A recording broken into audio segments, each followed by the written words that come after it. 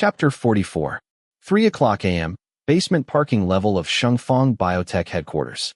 A pitch-black business van was parked right next to the chairman's reserved parking spot. Inside the vehicle, Huayong sat in the back seat, pressed close to the car window.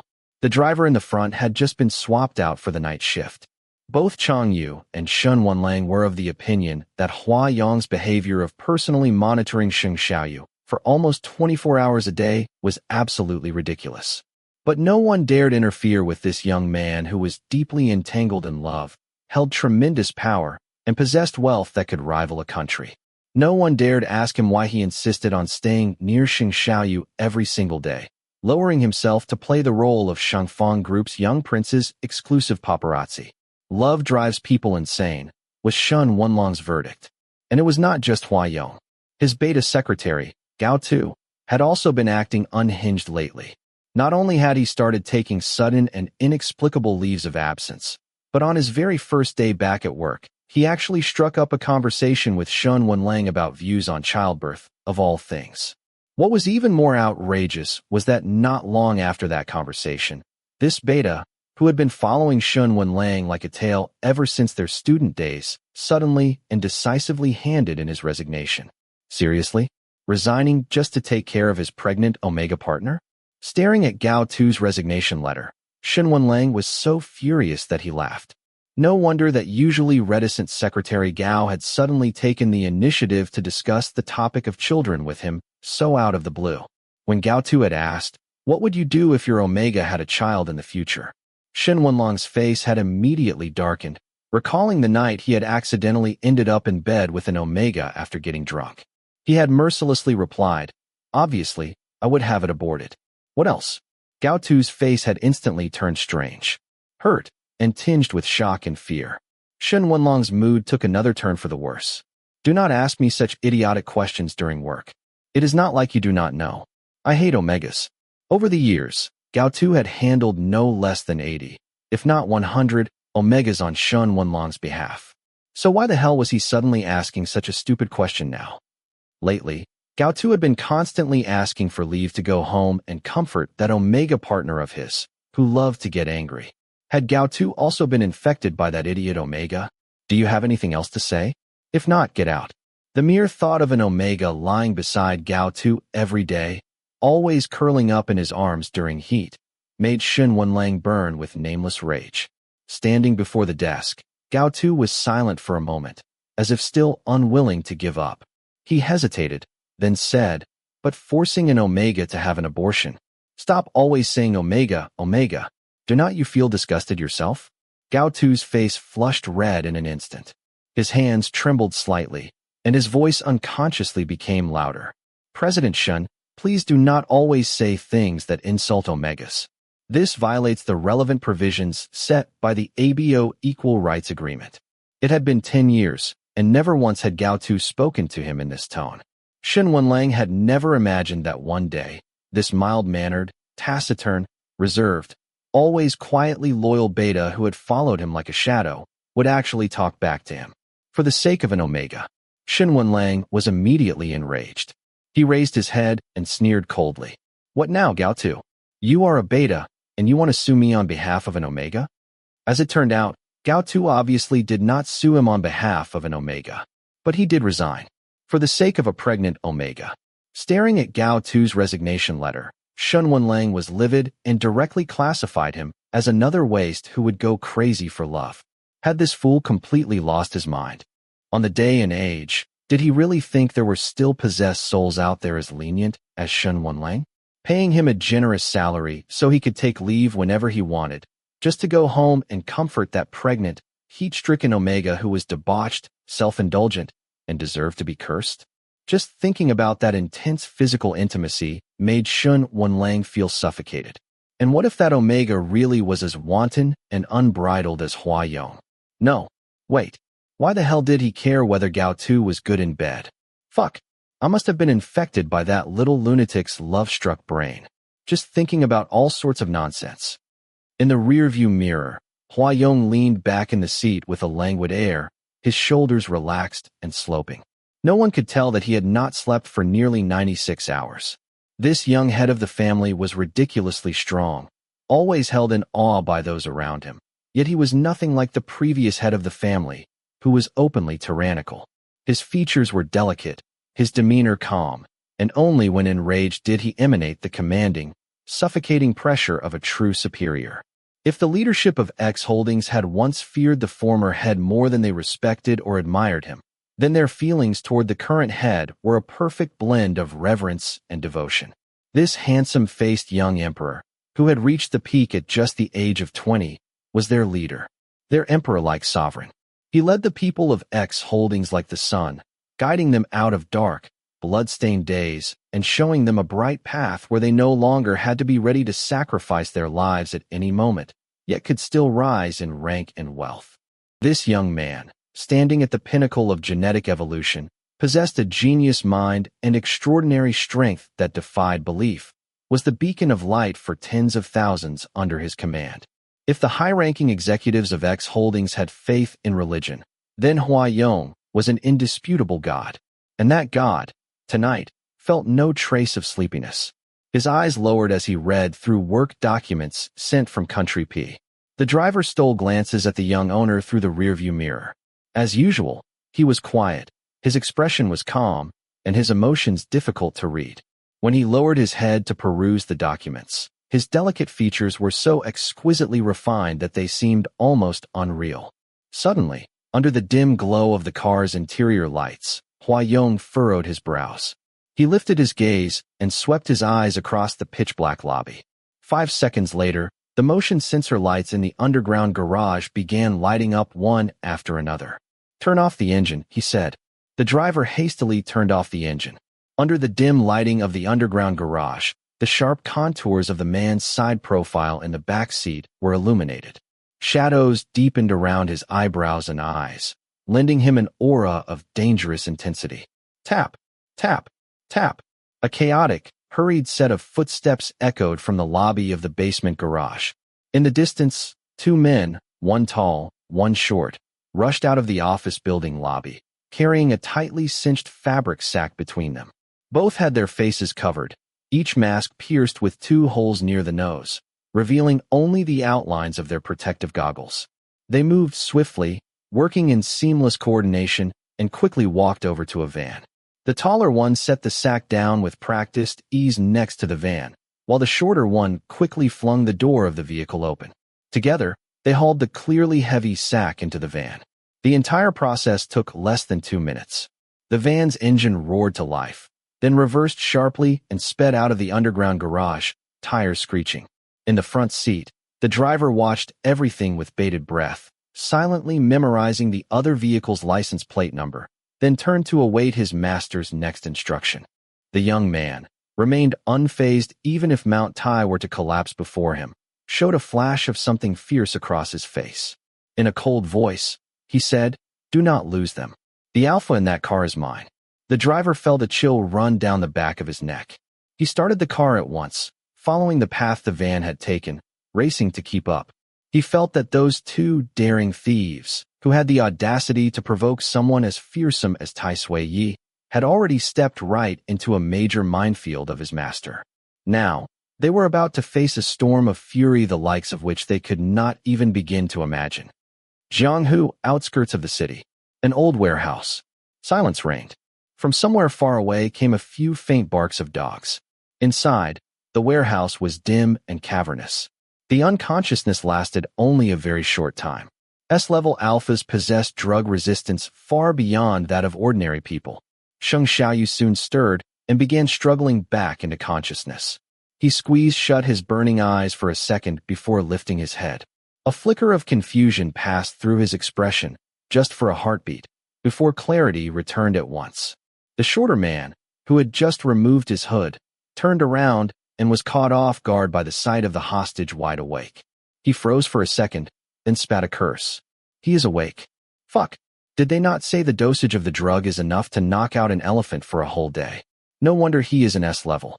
Tough as a damn monster. Harder to tame than a wild elephant. But good. He is awake now. From the shadows in the corner of the room, a tall, lean middle-aged man stepped out. A prominent hypertrophic scar slashed across his face, instantly giving away that he was not someone to be trifled with. He grabbed Sheng Xiaoyu by the collar and yanked him up from the chair with a vicious sneer. Since you are awake, then stop sitting around. You did not come here to enjoy yourself, boy. As he spoke, he ruthlessly kicked Sheng Xiaoyu behind the knees. Sheng Xiaoyu stumbled and was forced to kneel down. Due to the lingering effects of the drug, his sense of pain was still dulled. He did not feel the blow, but instinctively struggled, only to find his wrists were tightly bound behind his back. His body felt heavy, as if it had been filled with lead. His vision was blurry, and the sickly sweet metallic stench of blood filled his nose. Through the haze, he could faintly sense that his forehead and face were marred with several wounds, and warm blood was slowly trickling down his temples. His father lay gravely ill. The company came under siege, stock prices plummeted. His lover fell into the hands of violent captors. Natural disasters struck.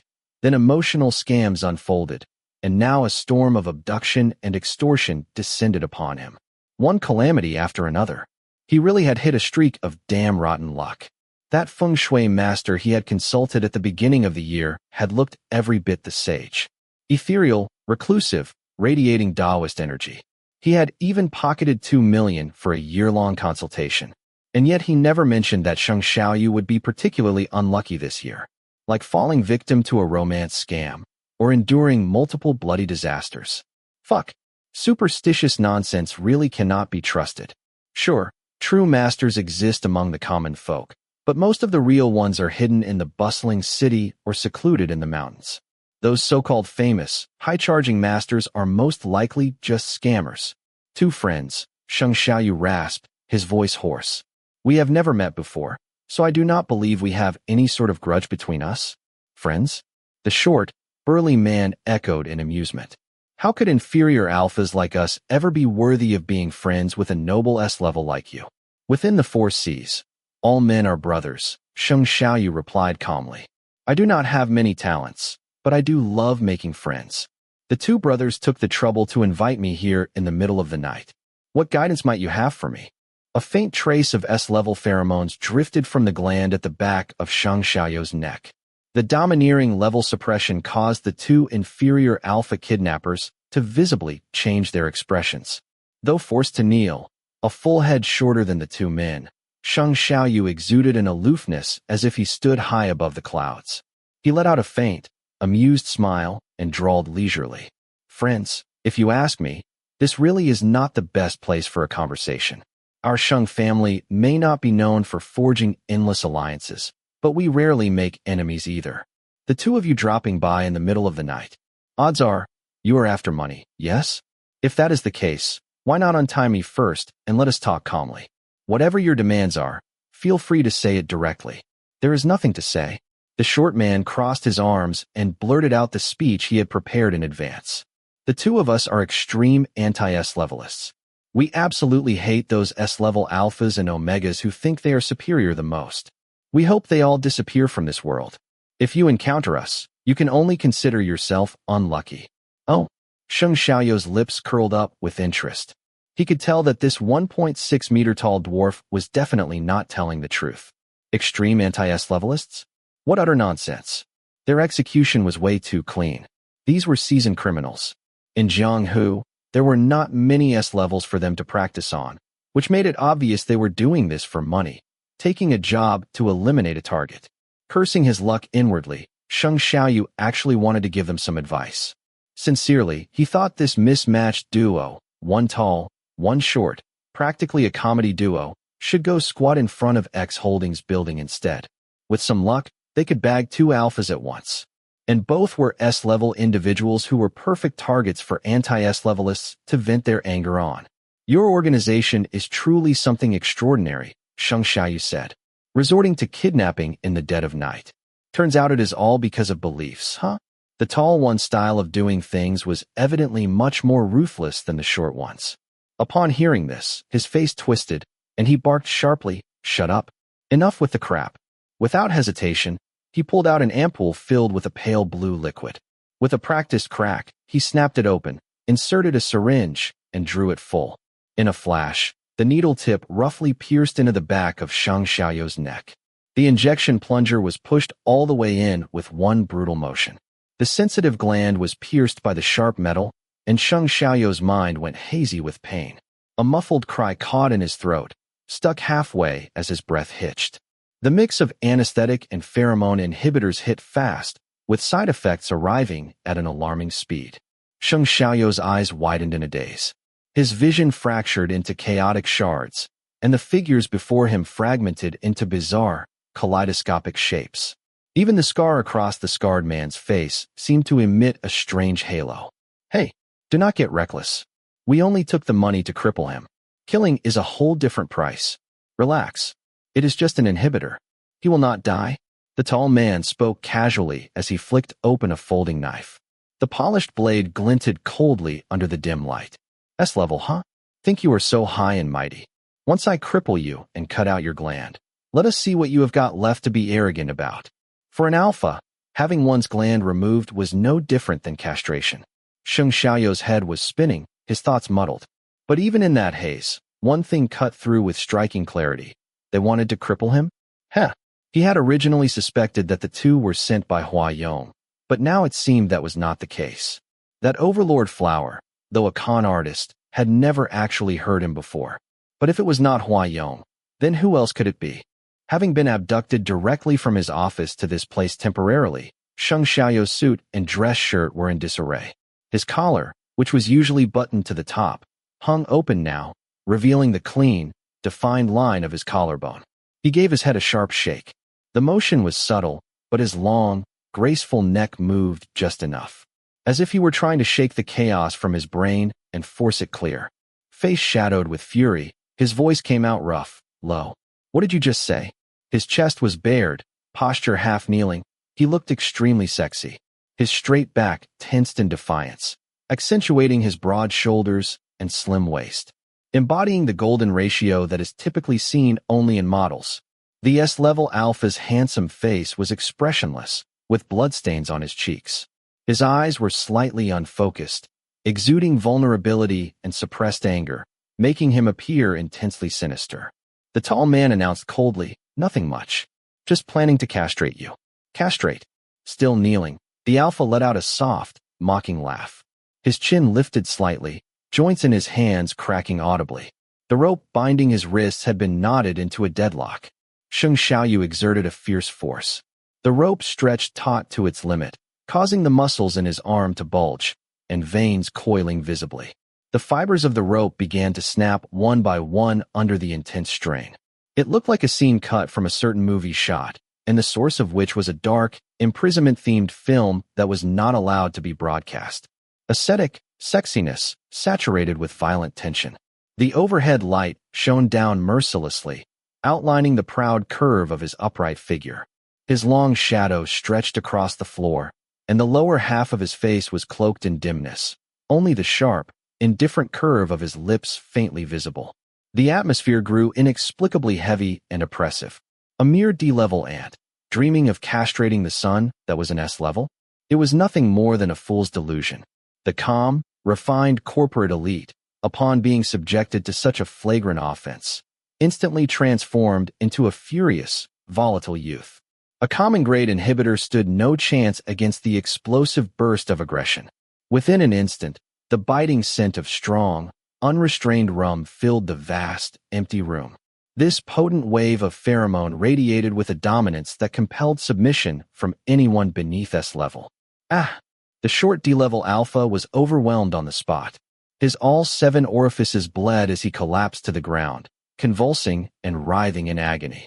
The tall, thin man wielding the knife reacted quickly, snapping on an isolation mask the moment the pressure spiked.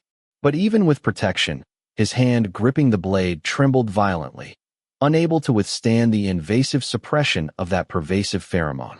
Seething fury churned just beneath the surface, congealing into a heavy, storm-dark shadow in the eyes of the half-kneeling S-level alpha. Shang Xiaoyou's hair was slightly messy, emphasizing the sharp, sculpted contours of his face. He was exuding an imposing aura. He braced one knee against the ground and slowly rose to his feet. The gleaming leather of his shoe came down atop the convulsing throat of the short man. The natural-born sovereign lowered his gaze and asked, word by word, "You want to castrate me?" Chapter 45. That tall D-level alpha was a seasoned kidnapper. He had seen his fair share of vicious and ruthless people, but even so, he was still shaken by the icy look in Sheng Xiaoyou's eyes. The invasive pressure of an S-level pheromone left no place to hide. Sheng Xiaoyou's gaze was chilling as he arched a single brow, and in an instant, the concentration of his pheromones surged, easily piercing through the D-level kidnapper's mask. The D-level alpha's mouth was filled with a metallic sweetness, his internal organs under unprecedented immense pressure, and a large amount of blood gushed from his nose. In panic, he reached to his waist and pulled out a compact crossbow-style launcher. The back end of the launcher was loaded with several syringes filled with unknown liquid, tools he carried with him at all times for self-protection in emergencies. The savage kidnapper raised his arm, swiftly taking aim at Sheng Xiaoyou's already swollen gland, and pulled the trigger hard. Bang! With a thunderous bang, the speeding syringe shot out like a cannonball, hurtling straight for the vulnerable gland. Sheng Xiaoyu turned his body to dodge, but the massive dose of tranquilizers in his system had dulled his reflexes. The high-velocity needle grazed the gland, plunging deep into his shoulder and embedding itself viciously in the shoulder socket. The icy liquid flooded his bloodstream with searing pain. "Just die already." The tall kidnapper snarled, his mouth full of blood. He spat a mouthful of blood-tinged saliva and cackled grotesquely. That was a cocktail of anesthetic mixed with cyanide. Not even a Z-level could survive this, let alone you. Sheng Xiaoyu felt as if his ears and eyes were wrapped in layers of thick plastic. Every vein in his body seemed frozen solid. The pain transformed into a deafening roar of blood surging through his blood vessels. His brain boiled for a moment. Then, like a retreating tide, consciousness faded away. A sharp, piercing roar brushed against his eardrums, as though it had pierced the eardrums. The clamor of noise faded gradually into dead silence. The blinding gleam of a knife once again entered Sheng Xiaoyou's field of vision. He blinked, only to realize he had somehow collapsed onto his side, utterly unable to move. Go to hell. At that critical moment, the warehouse's glass window shattered with a deafening crash. The raised knife halted abruptly. The tall man turned his head to look. There was a lean, dark figure standing on the windowsill, leaning slightly against the window frame. The full moon hung round and bright like a mirror. Under such a starry night sky, the newcomer looked like a god gazing down upon mere mortals. The young man stood above them all, his sharp, sculpted features bathed faintly in moonlight. His eyes, stark black and white, were cold and distant, casting a frosty stare at him. He was clearly young. His voice was not loud, soft even, but every word carried weight. He spoke slowly and in a low voice. First, S-level is already the ceiling. There is no such thing as a Z-level alpha. Second, your knife's glint annoyed my eyes. Third, he is mine. You want his life? Who do you think you are? Well, what? The tall man's eyes widened, a cold sweat breaking out across his forehead involuntarily. This is the 7th floor. How the hell has this guy gotten up here? Hua Yong leapt lightly from the 7th floor windowsill into the room, his movements as fast as lightning. Ghost-like. The next second, the sound of cold, deliberate footsteps echoed through the empty warehouse. Although the tall man was only a D-level alpha, he was abnormally arrogant. After all, he had personally slaughtered over a dozen B-levels, 3 A-levels, and even 1 S-level. He had long since become numb to killing. To him, no matter how high their designation, any Alpha or Omega was nothing more than a lamb waiting to be butchered. But now, this young man, strolling in as casually as if walking through a garden, instilled in him a fear so deep it chilled his very bones. And this fear was not even related to pheromonal suppression, but rather stemmed from biological instinct. The tall man's fingers spasmed. He lifted his arm to fire at Hua Yong, but his movement froze. He could not move a muscle. A feeble weasel dared to lay a claw on the lion's fresh prey hidden deep in its den, only to have its tail pinned beneath the king of the savannah's slumbering paw. What awaited it was only death and annihilation. Put down the knife now, and out of the spirit of humanitarianism, I might let you live. Hua Yong stopped in his tracks, eyes brimming with murderous intent. I will count to 3. 1, 3. What the fuck? He even skipped 2. It was already too late to throw the knife. The tall man could not even register the other person's movements clearly. That figure, several meters away, streaked forward like a flash of lightning, leaving only a faint blur on the surface of his iris. That handsome face, so pale it was nearly translucent, suddenly magnified before his eyes. The young man's dark irises were as black as ink, his lashes lowered, casting a cruel shadow beneath his eyes. Is this even a speed a human could possess? Before the tall man could dodge, an overwhelming force clamped down on his cheeks. His slender arms were held up and pinned in place, effortlessly lifted into midair. Go get lost. His legs kicked frantically as he dangled in the air, his face contorted, his whole body trembling violently. Get lost. Sure. Hua-Yong gave his arm a casual flick. With a loud kh, the burly alpha was thrown straight into a wall 20 meters away. He was tall. Burly man slammed against it like a slab of discarded rotten meat, disgustingly tossed aside by the butcher onto the chopping block. His broad, heavy back crashed into the wall with brutal force. From the massive impact, a terrifying crack split across the wall. Plaster and shattered bricks rained down in a clatter.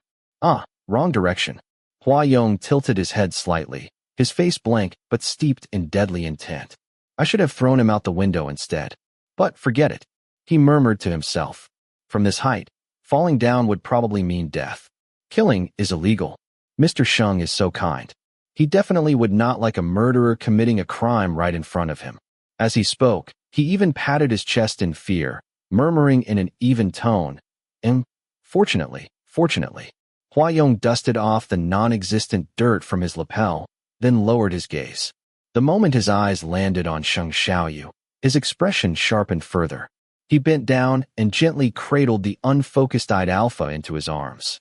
His petal-like lips pressed lightly against the swollen wound of the man's gland, and he sighed, so pitiful. A heavy wave of soothing pheromones surged out, cold and tender, wrapping tightly around Sheng Xiaoyu. The highly compatible, soothing pheromone infused into the air caused a faint flush of color to return to his bloodless lips. But even an S-level alpha with extraordinary metabolic abilities would inevitably die when faced with this highly toxic cyanide. Hua-Yong frowned slightly, revealing a troubled expression. Mr. Sheng, a permanent mark was supposed to be something beautiful.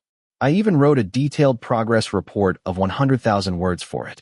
It is a shame I cannot read it all to you now. He lowered his head, and his soft, moist tongue gently traced over the burning needle marks, leaving a gleaming trail of moisture on the smooth back of the alpha's neck. I had originally planned to save this for after the marriage, but now, I have no choice but to go through the procedures later. I have to mark you, to save your life. Mr. Sheng, you must forgive me. Otherwise, I might kill someone out of heartbreak.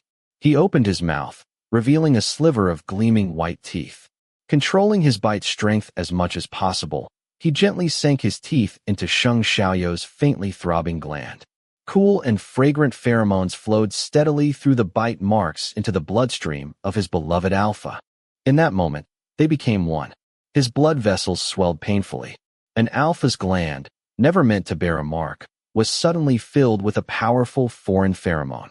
Sheng Xiaoyu's brows drew tight together, a barely audible, weak whimper escaping his lips. On the smooth nape of his neck, a white orchid emerged, its petal tips emitting faint glimmers of fluorescence. Ghost orchid. This orchid has nearly gone extinct on Earth. Very few have ever seen its form, and even fewer have ever smelled its fragrance. Unlike the typical Sushin orchid, it boasts vivid coloring and a peculiar shape. When its petals unfold, it resembles a leaping snow frog. As early as decades ago, the market price of a single living ghost orchid had already far exceeded 10 million. Nowadays, it is even more priceless. It is far too rare, too precious. A true treasure one may only stumble upon, but never seek out. The crisp, cool scent of orchid drifted and spread through the air. Hua-Yong's clear pupils contracted ever so slightly, imperceptibly, from tension and excitement. An overwhelming, indescribable sense of satisfaction made his head feel feverish. The uncrowned king of country P was in such great delight. He nearly wanted to declare a general amnesty for all. Well, Shen Wenling no longer needs to repay the 7 billion he owes to X Holdings. Ah, right. All the income generated within this fiscal year from the sustained release technology of the trust inhibitor will be donated as well. Just a little over 40 billion. Just consider it as charity. Thank heavens. For granting him a legitimate reason to act, for finally allowing him to possess and mark his beloved alpha. Mr. Sheng, you cannot escape anymore. Finally, you are in the palm of my hand. Now, you are mine. I will always treat you well. Come and be my exclusive Omega. X Hotel, room 9901. Shaking, drowsy, high fever, entangled. The concentration of pheromones in the air was exceeding the limit, almost overflowing the room. Sheng Xiaoyou's mind was clouded, his consciousness hazy. He lay back into the soft mattress, burning as if set aflame from within. Every embrace, every kiss, seared like fire. He could not think straight. He only knew that the person before him, nibbling at his collarbone and kissing his shoulder, was sweet spring water, salvation from this burning fire. The body warmth of Sheng Xiaoyu, which Hua Yong had craved, made his fingertips tingle as they wandered over the alpha's naked, taut, yet supple skin. He had coveted this for far too long, and now that he was finally holding it in his grasp, his heart swelled with immense satisfaction. So full it ached. Lowering his head, Hua Yong kissed him cherishingly, coaxing the dazed alpha into offering himself up in sacrifice.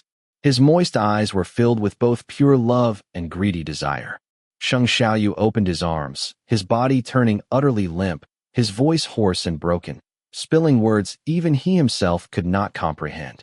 In the dim light, he acted unscrupulously, his long, straight legs wrapping tight around the other's waist. Hua Yong lowered his head and kissed, urgently, this one and only alpha in the world who could satisfy his desire. The heavy scent of pheromones lured the sovereign into submission, while intoxicating even the most rational mind into delirium. As a natural-born dominator, Sheng Xiaoyu had never before experienced such thirst paired with such helplessness. His lips parted as he accepted the fierce, intense kiss.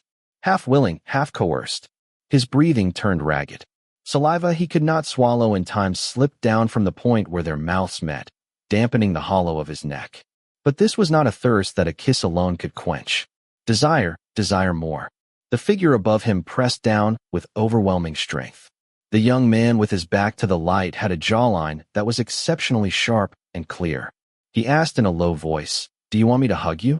Sheng Xiaoyou's eyes brimmed wet, utterly ruled by lust. His mind reeling, mouth open as he panted, he gave a muddled, reckless answer. "I want." The pheromone, with the scent of rum, seductively wound around him like a lure. So intense it could drown a novice tasting pleasure for the first time. This was the long-awaited bliss of this life. And yet, the kiss he yearned for still did not come. The dull ache at the back of his neck made him vulnerable, made him dependent. He could not help but cling tightly to the shoulders and back in his embrace, his hoarse voice breaking once more into a helpless whimper. "I want." But the sovereign who forced him into submission remained utterly unmoved. Hua Yong's breath was hot, yet his eyes were calm to the point of cruelty. He gripped Sheng Xiaoyou's chin, already slick with saliva from being licked, and forced him to lift his face and meet his gaze as he asked, "Look at me. Think carefully before you answer. Who am I? Are you sure you want this?"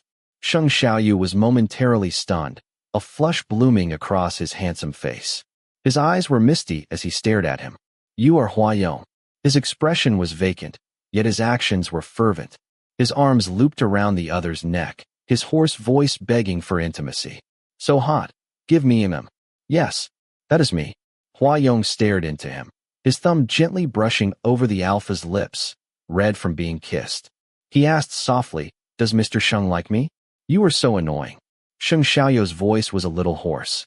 He was growing impatient from the wait, stretching his arms out to pull the irritating, overlord flower closer.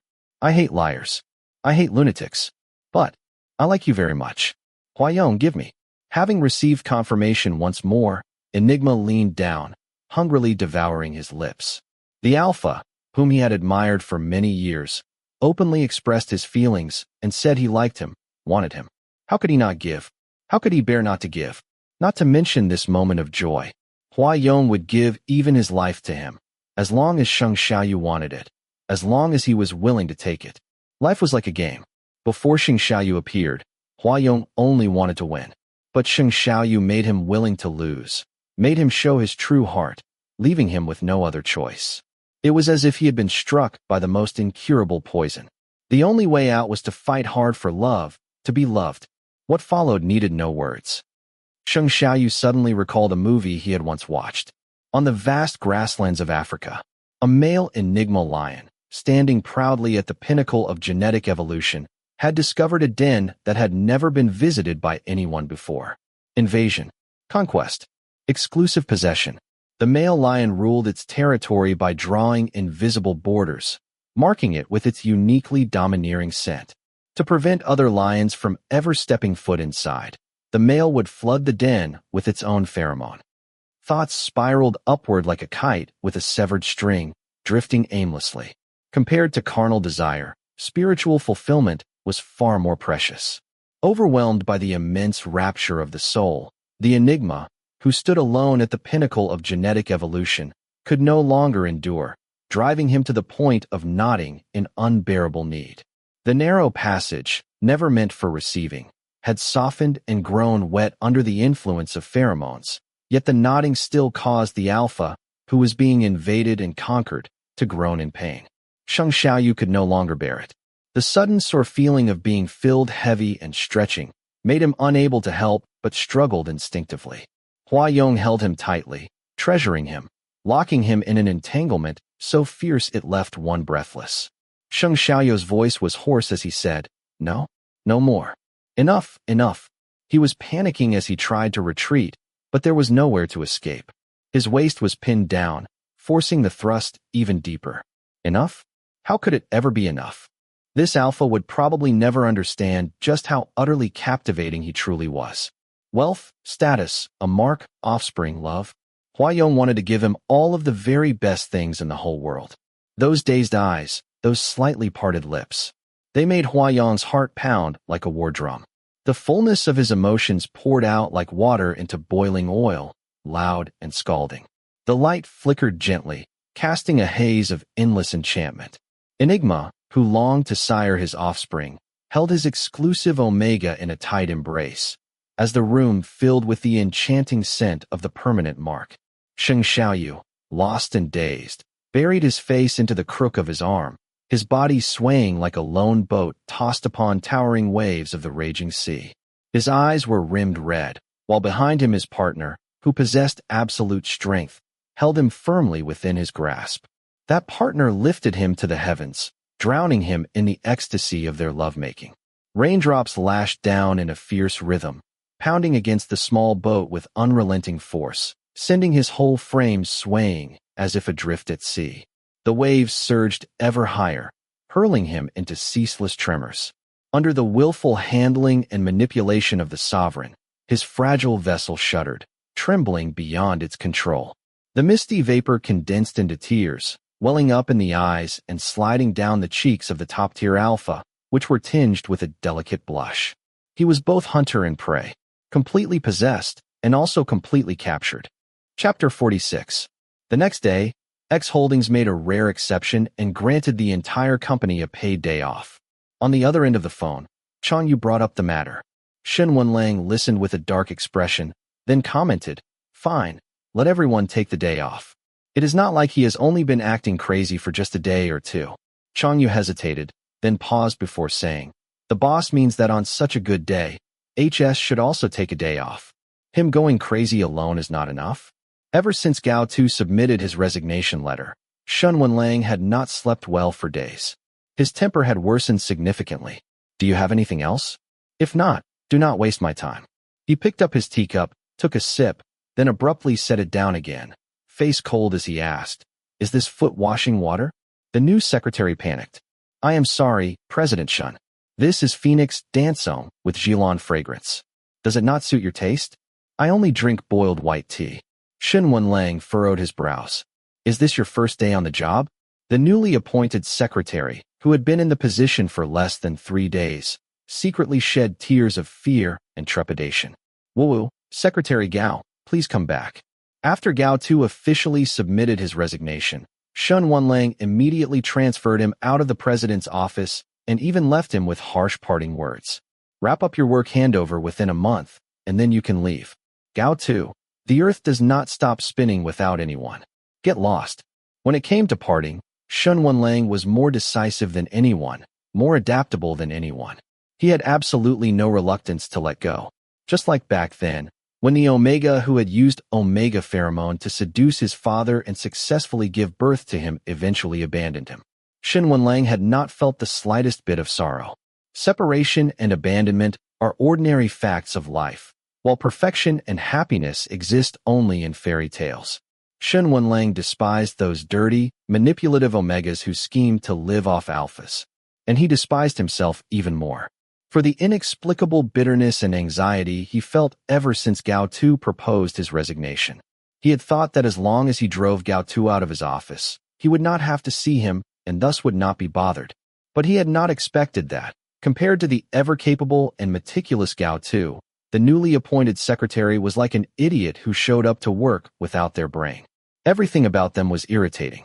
And that secretary Gao, who had always been able to soothe the bristling Shen Wenlang so well, packed up his few personal belongings within an hour of Shen Wenlang ordering him to move out of the president's office, and quietly relocated to the downstairs secretary's department. Watching his retreating back, Shen Wenlang felt a fire rage in his chest. He knew that no matter how long he tried to drag things out under the guise of work handover, this Gao Tu, who had always followed behind him like a tail, would be gone by next month at the latest. In the past, Shen Wenlang used to think that comparing Gao Tu to a tail growing from his body was rather amusing. People all over the world would probably wonder how such a handsome alpha could have such a clumsy tail. Sometimes, Shen Wenlang even found Gao Tu's simplicity, loyalty, and even clumsiness to be a little endearing. He made Shen Wenlang, who had long grown used to abandonment, feel a kind of peace he had never known. Shen Wenlang had always taken it for granted that Gao Tu would follow him for life. It had never occurred to him that one day, Gao Tu would stand in front of his desk and hand him a letter of resignation. The blow was unbearable for someone like Shen Wenlang, whose pride towered above the sky. It made him feel a pain and rage unlike anything he had ever known. He even thought, perhaps from beginning to end, the only one who foolishly believed that Gao Tu would always stay by his side was himself. That beta, head lowered, voice husky, not even daring to look him in the eye while submitting his resignation, was actually leaving him because of a pregnant Omega. Gao Tu's pale yet resolute face made Shen Wenlang, who had never once considered letting him go completely blank for a moment. In that instant, Shen Wenlang truly felt as if he could not breathe. A part of his body ached dully, so deeply it left him gasping. The pain of parting was like a tail being severed. "Why have you been so irritable these past 2 days?" came Chang Yu's voice from the other end of the phone, laced with schadenfreude. "The boss seems to be in a great mood, though." Shen Wenlang let out a cold laugh. "Oh, Sheng Xiaoyu is willing to see him now?" Chang Yu replied. "More than just see.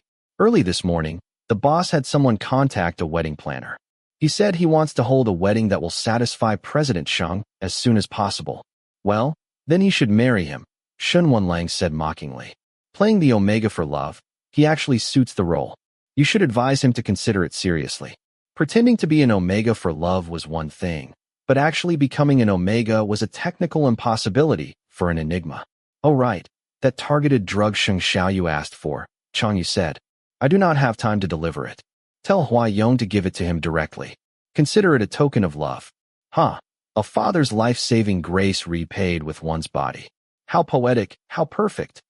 Sheng Xiaoyu had been utterly drained of physical energy and slept for an entire day and night. By the time he woke, it was already noon on the 3rd day. Hua Yong had been sleeping with him in his arms. The moment Sheng Xiaoyu stirred, he woke up instantly, leaned over, and pressed a kiss to his forehead with a smile. "Good morning, Mr. Sheng." Sheng Xiaoyu was stunned. The surroundings were unfamiliar. It looked like a suite in a hotel. The thick curtains were tightly closed, and the only source of light was a single, warm-toned light inside the room. His throat felt like it had been scorched by fire. Hoarsely, he asked, "What time is it?" Hua Yong handed him a glass of warm water he had prepared in advance, and answered gently, 12:30. Mr. Sheng has slept for a long time.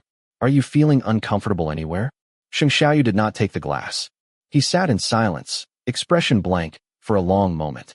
Everything that had happened before he lost consciousness surged back into his mind like a crashing tide. Aside from the dull throb in his temples, the wound on his shoulder had already healed, and, miraculously, the injured gland at the back of his neck had recovered as well. Except for fatigue, Sheng Xiaoyu, who had endured a fatal assault, did not feel any other discomfort. He vaguely remembered that Hua Yong had bitten the back of his neck and mentioned that only a permanent mark could save his life. But how could an alpha possibly be marked? And yet, the truth was, Sheng Xiaoyu had indeed survived. Could it be that getting bitten hard by this little liar, who could scale to the 7th floor from outside the window like it was nothing, actually had some sort of disinfecting effect? But if that kidnapper had not been lying, then what had been injected into his body was not just any ordinary drug. It was a highly toxic cyanide. A few dozen milligrams would have been enough to kill. Sheng Xiaoyu was conflicted and silent for a long while before finally asking, "What about those 2 criminals? They have been taken to the police station," Hua Yong said, holding the glass of water to his lips, coaxing gently. "Mr. Sheng, you have been asleep for more than 24 hours. Drink some water, please." "You sent them to the police station?" Sheng Xiaoyu pushed the glass away, staring at him suspiciously. Was that even possible? The uncrowned king of P country's underworld, who rose to power through gangs and shady dealings, had actually learned to hand over kidnappers to the police in Jianghu? That was just too fucking touching. What was this, a public legal education film? You handed them over personally? Yeah, Hua Yong said. In a society governed by the rule of law, it is better to let the legal system handle it. I was afraid if I dealt with them privately, you would be unhappy. Sheng Xiaoyu was not some moral paragon. When it came to people who wanted his life, he was not exactly Buddha-hearted. Still, if Hua Yong was truly willing to turn the criminals over to the Jianghu police, that was undoubtedly the best outcome. However, what Sheng Xiaoyu did not know was that over the past few days, not a single police bureau or station in all of Jianghu had received any report related to this kidnapping case.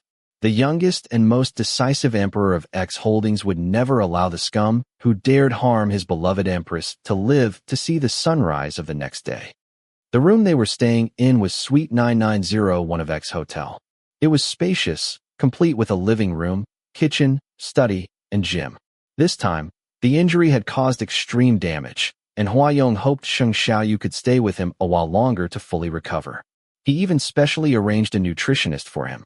In the past few dozen hours, Sheng Xiaoyu had not eaten a single grain of rice. Upon waking, the sheer flood of information overwhelmed him. He sat blankly on the bed for a while, until a loud growl came from his stomach. Hua Yong immediately laughed. "Mr. Sheng is hungry?" "Not really," Sheng Xiaoyu said stubbornly. "Not very hungry. I will take a shower first." The distance from the bed to the bathroom was truly an awkward journey. His legs felt like noodles boiled soft in lemon juice. Completely uncooperative, Sheng Xiaoyu barely managed to stand straight, steadying himself by holding onto the headboard of the bed. Under Hua Yong's heated gaze, Sheng Xiaoyu forced himself to walk calmly as if nothing had happened, but the short distance of just over 10 meters felt like torture. The place where he had been greedily indulged all night now felt like it was being torn apart, and the abdominal cavity, which had been stretched open by his tyranny, felt sore and swollen as if it was stuffed with a ball of cotton. Watching him staggering and barely able to walk, Hua Yong stepped forward with a smile and reached out to support him. "Mr. Sheng, let me help you." The handsome young man curved his lips, the thick shadow of his eyelashes falling neatly beneath his eyes. Beautiful and harmless. "Sorry, it is all my fault. I was too out of control." His sudden apology made Sheng Xiaoyu's face flush crimson. He struggled to push away the hand reaching out to help, but was immediately grabbed by the wrist and pulled tightly into an embrace. Enigma's soft lips brushed against his lover's red ear. "Mr. Sheng, do not always force yourself. In the end, it is you who suffers and me who feels heartache. If we both end up hurt, is that not a terrible deal?" That shower left him dizzy and dazed. Sheng Xiaoyu could not break free, and with his strength depleted, he barely made it through the shower before being pinned down in the bathtub, kissed until he was completely dazed and breathless. Hua Yong's magnified face filled his line of sight, and the sharp scent of his orchid pheromone rendered Sheng Xiaoyu speechless, unable to refuse. By the time he stumbled out of the bathroom, his whole body was flushed red. Hua Yong held a hairdryer in hand, gently drying his hair. His slender, beautiful fingers pressed on the base of Sheng Xiaoyu's thigh, massaging with just the right amount of pressure as he asked in a low voice, "Still sore?"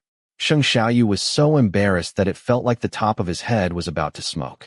Gritting his teeth, he pushed his hand away and stubbornly said, "I am fine." Hua Yong poured massage oil into both palms and leaned in again to rub his legs. "Let me massage it for you, all right? I want food." Sheng Xiaoyu struggled to avoid him. "Do you want me to starve to death?" Hua Yong's dark, graceful brows arched slightly, like delicate ink strokes on plain paper. But the words that came out of his mouth were enough to make one blush. "I will feed you." His palms gently kneaded the sore muscles at the base of Sheng Xiaoyu's thighs, and the soothing pheromone with the scent of orchids suddenly thickened in the air. "I am quite skilled at keeping Mr. Sheng well fed." Sheng Xiaoyu felt dizzy from his teasing, those hateful fingers growing more and more presumptuous, testing every boundary without shame. He frowned and tried, in vain, to stop him. "Do not touch me there." "But it needs massaging," Hua Yong said. "Mr. Sheng is too shy. The housekeepers are cooking outside. You would not want me to carry you out there, would you? If you do not work out the soreness in your muscles, how will you walk out on your own?" And whose fault do you think that is?" "Mine." Hua Yong laughed again. This young man, whose name carried great infamy throughout Country P, known for his ruthless tyranny, was nothing like the vicious and brutal figure of legend. On the contrary, he was gentle, patient, easily submissive, and loved to laugh. "I apologize. It was all my fault. But Mr. Sheng is partly to blame too, for being far too charming." His lips brushed close again, as though kisses cost nothing, and yet if he did not seize every possible moment to kiss Sheng Xiaoyu, he would feel a terrible loss. Sheng Xiaoyu, after being kissed and massaged like that, ended up completely relaxed. His muscles soothed, his temper gone. The effects of top-tier soothing pheromone were astonishing. By the time the massage ended, much of the soreness had eased, and Sheng Xiaoyu got out of bed feeling refreshed and clear-headed. On the dining table outside, an array of light, yet exquisite dishes had been laid out alongside a perfectly cooked bowl of porridge. Sheng Xiaoyu did not like to eat porridge. He pulled out the chair, sat down on the cushioned seat that had been thoughtfully prepared in advance, and frowned slightly. "Porridge?" Hua Yong stood behind him, leaning over to encircle him from behind, said coquettishly, "It is good for your stomach. Just have a little, okay?" "I do not eat porridge." He hated porridge the most. "All the foods you like to eat are either too cold-natured or too heavy in flavor. Mr. Sheng has too little experience in this regard. Surely there is a lot you are not used to. If you do not take care of your digestion now, you will get diarrhea very easily." The redness that had just faded from Sheng Xiaoyu's face surged back instantly. He did not consider himself someone with a hair-trigger temper, but he truly could not tolerate this orchid's shamelessness. He turned his head and glared at him fiercely. Hua Yong immediately stopped speaking, then leaned in again to nuzzle against his cheek softly. "Please, Mr. Sheng, just eat a little porridge, okay? Just to keep me company?" The spark of fury in Sheng Xiaoyu's chest was immediately smothered by Hua Yong's gentle, cajoling tone. He was almost beginning to suspect that this little emperor from Country P had inherited his family business by sheer force of coquettishness. But now, he was on Hua Yong's turf, and the other party had laid out such a long ramp for him to descend, so of course, he could only go with the flow. With a cold snort, Sheng Xiaoyu picked up the bowl and took a sip. Surprisingly, the porridge was quite good. The soft rice grains had absorbed the light, meaty broth and released a delicate aroma that made it very palatable. His hunger satisfied, the last trace of resentment in his heart gradually dissipated. After taking a couple of sips of porridge, Sheng Xiaoyu looked up and spotted someone sitting on the sofa not far away. It was Chang Yu of X Holdings. That was someone everyone fought to get close to at any upper-crust banquet in Jianghu. And yet, Chang Yu rarely showed his face at social events. Previously, he had made a rare appearance at the Jianghu Chamber of Commerce's dinner celebrating its new president. That new president, well past his 50s, had probably gone on to brag endlessly about that night. The moment he saw him, Sheng Xiaoyu's guard went up. But then he thought, this man, as the right hand of the actual controller of X Holdings. Showing up somewhere near Hua Yong was not entirely unreasonable. But what was that expression on his face? Chang Yu, sitting rigidly on the sofa, looked utterly shocked by the sight of his own boss's soft and coquettish demeanor like that. The expression on his face defied description. Yet somehow, he still managed to maintain a semblance of professionalism and poise, trying his best to avert his eyes that were about to be popped out of their socket elsewhere. This version of Hua Yong was far too different from the one he knew. Sure, he had long known that this male Daji, who almost needed his boss to personally feed him porridge, was the sweetheart whom Hua Yong had long yearned for. But as someone who had rarely witnessed Hua Yong's interactions with Sheng Xiaoyu firsthand, Chang Yu still had to summon every ounce of self-control just to barely keep his composure and ensure his jaw did not drop to the ground in sheer astonishment. He suddenly found himself sympathizing with Shun Wenlong's collapse. They had all long been accustomed to seeing Hua Yong as cold, powerful, and ruthlessly decisive. Therefore, this beautiful young man, who now seemed as soft and docile as a lamb in front of his lover, was truly very, very scary.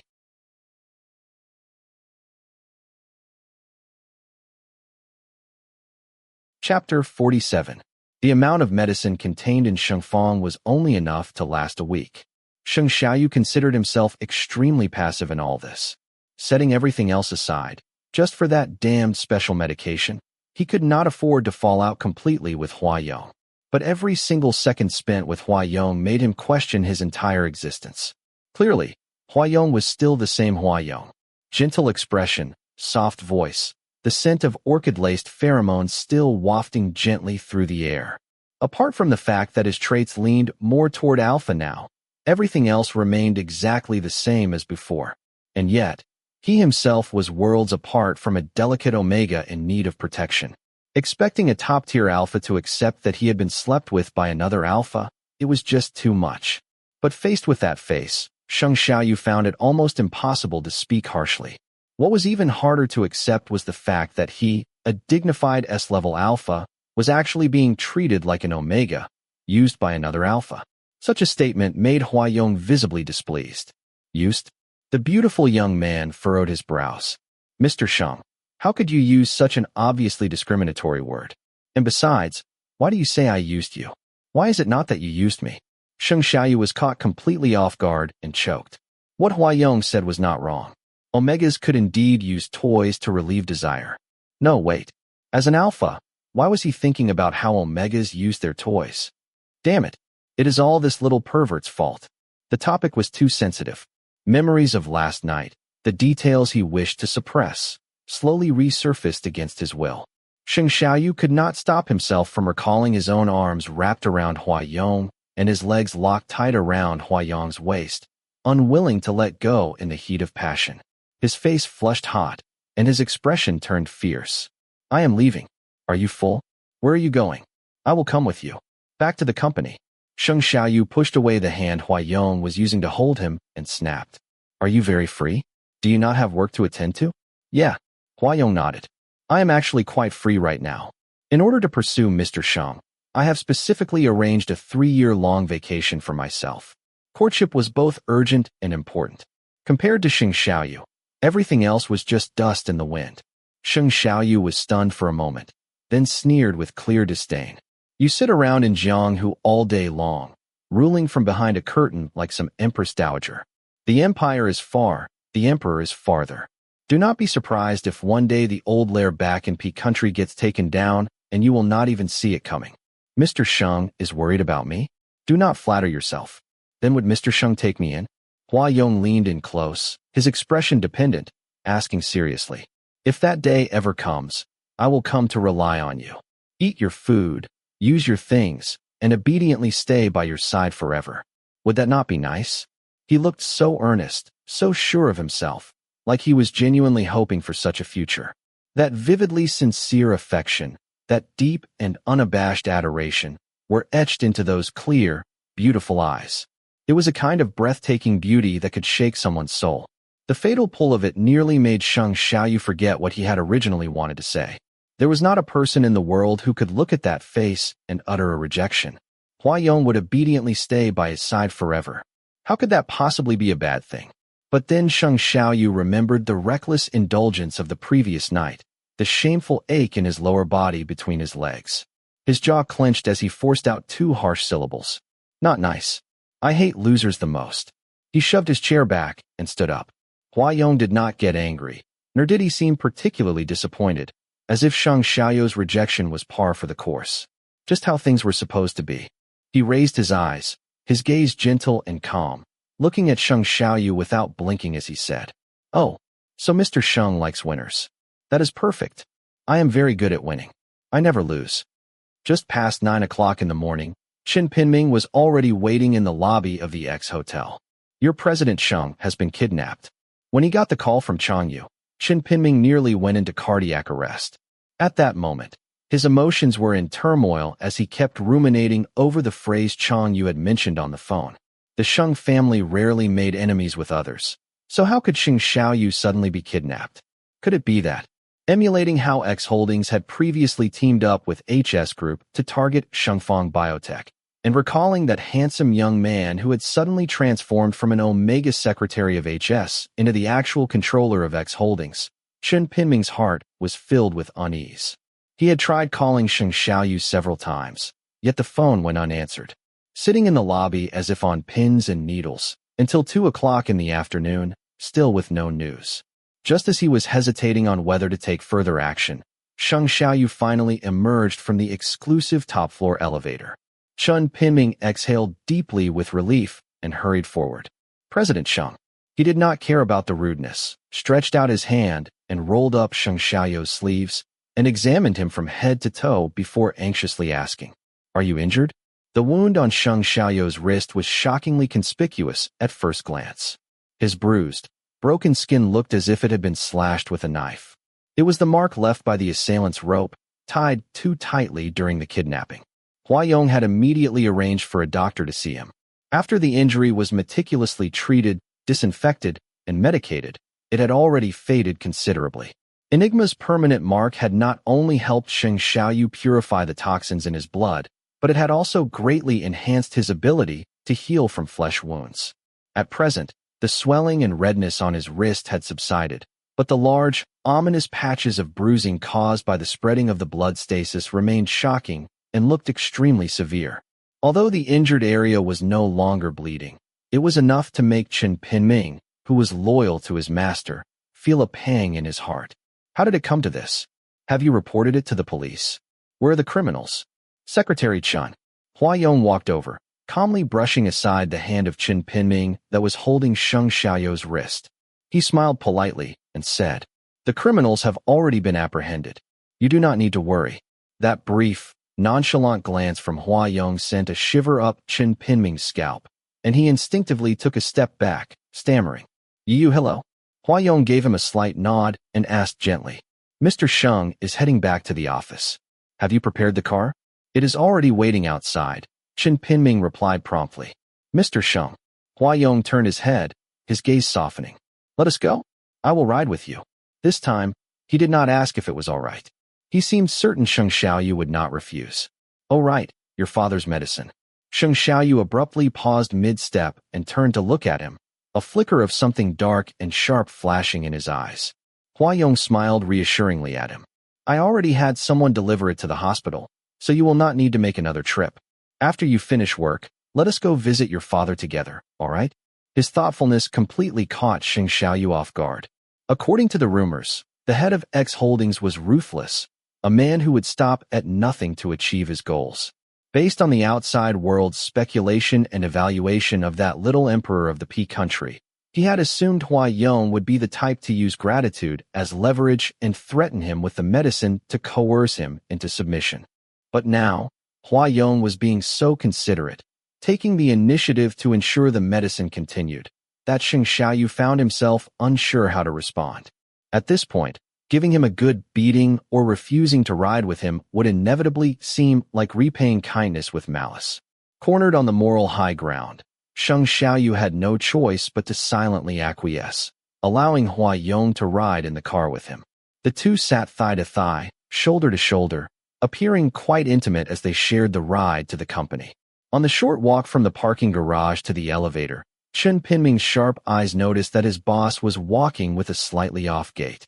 The inhibitor patch on his neck seemed to faintly glow with a fluorescent light, as if there was a flower tattoo, and Hua Yong was trailing closely behind Sheng Xiaoyu the whole way.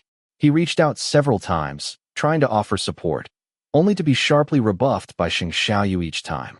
But this young man, rumored to be ruthless as a hawk, wielding power beyond measure, and so mysterious that few even knew his name, did not get angry at all. Instead, he rubbed the reddened back of his hand almost delightedly, a mix of grievance and sweetness in his expression, and complained in a soft voice. "Mr. Sheng, it hurts so much. If you are scared of pain, then get the hell out of here." Sheng Xiaoyu snapped, fierceness masking the guilt that made his gaze linger on that flushed patch of skin of the young man. He was obviously an alpha, so how come he had such delicate and tender skin? Not only was his skin dazzlingly fair, but it also turned red at the slightest touch. Could he really be hurting? He hesitated, but then remembered how this overlord flower had single-handedly righted a wooden cabinet so heavy it had pinned Sheng Xiaoyu down, leaving him gasping for air, so getting a couple of swats surely would not kill him. With that thought, his wavering heart hardened again. Fuck, this little liar is strong as a monster. Taking a few hits will not kill him. There is no need for me to feel sorry for him. Just then, several key members of the research team happened to be reviewing the research outcomes in the conference room. Sheng Xiaoyu joined temporarily to listen to their report on the progress of research regarding gene scissors. Hua Yong, showing no intention of avoiding suspicion, sat at his right-hand side and listened to the entire briefing. When everyone finally dispersed, only Sheng Xiaoyu, Hua Yong, and Chen Pinming remained in the conference room. Hua Yong suddenly looked up and said, "Secretary Chen, could you please go out for a while? I have something to discuss with Mr. Sheng." Chen Pinming glanced uncertainly at Sheng Xiaoyu. "President Sheng?" Without lifting his eyes from the papers, Sheng Xiaoyu said, "If you have something to say, just say it." Hua Yong gave him an angelic, 100% harmless smile. "I would be happy to. Except, Mr. Sheng, are you sure you want others hearing all the details of last night?"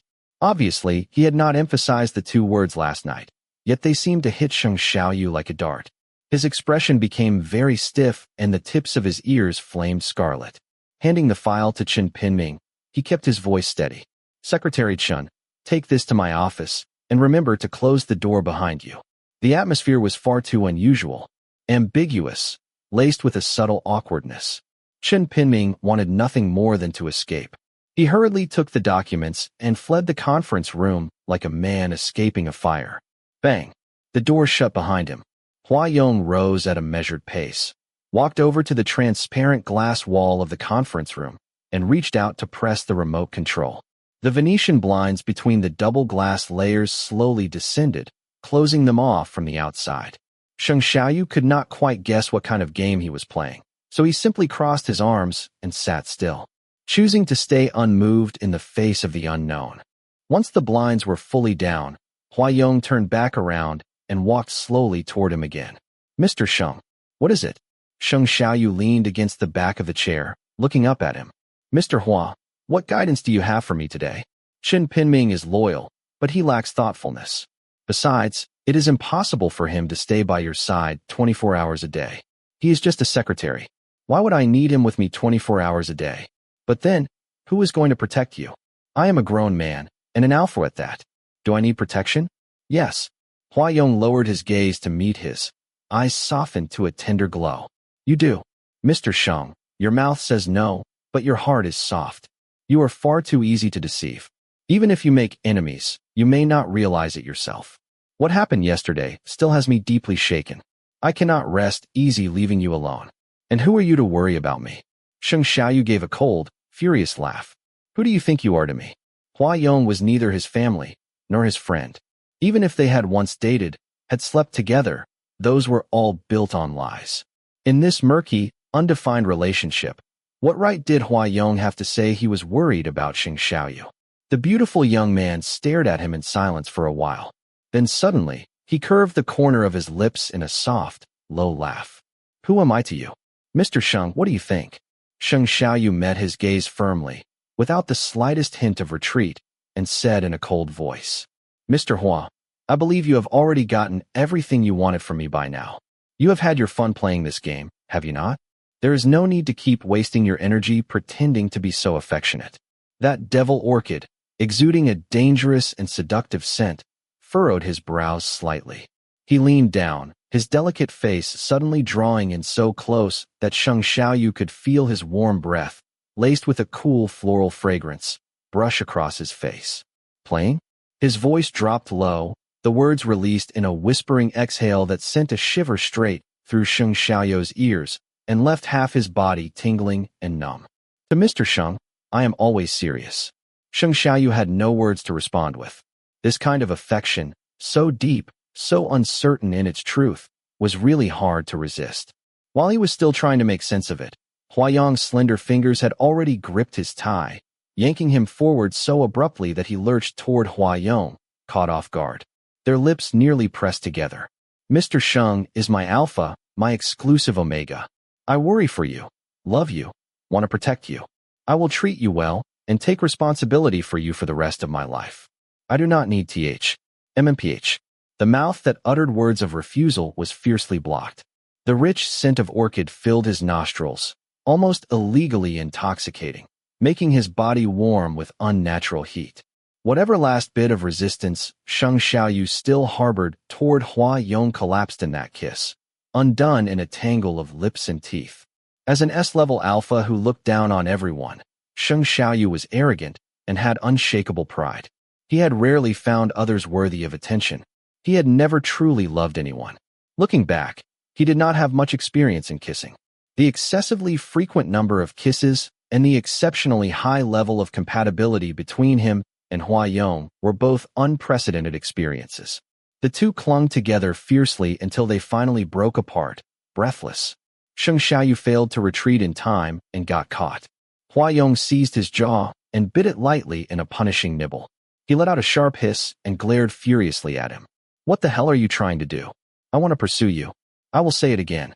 I am not gay. I do not like alphas. Yeah, I know. But I want to be in a romantic relationship with Mr. Sheng. You do not know shit. Romantic relationship? Alpha and alpha? Before Sheng Xiaoyu could open his mouth to curse him out, Huayong reached over again to touch his face. His fingers slid slowly from Sheng Xiaoyu's chin up to his cheek, inch by inch, with an almost reverent care. Mr. Sheng, do not you like me? His lashes were long, and when he spoke, the lips that had just been dampened by Sheng Xiaoyu's saliva parted and closed with a moist shine, like barbed hooks tugging at the itchiest, most defenseless part of Sheng Xiaoyu's heart. This face, do not you like it very much? Huayong's voice was very calm, his gaze profound, carrying a determination and deep affection that Sheng Xiaoyu could not comprehend, making Sheng Xiaoyu uncontrollably fascinated by him. It was as if, no matter how ridiculous those words were, the moment they came from Huayong's lips, from this person, they became credible. Mr. Sheng, please be with me. I really like you. I will only ever like you in this lifetime, and I will only ever be good to you. What he excelled at just so happened to be the exact kind of thing Sheng Xiaoyu was the most vulnerable to. Huayong's face, expression, voice, and tender, aching affection all lined up perfectly to form a group of sugar-coated cannonballs no one could guard against. Give me one more chance, please. I will spend the rest of my life repaying you, Mr. Sheng. I am begging you, okay? Sheng Xiaoyu's mind buzzed loudly, and he almost nodded on instinct. Fortunately, some scrap of reason still clung to life.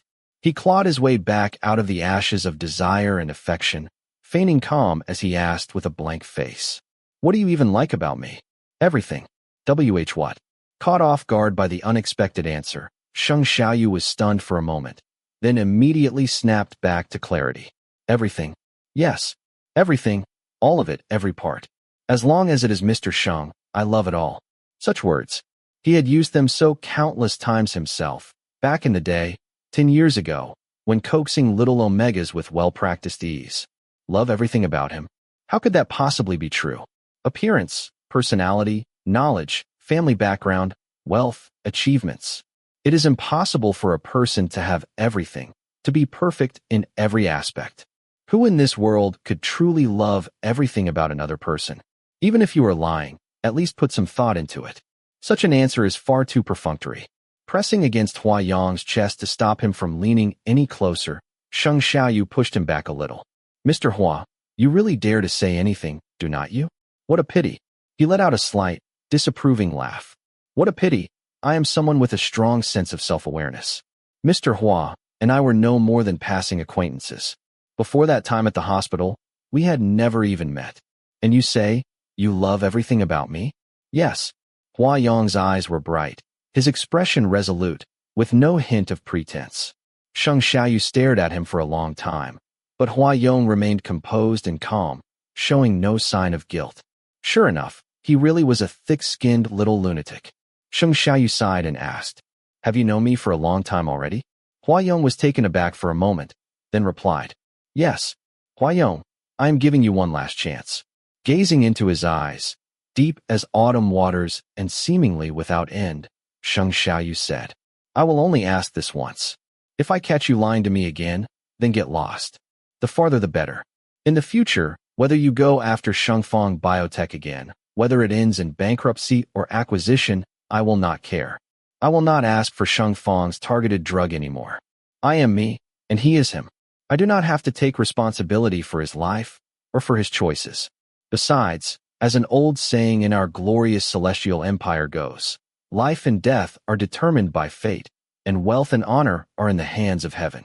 He is still living in that dream where he believes I will always be under his control, but that kind of dream should have ended long ago.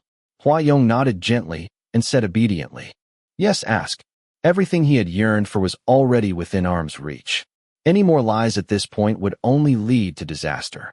Hua Yong had long known that what Sheng Xiaoyu hated most was being lied to. He had lied before because there had been no other choice. But if he continued to lie now, he feared he would never even be able to see Sheng Xiaoyu again in the future. He was not that stupid. Chapter 48. When did you meet me? And how? 15 years ago, Hua Yong said. In Japan. 15 years ago, he was 12 years old. Hua Yong was probably. Sheng Xiaoyu frowned. How old are you now? 23. Fuck. He is actually 4 years younger than me. This damned little liar.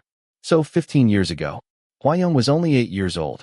Sheng Xiaoyu stared at his face, trying hard to recall where he might have seen Hua Yong when he was 12 years old, but it was no use. Over a decade ago, Shengfang had indeed made frequent business trips to Japan. Japan's biotechnology had long led the field in East Asia. During those years, Shengfang poached quite a few talents from the Japan's tech enterprises and gradually built a renowned young research team in Jianghu. As the much-anticipated second-generation heir, Sheng Xiaoyu often accompanied the Shengfang business delegation to various parts of the world during school holidays. Japan had been one of his frequent destinations. But no matter how hard he tried, he could not recall ever meeting Hua Yong. Hua Yong had long guessed that Sheng Xiaoyu must have completely forgotten what happened back then. Though he had never held out much hope for Sheng Xiaoyu's ability to remember people, it would still be a lie to say that he was not disappointed to be forgotten so completely by the person he loved so much. And yet, Hua Yong did not feel discouraged, because he had known from the beginning. Sheng Xiaoyu was fickle, forgetful, and loved no one. But he was also kind, gentle, stubbornly soft-hearted beneath a hard exterior. He was an exceedingly difficult lover. And all this time, Hua Yong had been trying, little by little, to change him.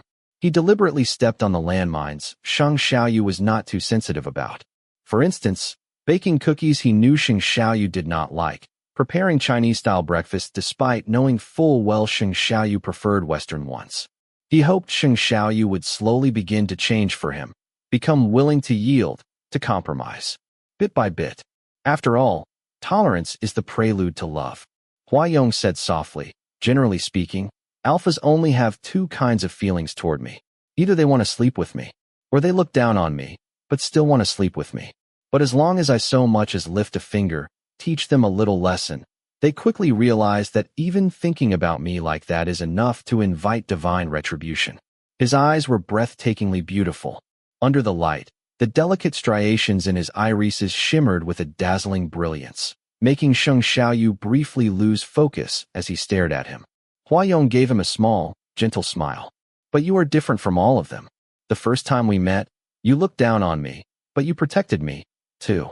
Mr. Sheng has always been very gentle. Born into a family like Beiqiao Holdings, Hua Yong had long grown used to people who pretended to be gentle while hiding their viciousness and cruelty. But Sheng Xiaoyu was the opposite. On the outside, he seemed hard and cold, but inside he was soft.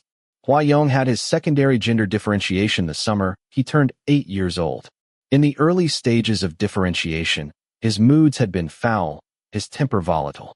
He walked around all day with a scowl on his face like a little wolf stuck in a state of perpetual agitation. But because he was simply too eye-catching and had such a beautiful appearance, there were always many people who, not knowing his true nature, came courting death. He met Xing Xiaoyu on such a day, an oppressively hot summer afternoon. The 8-year-old Hua Yong had long known he was his father's 13th child. But his father, Hua Yanwoming, the actual controller of Beiqiao Holdings, officially acknowledged only 7 children. From birth, he, the 13th young master, was a disgrace to the title of a young master. As the most unwelcome and despised illegitimate child among the group of young masters, he was looked down upon by everyone. Thus, midway through the banquet, when Hua Yong was surrounded in a corner by a group of so-called proper young masters, he remained perfectly composed. Already long accustomed to violence, threats, and bullying, human offspring always manage to inherit the abilities of disdain, exclusion, and bullying from their parents, a fact to which he had become quite accustomed. "Is there something you want?" the 8-year-old Hua Yong asked, hands in his pockets, face calm and expressionless. His ringleader was a tall, chubby little alpha boy, who said arrogantly, "Not much. We were just discussing whether you are a boy or a girl." Hua Yong replied, "And what does that have to do with you?" The tall, chubby little alpha boy said, "Nothing. But I want to know." The tall, chubby little alpha boy came from a prominent manufacturing family. His father managed the largest battery manufacturing plant in the whole of Japan. Thanks to his powerful background, he practically ruled over the 4 smaller alphas trailing behind him like loyal attendants. "You." He pointed to a thin, wiry boy who was clearly older than the rest. "Go pull down his pants for me." Mimi? The one being pointed at was the only beta among the group of children, and had never been particularly welcomed among them either. Hua Yong's mother had half Japanese blood, and this trip of his to Japan was to accompany her back to her hometown to visit relatives. But just like in Country P, his less than honorable background made it difficult for him to navigate the social circles of the privileged second generation. Despite his outstanding appearance, Hua Yong's temperament was icy and unapproachable. His manner of dealing with people was always direct and brutal. It was nearly impossible for someone like him to make friends. In Country P, his reputation for being scary was widespread. In recent years, there were few who dared provoke him so openly. But this was his first time in Japan. And in the eyes of these second-generation Japanese, he was merely a delicate little white rabbit with cold eyes and an arrogant demeanor. The skinny little beta boy hesitated, then shuffled closer. "Hey, do not struggle, okay? Everyone just wants to take a quick look and confirm." "Confirm what?" Hua Yong asked coolly. His clear, glass-like eyes shone like obsidian marbles. "To confirm whether you have got a penis or not." The tall, chubby little alpha boy suddenly burst into loud, mocking laughter. At his laugh, the rest of the boys burst out laughing as well, and for a moment, the corner of the banquet garden echoed with a chorus of childish giggles. "So what if I have one? And what if I do not?" Hua Yong remained where he was, hands still tucked in his pockets. His Japanese was just as fluent as the official language of Country P, so smooth that no one could tell he had grown up abroad. "If you have one, we will cut it off." The tall, chubby little alpha boy who led the group stopped laughing, and the grin on his face faded significantly. "You have not differentiated yet, have you?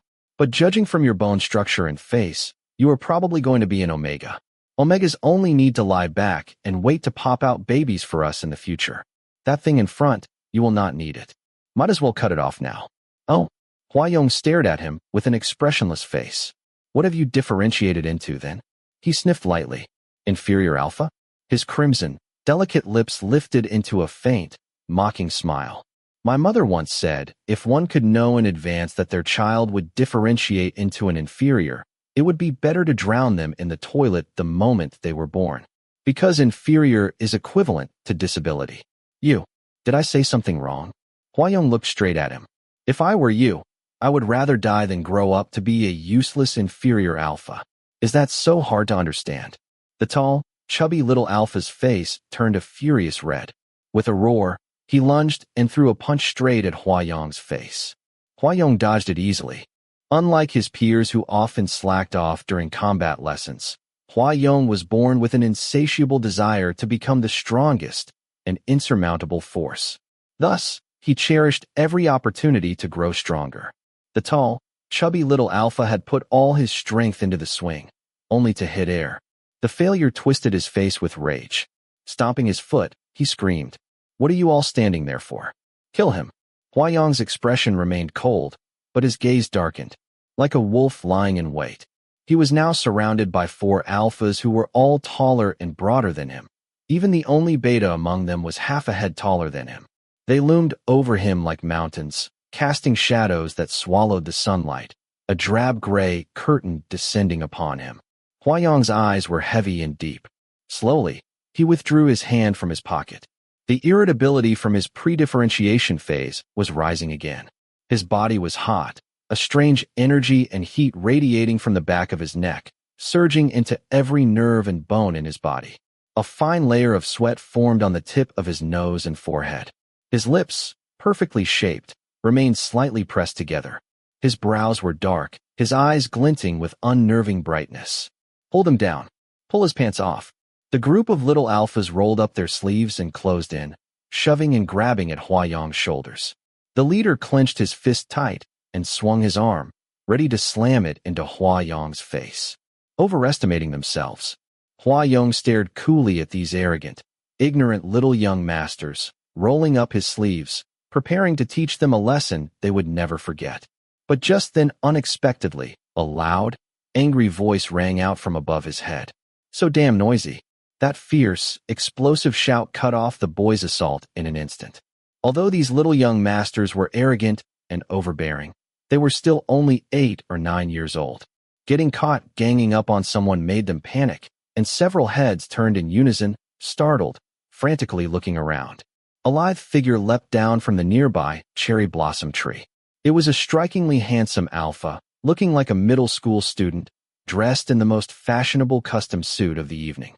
Though he was still just a teenager, his broad shoulders and slim waist hinted at the stunning charm and commanding presence he would possess in the years to come. Huayong's hands slid back into his pockets.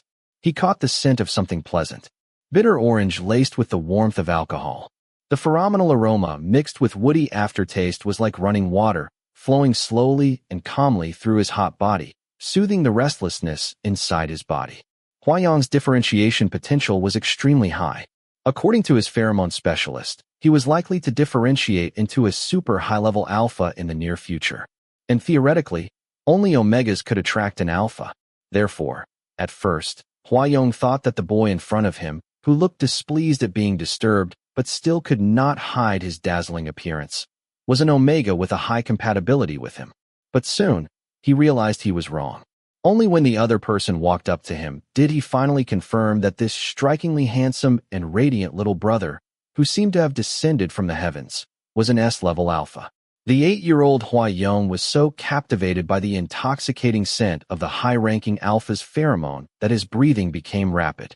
He stared at the boy's face, eyes wide and unblinking. This kind of attraction, he had never felt anything like it. "Who the hell are you? Why are you sticking your nose in my business?" The leading inferior little alpha was all bark, but no bite. He flailed and roared in anger, but cowed by the presence of high-grade pheromone, he dared not take a single step closer. "Who am I?" The boy leaned against the trunk of the tree, eyes half-lidded as if he still had not fully awakened from his nap. Sunlight filtered through the leaves, casting flickering golden highlights over the smooth, elegant lines of his face, gilding the contours of his finely structured features. He was so handsome that he looked like he just walked out of a fashion magazine. "You disturbed my nap, and you still dare ask who I am?" Huayong gazed at him in a daze, utterly entranced. He had never seen anyone like this before. So proud, so divine, like a god descending from the heavens. Even speaking a single word to others felt like he was bestowing a favor. "Sheng Xiaoyu." The boy lifted his chin, eyes fully open as he declared. "That is the name of the person who is about to beat you to a pulp. You had better remember it. Sheng, you are that guest from Jianghu? The leading little alpha stammered. Why are you meddling in something that is none of your business? Do I need a reason to teach you a lesson? The high-ranking alpha's pheromones suddenly surged, erupting with such force that the immature little alphas staggered backward one after another, wailing as they clutched at their neck glands. Sheng Xiaoyu slightly turned his face. I hate nothing more than ganging up on someone weaker, not to mention. He lowered his arms from where they had been crossed over his chest and stood upright, casting a downward glance at the child with rosy cheeks standing in the middle of the group. Perhaps because he had been frightened, the boy's breathing was quick and shallow. His delicate face was misted with a sheen of sweat, his bright, watery eyes glistening as though on the verge of tears. So beautiful. Is this an Omega? No wonder adults always say that alphas are destined to be enthralled by Omegas. Who would not like such a beautiful little thing? This was the first time an Omega had made Sheng Xiaoyu's heart race faster. Out of the corner of his eye, he caught a glimpse of the surrounding little alphas, and his brow furrowed even deeper. It is really pathetic for so many of you alphas to gang up on one Omega. The gang of little alphas stared at him, horrified. This person's pheromone level is ridiculously high. Is he an S-level alpha? The oppressive force of S-level pheromone hit like a tidal wave, though Sheng Xiaoyu had clearly reigned in both the intensity and the range of his release. Even so, the bratty little alphas, so used to getting their way with brute force and unchecked arrogance, could do little but cry out in panic and pain. But the agony of being suppressed by a high-level pheromone was enough to make these pampered young masters, who had yet to face the harshness of society, suffer more than they could handle. In an instant, the air was filled with pitiful wails and desperate pleas for mercy. The difference in levels was simply too vast. There was no fight to be had. Before long, the chubby little alpha who had been leading the group could not even keep up the bluff. All the little alphas, scrambling to retreat behind the tall, skinny beta who was less sensitive to pheromones, scattered like startled birds. Only the little Omega who had just been targeted remained, standing there all alone. Sheng Xiaoyu had never cared much for social gatherings like this. The only reason he had crossed the sea to attend this one was because Sheng Feng believed that, as the future heir of the group, it was necessary for him to start making a name for himself on the international social scene as soon as possible. He had endured the banquet for a short while before pretending to be tired and excusing himself to the bathroom, slipping away to a quiet corner of the garden to take a nap, only to be woken by a gang of bratty children. Hey! The little Omega's face looked terrible. His eyes were red, just like the tip of his nose. So pitiful it tugged at one's heartstrings. Sheng Xiaoyu, moved by a rare sense of compassion, tipped his chin at him. Come here. Hua Yong rarely listened to anyone. But this person's pheromones smelled far too good. And for no apparent reason, he had stepped in to defend him, stopping a fight that would have left nothing but distaste behind. Hua Yong hesitated for a moment, then obediently took a step forward. The gland at the nape of his neck, still not fully differentiated, was burning hot, and the restless agitation in his bloodstream surged to an unprecedented peak. Sheng Xiaoyu reached out, grabbed his arm, and pulled him close. He pressed a hand against Hua Yong's feverish gland and leaned in to whisper by his ear. Hey, close your eyes. Hua Yong was stunned. He looked up and met a pair of deep, obsidian black eyes. Instantly, his heart began to pound. His blood roared in his ears. He suspected this might be pre-differentiation tachycardia, triggered by contact with a foreign pheromone. But it seemed not to be the case. During differentiation testing, Hua Yong had shown no particular reaction to the pheromones of any alpha or omega. It had left the pheromone specialist stumped, even concerned he might turn out to be sexually frigid in the future. But it did not seem like that either. He was not sexually frigid. The intoxicating scent of woody liquor that clung to the young man's body made Hua Yong feel dry-mouthed and lightheaded for the first time in his life. His heart pounded uncontrollably, and before he realized it, his face had buried itself into the smooth, supple crook of the other person's shoulder. Sheng Xiaoyu, occasionally moved by a rare flicker of kindness, found the sensation rather novel. Seeing the pretty little Omega clinging to him so trustingly gave him an odd sense of satisfaction. However, he discovered that the delicate and petite Omega had much firmer back muscles than he had imagined. As he held the Omega close, Sensing his tension and discomfort, Sheng Xiaoyu slowly released his high-level, soothing pheromone and comforted him. All right, they are all gone. Do not be scared. Just stay quiet for a bit, and you will feel better soon. The two of them were very close, but Sheng Xiaoyu still could not catch even the faintest whiff of pheromone from Hua Yong. It struck him as odd. He loosened his arms around Hua Yong and asked, "Are you a beta?" A surprised expression flickered in his deep black eyes. "This is the first time I have ever seen such a pretty beta." As he spoke, he stepped back, putting some distance between himself and the beautiful child. After all, soothing pheromones had little to no effect on betas, so there was no need for him to waste his energy. "I am not," Hua Yong said. He usually did not have the patience to explain himself to anyone, but this time, he uncharacteristically opened his mouth to explain. "I am not a beta. I just have not differentiated yet." "Oh," Sheng Xiaoyu replied. "No wonder I could not smell anything." Hua Yong nodded and emphasized, "But I am going to differentiate very soon." "Oh." Sheng Xiaoyu casually brushed off a bit of dust that had settled on his shoulder and said, "Well, I should go." Seeing that Sheng Xiaoyu had turned around, looking very much like he was about to leave, Hua Yong immediately grabbed the hem of his shirt. "Sheng Xiaoyu." The poised, heroic young man turned his head back. "Is there anything else?" Hua Yong patted his pocket and realized he had not brought his phone. "Can you wait here for me a little bit? I need to grab something. I will be right back." "Oh." Hua Yong realized going back to fetch his phone would take too long, so he grabbed a pen and paper from a nearby waiter and sprinted back to the original place. Thankfully, the person was still there. Sheng Xiaoyu had not left. He was crouched on the ground, watching a colony of ants moving their nest with great concentration. When he saw Hua Yong return, he immediately stood up. Hua Yong handed him the paper and pen. Cheeks flushed as he asked, "Could you leave me your contact information? You want to thank me?" Sheng Xiaoyu looked at this yet to differentiate kid with some amusement. He took the pen and paper with one hand, casually drew a large X across it, then slapped it back into Hua Yong's hands. "No need for thanks. If someone tries to bully you again, do not just stand there like a statue. If you cannot win, then run away. If you cannot protect yourself, at the very least, learn how to call for help." This time, he really had to go. If he lingered any longer, he would miss the salon his father was attending in the second half of the event. Sheng Xiaoyu turned and, with a carefree wave of his hand, called back to the child still standing there. "That is all then. See you, little one." Hua Yong watched him walk farther and farther away, then looked down at the paper in his hand with the large X drawn across most of the page. X. Proud and enigmatic. It really does resemble him. Unknowingly, Hua Yong's lips curved into a faint smile. He lowered his gaze, and as it swept across the spot where Sheng Xiaoyu had just been standing, he caught sight of something metallic lying on the ground. He walked over, bent down, and picked it up. It was a very old pocket watch, its metal surface etched with intricate patterns. At the center of the face was a bold, capital S. Most likely a family heirloom of the Sheng family. The Hua family also had a pair of heirloom rings, only passed down to the next head of the family and their partner.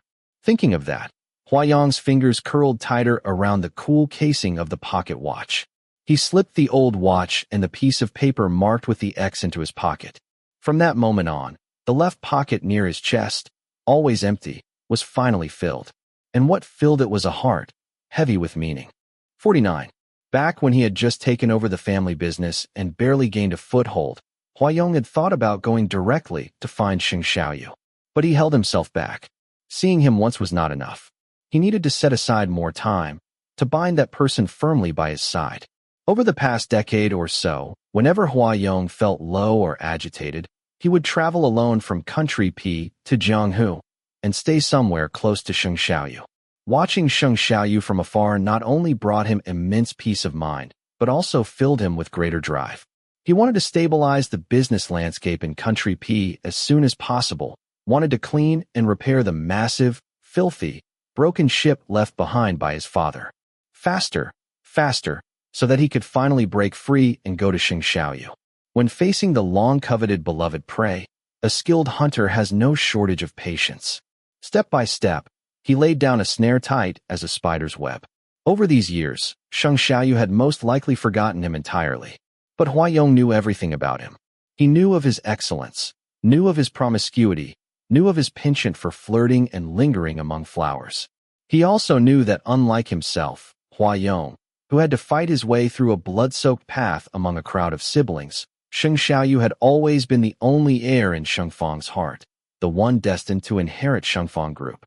Hua Yong had photos of Sheng Xiaoyu from every stage of his life, from childhood to adulthood. His hobbies, personal experiences, even his preferences in choosing a partner, Hua Yong knew them all like the back of his hand. On countless nights weighed down by longing, he could not help but take out that pocket watch and trace its contours again and again, as if by doing so, he could touch the face of that one alpha who had ever made his heart flutter. Hua Yong had every reason to believe that his special differentiation had happened for one purpose: to obtain this alpha. He yearned to possess him, to dominate him. He wanted that proud young man, who had leapt down from the treetop like a savior, to fall straight into his arms. In the spring of the second year of Hua Yong's reign, he defied all kinds of opposition and renamed the company to X. That same year, he invested in HS, helping Shun Wenlang gain a foothold in Jianghu. In addition, obsessed with the scent of his sweetheart's pheromone, Hua Yong personally oversaw HS' acquisition of a long-established daily chemical company. Following the deal, the subsidiary launched a wildly popular product line, the Zueji series, in the market. Sheng Xiaoyu's natural pheromone scent was truly pleasant to smell. Hua Yong secretly hoped that the whole world would come to love it. But in the end, he alone would be the one to truly possess it. That piece of paper on which Sheng Xiaoyu had casually drawn an X had been meticulously mounted and framed, and now hung in the chairman's office on the top floor of the corporation. That ink treasure from his sweetheart, gifted over a decade ago, served as a constant reminder to Hua Yong. He had already gained everything he ever wanted, except for the one and only alpha who had truly stirred his heart. That is how it is. When it came to the things Hua Yong wanted, there was never a precedent for not getting them. So, 15 years later, he was sitting right where he had dreamed, facing Sheng Xiaoyu, sitting just inches away, looking at him with a soft, smiling gaze. Compared to when he was a child, Hua Yong had changed a lot. Though he was still cold, decisive, and emotionally distant to his core, he had learned how to smile gently and affectionately at the one he loved. He had learned to speak in a soft, velvety voice, to act coquettishly, and even to shed tears when necessary. You are telling me, you have been secretly in love with me for 15 years? It was not a secret love, Hua Yong corrected. Everyone who knows me knows this. I love Mr. Sheng. I cannot live even 1 second without Mr. Sheng. He leaned closer, his voice soft but impossibly earnest, looking entirely infatuated and sincere as he asked Sheng Xiaoyu. Mr. Sheng, and what about you? Do you like me? Sheng Xiaoyu flinched slightly, as if an electric current had struck the tip of his ear. He was silent for a moment before he found his voice again, snapping angrily. I hate liars. I will not lie to you ever again, Hua Yong said. I swear. If I ever lie to Mr. Sheng again, may I be struck. Enough. Sheng Xiaoyu frowned and cut him off. Do not you swear curses in front of me. Do you want to jinx everything? Sorry.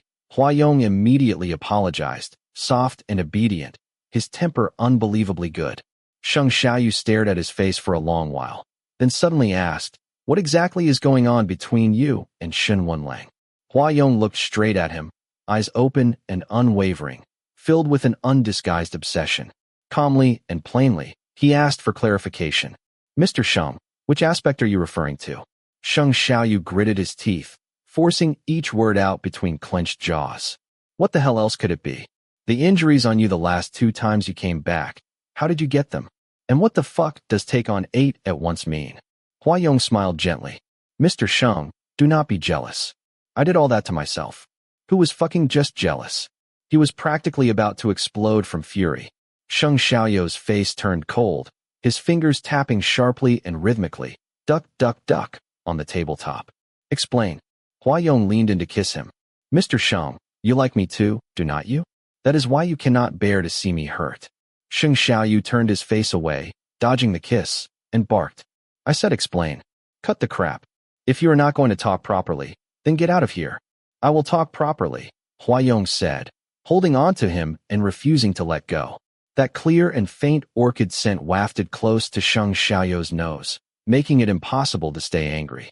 At the time, I was in my susceptible period, and it was accompanied by mate-seeking syndrome. I was afraid I would hurt you, so I made up an excuse and left. Mate-seeking syndrome? Hua-Yong nodded. When I see you, I cannot control the urge to hug you. When I cannot see you, I start to go crazy. It is because I like you too much. I do not think I am that attractive. But you are, Hua-Yong said softly. Mr. Sheng is my poppy flower. I am addicted. You are addictive.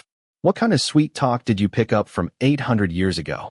Even high schoolers these days would not use such outdated lines in their puppy love. Sheng Xiaoyou's face was flushed with heat, but he still acted impervious, scoffing coldly. Mr. Hua, your methods for chasing someone are underwhelming. Your lies are too many, and your sweet talk, frankly, is terrible. Then I will change.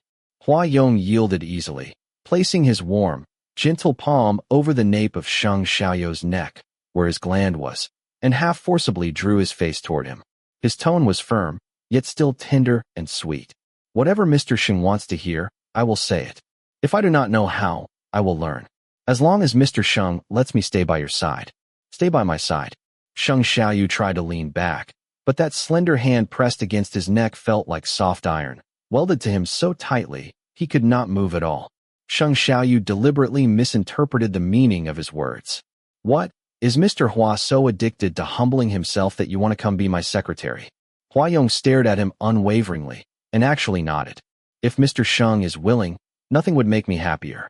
You want to steal Chen Piming's job? Sheng Xiaoyu yanked his hand away and threatened with a frown. Being my secretary is nothing like being the boss of X Holdings. You will have to listen to me. If I tell you to roll east, you are not allowed to roll west. Hua-Yong smiled again. I am very good at listening to Mr. Sheng. I will always stay by Mr. Sheng's side and protect you. You think I need your protection? Considering the self-esteem of the top alpha, Hua-Yong changed his tune without missing a beat. You do not. I am just too weak, so I need Mr. Sheng to protect me. That was more like it. Sheng Xiaoyu reluctantly accepted that explanation. Thus, Secretary Hua successfully recommended himself for the job, and thanks to his enthusiastic self-promotion, landed a second official post at Shengfang Biotech. Lately, Sheng Xiaoqing had been extremely unlucky. He had spent a fortune to hire someone to get something done, only for the whole matter to turn into a disaster. And now, the people he had paid, the ones who were supposed to make problems disappear, were nowhere to be found. Rumors were circulating in the upper circles. Not long ago, Shengfang Biotech's chairman, Sheng Xiaoyu, had been kidnapped. Fortunately, it ended without harm, and he returned safe and sound. Because of this, Sheng Xiaoqing was even more agitated. He had spent so much money, gone through the most reliable channels, and hired the most experienced alpha hunters. How could Sheng Xiaoyu possibly have come out of it without a scratch? In a panic, Sheng Xiaoqing scrambled to contact people, but those two inferior alphas who had taken his money seemed to have vanished from the face of the earth. Feeling depressed, Sheng Xiaoqing spent a few days in the VIP lounge of a casino in the Macau Special Administrative Region. Unfortunately, his luck was atrocious. He lost an 8-figure sum in one breath. That night, in a foul mood, he stayed holed up in his hotel room and ordered some alcohol. One drink led to another, and he ended up completely drunk. The Omega accompanying him noticed his gloom and unhappiness, so they tried various ways to cheer him up. The beautiful Omega softened their body, leaning in for hugs and kisses, but was shoved aside irritably by their patron. Get lost. I am not in the mood. The Omega did not understand what was wrong, but still forced a smile to try and soothe him. It is just a little money. For someone like young Master Sheng, that is barely a drop in the ocean, nothing but a scratch. Do not let it get to you. Do I look like the kind of person who gets angry over a little money? Sheng Xiaoqing slurred through a drunken hiccup. He had never earned even a single cent on his own, but he did not consider the tens of millions he lost in one night to be a big deal. The Omega smiled and flattered him. Of course not. Everyone knows young Master Sheng is generous and loaded. Then tell me, what has really got you so upset? Maybe I can help come up with some ideas. Sheng Xiaoqing poured another shot down his throat, glanced at the Omega in front of him, and let out a disdainful laugh. It is that holier-than-thou older brother of mine. Always in my way, always such an eyesore. But even I cannot do anything about him. What can a little slut like you possibly do? The Omega perked up once he saw he was willing to talk and clung to him, pressing for more details. Sheng Xiaoqing, drunk and floating, ended up spilling everything. Things he should say and things he absolutely should not. That Omega had soaked in the pleasure districts for years and was a master of manipulating hearts. As they listened to Sheng Xiaoqing talk in detail, their mind worked swiftly. In the end, they came to a conclusion. That older brother of yours sounds like the classic type. Tough on the outside, soft on the inside. If you really want to deal with him, brute force will not work. You have to use soft ropes to bind him. Lately, Sheng Xiaoyu had indeed been bound tightly by soft ropes. Every morning, the moment he opened his eyes, the person on the pillow beside him would lean in right on time and deliver a good morning kiss. Before this, Sheng Xiaoyu had never imagined that there could be such a high degree of pheromone compatibility between two alphas. The natural pheromone scent of Hua Yong fascinated him just as much, even more so than the artificially modified Omega scent he had used before, stirring his desire even further. So early in the morning, he was already being teased into a dizzy, dazed state, nearly unable to resist the urge to become a debauched tyrant who never attended court in the morning. Furious at himself for nearly giving in, Sheng Xiaoyu shoved Hua Yong away in a rage. Put your scent away. Mr. Sheng does not like it. I am not some kind of pervert. Sheng Xiaoyu flung off the quilt and got out of bed. I only like Omegas. Hua Yong looked thoughtfully at his back. By the time afternoon rolled around, Sheng Xiaoyu finished his meeting and returned to the office, but Hua Yong was nowhere to be seen. Chen Pinming brought him an iced latte. He took a sip and immediately frowned. Sheng Xiaoyu's stomach was not in great shape. Hua Yong never allowed him to drink coffee, especially not iced. But today was unusually quiet, with no one hovering over him to stop him, and the person in question was mysteriously missing. Seeing Sheng Xiaoyu put the cup down without a word and glance around the room, Chen Pinming, perceptive as ever, offered an explanation. Mr. Hua took leave. Took leave? Sheng Xiaoyu's brow furrowed even deeper. What kind of leave is he taking? Sick leave. He is not feeling well. Chen Pinming hesitated before replying. When he left, his complexion did not look great. But I did not ask in detail. If you are very concerned, you can ask him personally. Sheng Xiaoyu fell silent again. He was not concerned at all.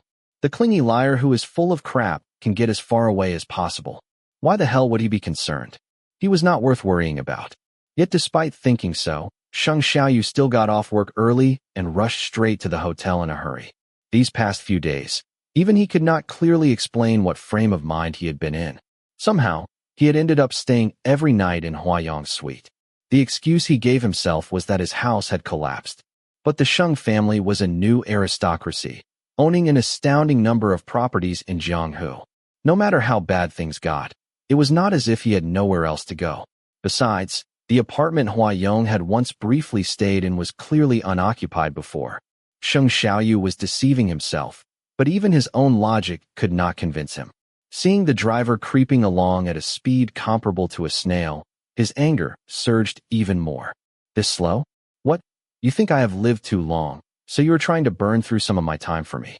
The driver had rarely seen Sheng Xiaoyu show such overt irritation and was startled.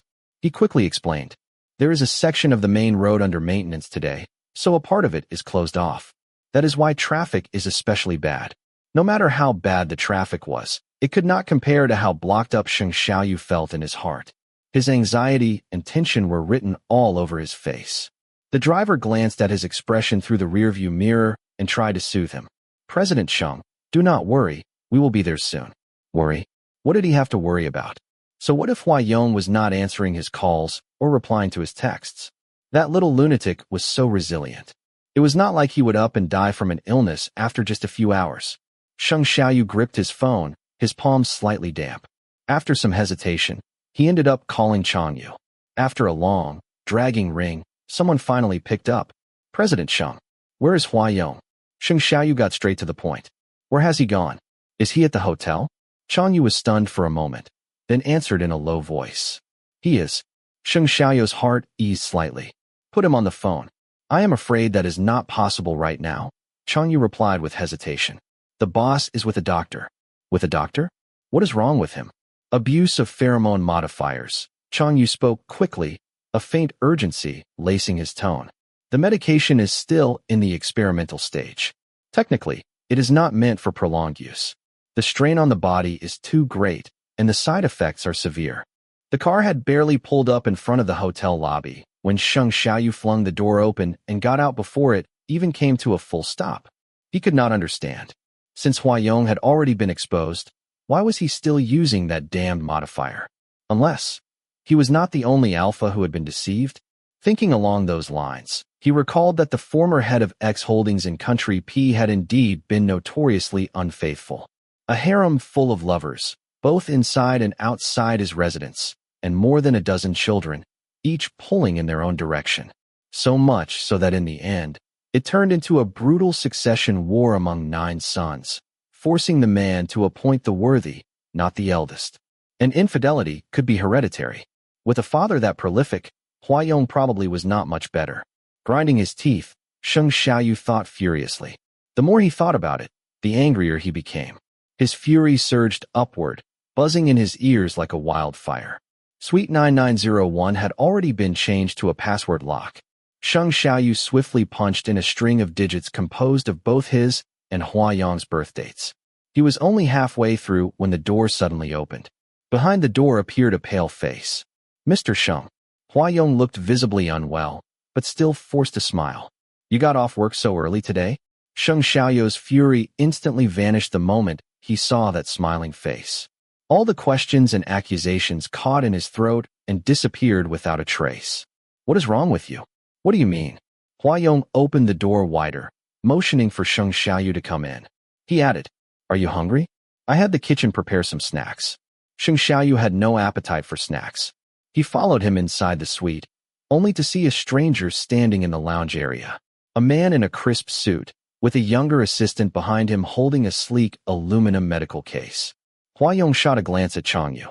Changyu immediately tensed up, nerves stretched taut. He rushed to usher the man out. Dr. Kai, please head back for now. I will contact you again later. That Dr. Kai was tall and slender, with very fair skin and little expression on his face.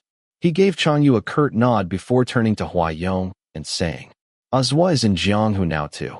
Let us have a meal together when you are free. The Azwa he mentioned, whose full name was Long Zhua, was Huayong's older cousin on his mother's side.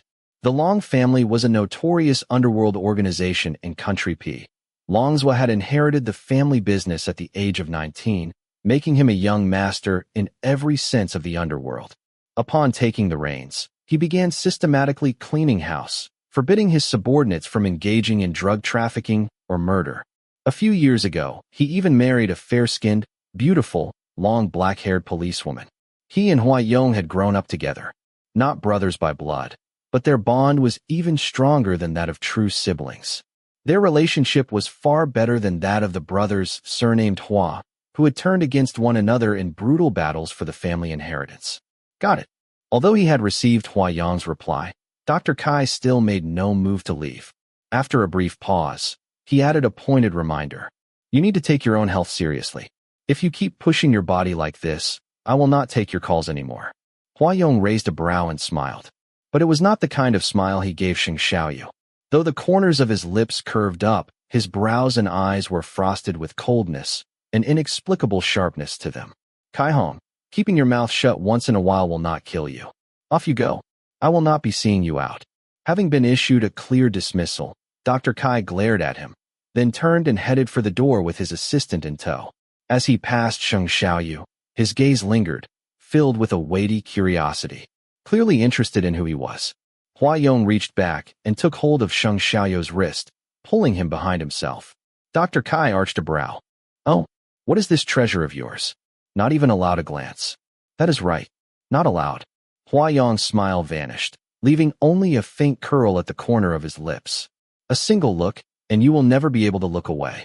I am an alpha, Kai Hong reminded him. A healthy, perfectly normal alpha. Looking at another alpha does not cause pregnancies.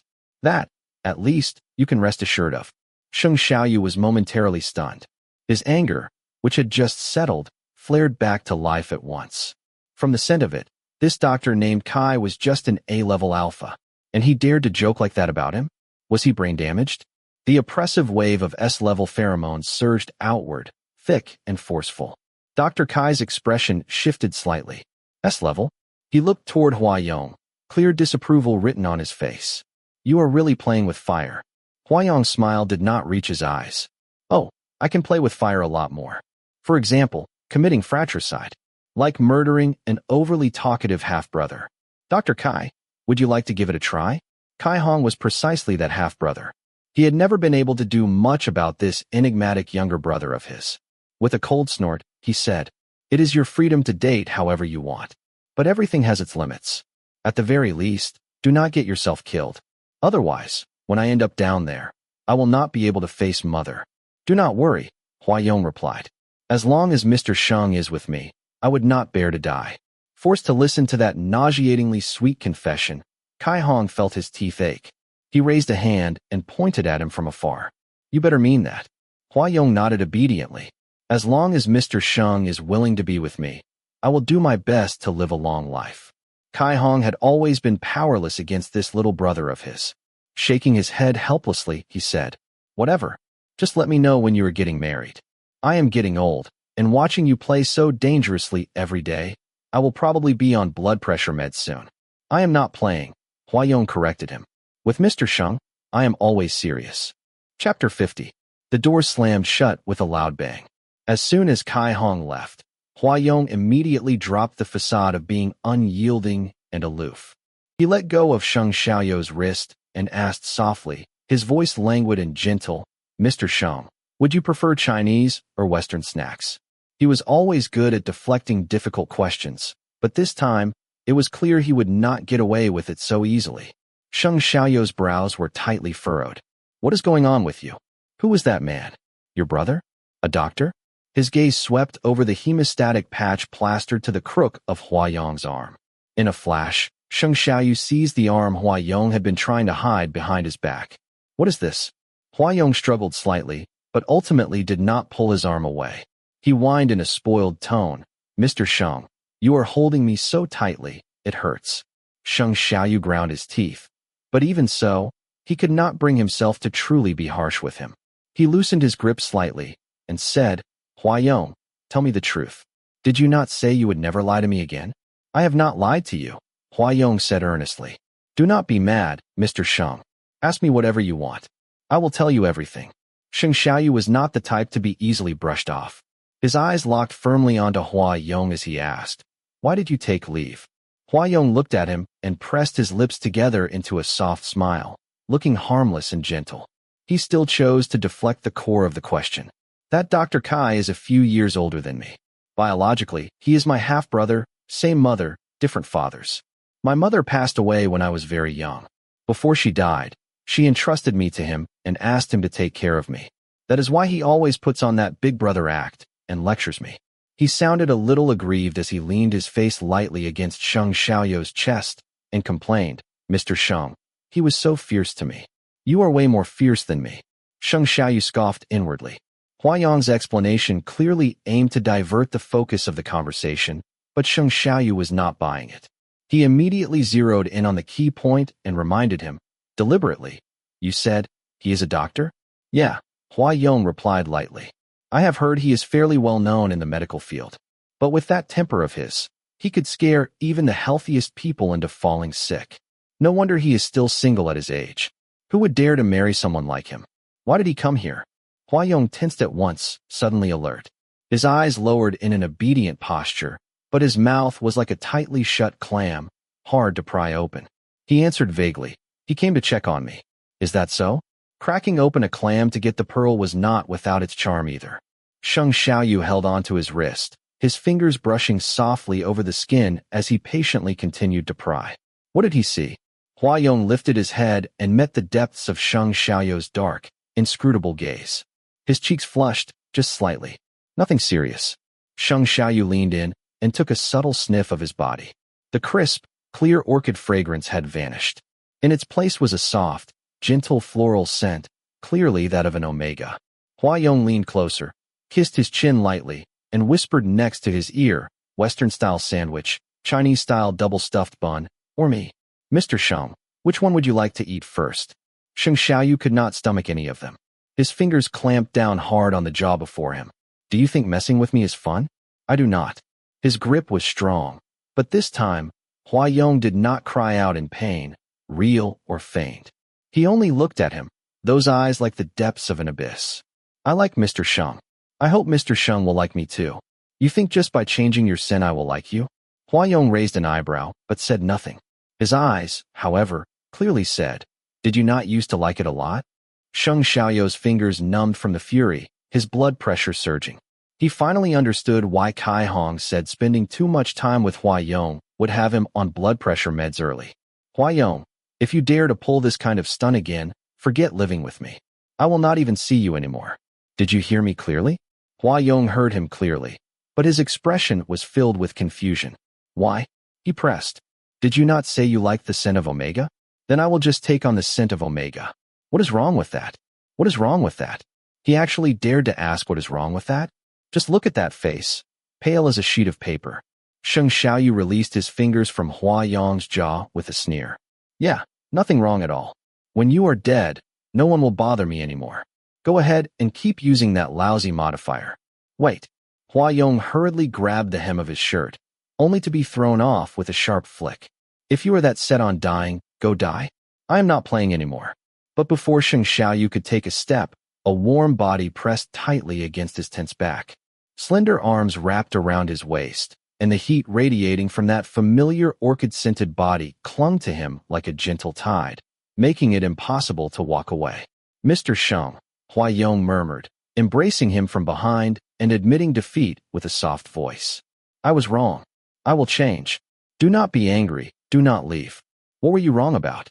Hua Yong struggled to find an answer, but did not dare lie again.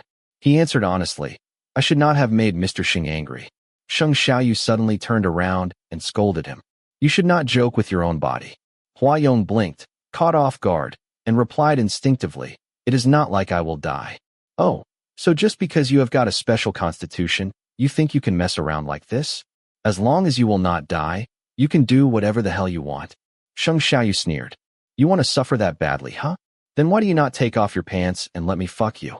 Chang Yu, who had been standing off to the side, was instantly frozen in place, so stunned he did not even dare breathe. That was a line he really could not listen to, and yet he was not sure whether or not he should cover his ears. If he overheard too much of a conversation like this, would that not warrant being silenced by his master? Sure enough, Hua Yong shot him a sharp look, the kind that could cut. Chang Yu was on pins and needles, and tactfully said, there is still some business at the group I need to attend to. I will take my leave now. If there is anything you need, do not hesitate to instruct me.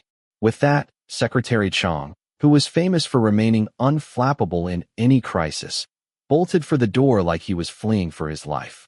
And just like that, the spacious room was once again left with only the two of them. Hua Yong reached out and tugged loose Sheng Xiaoyou's tie. When he saw the man's Adam's apple bob unconsciously once, twice, he could not resist leaning in and licking it. Though it was called a lick, it was more like a suck. His warm mouth wrapped tightly around that sensitive bit of exposed throat, making Sheng Xiaoyou's heart miss a beat before it pounded wildly in his chest. It was as if a powerful jolt of bioelectricity surged through him. Hua Yong's warm breath fell against his neck, his arms clasped around him with urgency and fervently, stirring Sheng Xiaoyou's blood like molten lava, the heat from the nape of his neck flowing through his body like an ocean current. By the time he came back to himself, they had already shared a long, wet kiss. Sheng Xiaoyu found himself staring into Hua Yong's pale face. The infatuation in those eyes was too deep, too overwhelming. It made something tighten sharply in his chest. His fingers instinctively pressed against the other's soft, damp lips, slowly rubbing over them. Do not mess around like that again in the future. But the scent. It is all the same. Sheng Xiaoyu let out a long sigh. Your natural scent was not that bad either. Really? Hua Yong asked. His expression was solemn, painfully earnest, as if Mr. Sheng's answer was the most important thing in the world to him. Really? The helpless sigh slipped from the edge of Sheng Xiaoyou's lips, only to be sealed again in another kiss. In the end, they did not go all the way. Sheng Xiaoyou's rut was approaching, and Hua Yong's omega-scented pheromones stirred his desire into a fevered high. But when faced with that bloodless, ghostly face, he just could not bring himself to do it. His heart had gone soft, completely and utterly. Even when he cupped Hua Yong's face to kiss him, he could not bring himself to exert too much force, let alone take advantage of someone's misfortune. Neither the Chinese nor Western snacks on the table were touched. Just dealing with Hua Yong alone had drained all of Sheng Xiaoyu's energy. He truly could not eat a thing. In the end, he practically shoved Hua Yong away in panic. Stop. Stop. Hua Yong pulled back slightly, tilting his head and licking his lips. Mr. Sheng tastes sweet. Sweet my ass. Sheng Xiaoyu pushed at his shoulder. Button up your shirt. In his line of sight, Hua Yong's shirt hung open at the collar, revealing a stretch of delicate collarbone. Further down, the pale and flat expanse of his chest shimmered with a luminous, dazzling glow. Utterly captivating, impossible to look away from. This person was simply too dangerous. He matched every single one of Sheng Xiaoyu's preferences to perfection. But this was nothing more than a prop for fishing. Just like a bait dangling on a fishhook, tempting Sheng Xiaoyu to open his mouth and bite, to devour.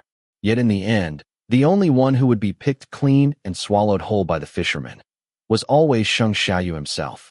Still, it was truly the sweetest scam in the world. Even knowing this little lunatic was a conniving trickster, his way of deceiving was just so perfectly in line with Sheng Xiaoyu's desires, making it hard for him to resist falling for it. Under Sheng Xiaoyu's personal supervision, Hua Yong rested at home for 2 full days. When he returned to work, Qin Pinming's attitude toward him had changed significantly. The Sheng family's retainer no longer treated him with distant, business-only formality. In fact, there was a subtle warmth in his manner, something almost like matchmaking. That morning, Sheng Xiaoyu needed a document. Qin Pinming made a point of handing the freshly printed and organized file to Hua Yong personally. President Sheng needs this in the afternoon. Why do not you deliver it yourself? He glanced at his watch meaningfully and added in a low voice. Around this time, he is probably taking his lunch break. Hua Yong looked at him with a faint, amused smile. I did not expect Secretary Chun to actually help me. Qin Pinming shook his head. I would not say I am helping you.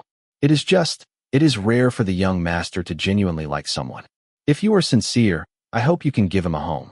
I will. Hua Yong accepted the stack of documents. Whatever Mr. Sheng wants, I will give it to him. Then do not lie to him again, Qin Pinming said. Young master hates being lied to the most. You are the first one who has told this many lies and has not been kicked out. Hua Yong smiled. Is that so? Mr. Sheng likes me that much? Qin Pinming nodded. Anyone with discerning eyes can see it. But if you lie to him again, he will probably hate you. Seeing that Hua Yong's expression did not waver, Qin Pinming added. There was once an Omega who showed up 25 minutes late to a date and lied, saying they were in a minor car accident. Mr. Sheng looked into it, found out it was a lie, and immediately had me send the person away. There are plenty more examples. Do you want to hear a few more? No need. Hua Yong smiled lightly.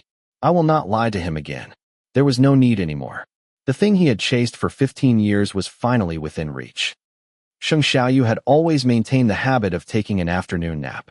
A nap of about half an hour was usually enough to keep him energetic and productive through the rest of the day. But today, his nap had unusually stretched past a full hour. The high concentration and the high compatibility orchid-scented soothing pheromone had lulled him into a peaceful, dream-filled sleep. When he opened his eyes, well-rested and sharp, the first thing he saw was Hua Yong's face, impossibly close and enlarged in his field of vision. Sheng Xiaoyu was startled. What are you doing here? Hua Yong sat up a second before he did, hair tousled and eyes glistening with moisture. I came to deliver some documents to Mr. Sheng, and while I was at it, I was also keeping you company in bed. Sheng Xiaoyu paused. The file could have been left on the desk outside. Sheng Xiaoyu raked a hand through his hair, turned over and got out of bed, and said condescendingly, There are 17 people in the secretary team. If every one of them thinks delivering a file is an excuse to climb into my bed, there will not be any room left in this lounge.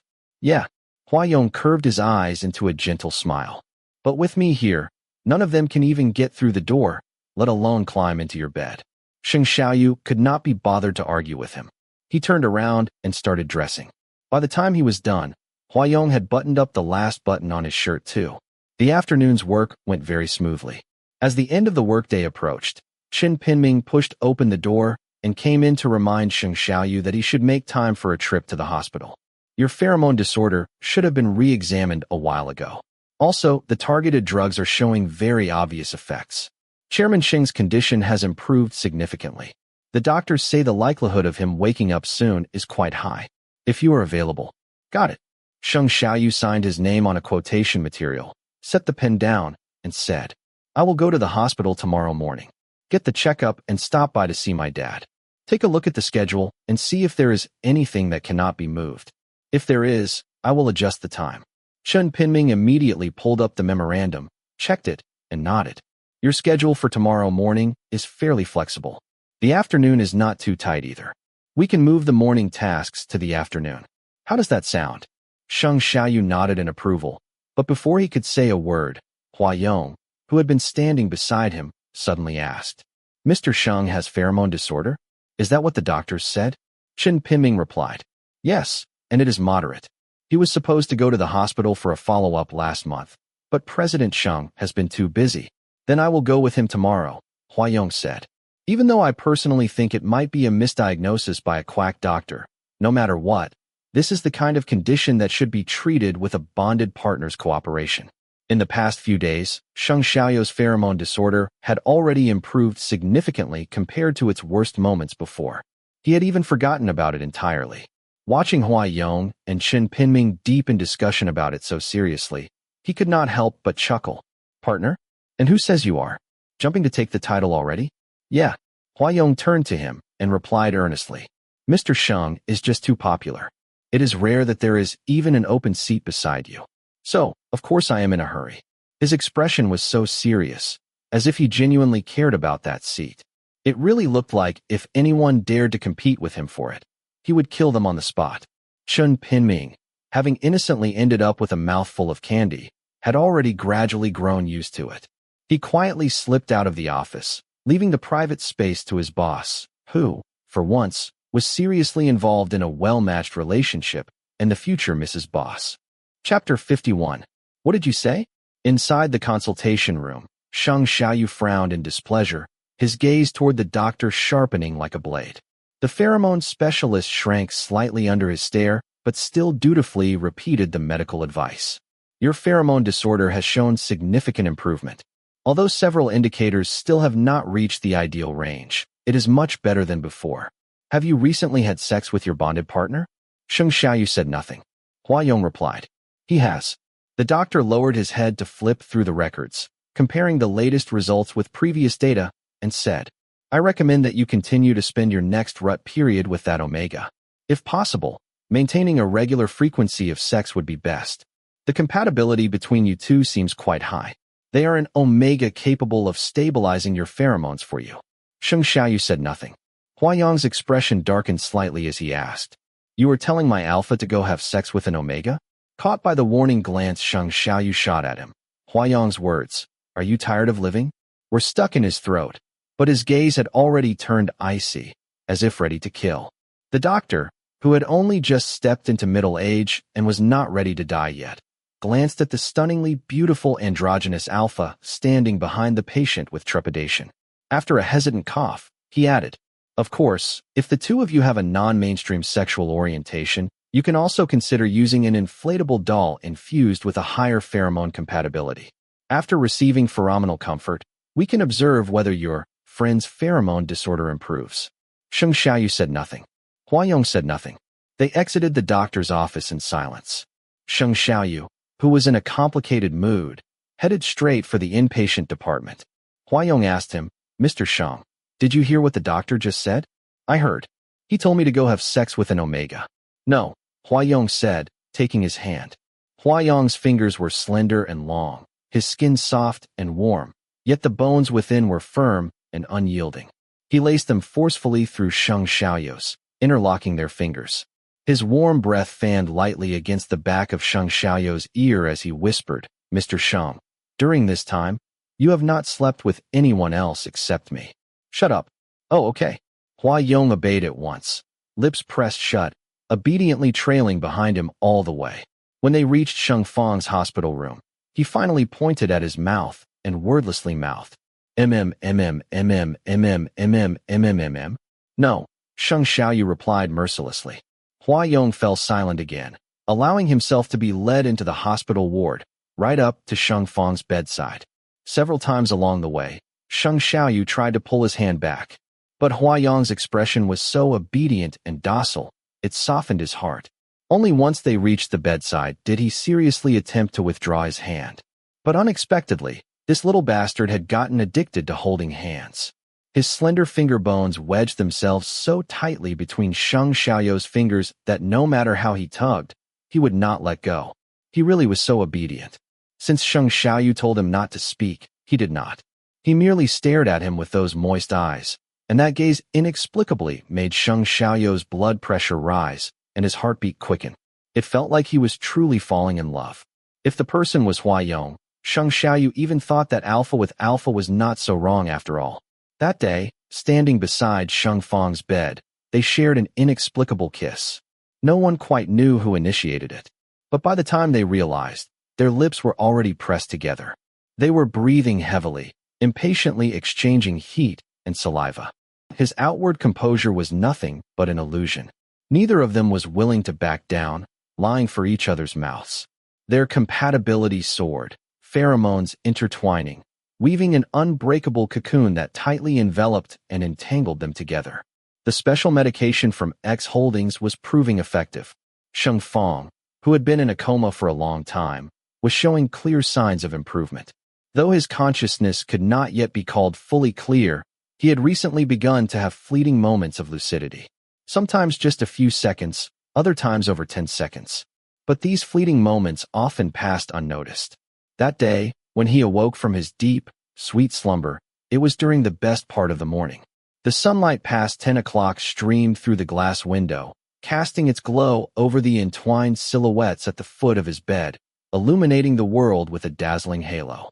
Sheng Fang squinted against the piercing brightness, and he blearily recognized that the person standing by the foot of his bed, passionately kissing another young man, was none other than his eldest son, Sheng Xiaoyu, whom he was most proud of.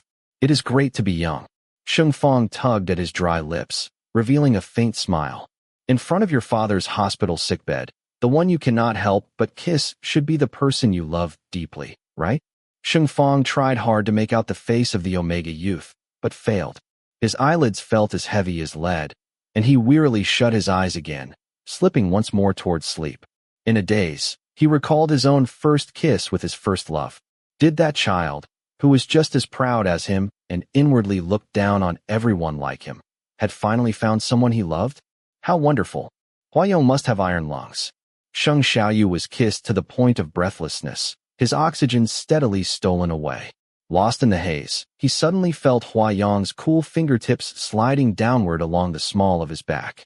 This little liar, so skilled in seduction, was kissing him fiercely, greedily devouring the air in his lungs, while his hand gently caressed the sensitive curve of his lower back and waist. The touch was tender but laden with desire, at once both lustful and cautious, as though soothing a little animal in the throes of an impending heat. Those soft fingertips slid nimbly lower. Sheng Xiaoyu trembled as though struck by lightning, an unfamiliar yet familiar heat surging up his spine.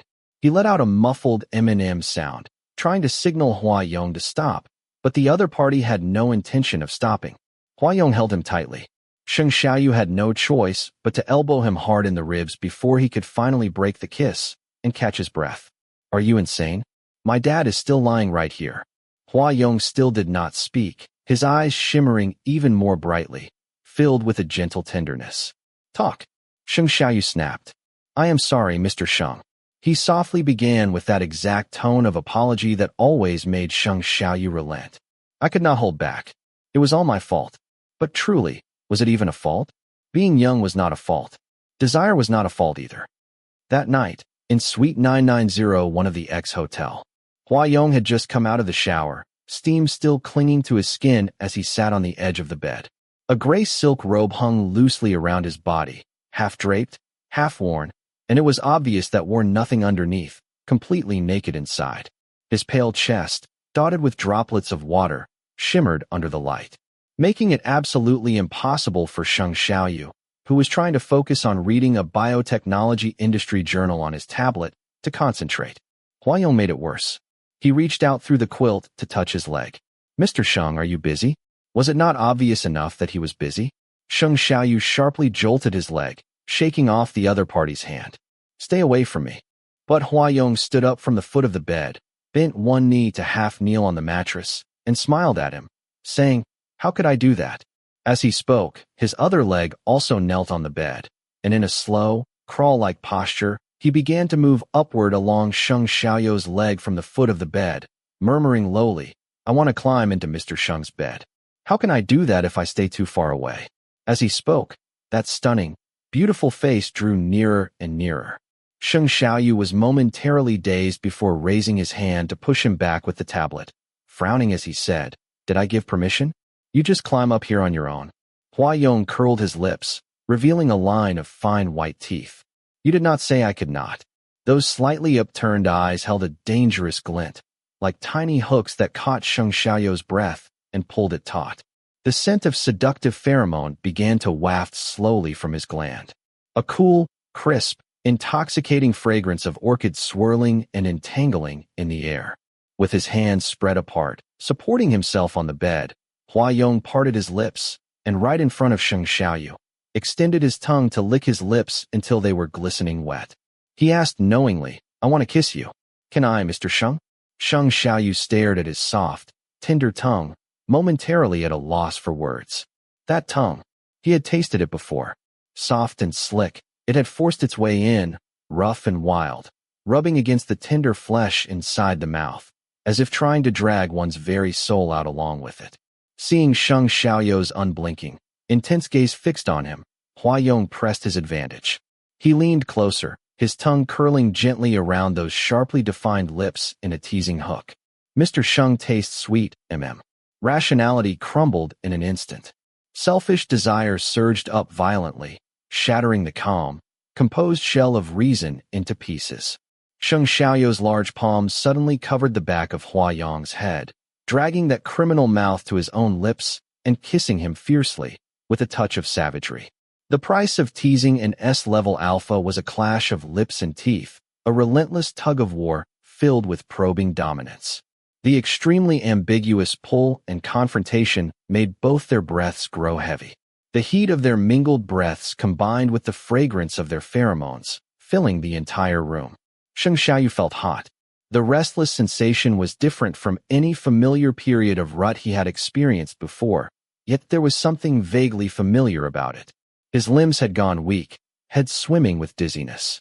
His body felt like a balloon that had been punctured, his strength draining from him bit by bit, leaving behind only soft flesh and bones. His eyes gradually grew wet, and his body temperature soared to a burning high. His chest felt like it held a pot of boiling water. His heart surged like a lake brought to a rolling boil. The desire boiled over, rising and falling like hot waves, emitting puffs of white steam.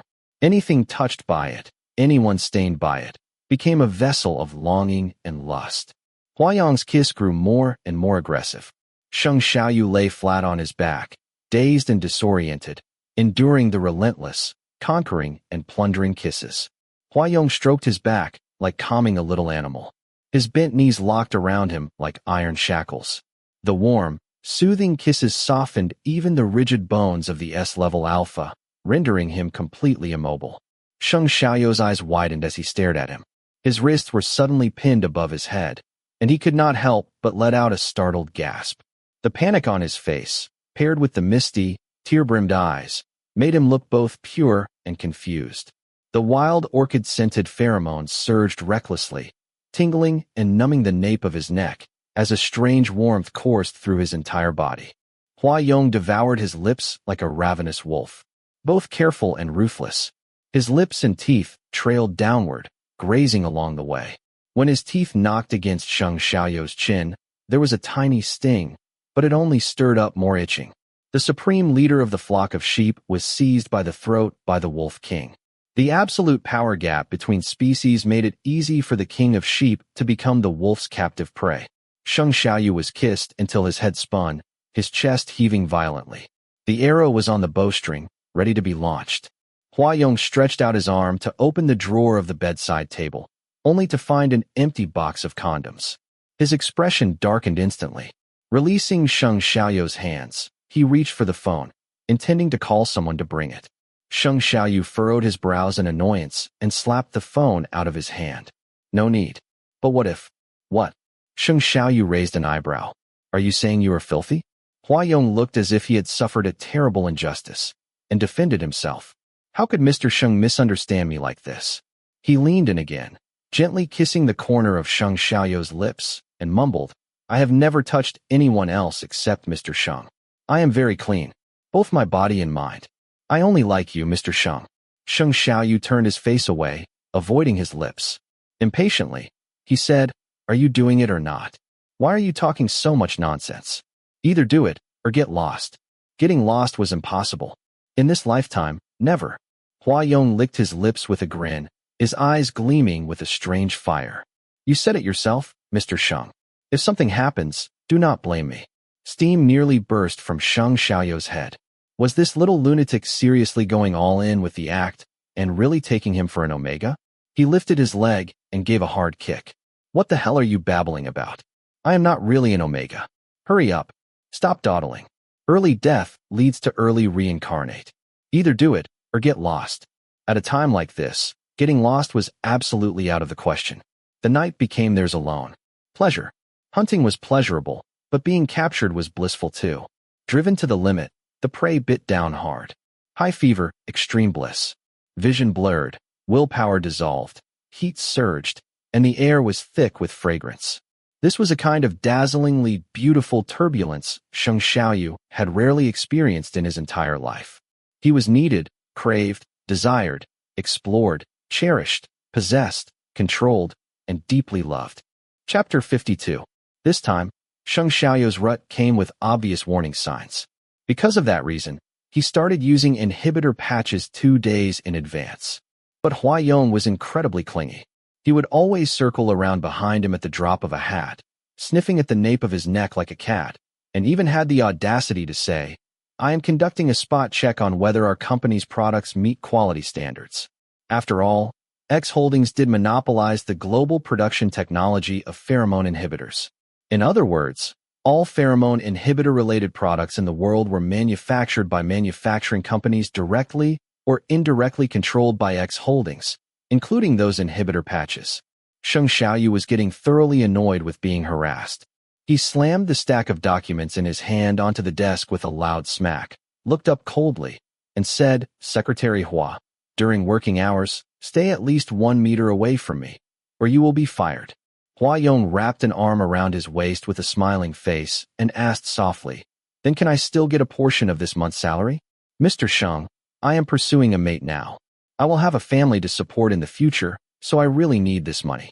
Sheng Xiaoyu regretted not slapping that stack of papers straight into this handsome scoundrel's face. He elbowed Hua Yong ruthlessly, shoving him a little farther away, then sneered, Is that so? Then to keep such a precious job, you should be staying far away from your boss. Damn it. Since when did workplace sexual harassment involve an employee harassing the boss? The agitation of his rut made it impossible to stay calm. Hua Yong's constant teasing only made it harder to focus. During the afternoon's video conference, when his mind went completely blank again from Hua Yong getting too close, Sheng Xiaoyu finally lost it and issued an eviction order. You out. Get Chen Pinming in here instead. Hua Yong stood up looking pitiful, taking 3 steps and turning back once every time as he made his way to the office door. Holding the door, he said reluctantly, Mr. Sheng, then I am really leaving now. You work hard. Sheng Xiaoyu did not even lift his head. He pressed one side of his earphone, waved his hand, and signaled him to get lost. Hua Yong closed the door, still smiling. Sheng Xiaoyu's flushed face and rapid heartbeat were too obvious. An alpha's first rut after the permanent mark could not be endured alone. So Hua Yong was not in any rush. He only needed to patiently wait. Wait until his alpha needed him, until he was the one calling him back to his side. As the end of the workday approached, the top floor of Shengfang Biotech welcomed an unexpected visitor. Sheng Xiaoqing had not made an appointment, so showing up unannounced meant he was not allowed upstairs at all. He lingered impatiently in the lobby for quite some time until the front desk managed to reach Chen Pinming. Only after receiving Secretary Chen's approval was Sheng Xiaoqing escorted into the elevator by an administrative lady of the front desk and brought all the way up to the chairman's office floor. Chen Pinming was waiting for him at the elevator entrance to greet him and led him to the reception room. It had been a while since Sheng Xiaoqing last visited the company. The last time was back when he had dropped out of university. Sheng Fang had been furious about his choice to abandon his studies, but did not have the time to return home and scold him personally. So instead, he had his driver summon him to the office and unleashed his rage there. Since then, Sheng Xiaoqing had never returned to the company. But Shengfang Biotech, the golden goose that laid eggs for the Sheng family, continued to generate enormous wealth, and Sheng Xiaoqing had never missed out on spending a single cent of it. He had just returned to Jianghu from the Macau Special Administrative Region, and there was still a trace of that uniquely exhilarating aroma from the casino lingering in his nose. On that trip, playing on credit, Sheng Xiaoqing had lost more than 30 million. Sitting in the reception room now, he was furiously calculating how best to play the pity card to squeeze more chips out of his sharp-tongued but soft-hearted older brother. But in the middle of his scheming, his thoughts suddenly became clouded, and a line from that Omega companion cut into his brain like a blade. That older brother of yours sounds like the classic type, tough on the outside, soft on the inside. If you really want to deal with him, brute force will not work. You have to use soft ropes to bind him. How about? Sheng Xiaoqing's back slowly began to dampen with sweat. The image in his mind made him both nervous and excited. The Sheng lineage had never lacked for offspring. There were many brothers and sisters in the Sheng family, but the only one close in age to Sheng Xiaoyu, and already a fully developed adult, was Sheng Xiaoqing himself. The other siblings were still young, and the eldest among them was still in university. If Sheng Xiaoyu were gone, and Sheng Fang remained in a long-term coma from illness, then Sheng Xiaoqing would no longer be just some outsider waiting to beg for a slice of the golden egg. He would become the true master of Shengfang Biotech. Without Sheng Xiaoyu, he could come and go from Shengfang Biotech's office tower at will. No longer would he have to be treated like a thief by the receptionist earning her measly salary, interrogated just for a visit. That fresh, thrilling idea made Sheng Xiaoqing heat up all over, his breathing turning ragged. If others could not do it, he would take matters into his own hands. Sheng Xiaoyu had 800 schemes to guard against outsiders, but when it came to his own people, he always seemed to lack a bit of sense. If Sheng Xiaoqing stepped in personally, things would become much simpler. As long as he is careful enough, decisive enough, he could soon pull out this thorn named Sheng Xiaoyu and become the rightful master of Shengfang Group. He sat in the reception room for a full 40 minutes, yet there was still no sign of Sheng Xiaoyu. Sheng Xiaoqing grew anxious. He sat, then stood again, pacing restlessly around the reception room. After another while, he could not stand it anymore and asked Chen Pinming with an unpleasant tone, "Where's my older brother? Why is it taking so long?" Sheng Xiaoyu's faithful secretary, Chen Pinming, looked at him respectfully and said, "President Sheng is in a meeting. Once it is finished, I will immediately inform him of your visit." Sheng Xiaoqing's patience had worn thin, but with no better options, he could only wait again, his belly full of complaints. Soon after, Chen Pinming hurried out of the reception room and walked to a nearby private office closest to the chairman's office. He knocked on the door. To accommodate the young man who held the lifeline of the entire X group, Chen Pinming specially vacated this office for him. "Please come in, Mr. Hua." Chen Pinming pushed the door open and walked in. He looked slightly anxious as he said, "President Sheng has been in the lounge for almost 2 hours. His phone is not being answered, and he is not responding to knocks." His rut. Before he could finish, Huayong had already stood up, frowning. "I will go check on him." Though there was only a wall between them, Huayong had felt a heavy sense of separation anxiety throughout the afternoon. This being Sheng Xiaoyu's first rut after the permanent mark, his reaction and separation anxiety would surely be intense too. All afternoon, Huayong's phone seemed to be permanently attached to his hand, waiting for a call from Sheng Xiaoyu. But only now did he remember. Sheng Xiaoyu did not fully believe that Huayong had really marked him. The door to the lounge was locked from the inside. Huayong knocked several times with no answer. He touched the noticeably reinforced door panel and asked Chen Pinming, "Is this one of the modified pheromone isolation doors too?" Chen Pinming nodded. "Yes, it was just changed last week. President Sheng's pheromone level is extremely potent and dominant. When he feels irritable, he does not want to suppress the scent, nor does he want to use the inhibitor patches. This door was replaced to prevent accidentally affecting colleagues. Hua Yong pressed his nose against the crack of the door and sniffed, deftly catching a faint aroma of rum mixed with woody notes. His pupils constricted, and an uncontrollable fervent desire surfaced on his beautiful face. The heat of his exclusive Omega was rising. He grasped the doorknob and pushed down, calling out in a clear voice. "Mr. Sheng, are you in there? Could you open the door?" There was silence on the other side. Hua Yong listened for a while with his ears perked up. After a moment, he heard a soft, hoarse murmur. "Come on in." As an ordinary beta, Chen Pinming's hearing was not even 1/10 of his, but seeing Hua Yong, who was leaning against the door, suddenly reveal a smile of satisfaction, Chen Pinming was both amazed and puzzled. However, before he could ask what was going on, Hua Yong straightened suddenly, and almost at the same time, the tightly closed door clicked. The door lock opened. Chen Pinming instinctively moved to go inside, but was immediately stopped by Hua Yong. "Secretary Chen." Chen Pinming had never once clashed with Hua Yong, no physical contact at all. The first time Hua Yong gently pushed him, he stumbled, nearly losing his balance and falling flat on his butt. He stared in shock at the refined, handsome young man before him, at his delicate features and slender limbs, and was astonished that such tremendous, terrifying strength could be concealed beneath that exterior.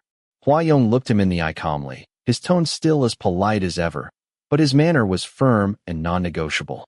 "Mr. Sheng is not available to see outsiders right now. Secretary Chen, please see yourself out." Chen Pinming was speechless. He could not understand. After serving the Sheng family so devotedly for over a decade, how had he suddenly become an outsider? Then who counted as one of their own?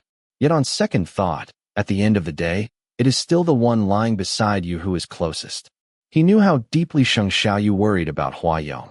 When he heard Hua Yong was unwell, Sheng Xiaoyu's face changed completely.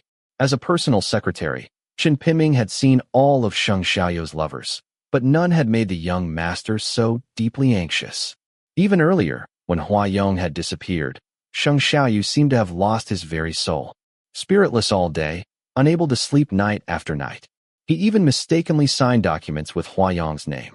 This was either a sign of being terminally ill or of being deeply in love. After learning Hua Yong's true identity, Sheng Xiaoyu was furious for a long time. But Chen Pinming always knew that he would eventually turn back, because of the letters Hua Yong had sent. On the surface, Sheng Xiaoyu appeared to treat them like garbage, but in reality, he always took them out alone when no one was around and read them one by one. Chen Pinming had stumbled upon this several times, but had never dared mention it. Each time, he would quietly exit the office, helping the utterly smitten boss by closing the door behind him. They say there are only 3 things in the world that cannot be hidden: poverty, coughs, and love. Chen Pinming wholeheartedly believed it. Sheng Xiaoyu's love was blatant, his favoritism open for all to see. His preference for Hua Yong was bold and unabashed. Yet it was Sheng Xiaoyu himself, who had never loved anyone before, who was still fooling himself into thinking it was a secret he could hide. The door opened, and an intense wave of pheromones washed over them. On the large bed in the lounge lay a tall, slender figure. Just seeing him was enough to make Hua Yong's heart pound. The effects of the permanent mark are reciprocal. The alpha's rut made the young Enigma feel just as uncomfortable. The gland at the back of his neck emitted a scorching heat, and the surging concentration of pheromones in the blood increased saliva production. Hua Yong's atoms apple-bobbed as he stepped forward with soft, enthralled strides, his eyes fixed on the alpha, deep in a bed of lust, who belonged solely to him. Sensing Hua Yong's approach, Sheng Xiaoyu cursed with a husky voice, then paused for a few seconds and said, "Come here." The mattress sank slightly, bringing that thirst-quenching orchid scent even closer. Sheng Xiaoyu reached out and pulled him in front of him, startled to feel Hua Yong's breath burning even hotter than his own. "Mr. Sheng, I missed you so much." He lowered his voice and said softly, "What a joke."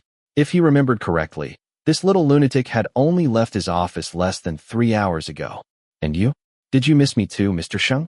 Sheng Xiaoyu felt his entire body aflame, his marrow tingling as if infused with liquor, burning. He strained to control himself, barely stopping from biting down hard on those inviting lips. His voice rumbled. "Huh, miss you? If you beg me to miss you, I might consider it. Please, I beg you. Hua Yong surged forward, his nasal warmth and eyelashes brushing Sheng Xiaoyou's cheek as he tempted. You missed me too. Right, Mr. Sheng? Slender, fair fingers brushed along the alpha's firm, smoothly contoured neck. The air was thick with the rich fragrance of the king of orchids, mingling with Enigma's feverish body heat. The intoxicating scent made one's mind hazy and drowsy. Within each breath floated something sweet, wonderful, and almost sacred. Huayong's hand slid from Sheng Xiaoyou's neck down, gliding across his shoulder and then sweeping along his back. In myth, when a land that had never seen the sun emerges from the depths of the ocean, a resplendent sea serpent, symbolizing desire, also awakened from slumber. It reached the pure land and slowly advanced into the vast territory seldom touched by any beings. Seasons changed, seas turned to fields. The land, unable to resist the allure of the breathtakingly beautiful sea serpent, succumbed to the boundless temptation of the ocean and fell, soaking wet, in its descent. The land then transformed into a shallow sea, moist and warm. The imagined reverie of the myth abruptly came to an end. Huayong smiled as he kissed Sheng Xiaoyou's cheek, murmuring with infatuation and a sigh, Mr. Sheng is so adorable. The sweet nectar was taken away, yet the flower still remained high upon its branch. The petals, brimming with sugary sweetness, released a stunning, alluring fragrance. The curtains were drawn tightly shut. In the sunless, pitch-black sky, the texture of skin shimmered with a silky, smooth glow. A great sense of fulfillment bloomed slowly, like summer flowers unfurling. Better to guide than to block. How true the wisdom of the ancients. Trying to dam a flood through sheer force alone is indeed futile. That would only cause the riverbanks to collapse, bursting into an unstoppable flood. According to a young secretary who happened to pass by outside the lounge that day, Secretary Hua had especially gone out to grab 2 packs of tissues and brought them back inside. It looked like he might have accidentally knocked over a cup of water. However, judging by the delighted and honey-sweet expression on Secretary Hua's face, he clearly had not gotten scolded by the boss for spilling the cup of water. Chapter 53. Sheng Xiaoqing had been sitting in the reception room from afternoon until sunset. The daylight gradually dimmed, dyeing the clouds at the edge of the sky a brilliant gold. The entire western sky blushed with a dazzling shade of rose. The sun in the west was slowly sinking, half of its arc peeking through 2 drifting clouds. Sunlight surged forth, golden red rays bursting into a breathtaking, majestic display that stunned the senses.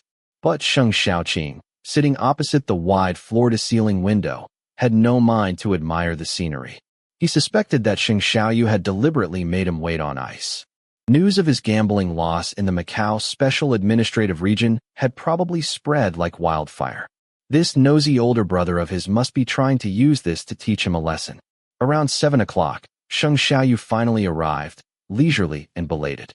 He looked exhausted, yet his attire was meticulously proper. The buttons of his shirt were fastened all the way up to the collar, his Windsor knot tie perfectly centered, and even his suit jacket looked as if it had just been changed. There was not a single crease in the smooth front of his coat. It was impossible to believe he had been wearing it all day. What are you doing here? Sheng Xiaoyou's voice was hoarse, thick with nasal congestion, as if he were suffering from a severe cold.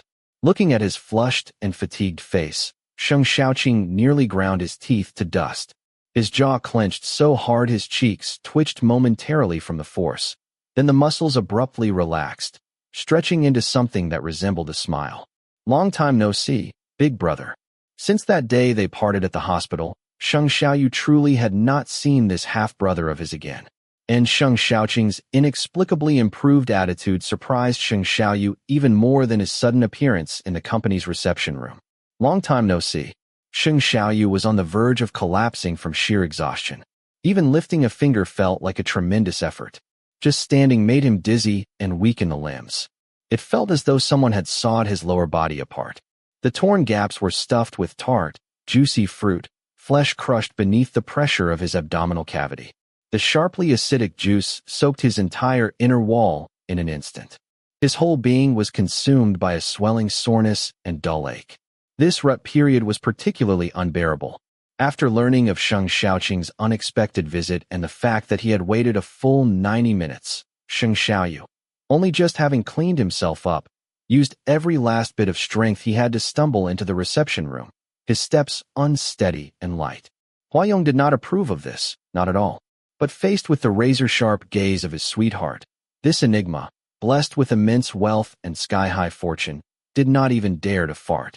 After personally escorting the alpha to the door of the reception room, he was swiftly kicked out again. "Wait for me outside." Sheng Xiaoyu's voice, low and slightly hoarse, filled Huayong with overwhelming sweetness and satisfaction.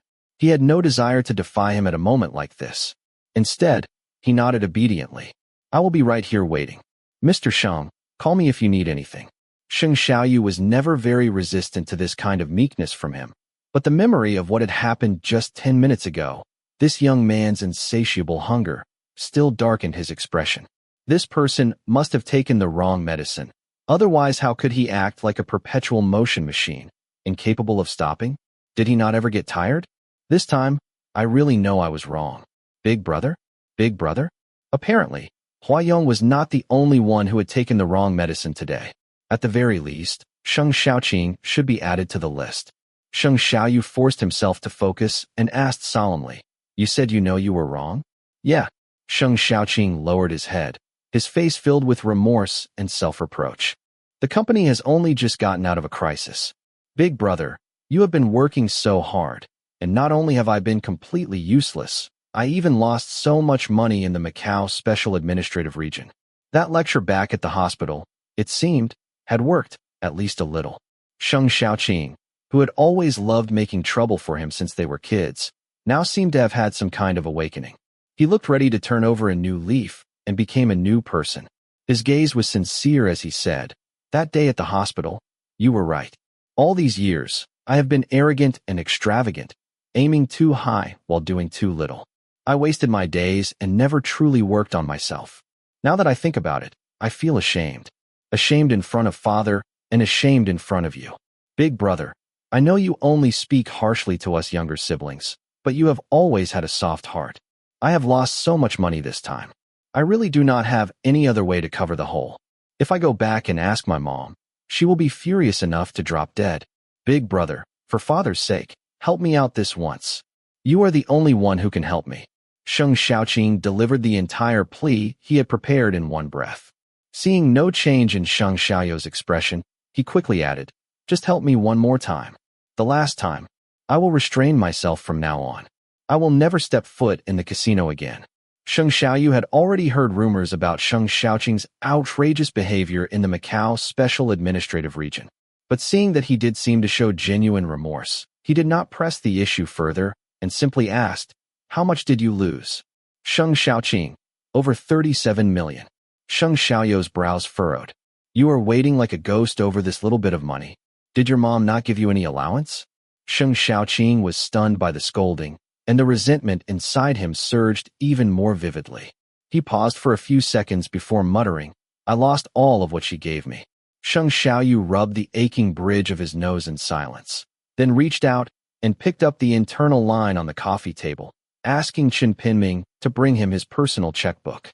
A few minutes later, the ever-dutiful Secretary Chen pushed open the door and walked in. Sheng Xiaoyu wrote a check for 37 million and slid it across the table to Sheng Xiaoqing, warning him coldly, "There will not be a next time."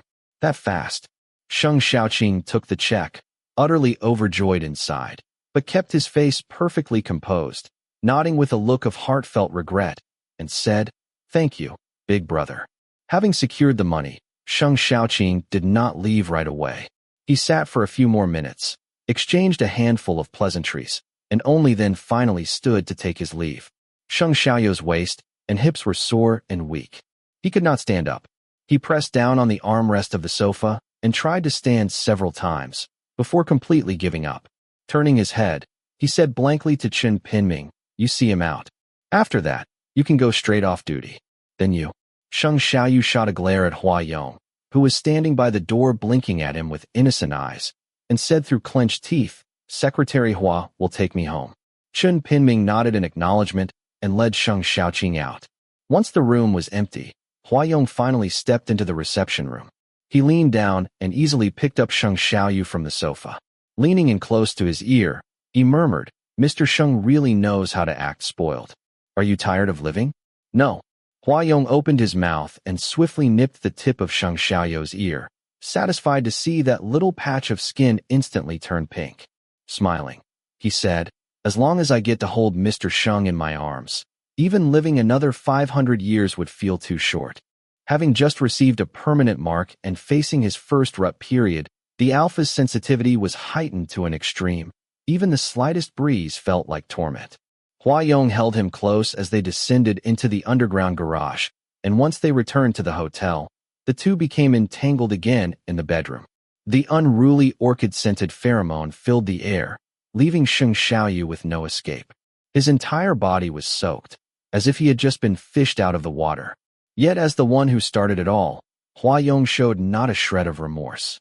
Sheng Xiaoyu's body radiated heat. Hua Yong held him tightly, pressing kisses to his sweat-dampened temple. Suddenly recalling that smug little victorious smirk on Sheng Xiaoqing's face earlier, his movements slowed as he muttered under his breath, "Mr. Sheng is far too easy to fool. I will have to keep a closer eye on you in the future." That 30-some million Sheng Xiaoyu spent proved shockingly effective. Ever since he swore to reform, Sheng Xiaoqing had indeed behaved for a while. Not only did he visit Sheng Fang's hospital bed every day without fail, he would also send frequent messages to check on Sheng Xiaoyu's health, reminding him not to neglect himself despite the stress of work. Those sincere-sounding messages were rarely answered by Sheng Xiaoyu, but he did read every single one of them. It was not that he was not moved by the belated concern from his half-brother. But even on the rare occasion when he did have a free moment, a single reply like was already the most he could offer. He and Sheng Xiaoqing had been at odds for a long time. So this sudden act of brotherly affection was hard for him to get used to, and he felt inexplicably shy. Still, whatever the case, they were family after all. Being able to reconcile, in any form, was a good thing. However, Sheng Xiaoqing did not see it that way. He sent message after message drenched in saccharine affection, only to receive the occasional cold or okay in return. The more he tried, the more resentful he became. Deep down, he was certain that his brother, this so-called blue-blooded noble by birth, had always loved to put on airs and had never truly treated him as an equal, always looking down on him. After several days of this, his self-esteem took a serious hit, and he hated Sheng Xiaoyu more and more, so much that he gritted his teeth in anger. But considering strategic necessity, he had no choice but to hold it in. A week passed in this manner. When Sheng Xiaoqing judged that the timing was right, seizing the gap during Sheng Xiaoyu's midday break, he made a call to his private phone. During lunch break, in the chairman's office of Shengfang Biotech, a faint yet rapid sound of breathing hovered in the air of the room. The breaths came in broken intervals, mingling with the soft rustle of fabric pressed against the documents scattered across the desk, papers and cloth rubbing together in a rhythm that hinted at something intimate and ambiguous. The owner of the office was forced to lie prone across the desk, his waist dipped low, hands bound tightly behind his back with a necktie. The restraint dug harshly into his skin. In the haze of his muddled consciousness, a scent washed over him, wild and domineering, laced with a biting chill and floral notes. It was an overwhelming wave of information pheromone crashing down with unrelenting force. Some scholars have said that for humans, the union of lovers is not merely about desire. It is a language, a bridge, a passage from loneliness to intimacy, a furnace where mutual belonging is forged. Sheng Xiaoyu had once felt a twinge of emotion when reading those words. He had been with many Omegas in short-lived affairs, yet not once had he ever truly escaped the feeling of loneliness. But now, he did not feel lonely at all. He only felt hot. Huayang's own furnace was hot as hell. Asshole. His black hair at the temples gleamed with sweat, and his hands braced hard against the desk. From behind, the young and strikingly handsome alpha had broad shoulders and a narrow waist, every muscle on his back pulled taut. Intense bioelectric currents left him completely numb, sensations so overwhelming they shot up from the base of his spine to the crown of his skull. Half-mumbling curses fell from his parted lips. Enough, enough. You motherfucker. Are you possessed by a fucking horny poodle, or what? Are you never done? The orchid-scented young man behind him gave a low laugh, leaning down to kiss the gland at the back of his neck. Teeth grazing lightly, he half-jokingly, half-tenderly muttered, "It is all Mr. Shung's fault for being too cute." And he had the nerve to blame him? There was a private rest area in the office, complete with a bed and a shower. But Hua-Yong had completely turned a blind eye to it, insisting on coaxing him to take his pants off right at the desk. During his rut, Sheng Xiaoyu found it nearly impossible to hold the bottom line against Hua-Yong. By the time he came to his senses, things had already descended into this absurd scene. Suddenly, the phone began to vibrate sharply. The clear ringtone rang out, startling Sheng Xiaoyu into a shiver. In response, Hua-Yong's arms tightened fiercely around him. Breaths intertwined behind his ear. The sticky nasal breath caused Sheng Xiaoyu to momentarily lose focus. The call connected, but no one picked up. After it automatically disconnected, Sheng Xiaoqing waited another 20 minutes before finally dialing a second time with practiced patience. This time, Sheng Xiaoyu actually answered rather quickly. "Big brother," Sheng Xiaoqing said. "Are you free tomorrow? Let us have dinner together." On the other end of the line, Sheng Xiaoyu sounded slightly out of breath, possibly having just finished some kind of exercise. He gave a casual and asked, "Something up?" "Nothing really," Sheng Xiaoqing replied with a smile in his voice. "Does a younger brother need a reason to ask his older brother out to dinner?" Sheng Xiaoyu replied, "I will have someone book a place then." "No need. I have already made arrangements. I will send you the address a bit later. You are definitely free tomorrow, right? You have to come." "Got it." After hanging up, Sheng Xiaoyu sat there holding his phone, zoning out for a moment. Then suddenly, an arm wrapped around his shoulders again. "Is that scheming, not so reliable little brother-in-law of mine again?" Hua-Yong commented sincerely, eyes crinkling in amusement. "He is so annoying." Sheng Xiaoyu gave a small shrug, trying to shake off the pair of arms glued to him like adhesive, but they did not budge. He frowned and said tiredly, "You are annoying too." "No way." Hua-Yong grinned with absolute confidence. "I am not as annoying as he is. I am well behaved. I listen to Mr. Sheng. If Mr. Sheng tells me to go fast, I go fast. If Mr. Sheng tells me to go SL." He trailed off mid-sentence, lips curling into a mischievous smile. Obedient? Well behaved? Then what the hell was he doing just now when he was told to slow down? Not only had he not slowed down, he had gone even faster. Like a damn pile driver running at full throttle, almost pierced through the already crumbling ground. "Obedient, my ass." Sheng Xiaoyu shot him a sideways glance. "It is not like he invited you to dinner. What are you being annoyed about?" But Hua-Yong did not take the bait. He pouted innocently and asked, "Huh? Mr. Sheng is not planning to take me along? Then I guess I will have to go hungry tomorrow night." Sheng Xiaoyu let out a short laugh.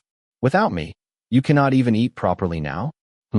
Hua-Yong nodded, reaching out to lightly touch his cheek, and tried to negotiate. "I do not want to eat alone. Take me with you, okay? I am the one who got invited to dinner, and I am bringing you along." Sheng Xiaoyu crossed his arms deliberately, putting on an expression that said he found the idea hard to accept, and said, "Secretary Hua, do not you think that is a little inappropriate?" He really did enjoy seeing Hua-Yong soft and yielding like this, so he teased him further. "What? You people from P country do not understand the principle of guests should go along with the host's preferences." In P country, Hua-Yong was the principal, but he did not say that aloud. He was afraid being too arrogant would make his beloved Alpha dislike him. Even if it was the truth, when faced with the principle of coaxing Sheng Xiaoyu into a good mood, no truth was more important than that. Hua-Yong thought for a moment and chose the safest possible response. "In P country, I rarely attend dinner gatherings." That, at least, was true. UKW of X Holdings had hands that stretched across the sky, yet remained barely known to the public. Even walking down a main street in P country, no one would recognize him. A figure that mysterious was not likely to show up at social banquets. Sheng Xiaoyu could not find any solid reason to refute him, yet still managed to pick at it. Maybe because no one dares to invite you casually? "You are just a bit lacking in approachability, Mr. Hua." Hua-Yong nodded again, as if Sheng Xiaoyu was his personal gospel. No matter what Sheng Xiaoyu said, he would always say yes. "I am different from Mr. Sheng. I am not that likable. Cannot tell, but you are quite good at flattering, are you not?" Hua-Yong was amused, and again inched closer, unable to resist kissing Sheng Xiaoyu's cheek. Everything I say is the truth. He thought for a moment, then added, I am learning how to flatter though. Have not quite mastered it yet. When do you plan to learn it? By the end of this week, Huayong said, quite seriously laying out his study plan. I will work hard and try to pick it up quickly. Sheng Xiaoyu found it funny. Work hard? Yeah. Huayong leaned back a little, his gaze incredibly gentle. With Mr. Sheng's charm, the number of people who want to be loved by you could fill the entire Huangpu River. I would not dare not work hard. Chapter 54. The restaurant Sheng Xiaoqing chose was located in a rather remote location, tucked inside an industrial park on the outskirts of the city. According to him, it was a hard-to-book internet-famous restaurant. Sheng Xiaoyu was not picky about food, and Huayong cared even less. In Shun Wenlong's words, as long as he could stick to Sheng Xiaoyu, Huayong could go 3 days and nights without eating, drinking, or even sleeping. On the day they were set to have dinner with Sheng Xiaoqing, Dr. Kai gave Huayong a call, asking when he would be free, suggesting they could invite Long Zhua to have a meal together. Huayong replied objectively, I am very busy. I am not free any day. Kai Hong sneered and hung up the phone. Soon after, his phone rang again, this time from an unknown number. Huayong swiped it away without answering. Moments later, a text came through. It is me, Long Zhua. Pick up. The last time Huayong saw a text written in that format was from a telecom scam awareness show. It is me, Qin Shi Huang. Send money. Not even 10 seconds later, the phone rang again. Sheng Xiaoyu was still in a meeting, and it did not look like it would end anytime soon.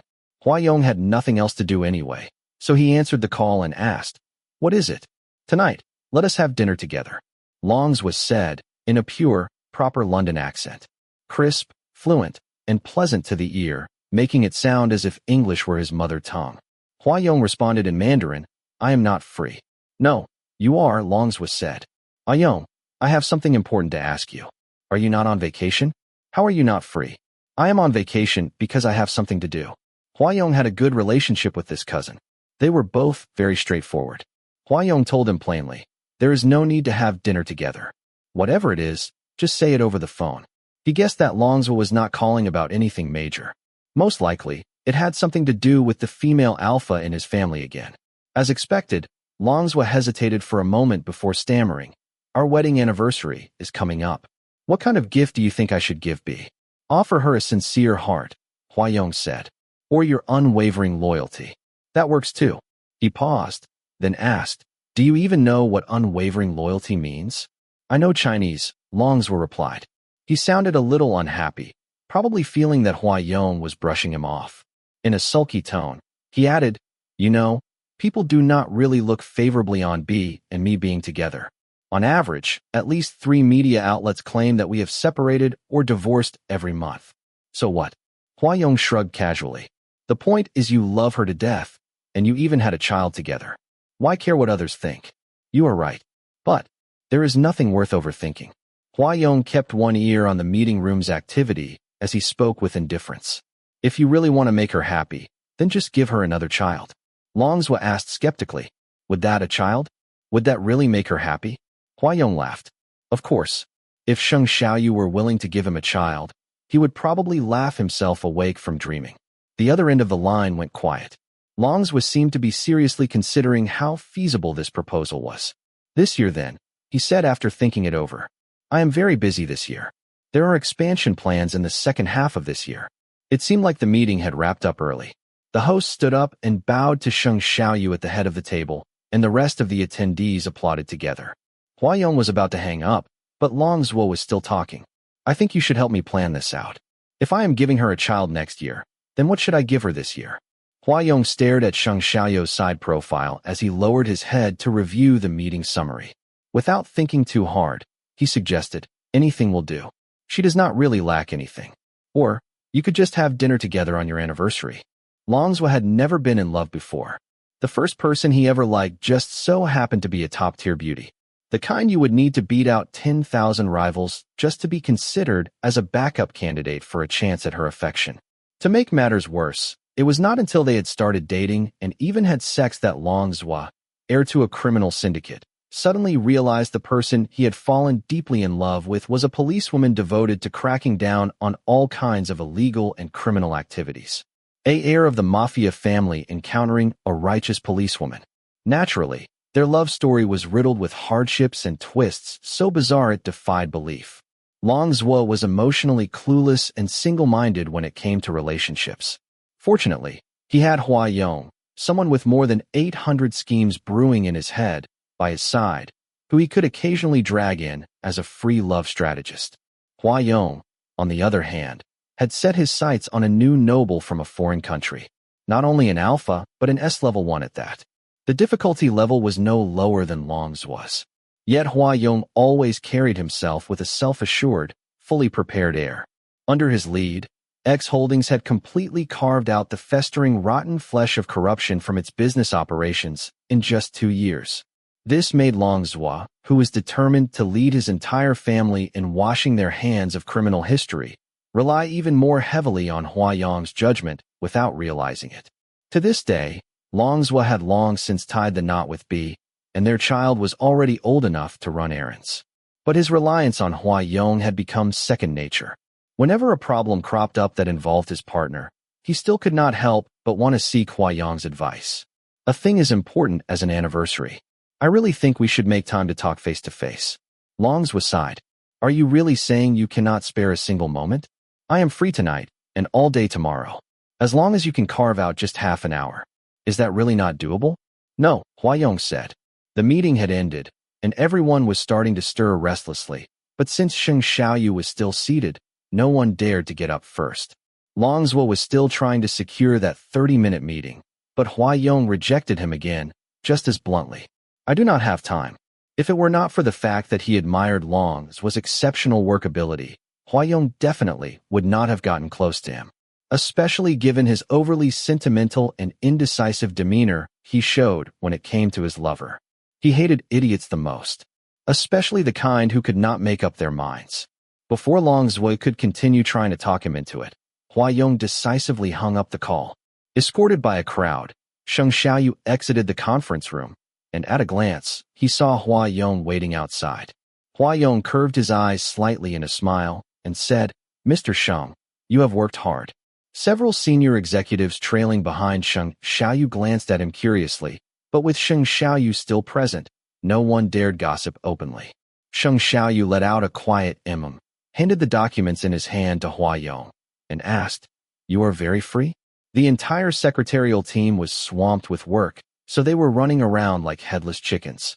So how did this person have the leisure to be standing outside the conference room waiting for it to end? Hua Yong accepted the documents and, under the watchful eyes of the crowd, casually brushed the back of his superior's hand with his fingers. Smiling, he said, I have finished all my work. In full view of his subordinates, having been blatantly flirted with, Sheng Xiaoyu swiftly withdrew his hand with a calm expression and turned his head to call over Chen Pinming. Secretary Chen, he asked, does Secretary Hua not have much to do? Chen Pinming could not afford to offend either of them, so he carefully considered his words before replying. That is not the case. Mr. Hua's workload is about the same as a new intern's. Oh, Sheng Xiaoyu curved his lips into a smile. An intern? You are underestimating our Secretary Hua. Give him more work. Do not let it be said that Shengfang Biotech wastes its talent. Chen Pinming quickly turned to observe Hua Yong's expression. Seeing that he was as docile and well-behaved as ever, showing no hint of displeasure, he finally nodded and responded affirmatively. Hua Yong, still holding Sheng Xiaoyu's documents, followed him into the office. Once the door was closed and it was just the two of them, he placed the files on the desk, then leaned in stickily against Sheng Xiaoyu's back, whispering into his ear. Mr. Sheng is so fierce. With Hua Yong pressed so close, Sheng Xiaoyu's breath hitched slightly. He paused for a few seconds before saying, Shengfang Biotech does not keep idle people. But I work hard every day, Hua Yong declared shamelessly. And what exactly are you working hard on? Serving in bed. Sheng Xiaoyu was speechless. At precisely 6:30, just as it hit the end of the workday, Sheng Xiaoqing's call came through right on time. Hua Yong dismissed the driver and took the driver's seat himself, seemingly ready to work overtime voluntarily and act as a free chauffeur for Sheng Xiaoyu. No matter what, Sheng Xiaoyu could not let the head of X Holdings go hungry. He had no choice but to tell Sheng Xiaoqing, I am bringing an extra person last minute. Sheng Xiaoqing froze, then immediately asked, "Who?" His reaction was far too strange, as if he were going to face a great enemy. Sheng Xiaoyu could not help but frown. "Is that inconvenient for you?" "No, not at all," Sheng Xiaoqing answered quickly, as though afraid Sheng Xiaoyu would change his mind and cancel at the last minute. He added in explanation, "We have never had dinner alone as brothers. Who are you bringing? Do not tell me you are bringing Chen Pinming?" "No." Sheng Xiaoyu leaned against the passenger seat's headrest and glanced sideways at Hua Yong's refined, delicate profile, and replied, "This is your future sister-in-law." Screech. The luxurious car came to a sudden halt with a sharp, ear-piercing screech of the tires against the road. The inertia flung Sheng Xiaoyu forward, and he immediately glared at Hua Yong. "Do you even know how to drive?" "Huh." On the other end of the line, Sheng Xiaoqing was thoroughly confused. "I was not talking to you." Sheng Xiaoyu sat upright again and raised the phone back to his ear. "We will be there in half an hour. You go ahead and order first." With that, he ended the call and turned to settle the score with Hua Yong. "Why did you slam the brakes?" "Red light." Hua Yong looked straight ahead, his expression focused, as if asking casually, "Mr. Sheng is willing to acknowledge me now?" Though his face was calm, Sheng Xiaoyu knew he was not as composed as he looked. Because the moment the light turned green, Hua Yong even shifted into the wrong gear. He stomped on the accelerator while still stuck in P. The engine roared uselessly in place, and the car did not move an inch. Only when the car behind them leaned on the horn, blaring wildly, did Hua Yong finally shift into D and slowly ease the car forward. As a driver, his performance was terrible, but for some reason, Sheng Xiaoyu found him a little adorable. He said, "It depends on your performance." "I will perform very well," Hua Yong promised. Sheng Xiaoyu lifted his chin slightly, pointing at the steering wheel. "But right now, you are doing pretty average." Really?" His rare moment of clumsiness amused Sheng Xiaoyu, who let out a soft laugh. Mr. Hua's driving skills are not all that impressive. Hua Yong did not think his driving was poor at all. Objectively speaking, his driving skills were extremely impressive. At the age of 18, he had even won the ranking in the Formula One World Championship anonymously. But in front of Sheng Xiaoyu, he still admitted, "I have not really been driving much lately." Just as he finished speaking, the phone resting on the center console let out a few short, low beeps. Beep, beep, beep. Hua Yong glanced at the screen and saw that it was the system's built-in anti-tracking device triggering an alert. His gaze sharpened for a split second. "Phone call?" Sheng Xiaoyu asked. Hua Yong shook his head. "Just some boring people." Once they were on the highway out of the city, traffic thinned. Hua Yong pushed the speed to the legal limit, and what was supposed to be a 30-minute drive was cut down to 25 minutes. They arrived earlier than expected. The car rolled to a smooth stop in the empty parking lot. Hua Yong pulled out an inhibitor patch from who knew where and carefully stuck it on the back of his neck using the rearview mirror. "My pheromone is a little on the strong side," he said as he turned his face slightly, flashing Sheng Xiaoyu a gentle smile.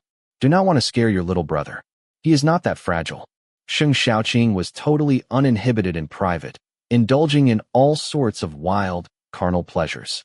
There is no way a mere AA relationship could possibly scare him off. Nevertheless, Hua Yong did not think so. No matter how debauched Sheng Xiaoqing was, he was still Sheng Xiaoyu's family after all. Even if this future brother-in-law was a scumbag, for Sheng Xiaoyu's sake, he did not want to come across as disrespectful.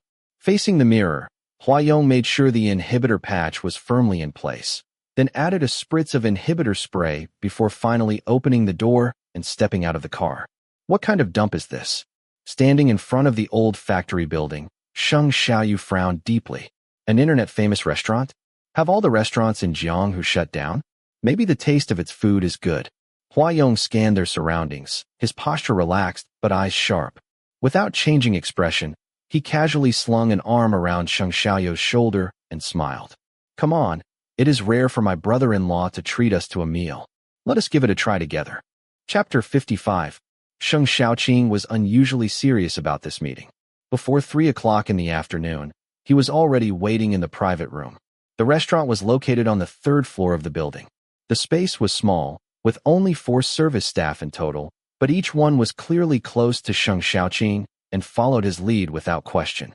Sheng Xiaoqing was extremely curious about this future sister-in-law that Sheng Xiaoyu had mentioned. He knew very well that Sheng Xiaoyu was not the sentimental type. After all these years, forget the word sister-in-law. Sheng Xiaoyu had never once publicly acknowledged any romantic partner. But just recently, rumors had been flying through Jianghu's elite second-generation circles. Sheng Xiaoyu had gotten into a fight with HS Group's Shun Wanlang over an Omega in public. Sheng Xiaoqing was extremely curious about this Omega, who could make the usually indifferent Sheng Xiaoyu lose his temper and fly into a rage for their sake. And the moment he saw Hua Yong, Sheng Xiaoqing deeply felt that the fight Sheng Xiaoyu had gotten into was absolutely fucking worth it. To die beneath the peony flower, even as a ghost, one would still be romantic. For an Omega this stunningly beautiful, forget a one-on-one fight. If winning the heart of this beauty meant an all-out brawl, a brutal melee, or even a battle to the death, it would still be worth it. It was just that. Staring at the transparent inhibitor patch on the back of Hua Yong's pale neck, Sheng Xiaoqing thought with some regret. I just wonder, what exactly does this little thing's pheromone smell like? Under Sheng Xiaoqing's heated and borderline presumptuous gaze, Hua Yong silently followed behind Sheng Xiaoyu and took his seat. Upon seeing Sheng Xiaoqing, his crescent moon-like eyes curved gently, and a light smile appeared on his face. Hello there. Hello. Sheng Xiaoqing stood up and extended his hand to Hua Yong. I am Sheng Xiaoqing. I have heard a lot about you. Their hands met in a light handshake. The little Omega's slender, soft fingers, warm and smooth in his palm, made Sheng Xiaoqing's mind stray in 1,000 wicked directions. Sheng Xiaoqing licked his lips.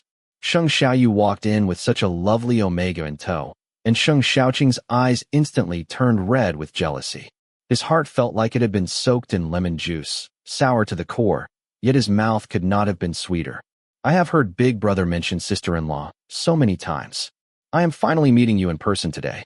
Hua Yong withdrew his hand, his smile growing even gentler. Really? Mr. Sheng often talks about me? Yes, absolutely. Sheng Xiaoqing pulled out a chair and gestured toward Sheng Xiaoyu and Hua Yong.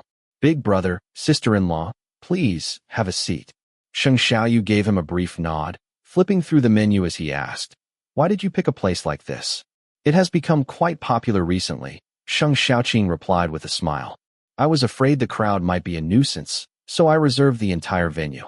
Sheng Xiaoyu gave a nonchalant "oh" and casually remarked, would have been better to invest the money in something worthwhile. This restaurant's interior really was subpar, hidden away in some remote industrial park, with a menu that looked downright ordinary. It was not really worth the trouble of booking the entire place to eat.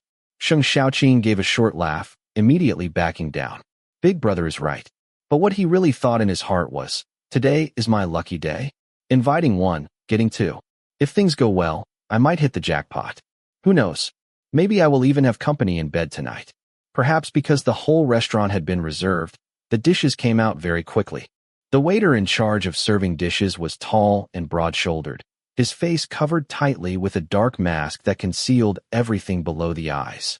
Those eyes, however, darted around restlessly, giving off an untrustworthy and shifty impression. The dishes he brought out were unappealing both in appearance and taste. Hua Yong took a sip of the soup and immediately frowned. This restaurant, with such poor quality, Sheng Xiaoqing actually specifically chose it for his first private dinner with Sheng Xiaoyu? That was truly absurd. Thinking back to the moment when the dishes were served, the waiter's wandering and furtive eyes made Hua Yong even more suspicious. He held his chopsticks loosely in one hand, resting his chin on the other palm, his gaze fixed on Sheng Xiaoqing, who was raising his glass to invite Sheng Xiaoyu to drink. Sheng Xiaoqing and Sheng Xiaoyu clinked their glasses, but Sheng Xiaoqing's eyes kept darting toward Hua Yong. This really was a rare treasure, so beautiful that one could not tear their eyes away. Even the way he rested his chin on his hand and looked over was as stunning as a specially posed portrait painted by William Eddy. Sheng Xiaoqing stared, eyes glazed with longing, his heart growing more unsettled by the second. He turned his head away, refilled the wine glass Sheng Xiaoyu had just emptied, and forced a smile through gritted teeth, saying, Big brother, after all these years, it is not often we get to share a meal like this. Let your little brother toast you again. Sheng Xiaoyu had already downed several glasses, and his mouth was starting to feel bitter. He picked up a chopstick full of vegetables to cleanse his palate, only to nearly gag from the salt. This flavor? and they dared to call it an internet-famous restaurant? If it were not for the remote location and cheap rent, the place would probably have gone bankrupt in less than 3 months. Sheng Xiaoyu was starting to regret bringing Hua Yong along. This little ancestor had delicate features and an even more picky palate. From the moment they sat down until now, he had taken only 1 sip of the soup and had not touched a single dish since. Sheng Xiaoyu knew they were leaving this place half-hungry for sure. He was thoroughly annoyed that Sheng Xiaoqing had chosen such a trash restaurant and voiced his displeasure by blaming Hua Yong instead. "I told you not to come, but you insisted on tagging along anyway. Tastes good?" Hua Yong bit gently on the tip of his chopsticks, smiled at him as if no one else were around, and deliberately went against him. "It is delicious." "Oh yeah?" Sheng Xiaoyu took it upon himself to ladle out a bowl of soup for him and pushed it in front of him. "Then eat more." Greasy chicken fat floated in the cold soup, so unappetizing it was hard to even look at. Hua Yong lowered his head, using his spoon to gently skim away the congealed layer of oil on top. He scooped up a clear spoonful of broth and obediently brought it to his lips, swallowing it quietly. After drinking, he did not forget to blink sweetly at Sheng Xiaoyu and thank him. "The soup Mr. Sheng served is really delicious." "Thank you, Mr. Sheng." The old drunkard's intention was not on the wine. Sheng Xiaoqing had not had much appetite to begin with, and now, watching Sheng Xiaoyu and that stunningly beautiful little Omega exchange flirtatious glances like this, he completely lost any desire to eat.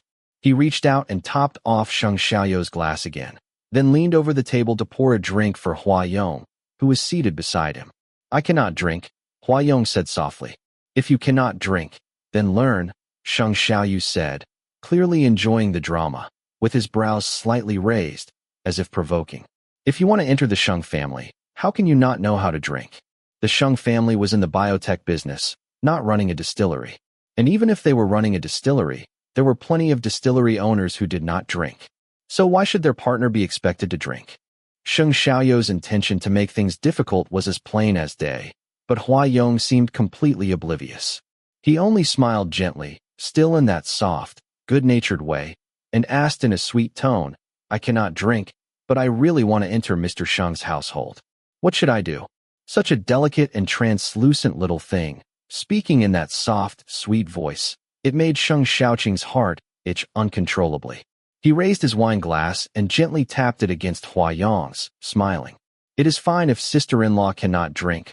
Let big brother drink for you." "How could that be?" Hua Yong was still smiling, eyes glittering as if tiny hooks were hidden in them, catching and tugging at people's souls. But that pair of eyes only ever looked at Sheng Xiaoyu alone. "If Mr. Sheng drinks too much and feels unwell, I would be heartbroken." Sheng Xiaoyu was already used to his mouthy quips, so he did not feel too embarrassed. Instead, he laughed at him. So many excuses just to avoid a drink. Sheng Xiaoqing jumped in to smooth things over again. He is an Omega, after all. It is perfectly normal not to drink. Omega? Sheng Xiaoyu acted as if he had just heard the funniest joke in the world, and turned to ask Hua Yong. "Mr. Hua, is that so?" Hua Yong followed the line of his question with an easy grace. "If Mr. Sheng says so, then it must be." In all of Jianghu, there were few people who could get Sheng Xiaoyu to respectfully use a formal address. This one Mr. Hua made Sheng Xiaoqing's heart jolt for some reason, but he quickly convinced himself he was overthinking it. Most likely, it was just some sort of nickname between lovers, part of their flirtation. What could a little Omega with wrists thinner than a rolling pin possibly accomplish? If it were not for the affection he offered him in bed at night, how could he ever be worthy of Sheng Xiaoyu addressing him as Mr. Hua? Sheng Xiaoqing continued to scrutinize Hua Yong. His face was like powdered porcelain, gaze lowered, the high bridge of his nose leading to lips so perfectly shaped they were practically seductive. For a moment, Sheng Xiaoqing's thoughts drifted far, far away. Perhaps sensing the increasingly presumptuous gaze, that beautiful little Omega suddenly lifted his eyes and looked over slowly. The dark eyebrows set against a pale face were like ink splashed on snow. So stark, so jarring, that those smiling eyes beneath them now seemed to carry a strange chill. That cold, sharp gaze brushed across Sheng Xiaoqing's face like the striking of a bell, dong, and the sound reverberated straight into his heart. Sheng Xiaoqing was rattled by that chilling gaze. His heart gave a sudden tug, but his mouth only grew sweeter, like honey spread thick with every word. Sheng Xiaoyu was entirely off guard around him. But Huayong only felt that this brother-in-law was nothing more than a hypocrite with honeyed words and a vulgar soul, utterly dull and beneath contempt. Truly, even a dragon births 9 sons, each different from the last. To think his Mr. Sheng, so kind, powerful, and proud, would actually have such an unsightly half-brother. TSK. The thought that he would one day have to patiently endure being relatives with someone like this gave Huayong an immediate headache. If it were not for the sake of maintaining a good relationship with his beloved Alpha's younger brother, he would have long since chopped off the hand-pouring drinks for Sheng Xiaoyu and turned it into fertilizer for the flowers. Sheng Xiaoqing kept pushing drinks on them.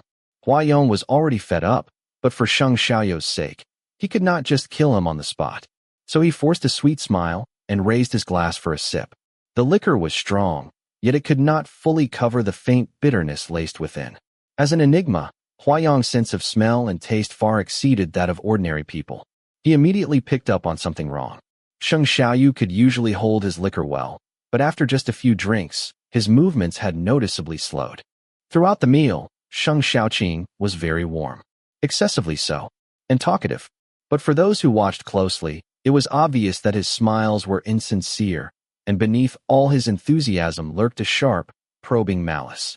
At first, Sheng Xiaoyu forced himself to respond with a few words here and there, but later, he gradually fell silent, his gaze growing increasingly dazed. Huayong kept that sip of wine in his mouth, quietly moved his fingers toward his phone, and silently switched on the video recording function. "Big brother seems to be drunk," Sheng Xiaoqing remarked.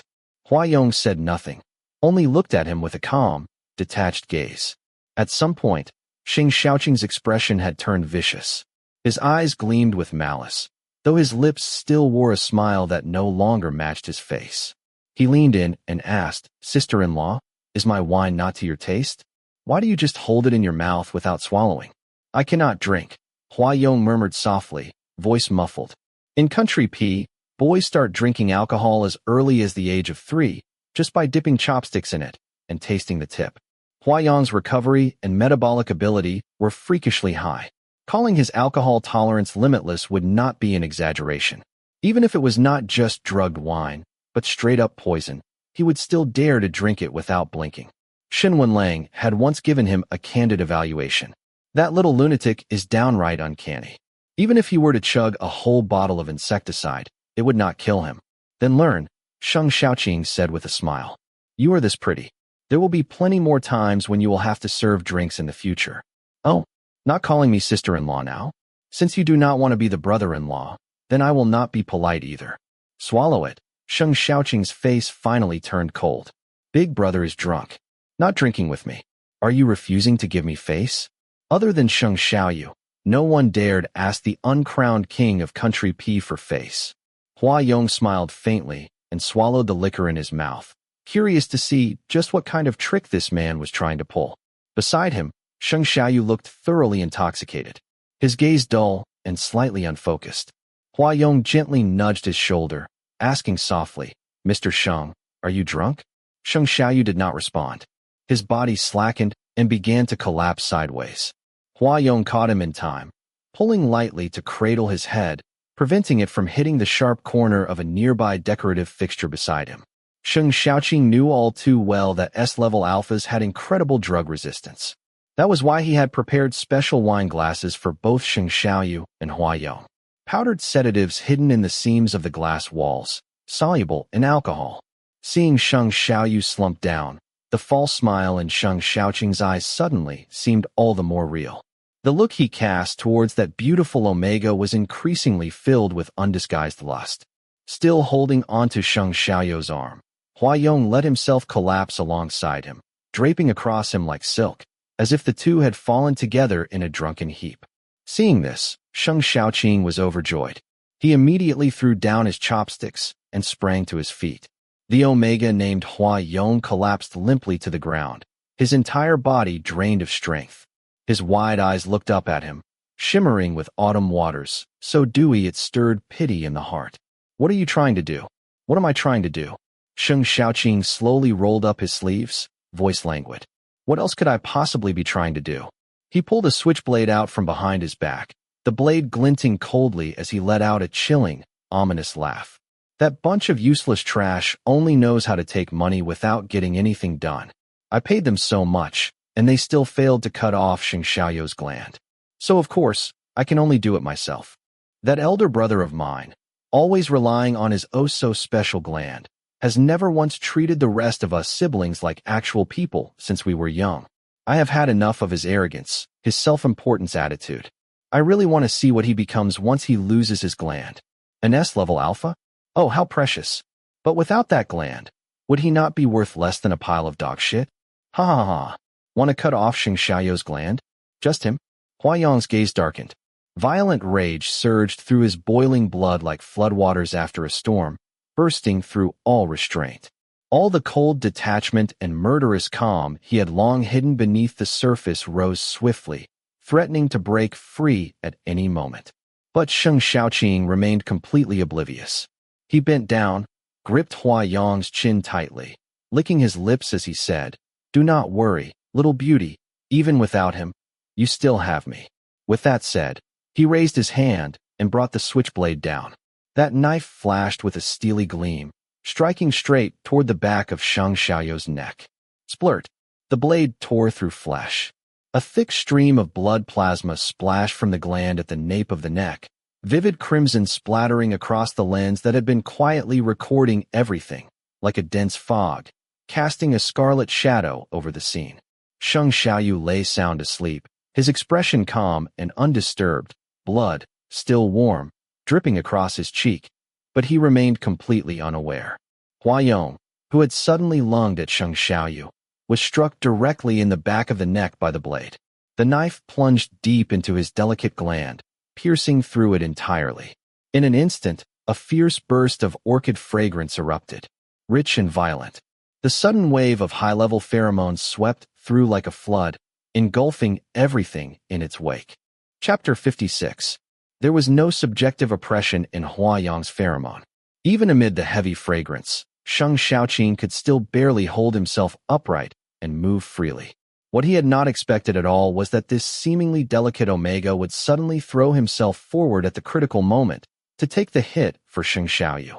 Even more beyond his imagination was that this exquisitely delicate little beauty, who looked like a porcelain doll, was not even an Omega, but an Alpha. But once the bowstring is released, the arrow cannot be taken back. The blood-streaked dagger felt heavy in his hand, a constant, weighted reminder that there was no turning back now. Sheng Xiaoqing gritted his teeth and let out a furious roar. He raised the knife and lunged again toward Sheng Xiaoyu. But unexpectedly, just as he did, a sudden numbness shot through his wrist, causing the blade to veer off course. Zheng, dong! A flash, swift as lightning, struck Sheng Xiaoqing's arm. His entire limb instantly went numb. The dagger slipped from his fingers and was flung straight out of his grasp. Clatter! A ceramic chopstick holder, used like a hidden weapon, tumbled across the floor. Huayong slowly straightened up, turning toward the camera with a pitiful look. He said in a soft, aggrieved voice, "Mr. Sheng, you saw it too, did you not?" He made the first move. "I was just acting in self-defense. How can you still be fine?" That beautiful face, pale from blood loss, was nearly translucent. And yet, it was that icy, composed expression on Huayong's face that made Sheng Xiaoqing's hair stand on end instinctively. The instinct of living beings to fear the strong prevailed, a primal recognition of danger. He felt afraid, so afraid that he could hardly stand steadily. Staggering backward, he stammered, "No way. That is impossible. How could this be?" Huayong reached out and hit pause on the recording. The corners of his lips, which had maintained a slight, gentle curve, suddenly flattened. His voice turned razor-sharp, cold as frost. "What is impossible?" "Ka." The absolute superior cracked his knuckles lightly. Huayong reached back and peeled off the inhibitor patch, now soaked with blood and torn flesh, from the back of his neck. His face was expressionless as he said coldly, "Someone as revolting as you, worse than a cockroach, actually shares half the same blood as Mr. Sheng? There is nothing more absurd in the world than this. If you can be Mr. Sheng's brother, then tell me, what else in this world is not possible?" Huayong let out a soft chuckle. "You are really shameless, actually daring to say, even without him, you still have me." Even without him, what use would I have for you? Keep you around to dry into cured meat for New Year's? He hated eating cured meat the most. The situation took a sharp and sudden turn. Sheng Xiaoqing did not even have time to react before the upper hand was already lost. The pale-faced, beautiful young man before him seemed entirely devoid of pain. Blood streamed down from the wounded gland at the back of his neck, soaking into his clothes at a rapid rate. The floor beneath him was soon slick with crimson, like a bottle of thick red wine had been violently spilled. And yet Huayong's expression never changed, as though bleeding and being wounded were just part of his daily routine. At the moment the camera had been turned off, the once fragile-looking young man no longer furrowed his brows. He looked like a mechanical doll, perfectly carved, utterly emotionless. Sheng Xiaoqing felt a chill crawl up his spine. Forcing himself to appear calm, he roared, "All I want is Sheng Xiaoyu dead. If you know what is good for you, then get the hell out of my way." Huayong suddenly looked up. His gaze turned razor-sharp, ruthless. Blood smeared across his pale cheeks. He looked almost inhuman. A terrifying chill pierced straight through Sheng Xiaoqing's heart like a barbed arrow. An unprecedented huge pressure overwhelmed him. Every hair on his body stood on end. Even his teeth chattered uncontrollably. With his gentle smile fading, the delicate and radiant beauty suddenly turned sharp and dangerously sinister. His bloodless lips opened and closed gently as he spoke. "I have been polite to you all this time because you are my brother-in-law. But you dared to aim for Mr. Sheng's life and even ruptured my gland. Though it will heal soon, it hurts a lot. So, Xiaoqing, you are in big trouble now." Aside from the act of marking, damage to a gland from any sharp object was considered a fatal injury. There was no such thing as "it will heal soon." There were so many alphas and omegas in the world. Cases of accidental gland injury or rupture by foreign objects were plenty. But up to now, not a single one had seemed to survive. Yet, if the person in question was this young man standing before him, Sheng Xiaoqing could not help but believe. He might actually recover quickly, because he looked like a monster. Drugs, blood loss, gland damage. It seemed that all those terrifying disasters were insignificant to him. The instinct of survival gave Sheng Xiaoqing no time to think. He turned and fled, nearly crashing through the door in desperation. Huayong pressed a hand to his gland.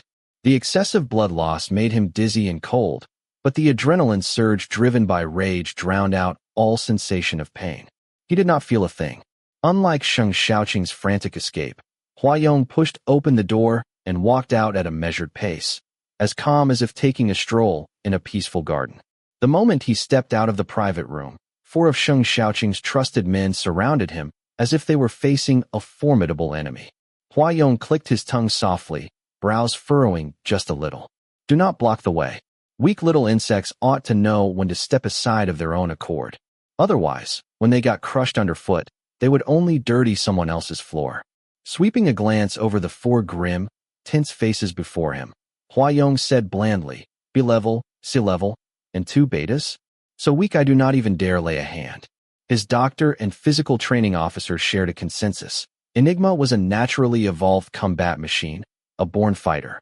The adrenaline surge from battle and the urge to torment allowed Enigma to overcome any obstacle. Huayong had undergone rigorous training, learning to suppress the physiological instinct to torture or abuse the weak. This was crucial for Enigma, who represented absolute power. Because in front of Huayong, all other humans were weak. Suppression was 10,000 times harder than release. A bright flame of fury lit up in the depths of Huayong's eyes. One provocation after another had completely enraged him. The fury surged dangerously beneath the surface like molten lava. Only his formidable self-control kept it from erupting. "Do not resort to violence. You must not strike. Mr. Sheng will be displeased. Killing is a crime." He warned himself, slowly crossing his arms to keep his hands from reaching out and crushing these ants who dared surround him. His movements were exceptionally slow. So slow it was eerie, sending chills down the spines of those watching. "I do not want to fight," Huayong said. "So could you please make way? I just want to give Sheng Xiaoqing a little lesson." He lifted his pale, slender hand, long fingers pinching the air to indicate a narrow gap. "Very small, I promise." The 4 people present were all overwhelmed by the terrifyingly high level of his pheromone scent. It was like a group of antelopes coming face to face with a lion. None of them dared to move. They huddled together for safety, terrified that even a single step would provoke the enraged predator into tearing out their vulnerable throats. Any volunteers? Huh. No one wants to make way. Hua Yong shrugged, then leisurely took out his phone from his pocket and dialed a number. One that had been tracking his location all along. A cheerful ringtone rang out under the same roof, skipping playfully through the air. It was a nursery rhyme meant to coax little children. Daddy always praises me, praises me. I have a pair of magical hands, magical hands. I can do everything, everything. Wash my clothes, wash my hankies. Mend my socks, sew my buttons. Do everything by myself, by myself. The four men encircling Hua Yong exchanged uneasy glances with each other, beads of sweat gathering at the tips of their noses from the tension. It was like a scene straight out of a horror film. An abandoned industrial park, a secluded dining location, a high-level alpha drenched in blood, and a creepy children's nursery rhyme echoing from nowhere. Everything was so absurd, so bizarre, it crossed into the realm of the surreal. Hua Yong ended the call, pursed his colorless lips, and sighed. Stalking someone, but do not know that the phone needs to be muted? What are you doing? Shua. A black shadow streaked by at lightning speed, its figure swift as a bolt. B and the little one went to the amusement park. Something might come up and they could call me, so I was afraid I would miss it, so I did not put the phone on silent. The four lackeys stared wide-eyed at the man who had seemingly descended from the heavens. He was clad in a long black robe, lean and strong as iron, resembling a swordsman from ancient chivalric novels who had traveled through time. What caught the eye even more was the ferocious five-clawed golden dragon emblazoned across his chest. Longzhua, Hua Yong said, since you are here, then I will not make a move. I am very angry right now, and they are too weak. I am afraid if I so much as lift a finger, I will accidentally kill them all. So, would you please help me take care of this little problem? Perhaps to show a semblance of democracy, the little emperor who ruled with an iron fist at X Holdings even made a symbolic gesture of asking for his opinion. Is that all right? Longzhua hesitated for a moment before murmuring, but B does not let me fight casually. Casually? Have you forgotten who helped you get the wife, the kid, and the warm bed at home? Helping me out, is that casual fighting? I guess not, said Longzhua, who had a deep love for martial arts and suddenly found this acceptable. Oh right. He reminded Hua Yong. There is another one still running away outside. Do you want to go after him? Yeah, that one is a relative of our Mr. Sheng. I will entertain him personally. Longzhua nodded, staring at the blood on Hua Yong's body, furrowing his brow as he asked, was it caused by the one who ran away? Hua Yong did not answer. He simply said, what rotten luck. Stuck with that kind of relative. While the two of them spoke so calmly, as if chatting idly about household matters, the four waiters had already lost their nerve. They exchanged a glance and suddenly lunged. Not at Longzhua, but at Hua Yong, who looked comparatively easier to deal with. Hey, do not go seeking death, Longzhua thought. Even hitting me would have been better than provoking him. Hua Yong's expression darkened in an instant. Crack. The restaurant's window glass shattered with a sharp crack, and an overwhelming tide of oppressive pheromones surged outward indiscriminately. The ceiling lights swung violently. Even the floor trembled faintly underfoot. The damaged gland was like a riverbank bursting during flood season, and the brutal, suffocating pressure poured out in an unrelenting wave. Almost at the same moment, Longzhua covered his mouth and nose and leapt backward in a flash, his retreating figure as swift as a streak of black lightning. You handle this yourself here, and I will help you block the other one. Just as the words left his mouth, the orchid-scented pheromone exploded like wild grass in a storm, choking the breath of everyone present in the room. Good thing Longzhua had moved fast. If he had been even a second slower, he too would have been overwhelmed by the terrifying concentration of pheromone. The restaurant was located on the third floor. Longzhua searched floor by floor downward and eventually found Sheng Xiaoqing, who was frantically running down, at the corner of the staircase on the first floor landing. The entire complex had only a few offices still operating. There were barely any people around. The empty corridor echoed loudly with hurried footsteps. Tap, tap, tap, tap, tap, tap. Sheng Xiaoqing did not dare use the elevator. He bolted down the stairs, floor by floor. When he reached the landing between the second and first floors, he suddenly saw Longs was standing at the stairwell's corner. The fierce-looking young man leaned against the handrail of the stairs with a casual air, glancing up at him leisurely. He was tall and slender, his features sharp and cold. He looked vicious, not someone easy to talk to. However, the scent of the milk candy-flavored pheromone gave him away. This was not some ferocious alpha. He was a naturally weak Omega. Chapter 57. Get out of the way. Sheng Xiaoqing's face twisted with fury. Longs was straightened up, Pa. His long robe flared as he lifted the hem with a flick, and he spoke to him deliberately, word by word. Please, enlighten me. His Chinese etiquette was meticulous, even offering a formal bow. His Mandarin was articulate, tones precise, his pronunciation crisp and clear. But it was also overly proper that it came across stiff, lacking the fluid ease of a native speaker. Sheng Xiaoqing looked at the Omega blocking his way and decided he was probably some delusional maniac obsessed with Chinese wuxia. He roared in anger, "Get lost. Do not block my fucking way." Longswood did not budge. He widened his eyes and looked at him calmly. "But, you seem to have a conflict with my younger cousin. I cannot let you leave." Longs was Alpha. B.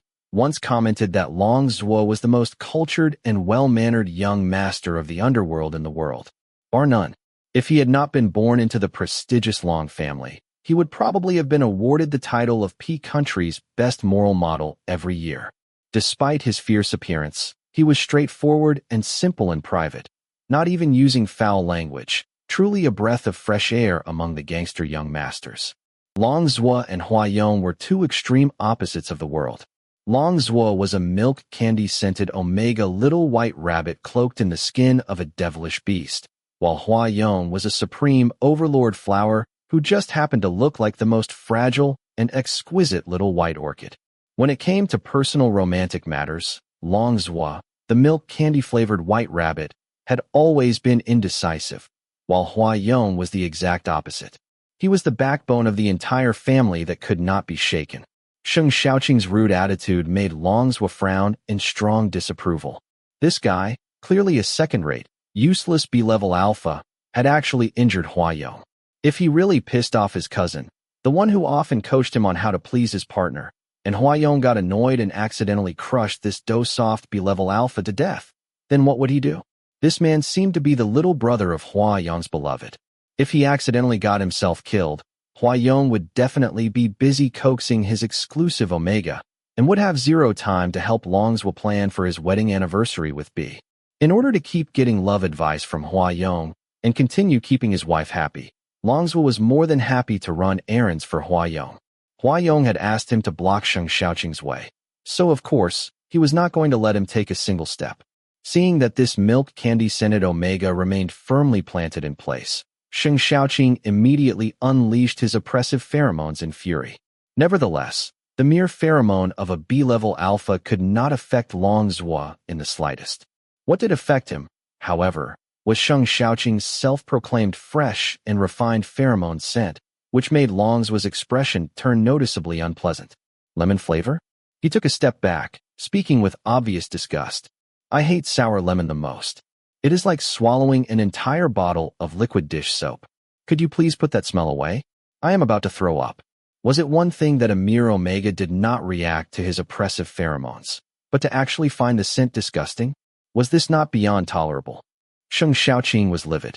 Eyes reddening with rage, he pulled a handkerchief from the side of his pants leg. The dark muzzle of the gun aimed directly at Long Zhuo's face, far more effective than any pheromone pressure.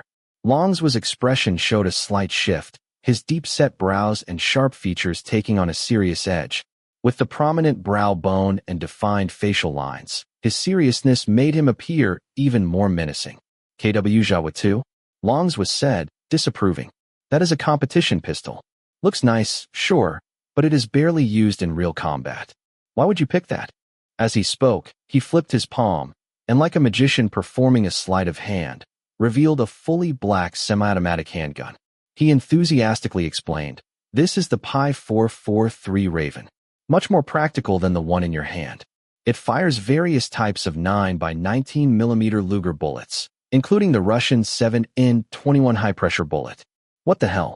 He is being held at gunpoint, and not only does he remain calm, he whips out an even more badass gun on the spot. Is this guy's brain circuit really normal? Sheng Xiaoqing clenched his teeth, his rage distorting his face. Longs was spread his hands as if entirely unaware of the rising tension, sincerely and earnestly recommending. You could try this one out sometime. If you are interested in buying it, I can pass you the WeChat of my subordinate. He thought for a moment and politely added, considering we will be relatives in the future, I will even give you a discount. Sheng Xiaoqing could not take it anymore and, click, loaded the gun with a cold snap of metal. I meant I will give you a discount on the gun, not that I would break your legs, Long Zhuo explained patiently. This gun never gets discounted. If you do not believe me, you can go ask. Ask who the hell? Ask the guy who sold you your gun, Long Zhuo said, as if it were the most obvious thing in the world. Then, he kindly added, but considering guns are banned in Jianghu, it is probably best if you do not ask. A vein throbbed at Sheng Xiaoqing's temple. He felt like he had walked into some utterly ridiculous dream. Only in dreams could he ever manage to gather them all at once. An Omega who could still bounce around after being dosed with a massive amount of sedatives. That ultra-high-level alpha who looked like an Omega yet survived even after having his gland ruptured. And now, this one standing before him. An Omega with a milk candy scent, whose brain seemed wired differently from that of ordinary people. So calm, even with a gun pointed at him, that he continued pitching firearms and enthusiastically discussing weapon configurations. Unable to contain his fury, Sheng Xiaoqing once again continued to unleash an extremely high concentration of oppressive pheromone towards the Omega, the scent of sour lemon growing thicker and more pungent. The cloying scent of an unfamiliar alpha's pheromone made the already married Long Zhuo feel utterly offended. The female alpha he loved was narrow-minded but had a fiery temper. She absolutely hated the smell of other alphas on him the most. The whole world loved to gossip that she had married a beast, calling it a classic case of Beauty and the Beast. People everywhere loved to chirp about how such a beautiful Omega should not be ruined by such a rough alpha. But only the two of them knew the truth. Long Zhuo was actually the Omega, the one being thoroughly devoured. And he was milk candy scented at that. His tough exterior and cold, sharp way of handling things fooled everyone. But that scent of milk candy pheromone made Sheng Xiaoqing let his guard down. Just an Omega, nothing to fear. Sheng Xiaoqing unleashed his oppressive pheromone with all his might, raising the loaded shadow pistol with both hands, aiming the barrel once more at Long Zhuo. Get out of my way. Please do not point a loaded gun at me. Long Zhuo was finally annoyed, his voice turning cold as he snapped in English. It is rude. And another thing. He suddenly lifted his leg and delivered a sharp roundhouse kick, sending Sheng Xiaoqing's gun flying through the air.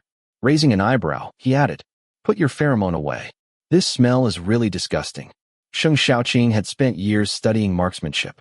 Never in his wildest dreams had he imagined his gun would be kicked out of his hands by a milk candy-scented Omega in a split second. He froze for a moment, then, in utter desperation, lunged to snatch the gun from Long Zhuo's hand. But Long Zhuo was ready. He swung up his arm and blocked him hard, then swiftly transitioned from a palm strike to a clenched fist. His movements sharp as wind, aiming straight for Sheng Xiaoqing's face. Sheng Xiaoqing hastily dodged and reflexively drove his knee upward, aiming for Long Zhuo's liver. But Long Zhuo's fingers moved like they had eyes, shifting his fist into a scissor motion without losing any force. His fingertips grazed Sheng Xiaoqing's neck, numbing it instantly and making his vision spark with stars. What followed was a flurry of blows, rapid and relentless, like pounding rain. The strikes came so fast Sheng Xiaoqing could not even open his eyes. At last, his eyes rolled back, and he collapsed to the ground, unconscious. "You really are addicted to wuxia novels." A voice laced with iciness called out behind him. Long Zhuo turned his head and sure enough, saw Huayong standing on the steps, calmly watching the show. The bleeding on his neck had stopped, and in his arms he was carrying a sleeping alpha, eyes closed, clearly unconscious. That legendary S-level? Long Zhuo withdrew his fists and curiously walked up the stairs, craning his neck to peek at the alpha in Huayong's arms. "What are you, an Omega, looking at?" Huayong was clearly on guard. "He is mine. I never said he was not yours." Long Zhuo took out his phone and proudly flashed his lock screen at him. "Relax, I have my own alpha. His tone was full of boastful pride. On the screen was a stunning beauty, long straight black hair, brimming with allure and dominance. A female alpha both gorgeous and imposing. Hua Yong descended the steps. With each one he took, the solid blue-gray cement beneath his feet cracked into webs of spider-like fissures. The moment he reached Sheng Xiaoqing's side, a half-open ventilation window around the corner suddenly shattered with a sharp crack, shattered by the violent surge of pheromone that exploded outward. The oppressive force was so immense that every shard of glass was crushed into powder. Shattered by Enigma's overwhelming pressure, the glass fragments, so finely crushed they resembled dust, sparkled under the harsh glare of the white, incandescent light. Hua Yong gently used his coat to cover the face of the alpha in his arms, shielding him from the drifting glass particles. Long Zhua, curious about this rare display of tenderness from him, asked, "What is so special about this alpha? Because of him, you have been too busy to even answer my calls. Trying to see you is harder than ascending to the heavens." "Mr. Sheng is good in every way," Hua Yong replied calmly, then shot back a question of his own. "What is so great about your alpha?" At the mention of his B, Long's eyes lit up. "She is great in every way. She is gentle to me, kind, beautiful, and has a strong sense of justice." Oh, right. As soon as he mentioned his partner, Longs suddenly remembered his purpose for coming. "I actually came to ask you something. About our anniversary. Daddy always praises me. I have a pair of magical hands. I can do everything. Wash my clothes, wash my hankies, mend my socks." The phone rang again. Longs glanced down at the caller ID, and the stern expression on his rugged face suddenly melted into something impossibly soft. He took a moment to steady his breathing before answering the call. "Hello, wife. What took you so long to pick up?" Your breathing rhythm is off too." The voice on the other end was sweet and syrupy, but the commanding tone was unmistakable. "You have been fighting again, have you not?" No. Long's face turned instantly tense. He put away the raven, bent down and picked up the shadow pistol he had kicked away earlier, and quickly unloaded the bullets from the chamber one by one. "Still putting up a front," he said stiffly. "This is Jianghu. Everyone is civilized here. Who would just go around fighting like that?" "Well, it was the other person who started it. He was just acting in self-defense. Besides, the opponent was too weak. He had not even torn a layer of skin, did not even mess up a single hair. How could that possibly count as a real fight?" "Oh." His stunning wife on the other end of the line responded lightly, but her tone was still full of suspicion. After a pause, she asked again, "Ozwa, are you sure you did not fight? If you are lying, you do know what the consequences will be, right?" Longswa let out a low hiss, his fingers pausing mid-motion as he continued to dismantle the bullets. He suddenly recalled an incident in Country A. He had gotten into a dispute with people over a batch of goods and ended up with a minor injury. Not wanting to worry the beautiful female alpha waiting for him back home, he lied, saying he had to go on a business trip to another city. As a result, when he was discharged from the hospital, preparing to return home, he was caught red-handed by that very alpha, waiting at the hospital entrance. In the end, Longswa was forced to spend an entire extra day in bed, utterly worn out by the alpha's intense and fierce round of questioning between the sheets. "I am not lying," Longswa said stiffly, forcing himself to speak with determination. "Mama." A soft, syrupy little girl's voice piped up from the other end of the call. "When are you coming home? Today we rode the Ferris wheel. And there was also a singing carousel." Longswa broke into a smile. The coldness between his eyebrows completely melted away, leaving behind nothing but gentleness. "Really? That sounds wonderful. Next time, will you take me along too?" "Okay, Mama." The child chirped, then asked happily, "So when are you coming home?"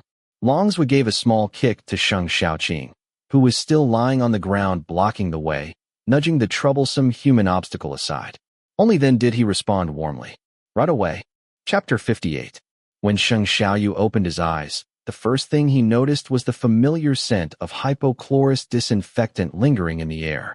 In a trance, he heard a doctor's anxious voice advising, "Mr. Hua, your pheromone gland has sustained serious damage. You need to stay in bed. President Sheng will be waking up soon. Please do not worry. Just go back and get some rest." "Go back. I am not going anywhere." Just help me set up a bed next to Mr. Sheng. But what? But at the very least, you need to let us examine the wound. Theoretically, you should undergo surgery as soon as possible, otherwise. No need for surgery, Hua Yong said firmly. This time is different from the last. It is not a penetrating injury. Besides, my gland is the part with the strongest healing ability in my entire body. This kind of minor wound does not even require stitching. Gland. Injured? Sheng Xiaoyu had a splitting headache, but what puzzled him even more was the strange bloating pain in his abdomen, heavy, aching, and pulsing with discomfort. He could not help but move his arm, using his palm to protect his abdomen, and let out a low, unconscious groan. Swish. Every gaze in the room instantly turned to him. A breeze carrying the scent of orchid rushed toward him. Mr. Sheng, you are awake? Sheng Xiaoyu opened his eyes and met a pale, clear face. He stared blankly for a moment before suddenly recalling that earlier, he had agreed to have dinner with Sheng Xiaoqing. And somehow, he had no idea how. What should have been a simple dinner had landed him in the hospital. His head was dizzy. His body felt heavy. His limbs were like lead, weighed down and unwilling to move. Sheng Xiaoyu's dazed eyes fixed on Hua Yong's anxious face for a moment, then drifted down to the front of his shirt, blood-stained. His scattered gaze suddenly snapped into focus. What happened to you? Hua Yong moved fast, pressing him down gently and reassuring him, I am fine. Take it slow. Sitting up too quickly is not good for your cardiovascular health. Waking up to the sight of Hua Yong covered in blood, that was the real danger to cardiovascular health. Sheng Xiaoyu's heart thudded chaotically, breathing erratically, causing a tight pain in his chest. How did it end up like this? Where is Sheng Xiaoqing? He has already been sent to the police station. Chang Yu, who had been standing off to the side, took over calmly.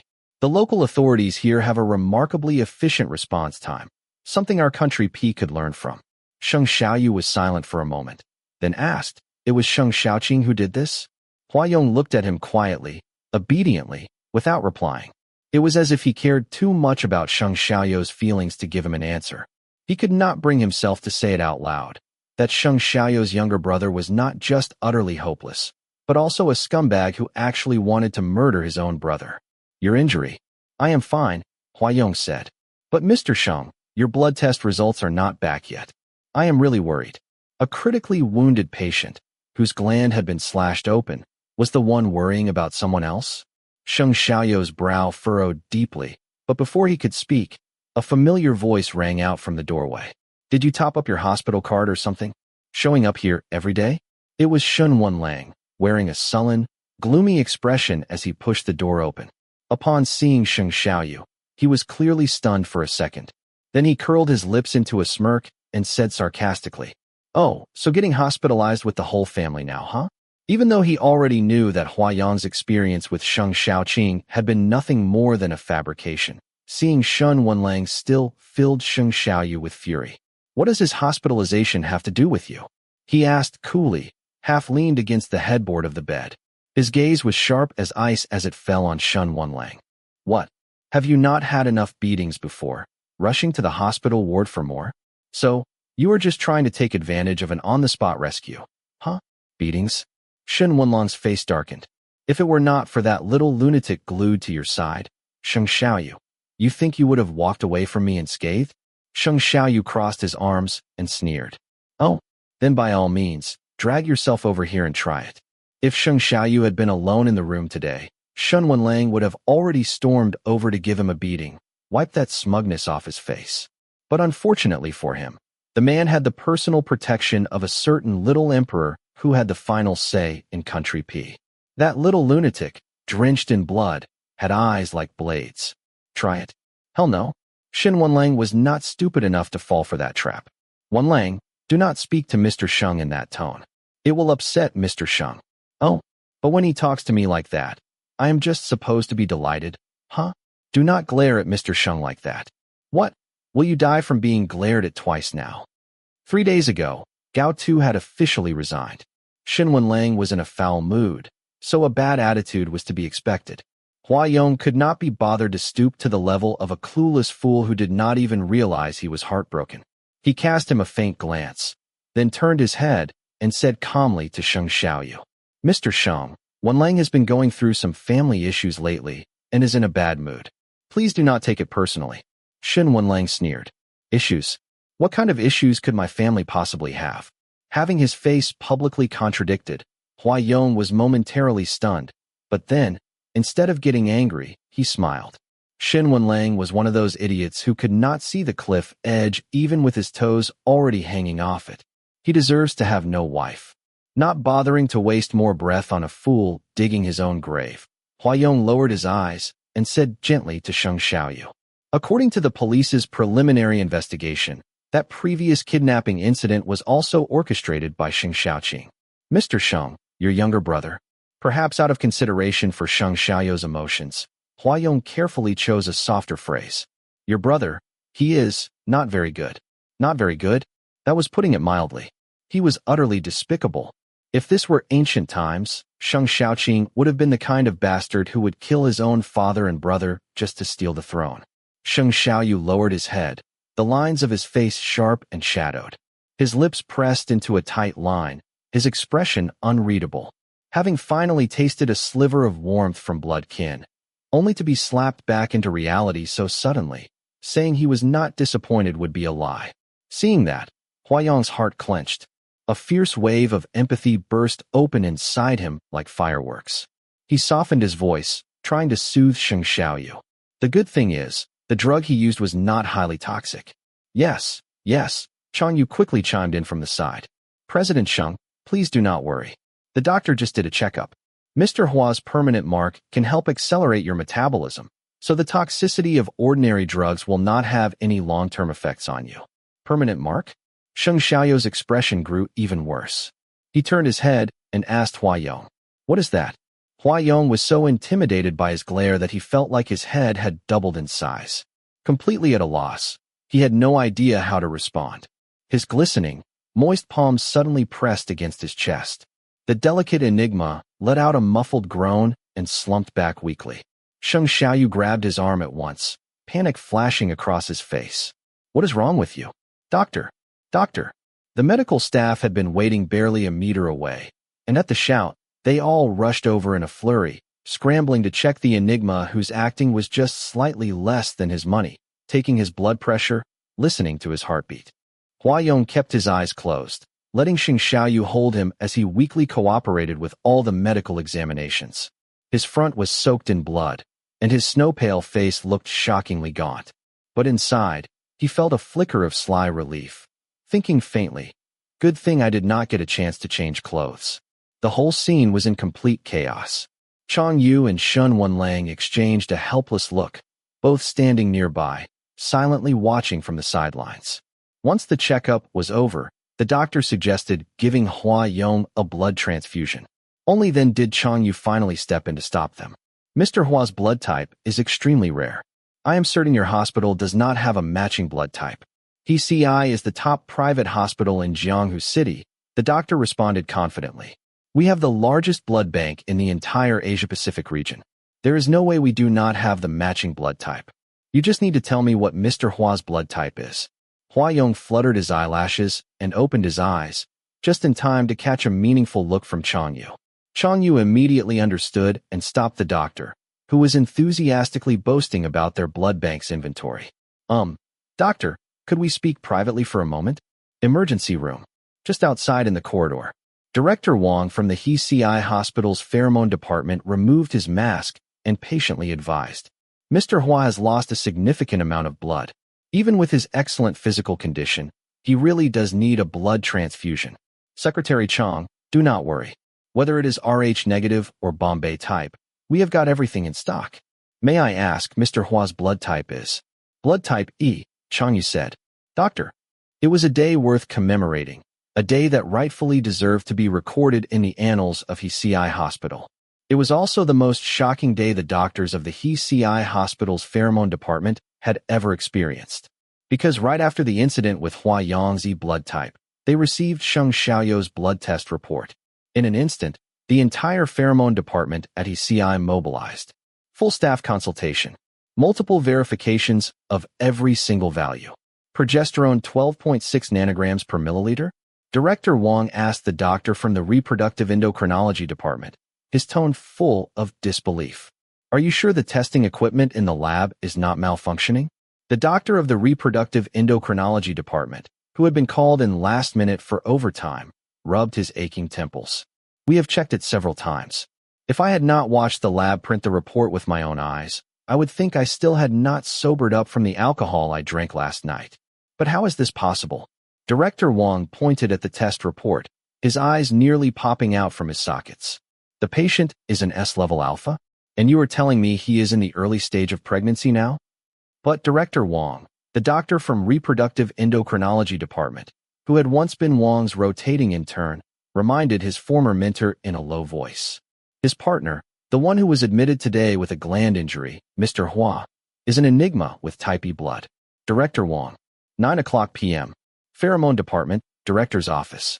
Being stared at by an Enigma, a being that previously only existed in popular science books, put even the highly experienced Director Wong under immense pressure. His expression grew increasingly solemn. He pointed to the blood test report laid out on his desk and asked in a low voice, "The patient himself does not know yet?" "Yeah." Hua Yong nodded, then asked in return, "Is it confirmed?" His snow-white nape was covered in thick gauze, and the blood loss had left his complexion pale as paper. But his expression was relaxed, even tinged with a hint of joy. "You are sure the blood test report is not wrong?" "Yes." The doctor clearly did not share his light-hearted mood. His tone was heavy, laced with worry. Although Mr. Sheng's metabolism is extremely strong, the residual drug indicators in his blood are far lower than that of a normal person who has been exposed to the same thing. But given the unknown history of the drug, I still advise that you make this decision carefully. Carefully decide what?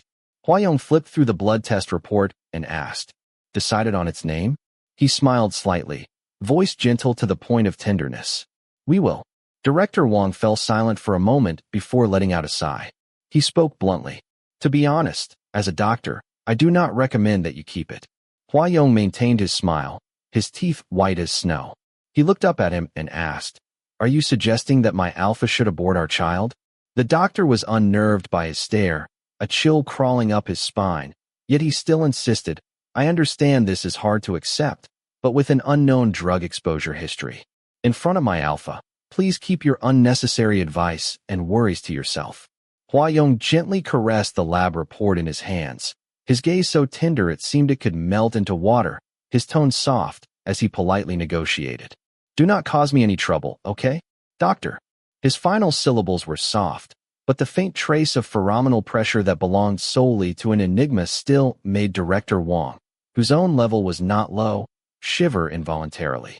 This young man, who had just suffered a fatal injury and still had gauze on the back of his neck, was as beautiful as the most exquisite and flawlessly featured prints in a display case of luxury jointed dolls, the kind marked with a long, endless string of zeros under his feet, a rare and limited edition piece. Even under the ordinary incandescent lighting of the office, his naturally exquisite profile still exuded a beauty that held an innate distance. His perfectly arched eyes shimmered with warm mirth, and his rosy lips were slightly upturned, giving him the appearance of gentleness and obedience. But for some reason, Director Wong, who had seen countless people, instinctively felt afraid of him. Perhaps it was the less than 1 in a billion probability of an Enigma blood type. Or perhaps it was because Huayong's jawline was just too sharp, the lines flowing so smoothly and flawlessly that it bordered on inhuman. This stunningly handsome young man, who inspired unease and fear, did not look at all like a novice father who had just learned of his partner's pregnancy. He looked more like a treasure hunter, one who had caught wind of a world-class treasure and was determined to seize it. His expression was thrilled and obsessive. He checked the test report over and over again, his long, lustrous fingers gripping the sheet of paper tightly, as if holding the only gemstone of its kind in the entire world. Obsession, greed, ecstasy, determination. In front of a beloved, irreplaceable treasure, even the mere thought of interference from others was already a mortal sin. This was something that could only ever belong to him. A one-of-a-kind treasure. Anyone who dared to take it from him, anyone who dared to block his path, he would take their life. Enigma's child is not that fragile. Huayong stood up, towering slightly as he smiled down at Director Wong.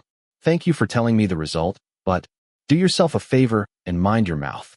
Hua Yong pushed a check across the desk, the number written on it trailing with a long string of zeros. And I will be very grateful, Doctor. Chapter 59. Sheng Xiaoyu had a sudden bout of vomiting shortly after 10 o'clock in the evening. The restaurant Sheng Xiaoqing had chosen was utterly terrible. He had barely eaten any dinner, and not long after waking, he began to feel hungry again. Hua Yong forced Xin Wenlang to bring dinner to Sheng Xiaoyu's bedside, as an apology for his previous terrible attitude. Xin Wenlang, of course, was 1,000 times unwilling. With his temper, under normal circumstances, not even under Hua Yong's tyrannical pressure, he would never have conceded to Sheng Xiaoyu. But Hua Yong had too many tricks up his sleeve, employing coercion, temptation, soft words, and hard tactics all at once. He was always frighteningly adept at finding someone's weak spot. Lightly, he said to Xin Wenlang, "How about this, Wenlang? As long as you bring the dinner and apologize to Mr. Sheng, I will give you that photo of the Omega taken at the banquet that night." Seeing Xin Wenlang visibly hesitate, Hua Yong's smile deepened, and he asked, "You really liked that Omega's scent, did you not? Who liked it? Is it not?" Hua Yong feigned surprise, clearly not buying it in the slightest, and mercilessly exposed him. "If you did not like him, then why did you cuddle him all night? Do you not usually vomit just from the smell of an Omega? Wenlang, unless I am wrong, that Omega who managed to climb into your bed, he is probably your one and only shot at getting out of singlehood." Hua Yong's negotiation tactics were far from sophisticated, but unfortunately, the bargaining chip in his hand was far too tempting. Xin Wenlang really did want to know who the hell that damn Omega was. A vague premonition brewed in his chest, not exactly bad, but definitely not good either. There had been so many oddities that night. The one thing Xin Wenlang found the most suspicious was, why had Gao Tu, who always trailed behind him like a shadow, suddenly disappeared? Could it be that Gao Tu and that Omega in heat had conspired together to set him up? Was that why he had so suddenly and anxiously come to hand in his resignation? No, that should not be the case. If Gao Tu really conspired with that Omega who climbed into his bed, then he did not need to resign at all. Instead, he should have used it as leverage to blackmail him for a huge payout. That mild, awkward idiot, who actually dared to resign just because of a pregnant Omega, did he not even know how to extort someone properly? Thinking about it made Xin Wenlang furious all over again. It had been 3 whole days since he last saw Gao Tu. The secretariat and HR departments were full of useless dead weight, unable to even come up with a single excuse to stall. Their incompetence dragged Xin Wenlang down with them, leaving him helplessly agitated, forced to watch as Gao Tu, who had relocated to an office far from him, completed his handover and officially left the company 3 days ago. The head of the secretarial team had once jokingly referred to Secretary Gao as the chairman's fire extinguisher. As long as he was around, no matter how volatile or furious Xin Wenlang became, he would only ever direct his anger at Gao Tu. Xin Wenlang's temperament was rather strange. To the outside world, he was not an especially difficult boss to work with. His sharp tongue, mean streak, and petty contradictions, those were usually reserved solely for Gao Tu.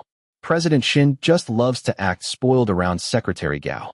When word got out that Gao Tu was resigning, the rest of the secretarial staff all tried to persuade him to stay. "Secretary Gao, do not leave. President Xin values you so much. If I were you, I definitely could not bear to leave." "Exactly, Secretary Gao. If you leave, we will never get to see President Xin acting spoiled again." "What do you mean spoiled?" Gao Tu could only respond with a helpless smile. These past few days, his appetite had been poor, and his spirit even worse. He looked visibly worn, his cheeks so sunken he seemed noticeably thinner to the naked eye. "Do not you think President Xin always likes to act like a spoiled child with you?" a beta female secretary asked while clearing her throat theatrically. She imitated Xin Wenlang's tone and said to Gao Tu, "Gao Tu, I want old white tea, boiled, not steeped. You go make it yourself." Gao Tu looked even more helpless. "How can this be considered as acting like a spoiled child? That is just part of my job."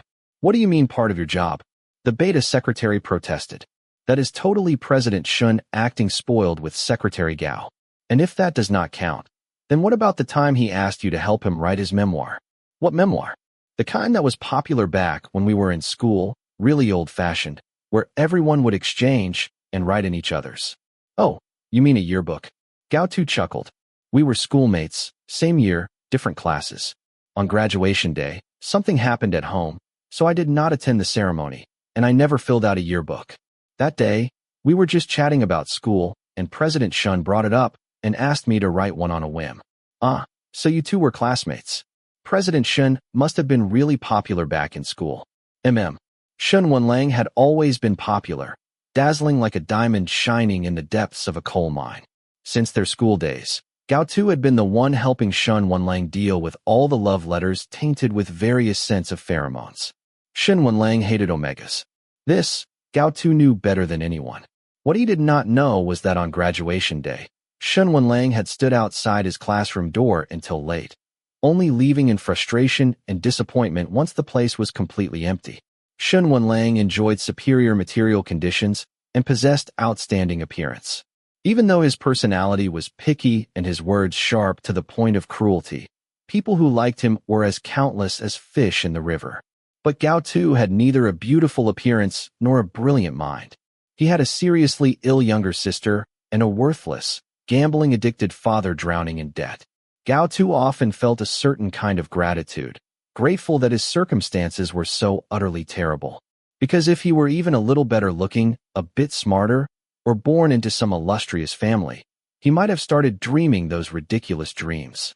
Dreams of one day being treated equally and sincerely by Shun Wenlang. Fortunately, he possessed neither looks, intelligence, nor a prestigious family background. So for the alpha he had silently admired for so many years, that brilliant and untouchable star, he had never dared to hope for something that was doomed from the start. That, in itself, was a stroke of fortune. On the day he moved out of Shun Wenlang's office, Gao Tu did something stupid, something he could not let anyone find out about. He secretly opened Shun Wenlang's drawer and tore out a page from that yearbook Shun Wenlang had whimsically asked him to fill out, a paper copy that detailed everything down to the full names of his family members. Gao Tu had already made up his mind.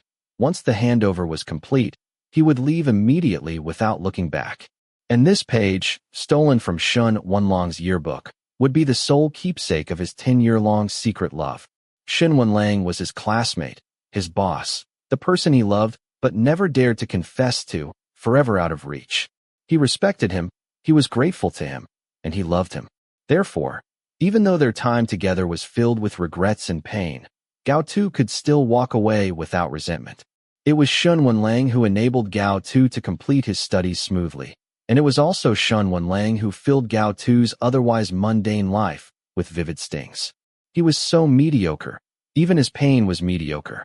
Loving someone, he wavered in a mediocre way, struggled in a mediocre way, and even felt jealousy in a petty, vulgar way. His feelings had started silently and ended just as quietly, so naturally it almost felt predestined. Shun Wenlang had given him unrequited love and terrible sex. But what truly made Gao Tu determined to leave was Shun Wenlang's careless disregard for a little life that no one had even expected, discarding it like a worn-out shoe. Gao Tu could accept that his own affection would never be brought to light, but he could not bear the thought of an unborn child burdened with its father's deep, suffocating hatred. Whether it hurt or whether he could not let go, it did not matter anymore. At this point, hesitation was a sin. For the sake of the innocent little life inside him, Gao Tu had no choice but to leave. It was not a decision. There simply was no choice. Yellow croaker soup? Sheng Xiaoyu reclined on the bed, watching Shun Wenlang's new secretary unpack the get-well meal one dish at a time with amused contempt. He said sarcastically, President Shun really is like a stray cat with no home, slinking around other people's rooms in the middle of the night with fish in his mouth. Shun Wenlang had official business to carry out and could not be bothered to argue. Arms crossed, he stood by the bed and sneered. Huayong said you like fish soup. As for who the stray cat is, that is still up for debate. The new secretary stood awkwardly to the side, trying to smooth things over for the two ancestors with an embarrassed smile. This place's fish soup is extremely popular lately. President Shin specifically had someone wait in line for 2 hours to get it. Sheng Xiaoyu picked up the spoon and asked casually, I do not think I have seen you before. Where is Secretary Gao? Secretary Gao has resigned.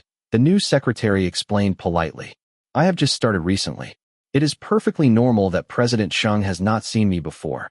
Oh, Secretary Gao resigned? Sheng Xiaoyu chuckled and said, Good. The sea of suffering has no bounds. Turning back is the shore. Secretary Gao finally came to his senses, realizing he should abandon the darkness and embrace the light, escaping the sea of suffering. Sheng Xiaoyu, if you cannot speak like a human being, then do not speak at all. Shen Wenlong's face darkened as he kicked the foot of the bed, gritting his teeth. I know you are not mute. The fish soup was a rich, milky white, and smelled delicious, mouth-watering really. Sheng Xiaoyu lowered his head and took a sip. Objectively speaking, the soup was excellent, fresh, flavorful, and not greasy at all. Sheng Xiaoyu could not help but take a few more sips. Shen Wenlang mocked him. Little cat, is the fish soup delicious? Sheng Xiaoyu set down his spoon and had just looked up, about to shoot back something harsh to him, when his chest suddenly lurched. The fish soup he had just swallowed surged back up his throat like a slick wave of oil, greasy and choking, sealing off his airway and making him want to vomit even more. Sheng Xiaoyu's sudden, violent retching startled Shen Wenlang. He abruptly remembered how Gao Tu had also come down with acute gastroenteritis not long ago, throwing up at the office until the world spun and the sky turned black. 1 hour later, at ECI Hospital's inpatient department. At this hour, the number of people in the inpatient department was as few as usual. In the empty corridor, Shen Wenlang held his phone, his expression a mix of shock and disbelief. Pregnant? On the other end of the line, Hua Yong answered lightly. I was going to tell you in person, but Chang, you said you had gone downstairs. Then, feigning innocence, he raised a brow and smiled. Wenlang, what did you go downstairs for? Visiting Secretary Gao's sister? Visiting other employees on medical leave, Shen Wenlang replied stiffly. He shot back at Hua Yong. Do you have a problem with that? No, Hua Yong replied. Anyway, try not to show up in front of Mr. Sheng these days. Do not make him unhappy again. Do not worry, Shen Wenlang sneered. If it were not for Chang Yu saying you were on your last breath, I would not have come today at all. I certainly would not have bothered to bring that ridiculous get-well meal to Xing Xiaoyu. Hua Yong went silent for a moment, then suddenly said with quiet sympathy, You are really not very well liked these days. I heard Secretary Gao already resigned, and just now, Mr. Sheng saw you and immediately threw up. He threw up because of me?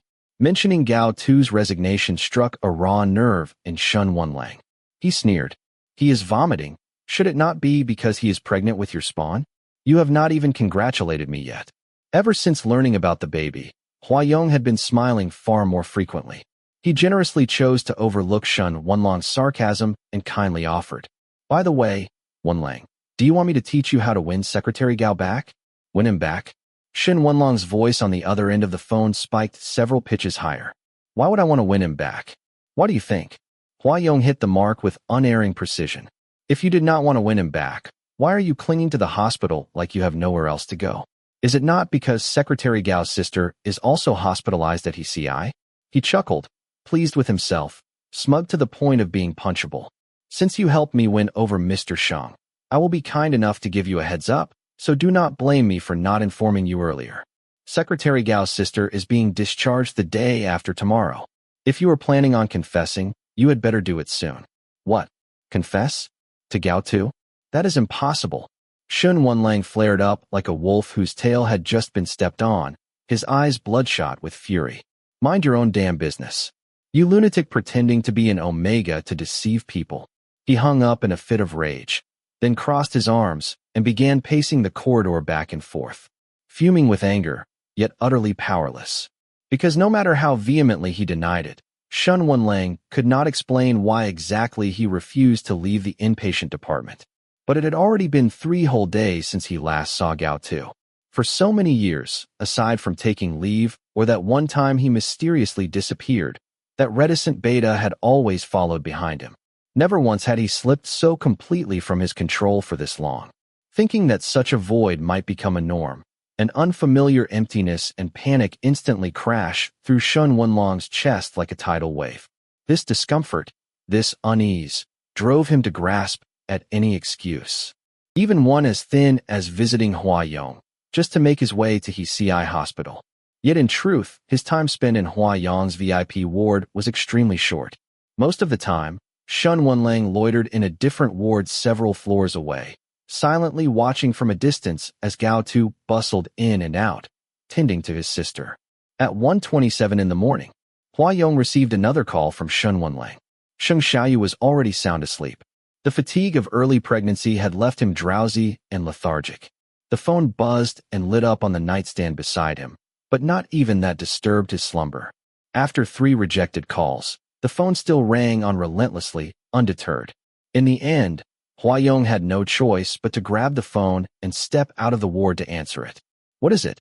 Hua Yong's voice was low and heavy with irritation, his entire presence sharp with the chill of being dragged out of sleep in the middle of the night. "Did you not say you would help me win Gao Tu back? Tell me, what should I do?" Hua Yong was silent for a moment before he suddenly asked, "Shin Wenlang, is your brain functioning normally? What the hell is that supposed to mean?" Shin Wenlang snapped, utterly unable to sleep and unwilling to let anyone else sleep either. "What? Are you trying to burn the bridge after crossing it? Fine then.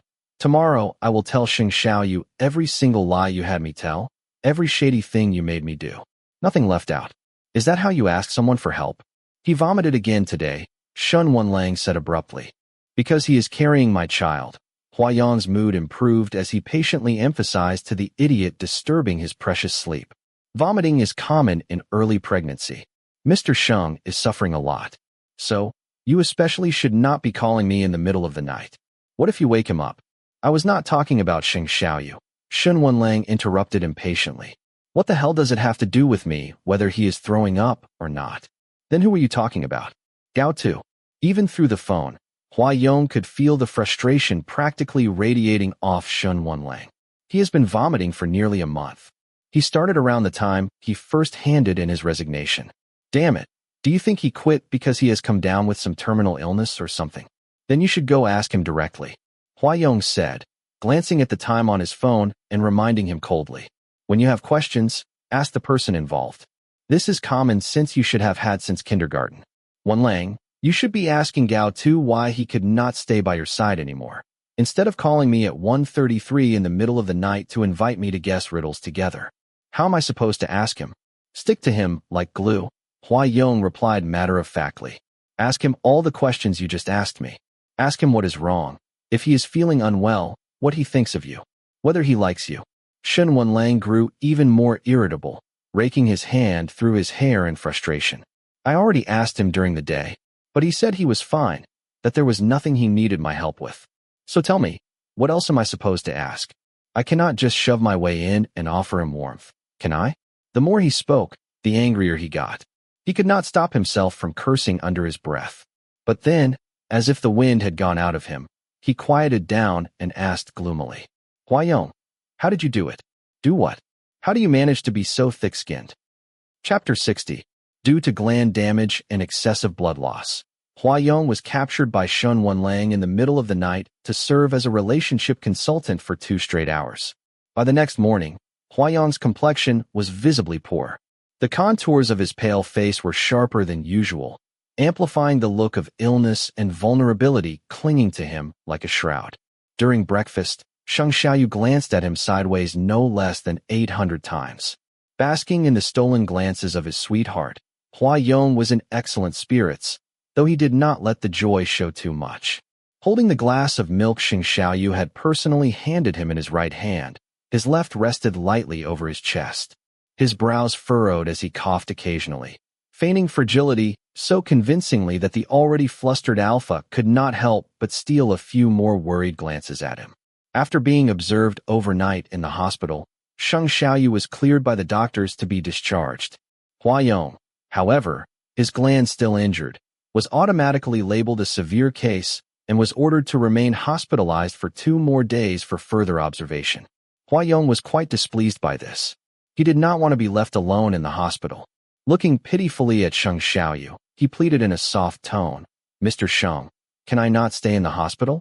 Even though he strongly suspected this man was putting on an act, Sheng Xiaoyu still could not bring himself to resist those big, watery eyes.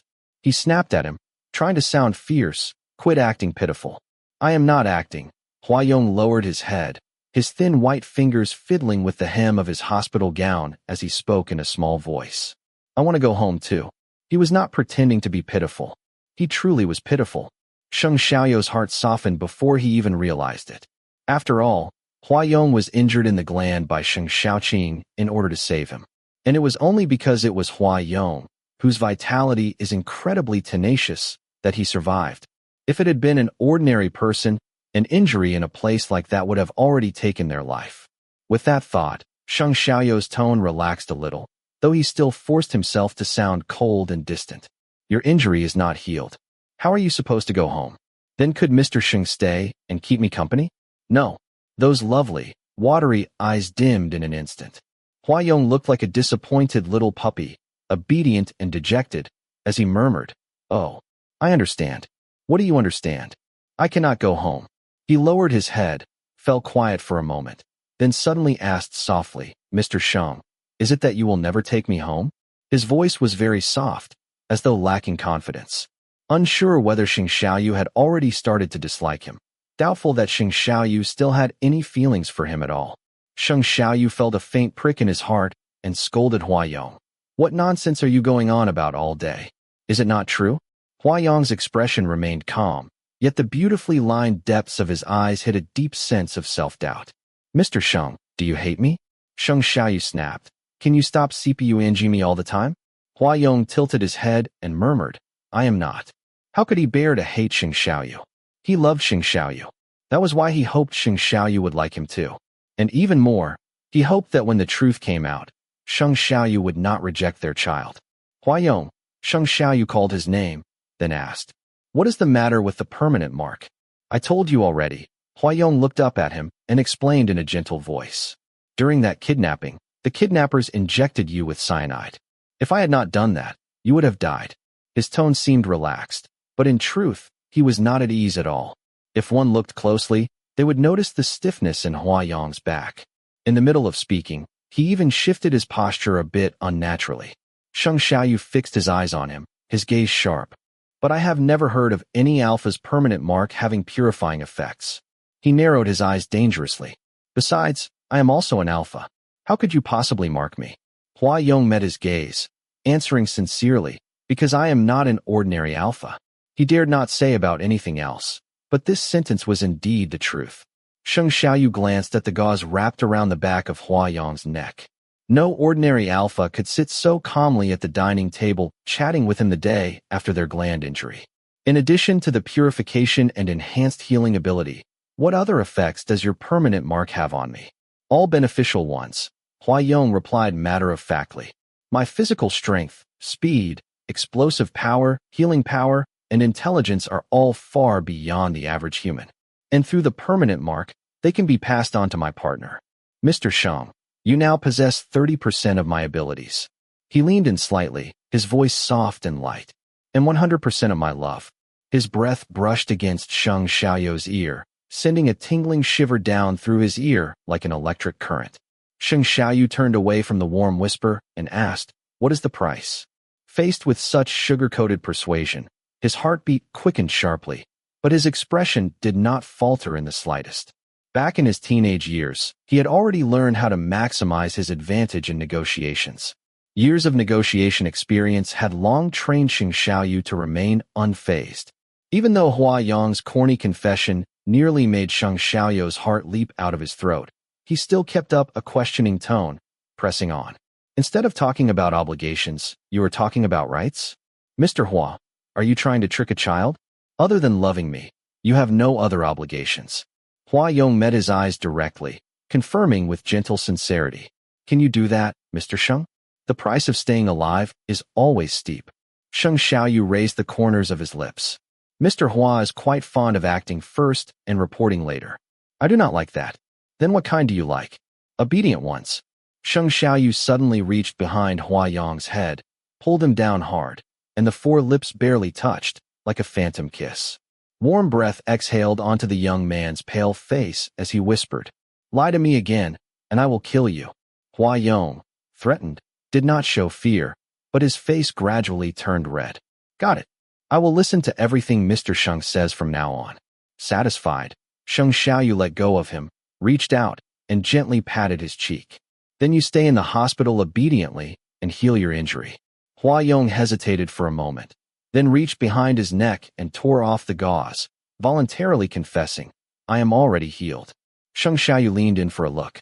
Sure enough, the terrifying bloody hole from before was completely gone, leaving only a barely visible shallow scar. What a little monster. Then what was with the chest holding, gasping for air act just now? "I choked on the milk." Hua Yong blamed the milk first, then slandered the bread.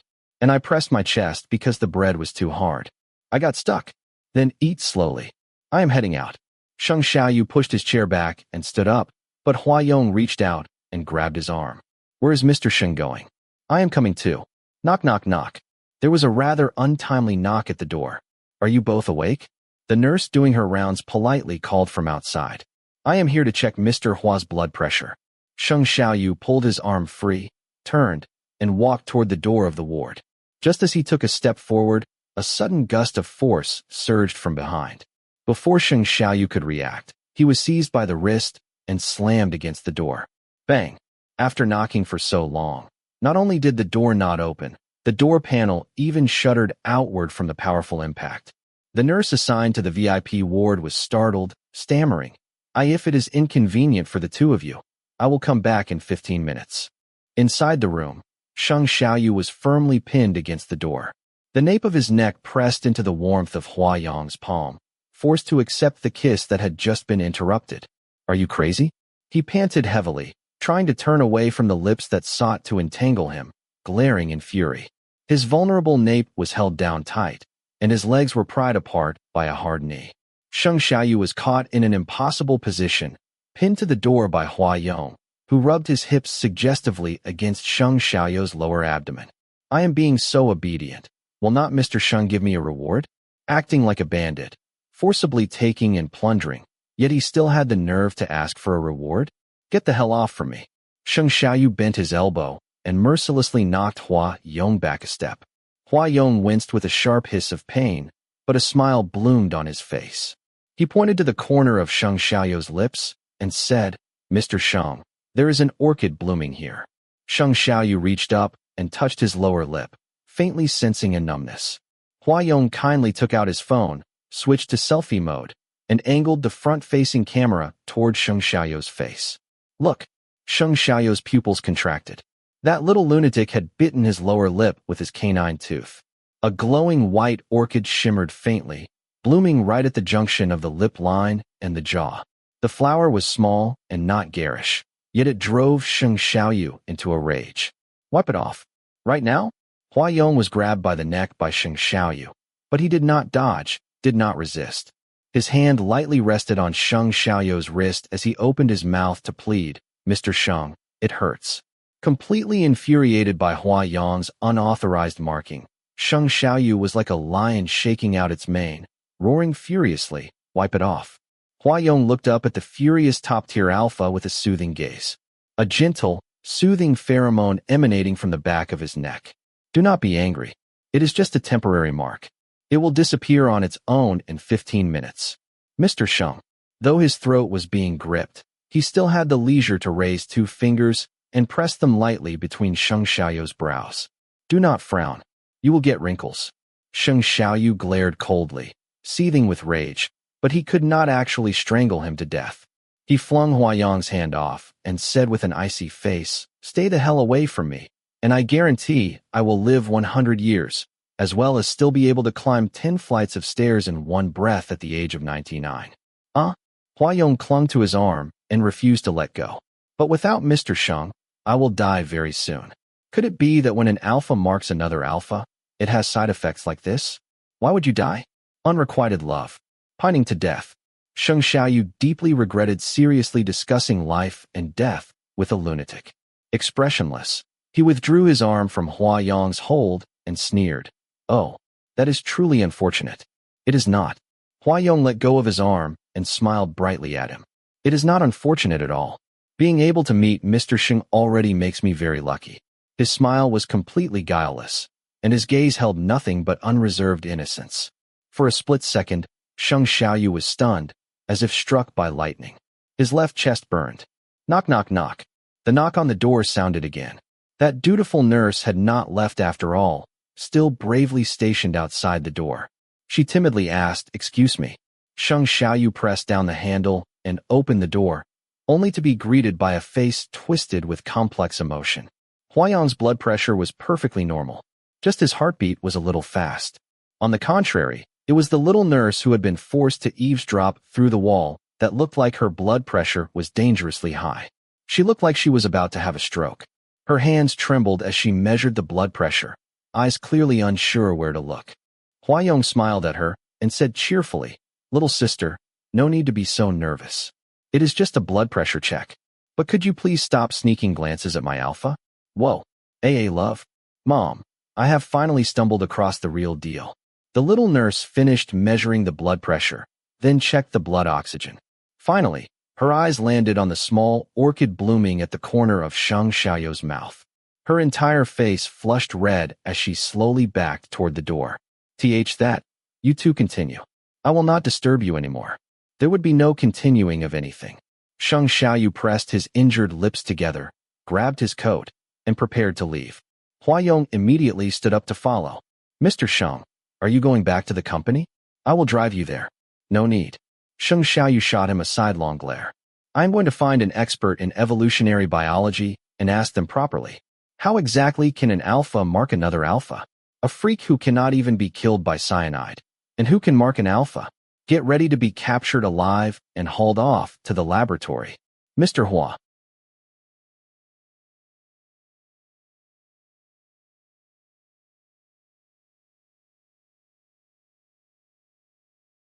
Chapter 61.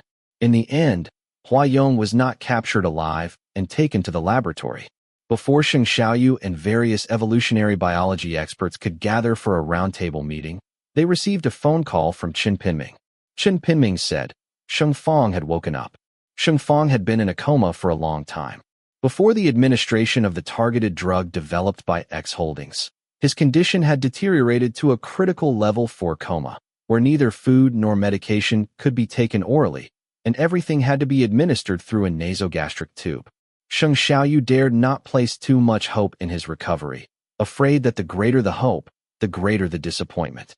So when he saw Sheng Fong half lying and half sitting on the hospital bed, Sheng Xiaoyu was in a trance for a moment, halting mid-step as he entered the room. Huayong lightly supported his lower back and asked gently, "Why are you not going in?" The beautiful face beside him and the calm, warm tone helped Sheng Xiaoyu find a bit of grounding in reality again. Sheng Fong had just regained consciousness and was still very weak. After being bedridden for so long, he was so emaciated that he looked almost unrecognizable, his cheekbones prominent, his eyes deeply sunken into their sockets. Sheng Xiaoyu had grown used to seeing him unconscious and unresponsive. Now, suddenly seeing him awake, with eyes open and aware, left him momentarily at a loss. He stood still for a long while before finally opening his mouth and calling out, "Dad." Sheng Fong glanced at Huayong behind him, but said nothing. He nodded slightly toward Sheng Xiaoyu and rasped, "You are here?" Sheng Xiaoyu, too, had become much thinner than Sheng Fong remembered, more efficient and more mature. The tall, young alpha standing before the hospital bed made Sheng Fong, who had just returned from the brink of death, feel as though a lifetime had passed. It was familiar, yet foreign. After the father and son exchanged a couple of dry greetings, the room returned to complete silence. Even the caregiver at the side seemed to sense the awkwardness and found an excuse to quietly slip away. Ever since the death of Sheng Xiaoyu's mother, the relationship between father and son had been far from close. In private, they rarely had much to say to each other and usually sat in silence. Seeing Sheng Xiaoyu standing there like a gourd with its mouth sealed shut, Huayong, whom Sheng Fong had been deliberately ignoring, took the initiative to break the silence with a gentle voice. "Hello, Uncle Sheng. Nice to meet you. My name is Huayong." Sheng Fong had already taken notice of this strikingly good-looking young man. Though he had just recovered from a serious illness and was still dizzy with a stuffy nose, unable to catch any sense, his instincts, honed by years of navigating the battlefield of love, told him clearly. This was a beautiful Omega. Then it came to Sheng Fong that he had seen Huayong not long ago. At that time, his moments of consciousness were brief. On one such occasion, when he opened his eyes, he had seen Sheng Xiaoyu holding this person in his arms, kissing him right there beside his hospital bed. Huayong. Sheng Fong had been the master for a lifetime. Even when severely ill, his presence remained imposing. He turned his gaze to Sheng Xiaoyu and said, "Xiaoyu, for someone to be brought along to visit me, surely he is not just an ordinary friend?" Sheng Xiaoyu did not respond, his brows slightly furrowed. Huayong answered for him. "Uncle Sheng and I are dating." "Dating?" Sheng Fong lifted his chin slightly, a trace of arrogance flickering in his tired eyes. "Among the well-known and reputable families in Jianghu, I do not recall any bearing the surname Hua. Young man, what is your father's name?" Huayong smiled faintly. "Uncle Sheng, I am from Country P. I just came to Jianghu last year. My father has already passed away. And your mother?" "My mother passed away as well." "An orphan?" Sheng Fong was a little surprised, but then thought that being an orphan had its advantages. There would not be the usual troublesome family entanglements after marriage. Still, with such weak ties to both parents, he could not help but wonder about his fate. Surely, he would not bring misfortune to his husband, right? As he studied Huayong's refined features and slender waist, Sheng Fong mused silently. Such a delicate physique. Could he even bear children? "Who else is in your family?" Huayong opened his mouth to answer, but Sheng Xiaoyu, frowning, interrupted him. "Just woke up and already rushing to conduct a census? Are you not tired? How long have you and Xiao Hua been seeing each other?" "Not long." Sheng Xiaoyu never discussed his personal affairs with his father. Since childhood, he had grown used to Sheng Fong's absence. Ever since his mother passed away, Sheng Xiaoyu's seat at parent-teacher meetings and school sports days had always remained empty. For over a decade, he had grown up on his own. Now, nearing 30, there was really no need to suddenly act out a scene of fatherly affection and filial piety. "You have not been dating long, and already you are bringing him home to meet the family?" Sheng Fong's tone grew stern. "Xiao Hua may be young, but it seems he is quite capable." "Uncle Sheng flatters me." Huayong seemed to have not noticed the sarcasm in Sheng Fong's words, and replied without any modesty. "I am the kind of person who does have a little something going for me." Sheng Fong choked slightly. Sheng Xiaoyu burst out laughing with a sound. The master of X Holdings, an unstoppable force, young in age but capable of shaking the political and business foundations of Country P with a single stomp. Such a powerful person was far more than just a little something. In front of elders, Huayong was just being overly modest and reserved. Sheng Fong's recovery and the fact that he had suffered a setback both put Sheng Xiaoyu in an exceptionally good mood. Without realizing it, a warm smile had crept into his gaze as he looked at Huayong. At first, Sheng Fong had assumed that this sharp-tongued, pretty little thing might be trying to win favor with his looks. But less than half an hour of interaction had already proven otherwise. This Omega named Huayong was far more than a beautiful face. Sheng Xiaoyu was never the type to take the initiative in conversations with Sheng Fong. His excessive silence only made Huayong sitting beside him, who answered all of Sheng Fong's questions with ease, appear particularly lively. Huayong talked plenty, but every word was measured, precisely delivered. Sheng Fong's questions were always laced with subtext, but Huayong replied in a soft voice, calm and composed, never deferential, yet never disrespectful. Like a smooth stone, seemingly without temper, but honed to unyielding hardness over time. He held fast to his sense of self without becoming abrasive. His every deflection was like Tai Chi in spring breeze, gentle but impenetrable, leaving no opening. Sheng Fong, with his seasoned and shrewd mind, quickly discerned after a few exchanges that this young man surnamed Hua was precisely the most challenging type of opponent in the negotiation.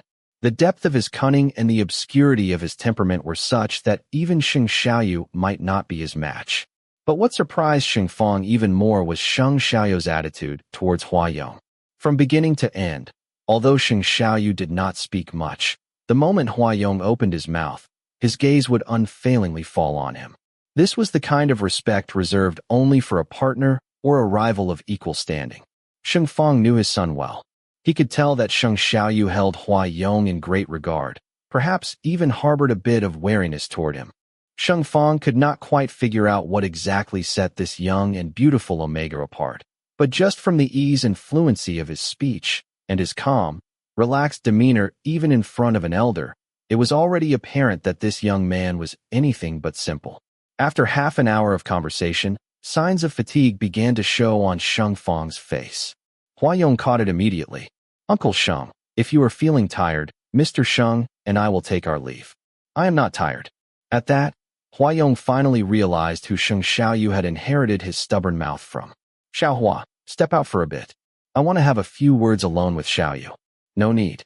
Sheng Xiaoyu, silent till now, finally spoke up. There is nothing he cannot listen to. But Huayong was already rising to his feet. His hands gently pressed down on Sheng Xiaoyu's shoulders, voice considerate. It has been a long time since you two had a proper talk. You should take the time to do that. Mr. Sheng, I will wait outside for you. The moment Huayong left the room, silence fell like a curtain. So still, one could hear a pin drop. Sheng Fang cleared his throat and asked Sheng Xiaoyu, have you made up your mind? Sheng Xiaoyu did not respond immediately. Instead, he countered with a question. What do you think? He is young in age, but not shallow in heart. Judging by his bearing, his family background should not be too bad either. If you like him and you want him to join the family, I will not oppose it. Sheng Fang understood well. Sheng Xiaoyu had always held resentment toward his and his mother's marriage, which was why he had never seriously dated, let alone considered marriage. If this Huayong could make him willing to settle down, then perhaps it would not be such a bad thing after all. Sheng Xiaoyu, for once, did not stubbornly argue and answered honestly. I do like him. However, even if you are willing, he may not agree. What a joke. With no outsiders present, Sheng Fang's domineering nature showed in full. You are an S-level alpha, backed by the entire Sheng Fang biotech group. The position of the Sheng family's master's spouse. How many Omegas dream about it day and night? Xiaohua will not agree. Then he really does not know what is good for him. What is good for him? Sheng Xiaoyu almost laughed again, thinking, do you really believe the whole world is scrambling to climb the social ladder through Sheng Fang biotech? Besides, if Huayong really married him, who was climbing the social ladder would still be very much up for debate. Thinking about how Sheng Fang had always been willing to sacrifice anything for his career and had zero bottom line, Sheng Xiaoyu could not help but imagine. If his father ever found out that this Xiaohua was the very mysterious figure behind X Holdings, who knows how quickly he would try to persuade Sheng Xiaoyu into a political marriage, just so Sheng Fang Biotech could lean against a towering tree and reign supreme in Jianghu, and even across the entire Asia-Pacific region. Sheng Fang quickly grew tired after only a few more exchanges of words, his eyelids so heavy he could no longer keep them open. Sheng Xiaoyu found an excuse to take his leave. Stepping out of the ward, he saw Huayong standing in the corridor, head lowered as he scrolled through his phone, a gentle smile gracing his lips. What are you looking at? Huayong looked up at the sound of his voice, his eyes lighting up. He held up the phone to share. There is so much to pay attention to when taking care of a baby. It is kind of difficult. Who would have thought that the elusive Mr. UKW, whose true appearance the entire upper-class social circle of Jiang, who dreamed of catching a glimpse of, would be found watching parenting videos in a hospital corridor? Sheng Xiaoyu was momentarily speechless. So what if it is difficult? What has it got to do with you? It will be useful in the future. Huayong leaned in, wrapping his arms around Sheng Xiaoyu's neck. His lips brushed against his ear as he asked tentatively. That all depends on when Mr. Sheng is willing to give birth. Sheng Xiaoyu had long gotten used to his wild fantasies. He did not even feel annoyed anymore. Instead, he chuckled. I am an alpha. Even in dreams, there should be a limit. Huayong curled the corners of his lips, his dazzling smile making it impossible to look away. I am very good at dreaming, and even better at making those dreams come true. Any examples? Tell me more. For example, you, Huayong said. Being with Mr. Sheng is the biggest dream I have ever had. The corridor was a public space. Though the VIP ward floor was not crowded, it was not entirely empty either. Two alphas hugging each other in broad daylight was far too eye-catching. Sheng Xiaoyu pried off Huayong's arms that were draped around his neck and mocked him. Mr. Hua is not just good at dreaming. You are also quite skilled at engaging in low-efficiency communication with middle-aged and elderly people. Huayong accepted it all without shame, even with pride. I am indeed very good at pleasing elders. Sheng Xiaoyu nodded. Yeah, exactly. My dad is particularly pleased with you. At this rate, he has probably already thought up names for our future kid. Hua Sheng, Huayong replied. When I was 16, I already decided. Our first child would be called Hua Sheng, with the nickname Peanut. Young man with quite the imagination. Sheng Xiaoyu taunted him mercilessly. You probably flunked biology when you were 16, huh? Alphas do not have a reproductive cavity. If you manage to spontaneously grow one, Darwin would have to call you dad. Darwin has been dead for hundreds of years. Besides, apart from the children born by Sheng Xiaoyu, Huayong had no interest in anyone else calling him dad. But that was not the point. The point was, Sheng Xiaoyu said Sheng Fong was very pleased with him. Did that not mean he had already cleared the parental approval hurdle?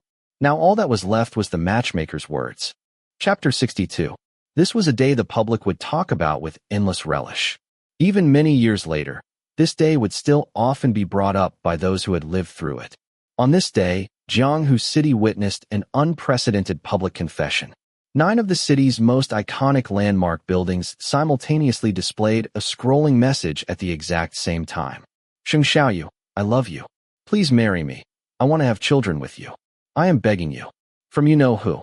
Aside from the major famous commercial landmarks, even the X Hotel, which never displays any advertisements, had its entire electronic exterior wall changed to Mr. Sheng, marry me. At this point, anyone with a brain could guess who it was. The person bold enough to buy out ad space on every high-traffic, high-value screen across the whole of Jianghu City, just to make a public marriage proposal, was none other than the mysterious man behind X Holdings, the one no one had ever seen in person. In an instant, the news of X Holdings prominently dominating 9 major landmarks across Jianghu in a high-profile, over-the-top public marriage proposal to the heir of Shangfang Biotech exploded like water splashing into a pan of boiling oil, sending shockwaves across the entire city.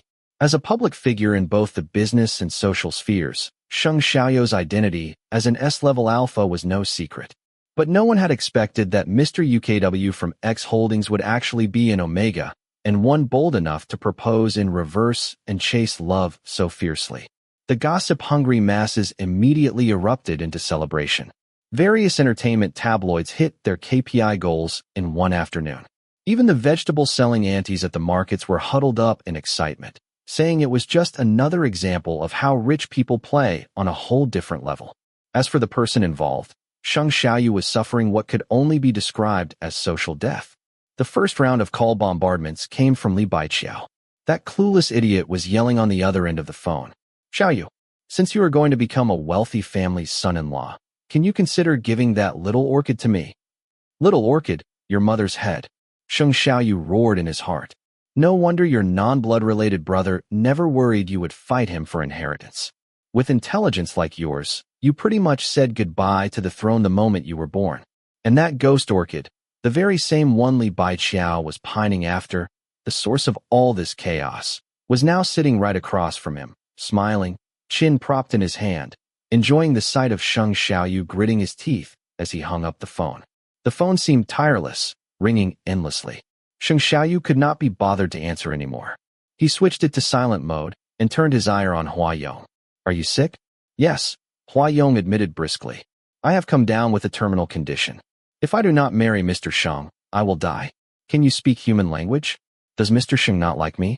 Even if I like you, that does not give you a license to act recklessly and do whatever you want. I am not acting recklessly. I am serious. A public marriage proposal, one that stirred up a storm across the entire city. Of course he was serious. He had never treated Sheng Xiaoyu as a passing whim.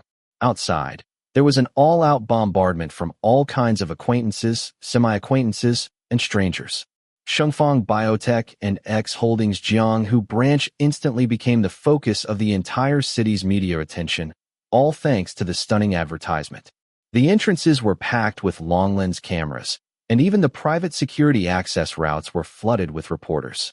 At X Hotel, security was on high alert, though the hotel's operations remained unaffected.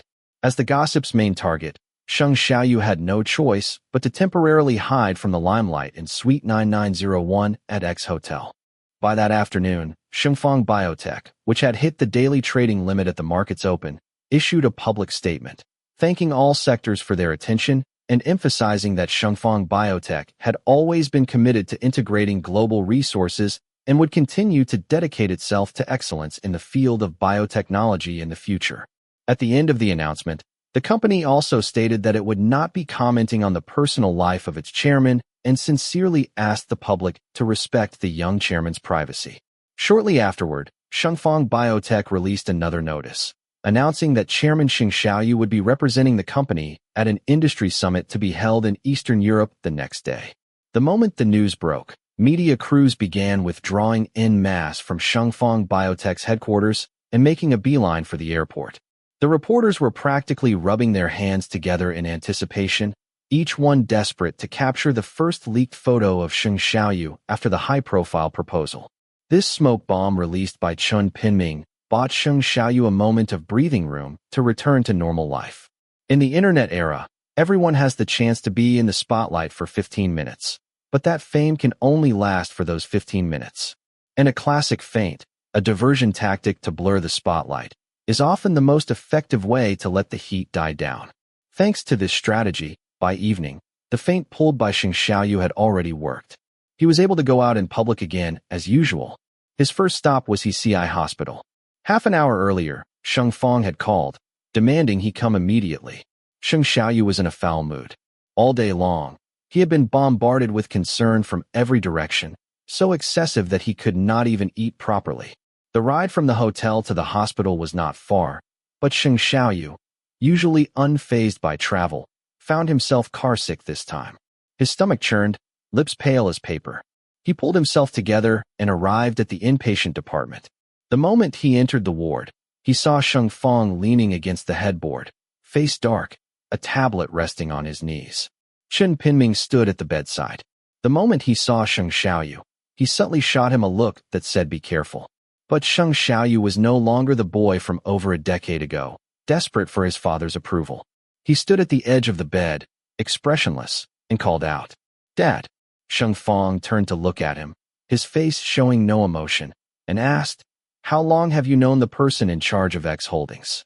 "Not long," Xing Xiaoyu replied vaguely. As he studied his eldest son's youthful, strikingly handsome profile, a faint smile suddenly appeared on Sheng Fong's weary, sickly face. "When I was your age, I was also often blocked by different Omegas on my way home from work." His tone was gentle and not overtly boastful. However, Xing Xiaoyu could still hear it. That deliberate emphasis on different Omegas clearly meant to highlight his own exceptional charm. If he remembered correctly, Sheng Fong married young. By the time he was 27, Xing Xiaoyu had already been in nursery class, and Sheng Xiaoqing was only 2 years younger than him, which meant that by that year, Sheng Xiaoqing had already been born. Among those Omegas chasing after you, was Sheng Xiaoqing's mother one of them? Xing Xiaoyu asked indifferently. Sheng Fong clearly had not expected that question. His expression stiffened for a second, but quickly smoothed over again. He gave a vague reply. "Conquest is in the nature of every alpha. You probably cannot represent all alphas, can you?" Xing Xiaoyu smiled slightly. His words were sharp, but his tone remained calm. Not everyone is keen on cheating in marriage. Perhaps it was because he was still recovering from illness, or maybe because he had just been chastised, but Sheng Fong did not erupt with anger as he usually might. Instead, he responded rather candidly. "When it comes to emotions, I truly did let your mother down." Then, in his usual arrogant tone, he added, "But I gave her a life of glory and wealth." At this point, such a father was not just thick-skinned. He was utterly shameless. "She might have lived just as well if she had married someone else," Xing Xiaoyu said, "and maybe even more gloriously. Of course, there is no guarantee the other person would not have cheated too. It is just..." He let out a cold laugh. "If she had not loved him the way she loved you, it would not have hurt her that much." Xing Fong did not respond. He fell into a brief silence. This was the first time Xing Xiaoyu had spoken so directly about anything related to his mother. Xing Fong knew that Xing Xiaoyu had always been very bothered by this, but he never spoke of it. The marriage where his parents slept in the same bed but had dreamed different dreams was like a thorn in his heart. He pretended that it did not exist, yet it always ached faintly. What Xiaoqing did, all that disgraceful things, I already know. Xing Fong, unable to continue discussing matters related to his eldest son's mother, shifted the subject. "I have also scolded Xiaoqing's mother." "Scolded?" Xing Xiaoyu did not hold back and directly exposed him. "What kind of scolding?" "Hand-in-hand coaching on how to hire Jiang, whose most famous criminal defense lawyer," so she can get her precious son out on bail as soon as possible? Sheng Fang fixed his eyes on him, enunciating every word. I will not pay a single penny for the lawyer's fees. Oh, Sheng Xiaoyu said. But you will still be covering their living expenses, right? Dad, there is no need for us to deceive ourselves. Sheng Xiaoyu adjusted his posture, trying to ease the strange cramps in his stomach. Calmly, he said, even if Sheng Xiaoqing wants me dead, he is still your precious son, with half your blood flowing in his veins. So you are also my son. Sheng Fang sighed. Xiaoyu, you are the child I value most. You are my only successor, the future of Sheng Fang Group. You can also have Sheng Xiaoqing, Sheng Xiaoqi, or Sheng Xiaolan succeed you. Sheng Xiaoyu, long tired of the repeated indoctrination about the successor theory, interrupted him with a slight frown. Oh, and there is also Sheng Xiaoqian, Sheng Xiaoyue, and Sheng Xiaowan. Any of them could be your successor, if they are up to it. Sheng Fang frowned as he looked at his face. After not seeing him for a long while, this young S-level alpha felt both familiar and foreign. Sheng Xiaoyu did not back down or avoid his gaze. He met his father's eyes for a few seconds before suddenly letting out a self-mocking laugh. Being the child you value most is honestly meaningless. You give me all the responsibility, but your favoritism goes to someone else. Comprehensive screening, selective nurturing. Dad, you really are a great educator. Even with your own children, you have your own advanced training philosophy. Truly one of a kind. Looking at Sheng Xiaoyu, who so rarely expressed his true thoughts, Sheng Fang suddenly recalled that private conversation they had had the day before his tumor surgery. That day, knowing his chances were slim, he had for once said a few warm words. But after Sheng Xiaoyu listened, he had not shown much emotion. Instead, he had gone particularly quiet. Facing the successor he had shaped with deliberate rigor, Sheng Fang could not help but ask, Xiaoyu, do you hate me very much? Sheng Xiaoyu lowered his eyes and said nothing. Even after leaving the ward, he never gave a direct answer. At that time, Sheng Fang assumed Sheng Xiaoyu must hate him. But today he suddenly realized. Maybe Sheng Xiaoyu did not hate him. But today, he suddenly felt that Sheng Xiaoyu might not hate him, but was just disappointed. As his successor, Sheng Xiaoyu did not seem to care much about the billion-dollar valuation of Shengfang Biotech. His agreement to take over was not driven by ambition, but because he was willing to safeguard the legacy of his father's life's work. Sheng Xiaoyu had agreed to serve as chairman of Shengfang Biotech not because he coveted the title or power, but because he did not have the heart to let Shengfang's lifetime of toil go to waste. It was like a father preparing a grand dinner with painstaking effort. Even if the food turned out terrible and hard to swallow, the child, no matter how much he disliked it, would still lower his head and force himself to eat, just so his father's expectations would not be crushed. Yes, he was that kind of soft-hearted child. Even if it was not a corporation worth hundreds of billions, just a single meal. To keep his parents from feeling hurt or disappointed, he would still grit his teeth and eat it to the last bite. For the first time, Sheng Fang felt something close to guilt toward Sheng Xiaoyu. After a brief silence, he said, I did not call you here for this. The issues between father and son were far too complicated. Years of estrangement could not be resolved in just a few words. I called you here to ask, what do you plan to do about Xiaohua? Sheng Xiaoyu was stunned. What? Sheng Fang got straight to the point. That young man in charge of X Holdings is no pushover. Even though Sheng Fang had been ill for some time, he had still vaguely heard about this person. Seeing Sheng Xiaoyu's stunned expression, his face, pale with illness, turned unusually serious.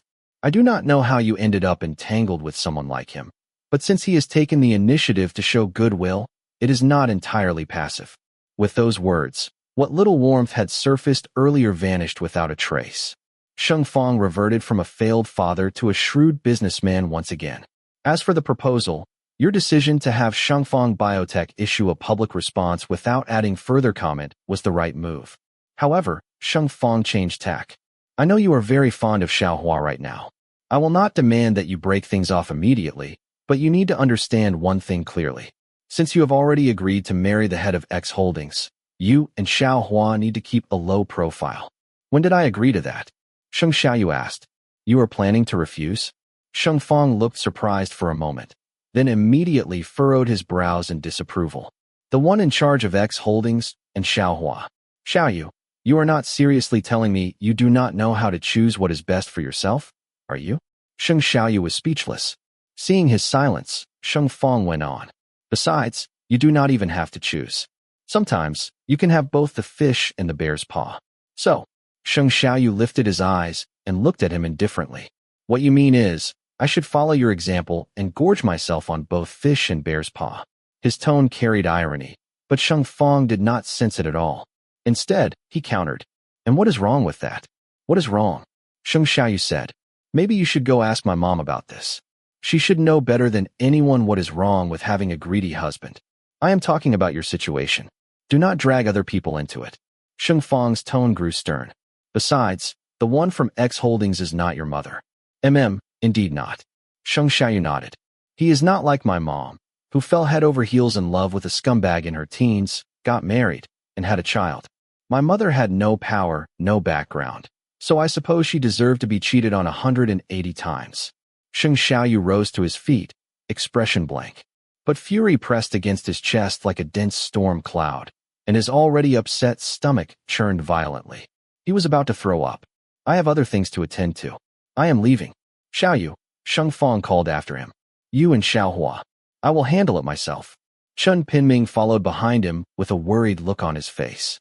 President Sheng, your complexion does not look good. Sheng Xiaoyu did not say a word, striding quickly toward the restroom.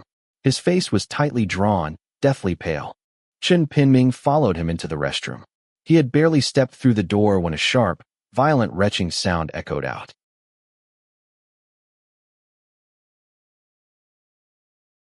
Chapter 63. Sheng Xiaoyu's sudden bout of vomiting made Chen Pinming extremely anxious. He immediately associated it with Sheng Xiaoyu's pheromone disorder. Fortunately, they were already in the hospital, so getting a checkup was convenient. 30 minutes later, the results of Sheng Xiaoyu's health examination left everyone utterly stunned. Pregnant? Staring at the shocked face of the young doctor from the pheromone department, Sheng Xiaoyu sneered. The medical standards of your hospital are truly worrying. I am an alpha. How can I be pregnant? But the young beta in turn was only temporarily covering outpatient duty. His supervising physician had just been called to the inpatient department. Handling a patient showing clear signs of early pregnancy was not difficult.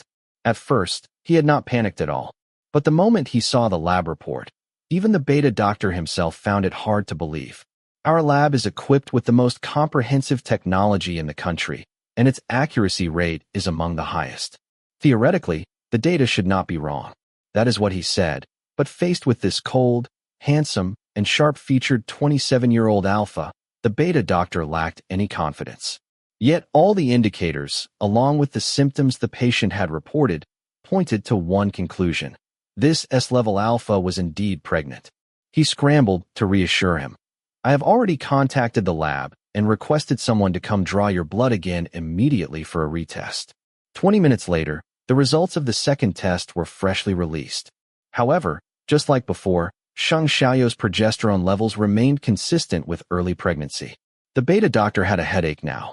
Sheng Xiaoyu's expression had grown visibly worse.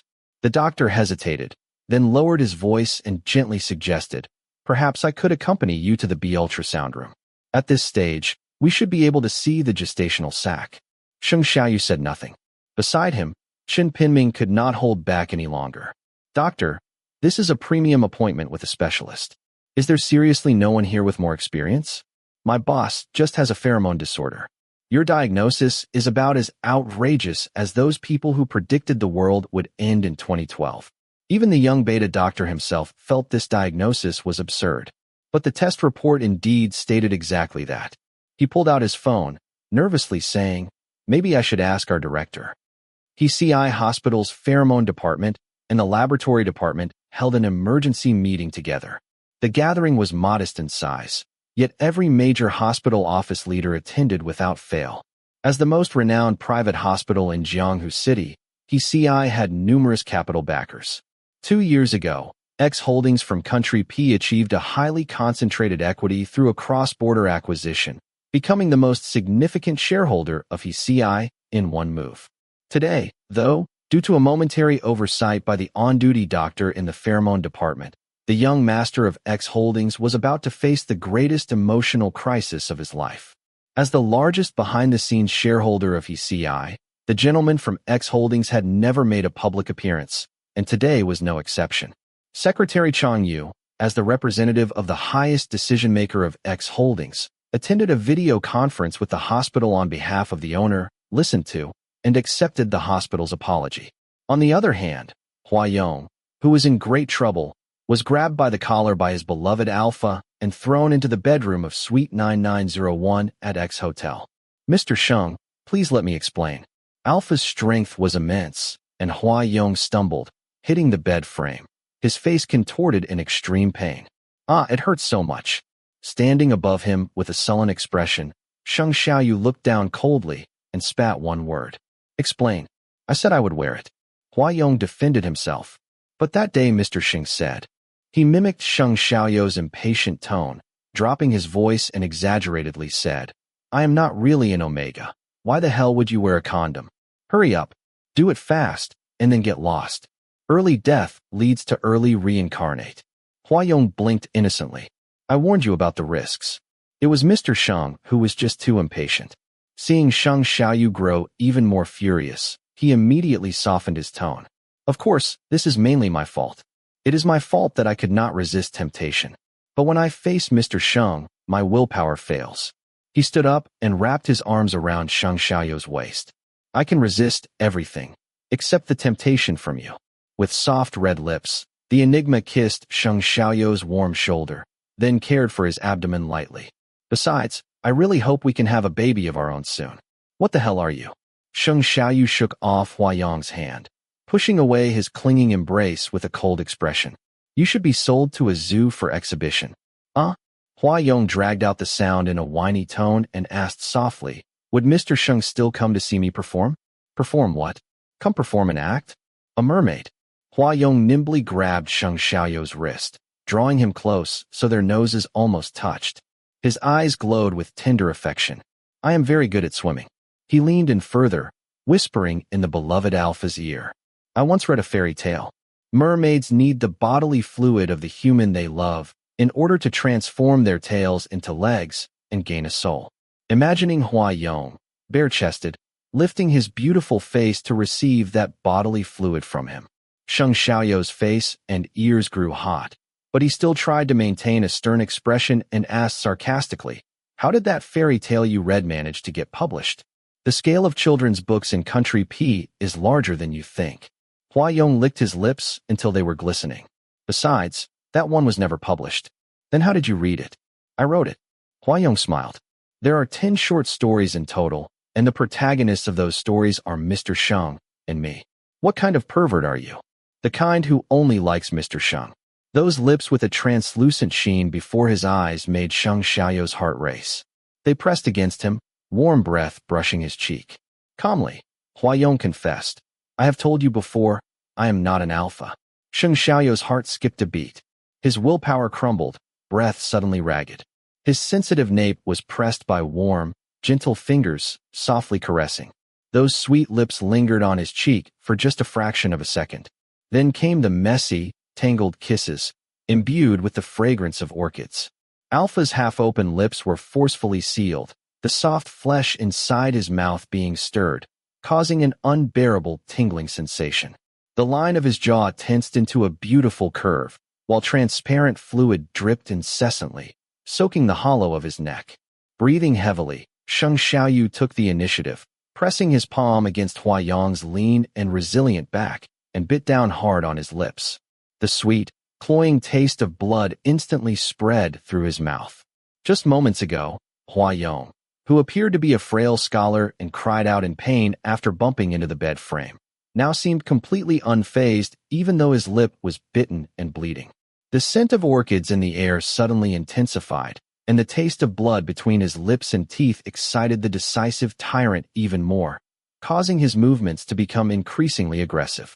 Sheng Xiaoyu was kissed until he was out of breath. He tried to push him away several times, but could not break free from the embrace. Turning his face aside, he wheezed, "What exactly are you?" Enigma. An uncontrollable impulse surged through his veins. Hua Yong looked up at Sheng Xiaoyu, his eyes glinting with near-obsessive love. I was born for Mr. Sheng. Sheng Xiaoyu paused. Enigma. He had always believed that Enigma was merely a concept hyped up by the media. Unexpectedly, heaven had eyes, and to make him believe that this 1 in 100 million miracle had actually happened, it directly made him experience it firsthand. It was not a sensationalism, nor was it a misdiagnosis caused by a malfunction of the detection equipment. Enigma truly existed. He stood at the pinnacle of human genetic evolution. Not only was he monstrously powerful, he could also mark an alpha and even make an S-level alpha pregnant. Heaven spares no one. 2 months later, Li Baiqiao's days had not been easy lately. His elder brother, now in charge of the family, had been extremely strict. He could no longer roam the entertainment scene as he once did. On this day, with his brother away on a business trip to Frankfurt, Li Baiqiao, who had been living a restrained life for a long time, finally had the chance to slip out to Tiandihui. He had barely left home before he started making calls, rallying friends to join him. When Li Baiqiao's call came in, Sheng Xiaoyu had just finished dinner and was sitting in his study reviewing the R&D budget proposal for the Gene Scissors application project. Hua Yong, ever conscious, fetched a chair and sat beside him, leaning in close to whisper slanderous words into the young head of Shangfang Biotech's ear. This project can be shut down entirely. It burns money and its success is uncertain. Hua Yong said, HS already has ready-made technology. As long as you are willing, I can have Shun Wenlang visit you in person as early as tomorrow. Sheng Xiaoyu looked up from the report and said, Mr. Hua's nepotism is really that effective? Hua Yong replied with a smile. As long as Mr. Sheng needs it. Why did you not do it earlier? The S-level alpha, who had been carrying the crown prince for 3 months, leaned back slightly and cast a sideways glance at the Enigma, who was innocently blinking at him. If it is that effective, why did you not use it before? You were just enjoying watching me burn through money and waste resources. Huh? That was my fault. Hua Yong quickly surrendered. But at the time, Mr. Sheng did not know everything about me. I was afraid that if I mentioned it out of the blue, Mr. Sheng would be unhappy. So lying to me was supposed to make me happy? Hua Yong placed his hand on his abdomen and said gently, deceiving Mr. Sheng was the worst option. But if I could not pull it off, I would have died. Mr. Hua is so fragile. The perfectly matched orchid-scented soothing pheromone made both the grown man and the child within him feel comfortable. Sheng Xiaoyu leaned lazily into the office chair, letting the Enigma's light touch glide over his abdomen. He sneered, a monster that even cyanide cannot kill, yet you talk about dying at the slightest scare. You, Enigma, with your superior intellect, treat Alpha as an idiot, do you not? I would not dare. Enigma, who could hold up the sky with a bamboo pole even if it came crashing down, softened his tone, obedient and docile in appearance. HS Group is the result of Wenlong's and my combined effort. But as long as Mr. Sheng wants it, I can hand over my entire share to you right now. H stands for Hua, and S for Sheng. This group was originally created for Mr. Sheng. Why do you not say that S also stands for Shun and Shen Wenlang? Sheng Xiaoyu, ever the rational one, mercilessly reminded Hua Yong. Mr. Hua's ability to coax people is really not very good. Hua Yong readily agreed, nodding. Except Mr. Sheng, I have never coaxed anyone else. Sheng Xiaoyu did not believe it at all, and was just about to throw in another jab. The phone rang. It was Li Baiqiao, exuberantly inviting everyone to gather at Royal Tiandihui at 9:30 sharp. Sheng Xiaoyu originally meant to decline outright, but his peripheral glance landed on Hua Yong's pale, harmless-looking face, and suddenly, he felt like playing along. Sure, I will go. You are a true friend. Li Baiqiao's voice on the other end of the phone was loud and brimming with joy. Private room V9. Tonight we brothers will not stop until we are drunk. Mr. Sheng is going out drinking? Hua Yong's palm remained warm and soft against his abdomen. His expression remained utterly gentle, not betraying the slightest hint of emotion. Yeah, Sheng Xiaoyu replied. Li Baiqiao's parties are always quite interesting. Want to come along, Mr. Hua? Even if Sheng Xiaoyu had not asked, Hua Yong would have tailed him regardless. But now that he was invited personally, how could he not leap at the chance? The invitation had been made last minute, and Li Baiqiao, afraid of making a big splash, kept it low-key, so the gathering was small in scope. By the time they arrived at the private room, only Li Baiqiao, Cheng Zhe, and a few familiar faces were there, scattered casually on a U-shaped sofa. Hua Yong followed behind Cheng Xiaoyu, slipping into the room quietly and unassumingly. The moment they saw him, both Li Baiqiao and Cheng Zhe's eyes lit up. Cheng Zhuoyong, Li Baiqiao, little sister-in-law? Hua Yong beamed brightly. Hello, everyone. Cheng Xiaoyu shot him a glance, and he immediately reined himself in. Head lowered, brows obedient, appearing somewhat pitiful. Cheng Zhe could not bear it. He stood up and swapped seats with the Omega next to him, who was playing the Titanic shipwreck game, moving to a spot much closer to Hua Yong. Yong, it has been a while, he said. The lighting was dim. Hua Yong sat with his face turned slightly, his gaze fixed on Cheng Xiaoyu chatting idly with Li Baiqiao. In the hazy shadows, Cheng Zhe could only make out the smooth curve of his forehead, long lashes, and facial features so exquisitely beautiful under the interplay of light and shadow, they felt almost like an illusion. Upon hearing Cheng Zhe speak, Hua Yong turned his head and nodded politely. Long time no see, Mr. Cheng. Cheng Zhe was flattered. You still remember me? Enigma had a photographic memory. Hua Yong smiled and said, Of course. All of Mr. Cheng's friends are quite impressive. How have you been lately? Cheng Xiaoyu and the child were both healthy, and Hua Yong could not be better. He curved his eyes into a smile and replied, Very well. Seeing Cheng Zhe watching him with that dazed look, he returned the courtesy and asked, And you, Mr. Cheng? Not great, Cheng Zhe admitted. I have started helping with family business. It keeps me busy, but it is not very interesting. Cheng Xiaoyu and Li Baiqiao had not seen each other in a while and were deep in pleasant conversation. Hua Yong, though occasionally distracted by them and paying attention to their every move, would still turn to politely respond to Cheng Zhe now and then with a soft "oh." Or is that so? Cheng Zhe gradually began to feel disheartened, but there was not much he could do. He racked his brain for a topic he thought might be interesting and asked, Have you ridden a motorcycle since then? Yes. Hua Yong turned his face slightly and answered. But not often. Why not? Because Mr. Sheng does not allow it. Why does not Xiaoyu allow it? Hua Yong shook his head. Mr. Sheng did not say. Maybe he thinks it is too dangerous. After chatting for a bit, Li Baiqiao started pouring Cheng Xiaoyu a drink. Hua Yong furrowed his brows and leaned across more than half the table to cover Mr. Sheng's glass mouth with his hand. Mr. Sheng does not drink. Li Baiqiao was stunned, nearly spilling the liquor on Hua Yong's pale, delicate hand. After a few seconds of stillness, he finally asked Cheng Xiaoyu, Why can you not drink? Cheng Xiaoyu did not answer, and instead turned his head to deliberately make things difficult for Hua Yong, asking him, Yeah, why can I not? Alpha cared about saving face, so Hua Yong could not speak the truth in front of so many people. He simply insisted he cannot drink. Li Baiqiao looked at him with keen interest and said, Our little sister-in-law sure is fierce. Has not even officially entered the door yet, and already got Xiaoyu on such a tight leash?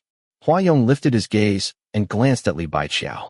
His expression remained mild, but his eyes carried a strange chill. Mr. Sheng has not touched alcohol in recent months. Li Baiqiao was stunned, finding it all a little uncanny. Goosebumps rose one by one on his arm. Hua Yong's eyes, sharp as blades, sliced across his face with unnerving precision, making him feel a fear he could not quite explain. After a brief standoff, it was Cheng Xiaoyu himself who finally set down the wine glass and said, I have had gastroenteritis recently, and the doctor did advise me not to drink. Li Baiqiao smoothed the hair on his arm and went along with the situation. If you do not want to drink, then do not drink. The main thing for us brothers is to catch up anyway. Drinking or not does not matter. Mr. Li. Hua Yong, having achieved his goal, softened his expression visibly as he turned to Li Baiqiao. Mr. Sheng really cannot drink these months. Could you help me keep an eye on him? Li Baiqiao immediately lit up, eagerly replying, Little sister-in-law's orders, of course, I will follow them. Hua Yong gave him a slight nod, then raised his glass and clinked it lightly against Li Baiqiao's. Thank you. No need to thank me. No need to thank me. Li Baiqiao, quick to forget the earlier fright, felt his bones go soft at Hua Yong's gratitude. He patted his chest and promised earnestly, As long as I am around, I will not let Xiaoyu drink even a drop. Sitting to the side, Cheng Xiaoyu watched him being coaxed into submission by just a few words from Hua Yong and let out a sneer. Li Baiqiao, if this were the era of the anti-Japanese war, You would be the textbook definition of a traitor. Bullshit, Li Baiqiao shot back with a laugh. I would only surrender to little sister-in-law. If it were the enemy, I would rather die than give in. And besides, do not you do whatever he says to? Mr. Sheng does not. When it came to household status, Alpha was not exactly broad-minded, so Huayong quickly explained. I am the one who listens to Mr. Sheng. Oh, is that so? Sheng Xiaoyu raised his eyes slightly, looking at him as if watching a good show. You listen to me very well, huh? Huayong nodded and gave him a bright, toothy smile. Very. Chapter 64. That night, the gathering organized by Li Baiqiao ended relatively early. Just after 11 o'clock, the friends began to leave in twos and threes. At the entrance of Royal Tian Di Hui, the heavily drunk Li Baiqiao, slurring his words, gleefully called Huayong's sister-in-law. Noticing that Changzhe was not responding, he even dragged him along to make him shout it together. The drunkard, who had not been out in a while and was now going wild with drink, yelled sister-in-law hundreds of times. But Huayong was not bothered in the slightest. He responded to each one with a gentle smile. Seeing that Huayong was not annoyed, Li Baiqiao spoke from the bottom of his heart. Sister-in-law, I really did not expect it. Xiaoyu actually settled down because of you. He rubbed at his eyes, full of envy. Damn, this guy is really lucky. Huayong smiled. Is that so? Why do I feel like I am the lucky one? He lightly tugged at the hem of Sheng Xiaoyu's coat, smiling like a meek raccoon cat disguised as a lion. Beautiful, dazzling, laced with danger.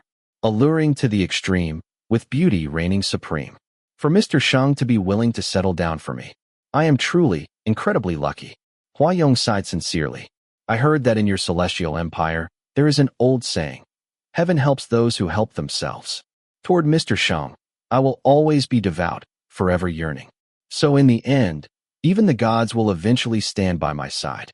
The dazzling lights and shadows of the nightclub fell across his pale face, casting a gorgeous halo over Huayong's narrow, delicate features. His smile made Sheng Xiaoyu's heart palpitate. His heart squeezed tightly, and a strange sensation rose from his abdomen, feeling both satisfying and yet more empty. Before meeting Huayong, Sheng Xiaoyu had no expectations when it came to love, let alone any kind of devoted belief in it. If you rewound the clock just 1 year, even if the most powerful feng shui master had told him he would end up with a lying little lunatic as his partner, willingly swallowing his pride to take the submissive role in the relationship and even bear the man's child, Sheng Xiaoyu would have thought that person was a brainless idiot. Yet now, that kind of absurd scenario, even more far-fetched than a dream, was happening in real life. Due to the unique structure of their reproductive cavity, male omegas do not exhibit any visible signs of pregnancy. As an S-level alpha, Sheng Xiaoyu showed no obvious changes in outward appearance aside from some weight gain. However, he was noticeably more lethargic, easily fatigued, and even more emotional than before. All of these signs clearly pointed to a significant shift in his hormone levels. And now, with the occasional flutter of fetal movement beginning, he could truly and tangibly feel that a real, living little being was growing steadily inside his body. One day, the little thing in his belly gave him a faint kick. In that moment, Sheng Xiaoyu, who had always been conflicted about this lump of flesh and blood inside his body, was stunned for a few seconds. He was hit by a kind of strange, unprecedented emotion. Having never been properly loved by his parents, and never once imagining that one day he might truly have a family of his own. When he genuinely came to possess a tiny life that clung to him entirely to grow, the sensation of being desperately needed was beyond words. Sheng Xiaoyu did not know how to express it, but his heart melted completely because of that gentle tremor inside his abdomen. And the culprit who had made him, an alpha, walk around everywhere carrying his baby, was currently flaunting the title of sister-in-law and happily smiling at Li Baiqiao, that clueless idiot who did not understand the situation at all. Sheng Xiaoyu really hated it when Huayong smiled at anyone other than him. Huayong's bright and radiant smile made Sheng Xiaoyu think of amber wine. Mysterious, spirited, and full of life. That kind of smile stirred up a selfish desire in him. He selfishly hoped that Huayong would put away that smile, selfishly hoped Huayong would be indifferent, even cold, to everyone else, and smile only at Sheng Xiaoyu alone. He did not know why, but jealousy suddenly bloomed inside him. Those alpha friends who had been close to him for many years suddenly became an annoyance.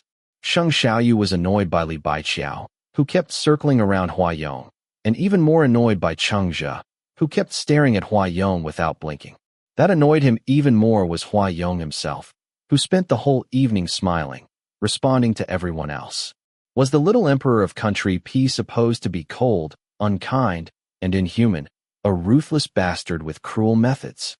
Smile, smile, smile, smile. Damn it. What the fuck are you smiling for? In the dead of night, smiling at others right in front of him. Was he doing it just to piss him off? The more Sheng Xiaoyu thought about it, the angrier he became. With a dark expression, he grabbed Huayong's wrist and pulled him into the elevator, growling. Let us go. Stop wasting time talking nonsense with these boring people. After being unexpectedly snapped at by the alpha, whose emotions fluctuated greatly during pregnancy, the little emperor of Country P, known for his cold and ruthless nature, became incredibly docile, letting Sheng Xiaoyu lead him down to the underground parking. Once seated in the car, Huayong reached out and slowly raised the partition between the front driver's seat and the back row, then smiled and asked Sheng Xiaoyu, Mr. Sheng, are you jealous? Sheng Xiaoyu gave no answer, instead returning the question. What do you think? Huayong leaned in and kissed the corner of his lips, pressed into a straight line from anger. Mr. Sheng is jealous for me. I am really happy. You are such a pervert, Sheng Xiaoyu said sincerely. What were you smiling at Li Baiqiao for just now? The little pervert tilted his head, his fair, flawless face so beautiful it felt like an illusion. He called me sister-in-law. I was just happy. You like to hear others call you sister-in-law? Sheng Xiaoyu sneered at this strange fetish. You really are perverted.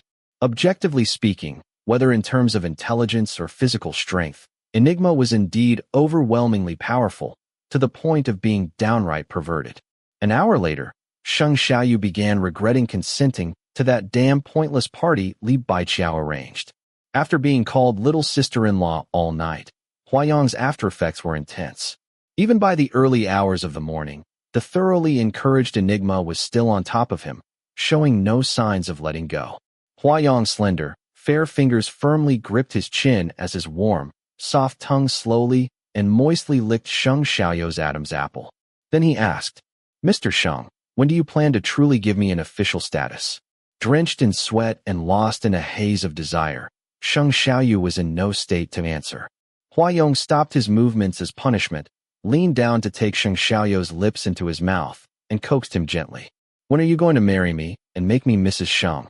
This Mrs. Sheng held a high status and great power, was ruthless in his methods, and far too shrewd. No matter how you looked at it, he was exactly the kind of person Sheng Xiaoyu never would have liked in the past. And yet, somehow, Sheng Xiaoyu had helplessly fallen into his trap, had long been hooked, and could not live without him anymore. The S-level alpha's face flushed bright red, but he still spoke defiantly, panting as he said, Get off me. Enigma hugged him tightly, refusing to let go, yet remained vigilant the entire time. His body arched, careful not to put any pressure on his abdomen. The two of them kept going at it until it was almost dawn before they finally went to sleep. Sheng Xiaoyu's previous residence was still under reconstruction, and since he was not in the habit of living in hotels long-term, Huayong moved back in with him to the same apartment he had once temporarily stayed in, the one located near the Shangfang Group laboratory. By now, both Sheng Xiaoyu and the baby were in a very stable condition, but Huayong still could not shake his worries. He hired a private doctor to come to the house every day for checkups. Longswell laughed at him for making a mountain out of a molehill, and even Shun Wenlang joined in the mockery, ribbing Sheng Xiaoyu for rising in status thanks to the baby. That did not please Huayong one bit. The gentle warmth he usually showed Sheng Xiaoyu vanished. When speaking to Shun Wenlang with a cold expression, he replied, Being able to rise in status through one's child is indeed a rare stroke of luck. However, if you end up with some thick-headed idiot who refuses to admit anything and cannot even manage a normal relationship, let alone provide a stable life, then you would have no choice but to hop on a rocket and flee overnight. Now that would be the kind of misfortune that spans 8 lifetimes. Xin Wenlang, in a foul mood these days, did not bother responding. He muttered lunatic and hung up the phone to get back to work. The next day, the private doctor came as scheduled. Sheng Xiaoyu was still asleep when he arrived, so Hua Yong did not let the doctor enter the room. The two exchanged a few brief words in the living room. There were two bright red marks on Hua Yong's neck, left there yesterday when he had annoyed Sheng Xiaoyu one too many times, and in a fit of flustered anger, Sheng Xiaoyu had offhandedly rewarded him with them. When he saw them in the mirror that morning, Hua Yong was pleasantly surprised. He even doubled back to the bedroom to change into a low-collared shirt, practically itching to show them off to the world. They say that having proper sex at the right time during this month is beneficial for both the baby and the parent. But when the doctor saw the fresh marks and noticed that the alpha, who rarely slept in, was still in bed at 10 o'clock, he tactfully reminded his employer. Some things, when overdone, are harmful. You must exercise moderation when necessary. Honest advice is unpleasant to the ear, but the wise employer did not get angry. Hua Yong rarely smiled when Sheng Xiaoyu was not around, but on this day, he unexpectedly curled his lips into a faint smile. You are right, but when he wants it, I cannot bear to deny him. The doctor nodded hurriedly, wisely deciding not to push the matter further, lest he get himself into trouble. In ancient times, that talk would have been enough to warrant execution. After sending the doctor off, Hua Yong received a call from Qin Pinming. It was highly unusual for Qin Pinming to bypass Sheng Xiaoyu and call him directly. Hua Yong guessed that it was probably Sheng Fong who wanted to meet him alone. And he was right. Qin Pinming confirmed with him over the phone, asking if he was available to come to his CI hospital for the private meeting.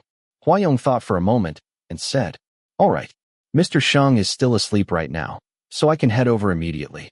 But if I go alone, I am afraid Mr. Sheng might not be too pleased when he finds out. When that happens, I will have to count on Secretary Chun to speak a few good words for me.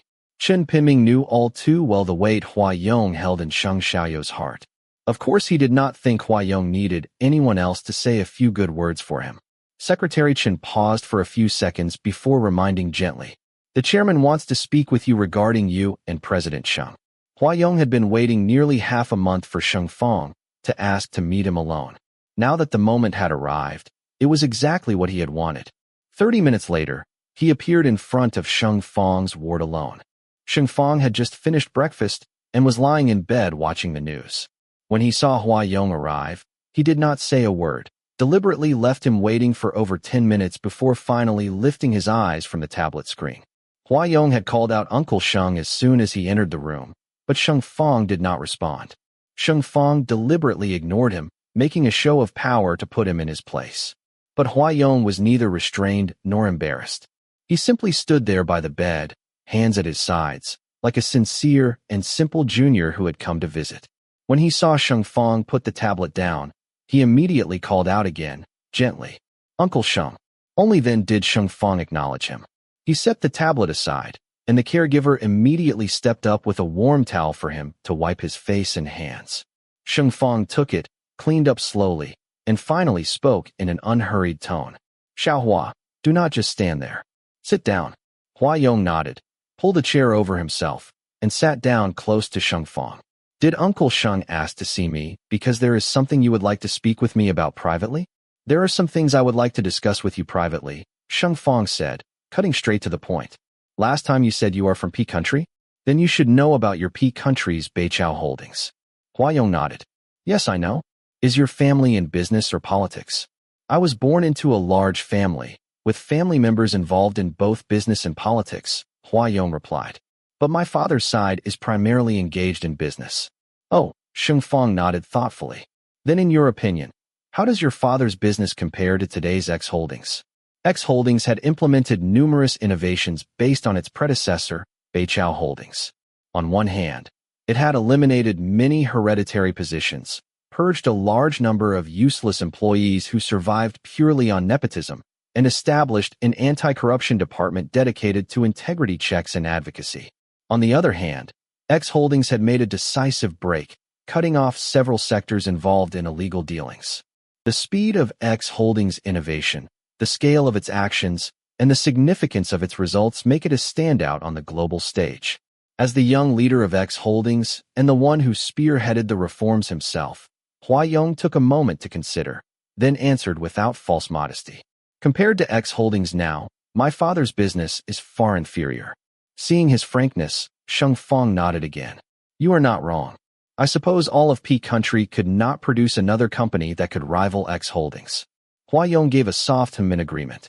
His hands rested loosely folded on his knees, and the look he gave Sheng Fang was warm and sincere. He offered a calm, measured assessment. X Holdings is doing all right. Sheng Fang chuckled. He found this young man rather amusing. In P country, X Holdings was not just all right. It could practically cover the sky with one hand. A while ago, the actual controller of X Holdings proposed to Xiaoyu publicly. It made headlines everywhere. I am sure you have seen the news, Sheng Fang said. I hope Xiaoyu will accept that proposal. Really? Hua Yong's expression lit up with delight, an unexpected reaction that genuinely surprised Sheng Fang. Sheng Fang had not wanted to play the role of the heartless meddler and personally break up the couple, but Sheng Xiaoyu had blocked his number and refused every invitation to meet. It seemed he had genuinely fallen for this Omega surnamed Hua, even willing to give up the owner of X Holdings for him, utterly resolved to stay by his side. But Sheng Fang would never allow his successor to make such a foolish mistake. That was why he had decided to speak to Hua Yong personally. I hope my son can marry someone who is well-matched. A marriage alliance with X Holdings would provide much greater stability to Sheng Fang Biotech. Hua Yong, I hope you can understand. I completely understand. Hua Yong had slightly thin lips, which made him appear cold and indifferent when he was not smiling. But at this moment, he pulled up a gentle smile. In that case, I will change how I address you. Thank you for your approval, Dad. Dad? Sheng Fang looked as though he had been struck by lightning. He stared blankly at the handsome face in front of him, still curved in a smile, stunned for a long while before finally finding his voice again. Who exactly are you? Hua Yong stood up, extended his hand, and solemnly introduced himself to his future father-in-law. Hua Yong, the actual controller of X Holdings. Sheng Fang was speechless. Chapter 65. Sheng Xiaoyu slept straight through until 1 in the afternoon. The exhaustion had completely dissipated, though a faint soreness still lingered in his body. Hua Yong had been relentlessly educating him every day about how dangerous it was for blood pressure stability during pregnancy to get up too suddenly. For the sake of the little peanut in his belly, and even more so, to avoid giving Enigma any excuse to punish him, Sheng Xiaoyu lay there for a while with his eyes open before sluggishly climbing out of bed. There was a business tea gathering at 2 o'clock. Hua Yong had already prepared his outfit for the occasion. A crisply ironed suit was hanging on the hanger at the very center of the dressing room. Hua Yong had a meticulous nature and excellent taste. He always managed to pick out, from a wide range of options, the exact outfit Sheng Xiaoyu was most satisfied with. Comfortable, easy to wear, and appropriate. The young master Sheng let the clothes come to him as usual and was dressed neatly. He lowered his head to tie his own necktie. The little emperor who had personally provided this service circled his arms around his waist from behind, softly kissed the nape of his neck where the scent of Ziji lingered, and praised him. Mr. Sheng is so handsome. Even when Sheng Xiaoyu did not leave the house, he had eyes everywhere. He asked casually, "Did my dad look for you this morning?" "Yeah," Hua Yong answered honestly. "I went to see I." He paused for a moment, then added, "We had a bit of a chat. It went pretty well." "What did you talk about?" "A multidimensional comparison between X Holdings and Beiqiao Holdings in terms of scale, influence, and development trajectory. Speak human language." Hua Yong laughed. "Your father is very different from you." "How so?" The newly appointed future prince consort carefully weighed his words. "He is very suited for business. Never gets up early unless there is profit in it, right?" Sheng Xiaoyu sneered. "He has always been that way. Calculating, shrewd, a total opportunist. To put it plainly, the thing he has loved most in this life is his career, and next is money." "That is great then." "Huh, you think that is great?" I really do." Hua Yong leaned in, rubbing his chin gently against Sheng Xiaoyu's shoulder like a clingy, spoiled cat, and said softly yet firmly, "I have both a career and money. That way, your father has no reason not to like me." Sheng Xiaoyu chuckled lightly, turned around, and pinched his cheek. "I did not expect Mr. Hua to be so optimistic." "I have always been optimistic."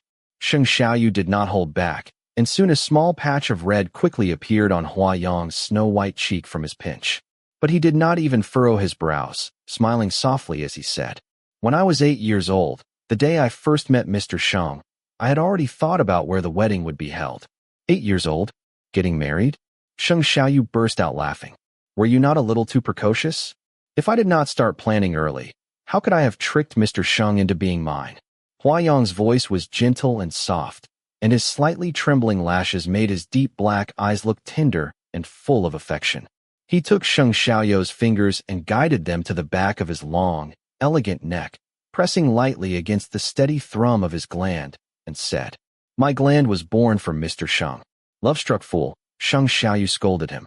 "I am," Hua Yong admitted proudly instead of being ashamed, clinging to Sheng Xiaoyu like sticky syrup, refusing to let go. "I am the kind of love-struck fool who only loves Mr. Sheng." Upon hearing this, Sheng Xiaoyu put away his smile. He broke free from the clingy embrace, turned around, and asked, "Then what about Peanut? That is Mr. Sheng's child." "Oh, does not have anything to do with you?" Hua Yong shook his head and very seriously explained. "I only like Mr. Sheng. That is why there is Peanut. So, I will love Peanut very much too. Is your love that valuable?" Hua Yong nodded. "Yes, it is very valuable." Seeing displeasure flash across Sheng Xiaoyu's face, he immediately softened and explained in a gentle tone. X Holdings has a highly centralized equity structure, with real assets exceeding 1 trillion. I have absolute control over X Holdings. Before coming to Jianghu, I already made a will. In the future, all of my assets will go to Mr. Sheng and Peanut. So, theoretically speaking, my love is quite valuable. Sheng Xiaoyu's expression darkened further. "Do I look like I care about you leaving me money?" He sneered. "But judging by the way you are constantly torturing yourself, our little Peanut stands a great chance of becoming the youngest, richest person in all of Country P. I am so thrilled." Hua Yong let out a soft ah, looking sincerely apologetic. "I was just telling the truth and wanted to take some credit, but it backfired. Please do not be mad, Mr. Sheng." "What do I have to be mad about?" The alpha flung off the arm that had snaked around him. "Move. Do not wrinkle my suit. Come on, let me hug you." Hua Yong refused to give up, shamelessly clinging on. "If it gets wrinkled, I will have someone iron it again." Sheng Xiaoyu retorted, "Are you that free? The tea party is at 2 o'clock, and it is already 1:40. Smiling with eyes curved into crescents, Hua Yong opened his arms and wrapped himself around him. Brazenly, he declared, "Then let them wait. Right now, I just want to hug Mr. Sheng." Sheng Xiaoyu dodged a few times, but could not shake him off. He did not want to keep playing this tiresome, childish game of catch me if you can with Enigma either. So he had no choice but to let Hua Yong cling to him, soft and pliant, as if he had no bones. He could only glare resentfully as this little lunatic held him face to face and whispered, "Don't be mad, and I really like you," in a low, syrupy voice. Truth be told, Hua Yong was not exaggerating.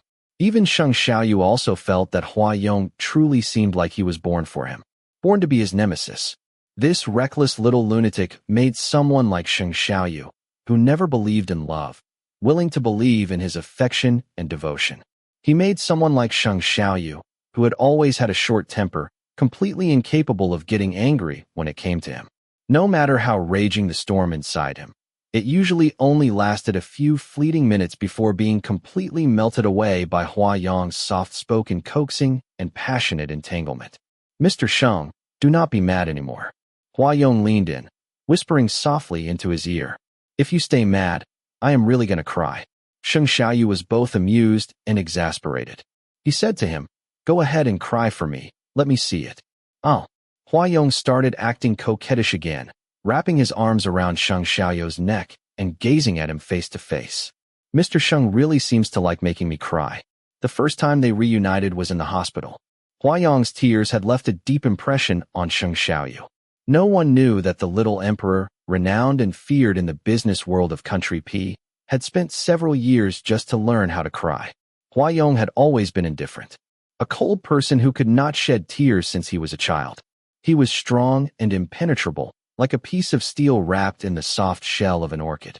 After discovering that Sheng Xiaoyu preferred delicate, coquettish Omegas who knew how to act spoiled, Hua Yong earnestly began to study how to be submissive, how to act coy, and how to shed tears.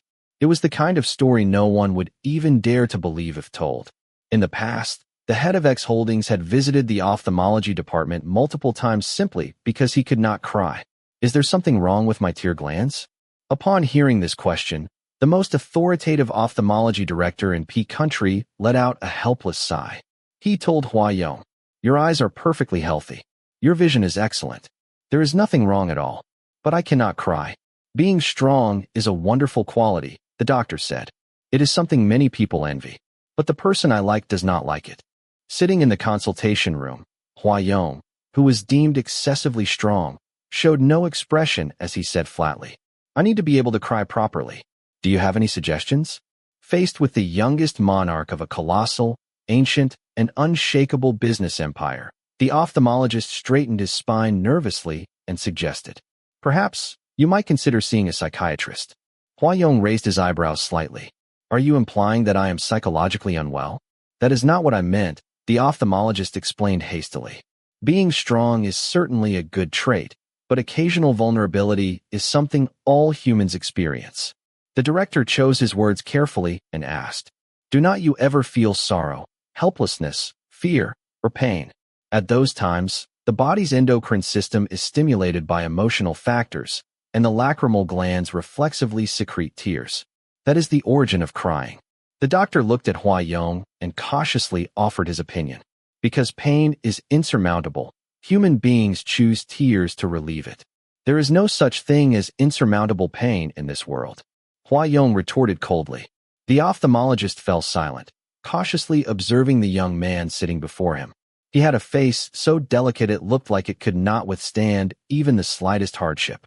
Exquisitely refined, with lips tinged a pale pink, slowly parting and closing as he spoke. Yet his tone was rigid and hard-edged. "In the country where the person I love resides, there is an old saying, apart from life and death, nothing else matters.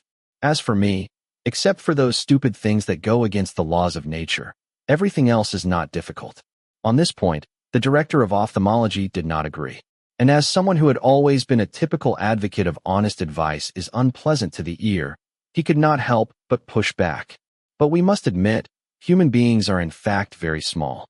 Faced with vast, unshakable systems of rules, there is really not much we can do."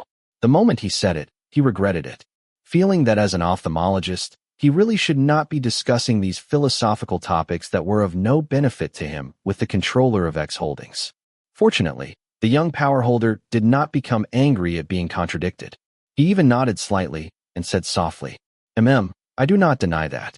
Huayong calmly met the gaze of the B-level alpha doctor who had broken into a cold sweat. His posture was upright, rigid in his demeanor, his tone proud, aloof, and unwavering, like a god delivering a commandment. As he said, enunciating each word clearly, "Some rules indeed cannot be defied, but most things can be properly resolved. Those who cannot overcome small obstacles are not human beings. They are trash. Pain. I have it." He lowered his lashes, curled the corner of his mouth ever so slightly. "When I miss him but cannot go near him, that is when I feel pain." It was rumored that this young man, so wealthy he could rival a nation, was cold to the point of cruelty. Despite being merely an illegitimate son, he had managed to firmly grasp an entire business empire in his palm with overwhelming dominance. It was enough to demonstrate how firm his methods were and how ruthless his nature was. Yet the moment he mentioned him, the proud and sharp-edged young aristocrat before the doctor suddenly exuded a softness too profound to describe. That smile faded in a blink, but it left behind a hazy aura, as if his entire being were surrounded by a soft, blurred halo, making Huayong not only strikingly radiant, but also bathed in an unprecedented gentle glow. Whoever he had just thought of, that fleeting gentleness in his gaze quickly gave way to a desperation so intense it bordered on painful, a longing he could no longer suppress. He did not cry, but he looked utterly sorrowful, letting out a faint sigh. "If I cannot learn how to cry, I might never be able to hold him in my arms in this lifetime." Chapter 66. For someone like Enigma, standing at the pinnacle of human genetic evolution, learning how to cry was hard. But far harder was having to gaze longingly at the alpha he loved and still not be able to reach him. So Huayong worked hard to learn how to cry. He learned how to humble himself and speak with softness. Sheng Xiaoyou's appearance was like a second life gifted to Huayong, one that brought warmth into a life once completely consumed by cold indifference. Tears were no longer a symbol of weakness, but a testament of deep love.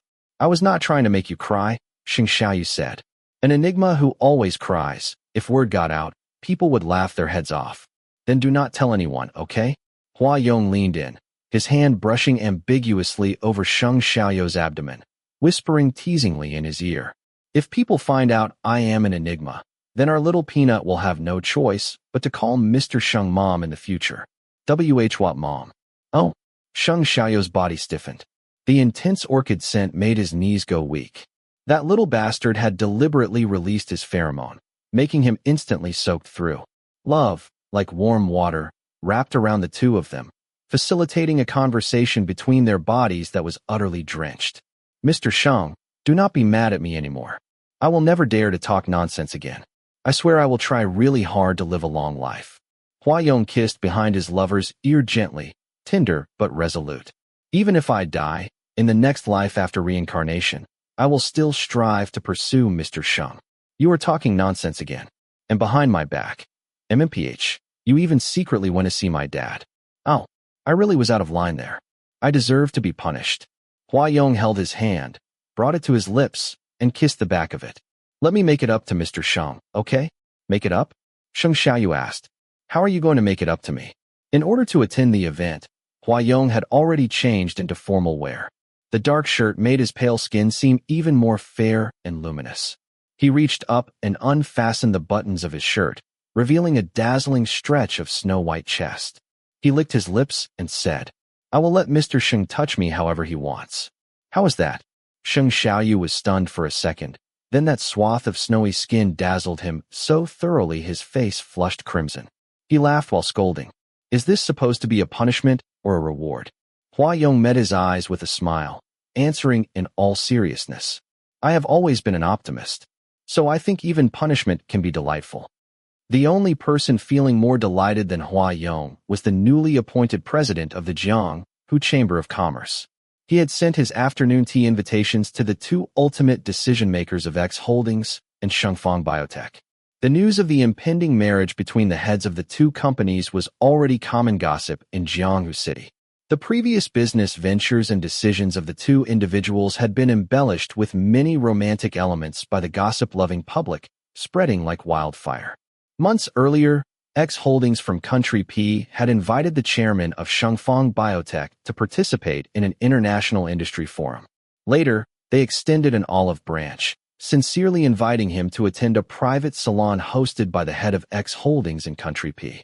These two pieces of news once generated quite a buzz in Jianghu's business circles.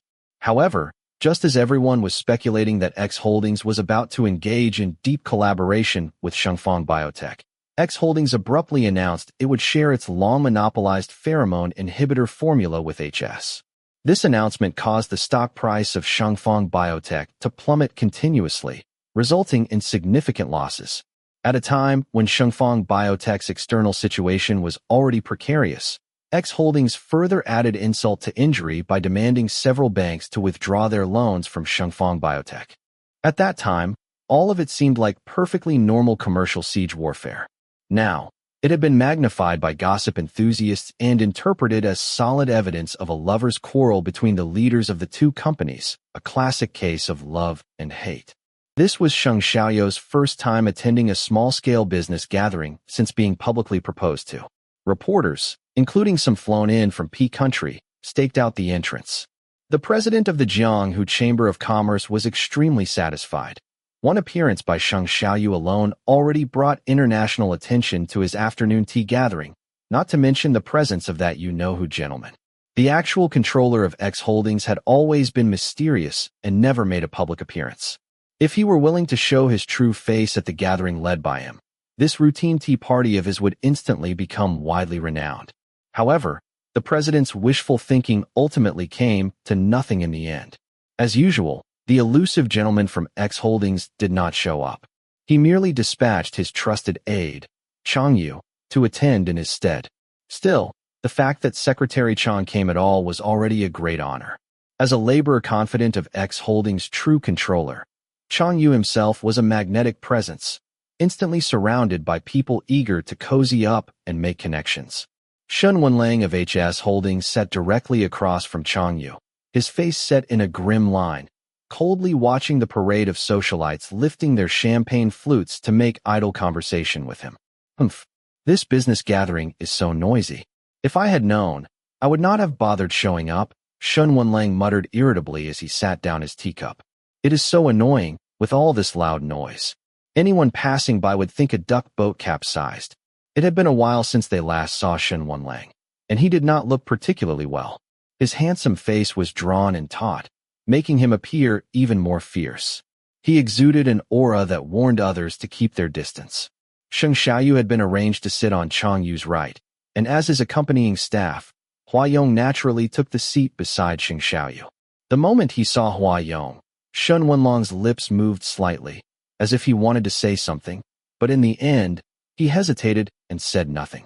These past few weeks, he had called Hua Yong quite a few times in private, seeking advice, asking how to win back a subordinate who had resigned. During one of those calls, Hua Yong had cut straight to the point. Has Secretary Gao completely abandoned you? Shun Wenlang immediately flew into a rage. He abandoned me? Him? Hua Yong, have you lost your mind? You are screwed, Hua Yong said. Someone like Secretary Gao is stubborn to the bone. Whether he likes someone or does not, it is always a result of long, careful thought. The moment he handed in his resignation, you should have found every excuse in the book not to approve it. He paused, then added, but I am guessing, knowing how prideful you are, you probably signed off on it at light speed, did you not? Would not surprise me if you even transferred him out of your office during the handover period, just so you did not have to look at him and deal with how much it hurt. Fuck, you got every single one right. Shun Wenlong's face had turned stormy as Hua Yong continued. Wenlang, if I were you, I would call Secretary Gao right this second and confess, before he blocks your number for good. Me? Confess? Are you sick? I am not, Hua Yong had said with a small smile, voice calm and factual. I am not sick, and I have a wife. But you, Shun Wenlang, if you keep clinging to your pride like this, you are never going to win your wife back. You will be a bachelor for the rest of your life. Hua Yong's words might as well have been a prophecy. 3 days ago, Shun Wenlang had finally mustered the courage, fully prepared himself mentally, and took the initiative to call Gao Tuesday. However, sorry, the number you have dialed is no longer in service. A sharp pang struck Shun Wenlong's heart. He hung up immediately and redialed without hesitation. But no matter how many times he called back, the result remained the same. Gao Tu's number had been deactivated, turned into a dead line. For someone like Shun Wenlang, who had always believed Gao Tu would stay close by, would never stray too far from him, it felt as though a chunk of his heart had been carved out, leaving behind a dull, hollow ache. It seemed he had been wrong. That mediocre, loyal Gao Tu, the one who had once been willing to charge into a fight for him without hesitation, apparently had no intention of staying by his side for life. He was not some loyal dog who could never be scolded or beaten away. He was just a dumb rabbit, one that could be lured off by another Omega with a mere carrot. Fuck, that kind of idiot beta. He probably could not even figure out who he had actually slept with. Shun Wenlang thought bitterly, in both pain and fury. For all he knew, that pregnant Omega, maybe the child in their belly was not even Gao Tu's to begin with. God damn it. How could Gao Tu? How could he get someone else pregnant? And how could he just walk away from Shun Wenlang, just like that, over some ridiculous, shitty Omega who came out of nowhere, and the child in their belly? Even Shun Wenlang himself knew he was being unreasonable, but he still could not stop himself from resenting it, from hurting because of it. It was like something had lodged in his chest. Sharp, sour pain, numb and electric, zinging up his spine. So many emotions tangled together, so complex that words failed to express them. The ache inside him twisted into something painfully close to jealousy. And this made Shun Wenlang feel incredulous. Why was he jealous? Jealous of that filthy Omega who could, out in the open and without shame, wrap his arms around Gao Tuesday, jealous that this Omega had so easily stolen Gao Tu away from him. Shun Wenlang felt like he was going crazy, but he really missed Gao Tu. Not being able to reach Gao Tu was making it impossible for him to eat or sleep. When his mind blanked out, terrible thoughts would crawl in from the edges, like imagining Gao Tu had met with some kind of accident, or that he might have fallen into a desperate situation where he could not even ask for help. Yes, Secretary Gao must have run into trouble, Otherwise, he would never have deactivated his number. Clinging to that belief, Shen Wenlang grew increasingly anxious and pulled strings through special channels to track down Gao Tu's whereabouts. But what he learned was that 3 days after resigning, Gao Tu had canceled the lease on the downtown apartment under his name and taken his younger sister back to their rural hometown. There was no Omega by his side. Shen Wenlang snapped, issuing orders like a madman, demanding someone verify Gao Tu's marital status immediately. And when he saw the word unmarried in the marriage registration column of Gao Tu, it was the first time in days that Shen Wenlang smiled. That hopelessly stupid beta had not registered marriage with that heat-crazed Omega. Perfect. It is not too late. At the tea party, the owner of X Holdings did not show up. Everyone hoping to cozy up crowded instead around Sheng Xiaoyu and Changyu, shoulder to shoulder, packed so tightly there was barely space to stand. It was clearly not the appropriate occasion for talking.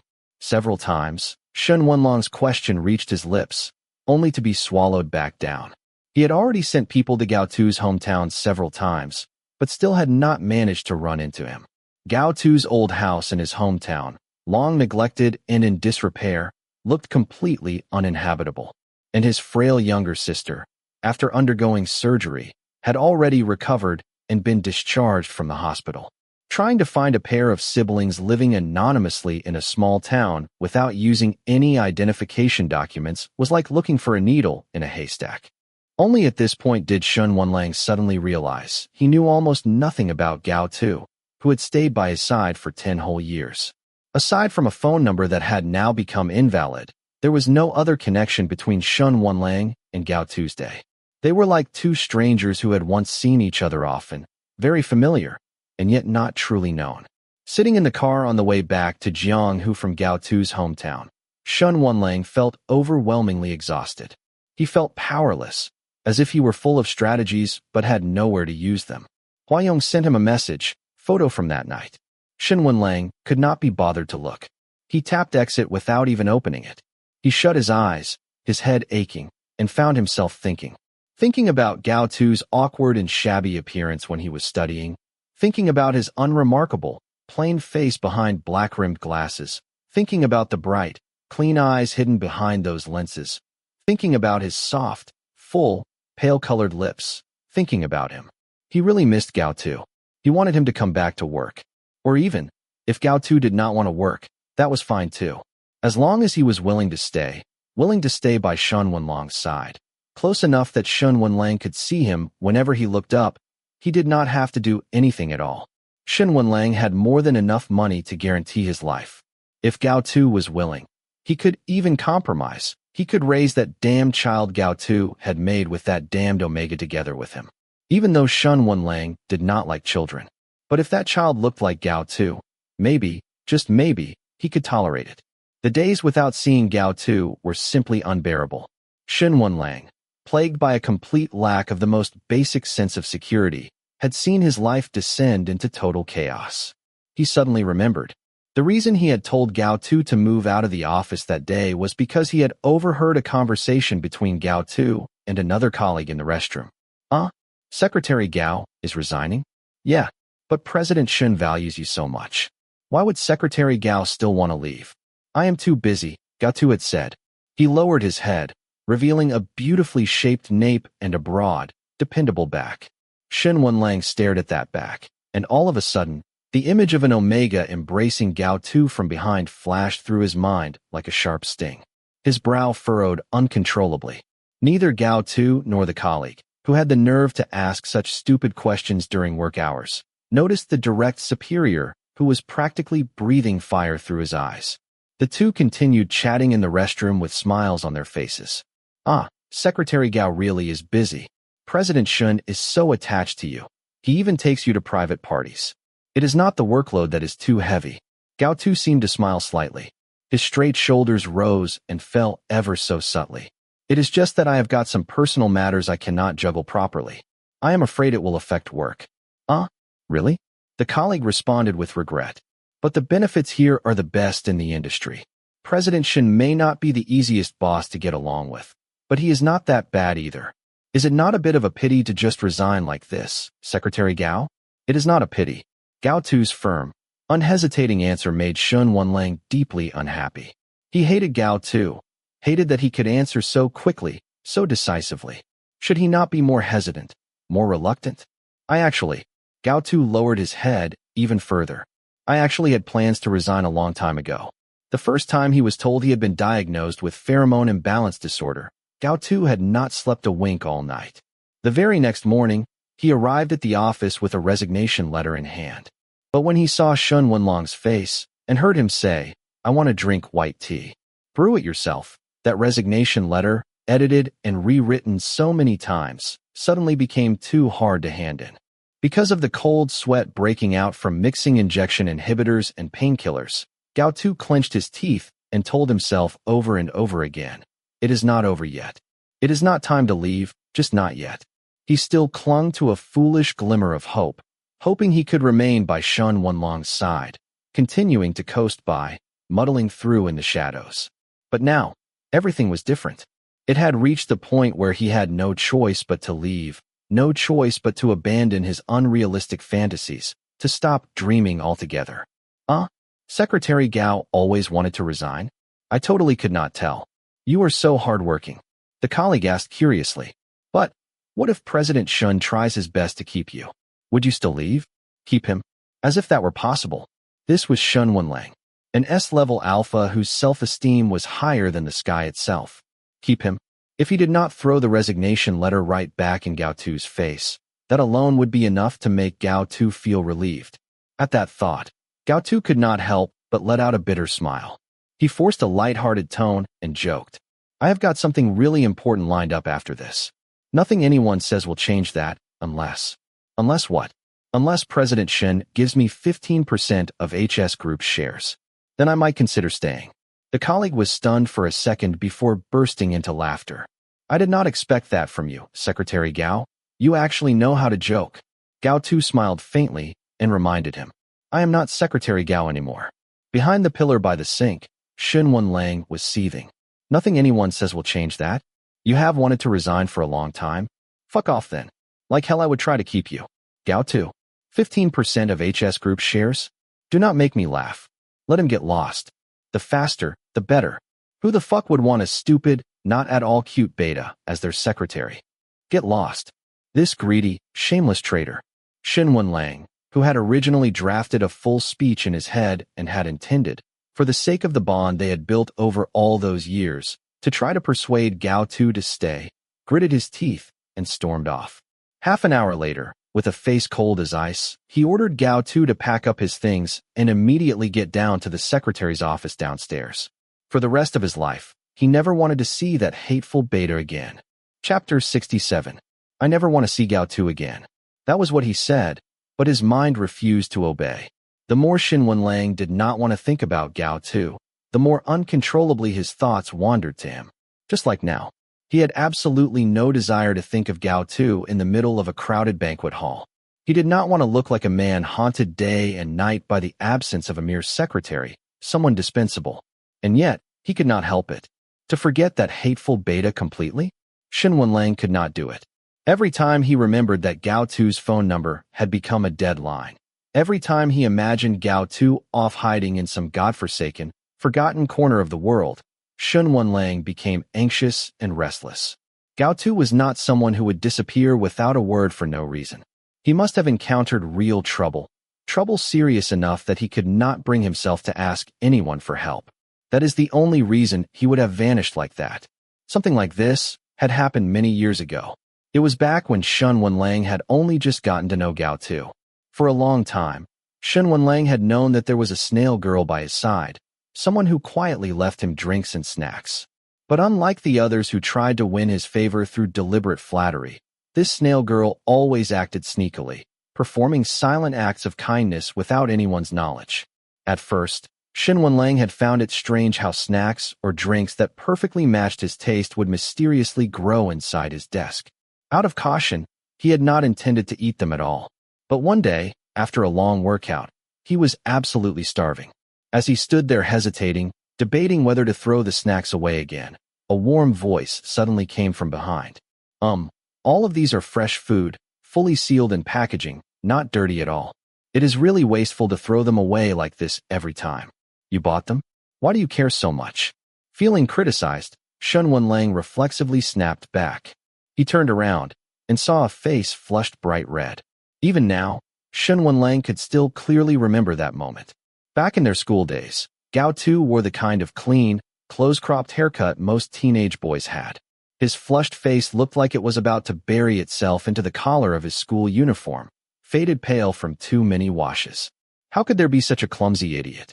That was Shen Wenlang's first impression of Gao Tu.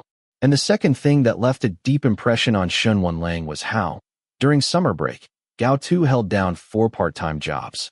In a single day, Shen Wenlang bumped into him at KFC, a fruit supermarket, a library, and a convenience store. Are you a quadruplet or something? Gao Tu's face immediately flushed a deep red. He lowered his head, eyes dodging Shen Wenlang's gaze. That will be 247.80 yuan.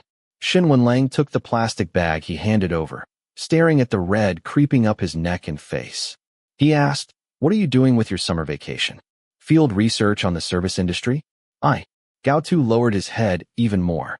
Behind his thick black-rimmed glasses, his eyes dropped, and his lips began to tremble in shame. He looked like a student caught working part-time by the police. His discomfort was so intense he could barely stay standing. Shen Wenlang let out an "oh," narrowing his eyes in playful mischief. "School starts in a few days.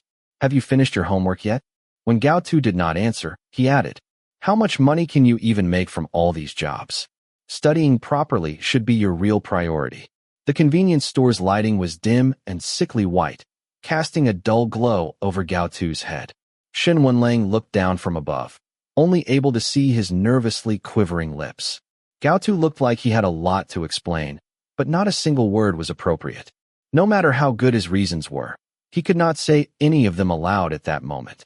A few days later, school started. Gao Tu, having failed to complete his summer homework on time, was scolded harshly by his homeroom teacher and sent to stand in the hallway outside the office as punishment.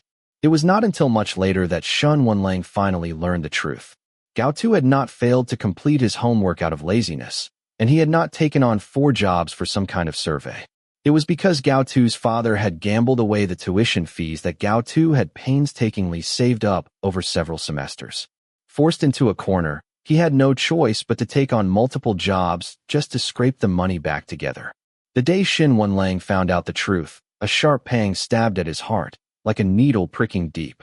After class, he took a detour to the convenience store where Gao Tu was working part-time and gave him a bottle of sea buckthorn juice. That bottle of bright orange juice sat at the very deepest part of Gao Tu's bookshelf for a long, long time. He never had the heart to drink it, not until it had gone bad. Halfway through the tea party, Huayong tripped over his own feet as he got up to fetch a cupcake, stumbling straight into Sheng Xiaoyou's arms. Then, blushing, he offered a soft apology. This naturally thick-skinned lunatic had clearly become addicted to playing the delicate damsel. Shen Wenlang could not bear to watch. He had no choice but to turn his face away and pretend to be blind. But Huayong's act seemed to be working surprisingly well. Sheng Xiaoyu caught him firmly, frowning slightly in reproach. "Why are you being so careless?"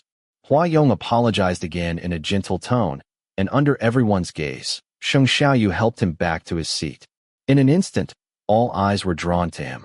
Everyone was now curious about this stunningly beautiful orchid who dared to openly steal the fiancé of the head of X Holdings right under everyone's nose, right in front of Changyu, no less. Just who was this man? Only Huayong himself seemed to be having the time of his life. He was clearly basking in the attention Sheng Xiaoyu was giving him, savoring every opportunity to play the pitiful little thing to seek attention and fish for sympathy. Changyu was used to it by now. His expression did not change as he watched the host and his personal male Daji flirt openly in public. He maintained a dignified and proper poise, calmly fielding the surplus curiosity and concern from every direction. After the tea party ended, Sheng Xiaoyu made a brief stop at Shangfang Biotech. Huayong sent him all the way to the company entrance before heading home alone. On the way home, Huayong's car was blocked by a silver-gray business vehicle. "Master, there is a car blocking us," the driver said helplessly. Huayong was reclining in the back seat with his eyes closed and head tilted slightly back. Without even opening his eyes, He said lazily, drive through it. But, that is President Shen's car. Hua Yong opened his eyes. Sure enough, he saw Shen Wenlang stepping out of the car with a dark face. He rolled down the window and said, "What a coincidence." "What coincidence?" Shen Wenlang snapped. "I have been chasing your car all the way from behind. Horn blaring loud enough to wake the dead. Are you deaf? Can you speak properly? Find somewhere we can talk. I have something to say to you." Hua Yong raised his wrist and glanced at his watch. Then he nodded. "I can give you 30 minutes. But what? But I have something to do tonight. I can stay for at most 30 minutes, and then I have to leave."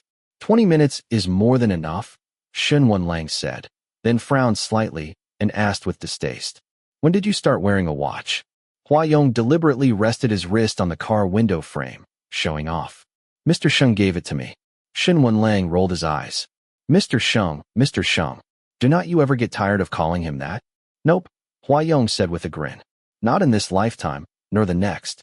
Shen Wenlang casually picked a nearby clubhouse. After they were seated, a waiter brewed them some tea and discreetly left. "Gao Tu's phone number has been deactivated." "Oh, what do you mean, oh?" Hua Yong slowly and leisurely picked up his teacup. "Canceling a number turns it into a disconnected line. That is perfectly reasonable." "What reasonable?" Shen Wenlang's forehead veins throbbed with irritation. Why the hell would he cancel his number for no reason? Who knows? Maybe he wanted to say goodbye to the past? Get away from awful people or things. What awful people? Shen Wenlang irritably pulled out his lighter and lit a cigarette with practiced ease. He actually did not smoke much in the past. Hua Yong did not even know he had the habit. Back when he was 17 or 18 years old, Shen Wenlang had already started smoking secretly. However, in recent years, under the supervision of Gao Tu, Shen Wenlang had quit smoking for a long time. But lately, the stress had been too much. Without smoking, he could not fend off the barrage of thoughts about Gao Tu constantly swarming his mind. Yet reality was cruel. No matter how many cigarettes he smoked, even if it was 2 packs a day, Shen Wenlang still could not stop thinking about Gao Tu. What the hell am I supposed to do now? He exhaled a thick smoke ring fiercely, his fingers tracing the metal lighter Gao Tu had given him. Without making any movement, he growled, "I cannot even find him now." Hua Yong raised his brows in surprise. "You went looking for him?" Shen Wenlang reluctantly let out in him, paused for a moment, and then added, "That house in his hometown is simply not a place fit for humans to live at all." Hua Yong let out a chuckle. "Feeling sorry for him? Who is feeling sorry? Only the person feeling it knows," Hua Yong said, lifting his wrist to check the time. He reminded him, "You have got 11 minutes left. If you have got questions, ask them now. Hurry up. I have got to go." He did not go back to his hometown. Did not take a job at any other company.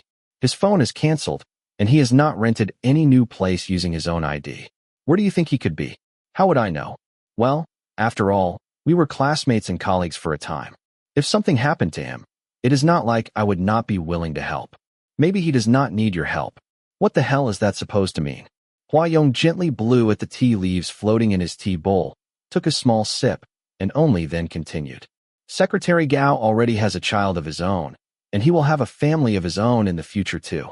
You just said it yourself, you two were nothing more than former classmates, former colleagues. So as an outsider, why are you getting so worked up?" Shen Wenlang was stumped by his question. He stared wide-eyed, unable to respond. A child of his own, a family of his own, an outsider? Gao Tu had not even registered his marriage with that Omega, right? So how did he suddenly end up with a family? More importantly, until that Omega produced a notarized paternity test, Shen Wenlang absolutely refused to acknowledge that the child in that filthy Omega's belly was Gao Tu's. God damn it. Someone really had the guts to snatch him right from under his nose. He wanted nothing more than to throw that wretched Omega into the Huangpu River and feed them to the fish. Wenlang. Before their conversation wrapped up, Hua Yong gave Shen Wenlang a friendly reminder. "Secretary Gao's father has always been in Jianghu. Maybe you should try getting in touch with him?" Shen Wenlang looked up with extreme vigilance and asked, "How do you know where Gao Tu's father is?"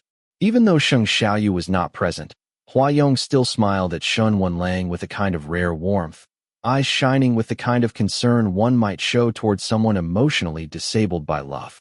There is an old saying in Celestial Empire, "Better to demolish a temple than break up a marriage."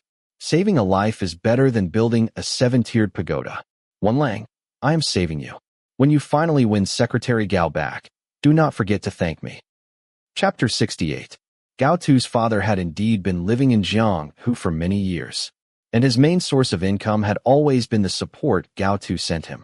But this month, he had not received the regular living expenses his son was supposed to send him on time. Sorry, the number you dialed is no longer in service. Sorry, the number you dialed is no longer in service. Sorry, the number you dialed is no longer in service. For nearly a decade, Gao Ming had been living off his son.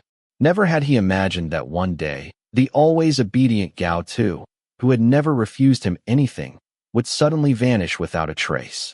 After several calls all returned the same disconnected message, Gao Ming flew into a rage and smashed the only intact chair in the house. Sitting amid the messy, broken-down room, Gao Ming's mind spun rapidly. The old ceiling light above him cast a dim yellow glow. A bothersome mosquito buzzed low in the air. Swatting at it impatiently, Gao Ming rummaged around and pulled out the phone number of his daughter, Gao Qing. Gao Qing had just turned 16. She was a frail, sickly girl who only knew how to spend money and had no means of earning it. Gao Ming rarely contacted her directly, but Gao Tu treasured this younger sister of his deeply. No matter how hard things were for him, he never let her lack for anything, be it food, clothing, or daily necessities. Gao Tu's salary was actually very high, but between Gao Qing's illness and Gao Ming's parasitic bleeding of his finances, he could hardly catch his breath. Xin Wenlang had once remarked, "Other people spend money like water. Secretary Gao spends like a waterfall. You survive on bark and rice husks, yet still cannot save a dime, dragging yourself through every day worn out and haggard. People who know you understand that you are paying your sister's medical expenses, but those who do not might think you are on drugs." Gao Tu had been left speechless with shame by those words, but he could not refute them, because Xin Wenlang was right. Though he was not a particularly kind boss, Xin Wenlang was strangely generous. Gao Tu's salary, combined with various allowances, far exceeded that of an ordinary secretary, 3 times the industry salary standard. And yet, Gao Tu remained the same boy from years ago, the one who had to work multiple jobs, the one Xin Wenlang would run into in various corners of the city, always looking like he wished he could disappear into a crack in the ground from shame. That same boy, so poor, so plain, still did not fit in at all with the dazzling, effortlessly radiant Xin Wenlang. The call to Gao Qing was quickly connected. Gao Ming, frowning, waited for a while amidst the light ringing tone, and finally, the call was picked up. "Hello, who is this?" came a soft voice from the other end of the phone. "Your old man," Gao Ming said. It had been 7 or 8 years since Gao Ming had last seen Gao Qing. In his memory, that small, sickly girl had always been timid and useless, so frail that a strong gust of wind could probably blow her away. There was a short silence on the other end. 16-year-old Gao Qing did not seem to have made much progress compared to before. Still just as pretty and small-minded as ever. She started by this crude self-introduction, and after a long pause, finally responded, "Is there something you need? You got a call from your old man, and cannot even bring yourself to say dad?" "Yeah," Gao Qing replied bluntly, "I do not have a dad." Gao Ming flew into a rage, kicking over the chipped and misshapen mesh trash bin by his foot. "You ungrateful brat. I am not dead yet. It would be more peaceful if you were." The fragile little girl from Gao Ming's memory was gone. Gao Qing's voice was cold and sharp like a blade. "If you died, my brother would not have to suffer so much anymore. Why is it not you who died?" Gao Ming snapped harshly, burning with rage. "You have spent way more than I ever did, in that fancy hospital of yours. If you were dead, your brother would not have to carry such a burden." "That is right." Gao Qing let out a cold laugh. "I have always wished I could just die, so I would not drag my brother down anymore. Too bad the king of hell must be blind. He will not take me, so I have to stay here and keep weighing him down. Then go kill yourself." "I have thought about it," Gao Qing said flatly, "and I have tried." Her voice, icy and hard, turned almost ghost-like. "But my brother held me, would not let me jump off the building." On the other end of the line, the girl's steely tone began to tremble. Her breathing faltered. "He begged me not to do it." This silence lasted longer than before. It sounded like she took a long, deep breath before saying, "That was the first time I ever saw my brother cry." "Cry?" Gao Ming burst into laughter. Cry my ass. He is useless and cannot earn more to support his family. And he still had the nerve to cry? And what about you? You are not ashamed? Gao Qing's voice wavered more violently now. She sounded like a balloon stretched to its breaking point, suddenly expanded, fiercely protecting the brother who had given far too much for her, and for the vampire of a father who drained him dry. You are a grown man with arms and legs, yet you will not work. You laze around all day? That is bad enough. But you even gamble. Yes, I have spent a lot of my brother's money on treatment, but what about you? You have thrown his money onto the gambling table. How can you be so shameless? Why should I be ashamed? I am his father. Without me, he would not exist. I gave you two life. It is only right that you both support me. Bullshit life. Gao Qing spat. Did we agree to be born? You talk like it was some great favor. Responsibility, ambition, a stable job, a long-term plan. Did you give us any of that? A home with not even 4 walls, and all you know is gambling. And you had the gall to bring us into this world? You brought us here just to suffer, and you dare to talk about gratitude? At some point, the fragile little girl who used to hide behind her big brother and could only cry had disappeared. In her place was someone sharp, composed, mature, and brave enough to shout back at her father over the phone without flinching. Enough with this useless crap. Gao Ming, unable to out-argue her, lost patience. He cut straight to the point. Where is your brother? Where the hell did he go? I need money. Tell him to wire me some. My brother is sick. He does not have a job or money.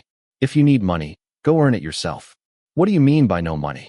From the direction of the living room came the sound of the front door opening. It must have been Gao Tu returning home. Gao Qing did not bother with Gao Ming anymore. She hung up quickly and walked out of her bedroom.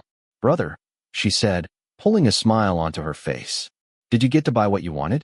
Gao Tu was covered in sweat, his face tinged in unhealthy pallor.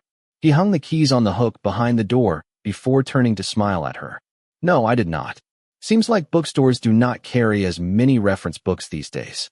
But I will look online later tonight. Online shopping is easier anyway, Gao Qing said, walking over to take the groceries and fruit from his hands. You are not feeling well. Do not go out grocery shopping. Delivery is super convenient these days. You have only just gotten better. And now you want to live off takeout? Gao Tu laughed as he tapped her on the head. You finally got your health back? Do not go ruining it. I just feel bad for you. Gao Qing pouted, acting cute as she clung to him, completely different from the sharp-edged girl who had been arguing with Gao Ming just moments ago. You are already in this state, and you still do not know how to conserve your energy. What do you mean by already in this state? Pheromone imbalance disorder. Gao Qing's expression grew more serious. It is a very serious illness. You should minimize contact with other people. As she spoke, she pointed to her neck, which was tightly covered with an inhibitor patch. She continued, Look, so I do not affect you. I have been wearing the inhibitor patch 24 hours a day without fail. The doctor said you need to stay in an environment completely isolated from alpha pheromones to recover as much as possible. So do not keep running around outside all the time. Got it. Good. Gao Qing put the vegetables and fruit away in the kitchen. Gao Tu followed her in, worried, but she blocked him at the door. I am cooking today. Gao Tu could not help but laugh. Can you even cook? What is so hard about it? Unlike Gao Tu, Gao Qing had always been very smart. Even though she had spent years in and out of the hospital and had missed countless classes, her grades still consistently remained at the top of her year. When Gao Tu left Jianghu, the one thing he hesitated most about was her school transfer. But Gao Qing had been rational. She told him, Brother, you have already resigned. My household registration is still with Dad, so I am not considered a Jianghu resident. The current school enrollment policies are strict. My student record is not in Jianghu, so there is no way I can take the college entrance examination here. We might as well return to our hometown. I will transfer back and attend school there. I can take the college entrance examination locally, and it will cost less. Gao Qing was right. Therefore, Gao Tu had agreed without much hesitation. Living expenses in Jianghu were indeed high. Although his own household registration followed his mother and had never been transferred, since he had quit his job and was no longer able to interact with the outside world, he had no place to settle down in Jianghu, nor any compelling reason to stay. Even though Hua Yong had reached out to him in private, expressing his willingness to provide any help he needed, Gao Tu and he simply were not that close with each other. And Gao Tu truly saw no reason to accept help from an Omega who was so clearly favored by Shen Wanlang. He was not narrow-minded, but he was not that magnanimous either. When facing someone like Hua Yong, a unique Omega whom Shen Wanlang was willing to keep at his side, Gao Tu could not deny that he was jealous. And that jealousy made him feel even more despicable, even more pathetic. Hua Yong's willingness to offer help with a friendly attitude made Gao Tu feel even worse. The kindness and nobility of Hua Yong only further highlighted Gao Tu's mediocrity and inferiority. Mediocre affection, petty jealousy, and 10 years of devotion from Gao Tu that meant absolutely nothing to Shen Wanlang. Gao Ming was at the end of his rope. There was not a single thing of value left in the house. The most valuable thing he owned, ironically, was also the most worthless, his own life. The place he lived in was rented. If not for the money Gao Tu regularly transferred to the landlord every 3 months, Gao Ming would have long since lost even the most basic shelter. Yet he still insisted on staying in Jianghu.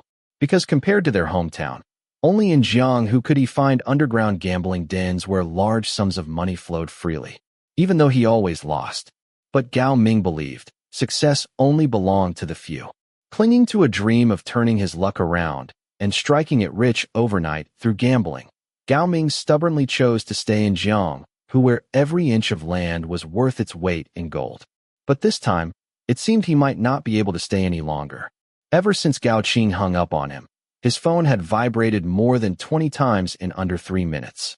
The gangsters who made a living by loan sharking in the casinos were hounding him like a pack of wild dogs.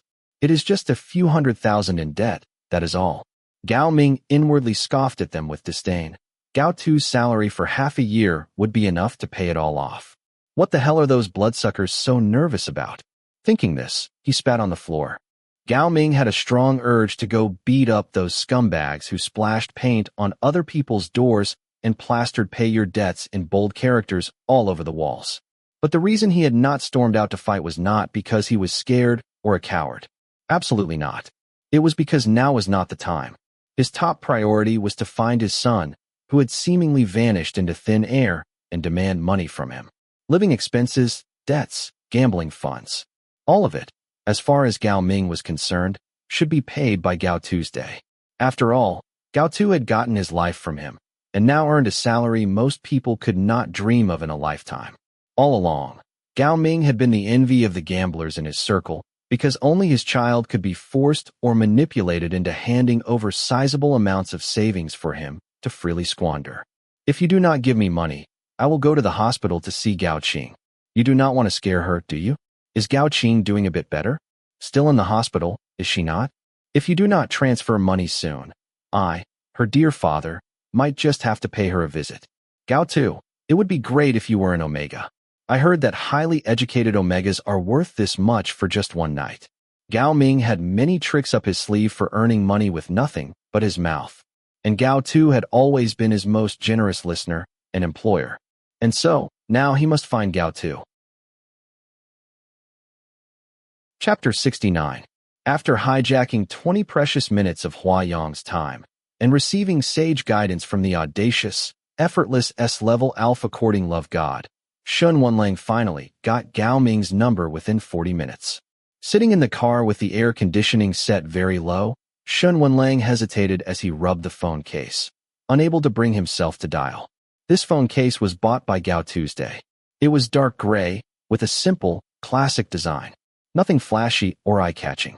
Just like Gao Tu himself, not the least bit showy or pretty, but having it around always gave a sense of absolute reliability and practical reassurance. Shen Wanlang was not very clear about Gao Tu's family situation, though he had heard a bit about it. That was why he was so hesitant about whether he should contact Gao Tu's father directly. Back in their student days, Shen Wanlang had already heard that Gao Tu and his younger sister had moved out of their family home at an early age. Gao Ming was not a responsible parent, and their financial situation was far from stable. Starting at the age of 14, Gao Tu had no choice but to take on multiple part-time jobs to support both himself and his younger sister, Gao Qing. Because of this, Gao Tu was even teased by his classmates, who said his hobby was working part-time jobs. To this day, There was minimal contact between Gao Tu and Gao Ming. Shen Wenlang had almost never heard Gao Tu mention his father on his own initiative, except once at a banquet.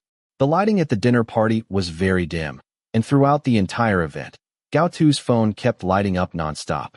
It seriously disrupted Shen Wenlang's concentration, and with clear annoyance, he shot a sideways glance at Gao Tu and frowned, saying, "Either turn it off or step outside to take the call."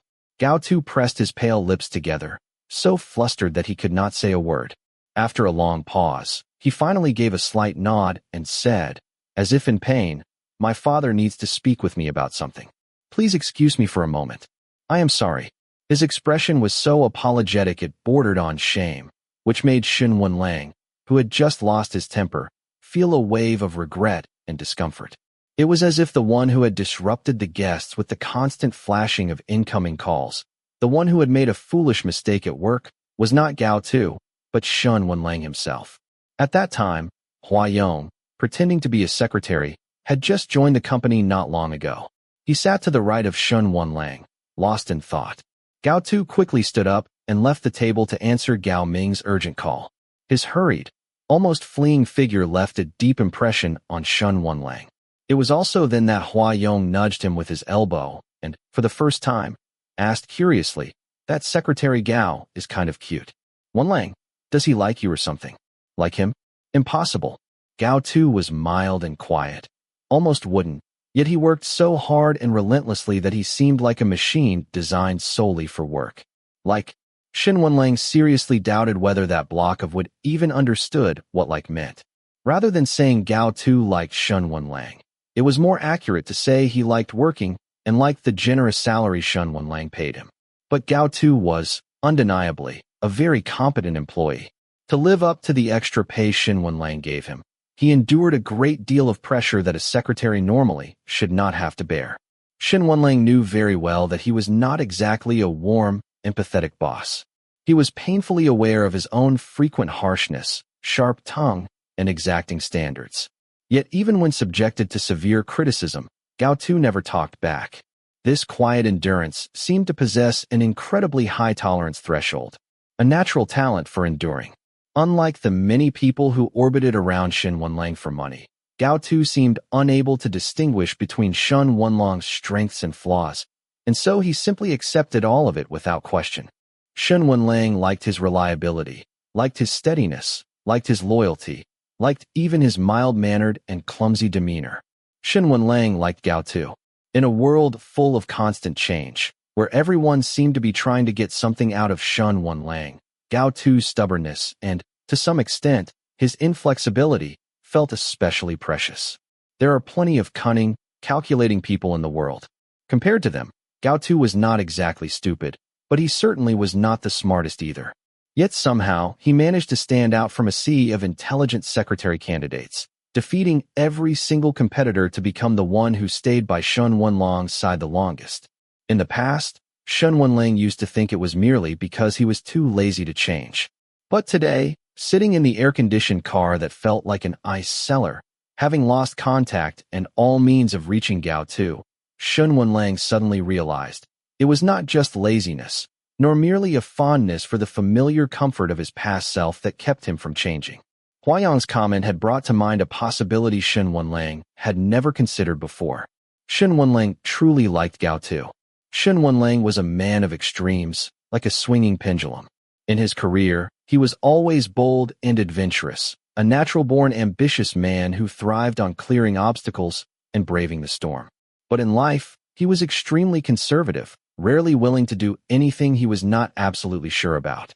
Like now, he lacked enough information to make a sound judgment and could not say for sure whether calling Gao Tu's notorious father was the right decision. But after much hesitation, he did it anyway. The moment the call connected, Shen Wenlang felt as nervous as if he were attending a job interview. "Hello, uncle. My surname is Shen, and I am Gao Tu's colleague." "You said you were Gao Tu's colleague?" Huayong asked with a teasing smile.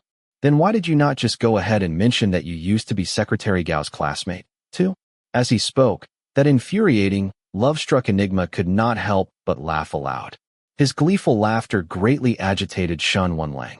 "Are you done laughing?" Shen Wenlang cut him off. I have arranged to meet his father tonight to talk. You had better pray everything goes smoothly for me. Otherwise, Shen Wenlang let out a cold snort, threatened him with absolutely no real menace. Otherwise, I will spill your pathetic and painfully outdated proposal plan to your alpha ahead of schedule. Huayong, human nature is vile. I am in a terrible mood right now. Everything I see rubs me the wrong way. Nothing feels right. Especially the way you flash all 8 of your teeth every time you see Xing Xiaoyu. It makes me feel worse than swallowing shit. So until I get Gao Tu back, you had better dial it down. Stop flaunting that look of I am the luckiest, happiest person in the world. It is a damn eyesore. I know you are jealous, said the petty-minded emperor of Country P, unusually unfazed. In fact, he even laughed louder. But happiness is hard to hide. If seeing me this happy really bothers you that much, then maybe just do not contact me for a while, Huayong reminded him kindly. Of course, that is only if you are capable of handling it all on your own. It is just meeting some old man. What is so difficult about it? And what about winning Secretary Gao back? Huayong shot back. You that confident about that too? Seeing Shen Wenlang fall silent, that damn Enigma, who was very skilled in love, immediately stepped on his sore spot again. If you are really that sure, then why did you call me in the first place? Wenlang, when it comes to feelings, people cannot deceive themselves. In this regard, you always suffer the same losses.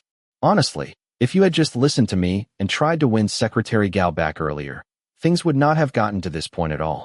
Shen Wenlang had no rebuttal. He stayed silent for a long while before asking dejectedly, where do you think Gao Tu would be? Do you think he will come back? Whether he comes back or not, I cannot say for certain. But, Huayong said with absolute conviction, I am sure of one thing. Secretary Gao definitely needs you right now. For Gao Ming, who had reached a dead end, Shen Wenlang's call was like a spring in the middle of a desert, offering him a lifeline in his dire situation. Gao Ming remembered clearly that among Gao Tu's colleagues, the only one surnamed Shen was that extremely wealthy S-level alpha who constantly appeared in financial news. He was also Gao Tu's boss, the one who, every month, paid astronomical wages to a plain, unremarkable Gao Tu, who would not even be wanted in a nightclub. As long as he could cling to this fat, juicy life-saving straw, he would definitely be able to stay in Jianghu, long enough to finally hit the jackpot in one of Jianghu's underground casinos. Gao Ming sat in the middle of the house, daydreaming with glee. The moment he hung up the phone, he had already come up with a plan to fabricate a convincing excuse to swindle money out of that gullible fool Shen. He would say Gao Tu had contracted a terminal illness. Terminal illness was truly a marvelous thing. If Gao Tu had a terminal illness, not only could Gao Ming get a hefty amount of upfront medical expenses, but he could also use it as an ongoing excuse to continuously leech financial support from that rich sucker surnamed Shen. And just as Gao Ming was gleefully piecing together his fabricated story in his mind, another giant pie fell from the sky and slammed into him. The phone rang again. This time, on the other end of the phone was someone who introduced himself briefly as a representative from an Omega protection agency. He said he hoped to get in contact with Gao Tu through Gao Ming. Seeing Gao Ming fall silent, the person on the other end quickly added, "Here is the situation, Mr. Gao. There is a doctor who has been providing long-term treatment for Mr. Gao Tu, but recently lost contact with him. The doctor was deeply concerned and had a strong impression of Mr. Gao Tu, so he filed a police report. Mr. Gao Tu's condition is extremely serious. As someone suffering from severe pheromone imbalance disorder, he absolutely should not be pregnant without medical supervision." Pregnant? Yes. The staff member seemed completely oblivious to the sharp suspicion in Gao Ming's tone and continued on his own. According to information we obtained from the doctor and the police, Mr. Gao Tu is currently unmarried and does not live with a partner.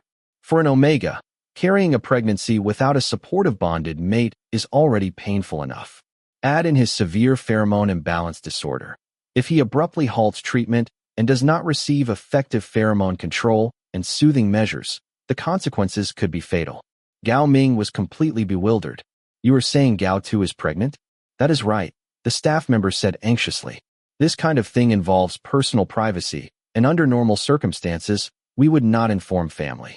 But the situation is urgent. As the Omega Protection Agency, we have a responsibility to follow up to the end." Omega? You are saying Gao 2 is an Omega? The staff member on the other end of the phone was momentarily stunned and asked in confusion, yes? As his father, are you not aware of this? No, Gao Ming chuckled. I am well aware. I am just very surprised that he would get pregnant so casually.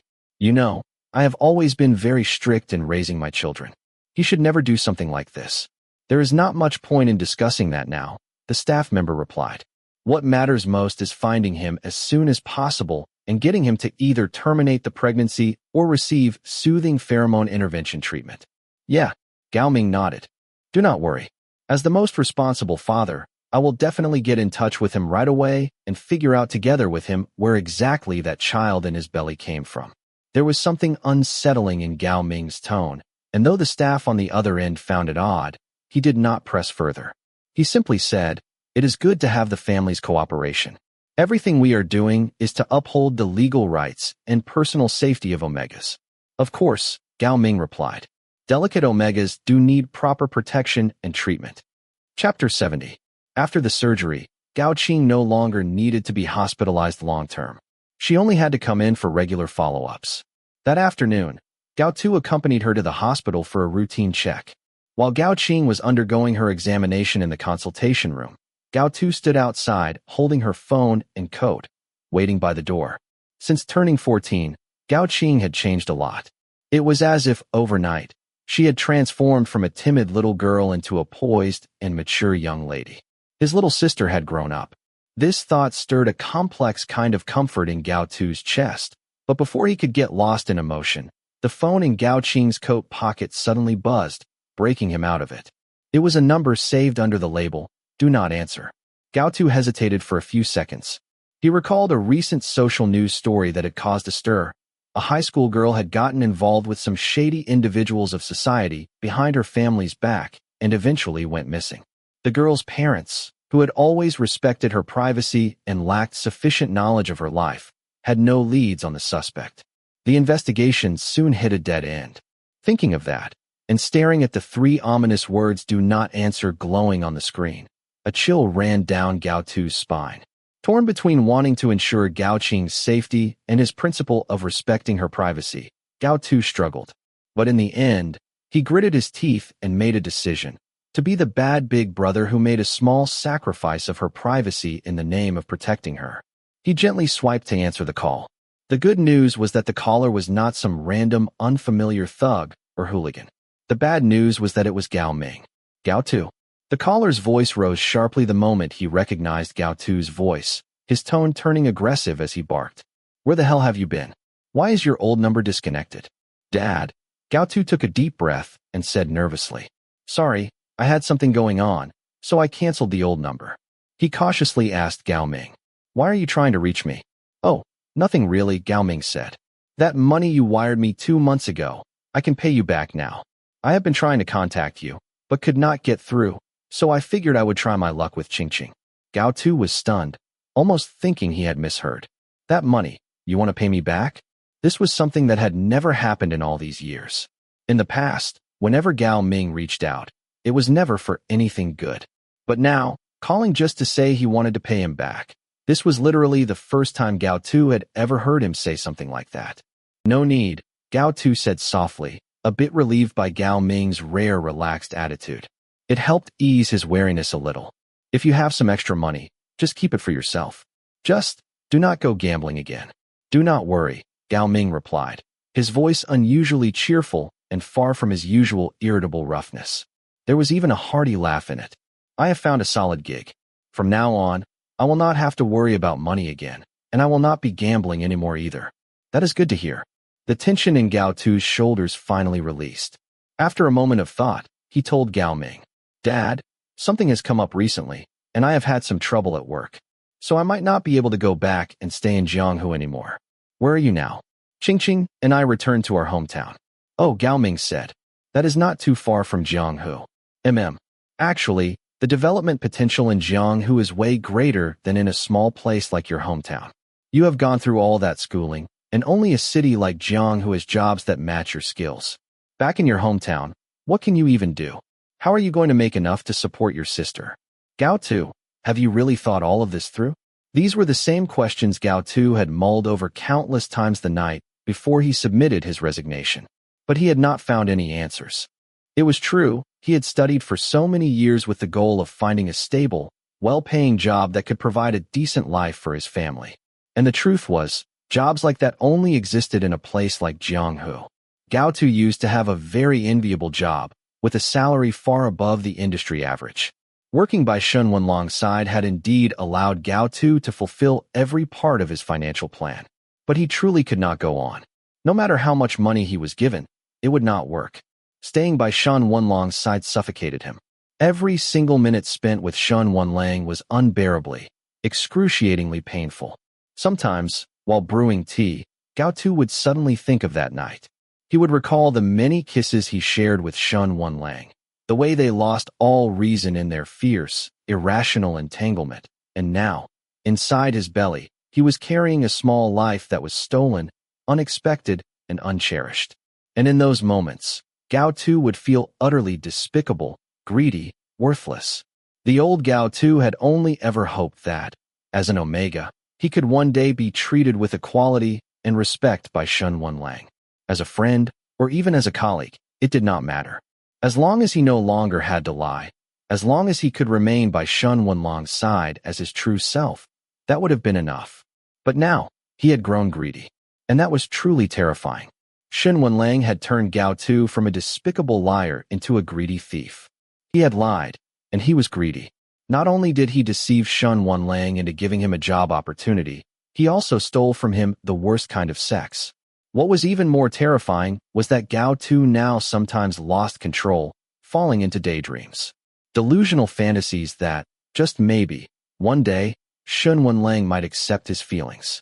When he came back to his senses, Gao Tu felt like he was living in a horror movie. His heart pounding in terror, every nerve on edge. He felt like he had developed a delusional disorder, or had simply gone crazy. But what truly left Gao Tu helpless, what struck him like lightning, had yet to come at that time. The moment he discovered he was pregnant, his mind went completely blank. The doctor from the pheromone department sternly recommended that he terminate the pregnancy immediately. As a patient suffering from pheromone imbalance disorder, it is impossible for you to carry this child to term without a bonded partner. Mr. Gao, you cannot act so recklessly. The doctor was right. Having treated him for years, he was well acquainted with Gao Tu's condition. At one point, he had even assumed Gao Tu had a partner who despised omega pheromones and rejected Gao Tu's natural scent. For the sake of your life and safety, I strongly advise you to terminate this pregnancy and give up on this child. Is there really no other way? Gao Tu's face was deathly pale. I heard.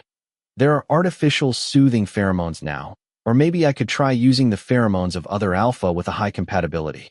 The practicality of this is very low. The doctor looked at the omega in front of him with frustration and pity. Nausea, loss of appetite, insomnia had taken their toll, leaving Gao Tu emaciated and haggard. Even a doctor, who had only just met him, found it hard to bear witness to such suffering. The alpha you like is really a scumbag. He is not. Gao Tu retorted immediately, lowering his head and murmuring. It is my own fault. What exactly is your fault? The older Omega doctor could not stand it anymore. He slammed the medical record card down on the desk, fury in his voice. Even if you had 1,000 problems, you could not have gotten pregnant on your own. Could you? Does that scumbag who claims to hate Omegas but still enjoys getting people pregnant bear no responsibility at all? Gao Tu did not want to discuss who should take responsibility for this situation with anyone. At this point, rather than going in circles trying to assign blame, it was far more important to face reality, to find a solution, quickly, decisively. Doctor, I know you mean well, but I really want this child. After saying that, he felt an overwhelming wave of shame for admitting, openly and unapologetically, that he wanted to keep Shen Wenlong's child. His head dropped even lower, and after a moment of silence, he forced himself to continue, his voice hoarse. Why can I not use someone else's soothing pheromone? The doctor sighed helplessly. Pregnancy is already far more difficult for patients with pheromone imbalance disorder than it is for ordinary omegas. Without the soothing effect of their bonded alpha's pheromone, it is nearly impossible to get through the gestation period alone. You have seen it yourself. Your early pregnancy symptoms are already far more severe than most omegas.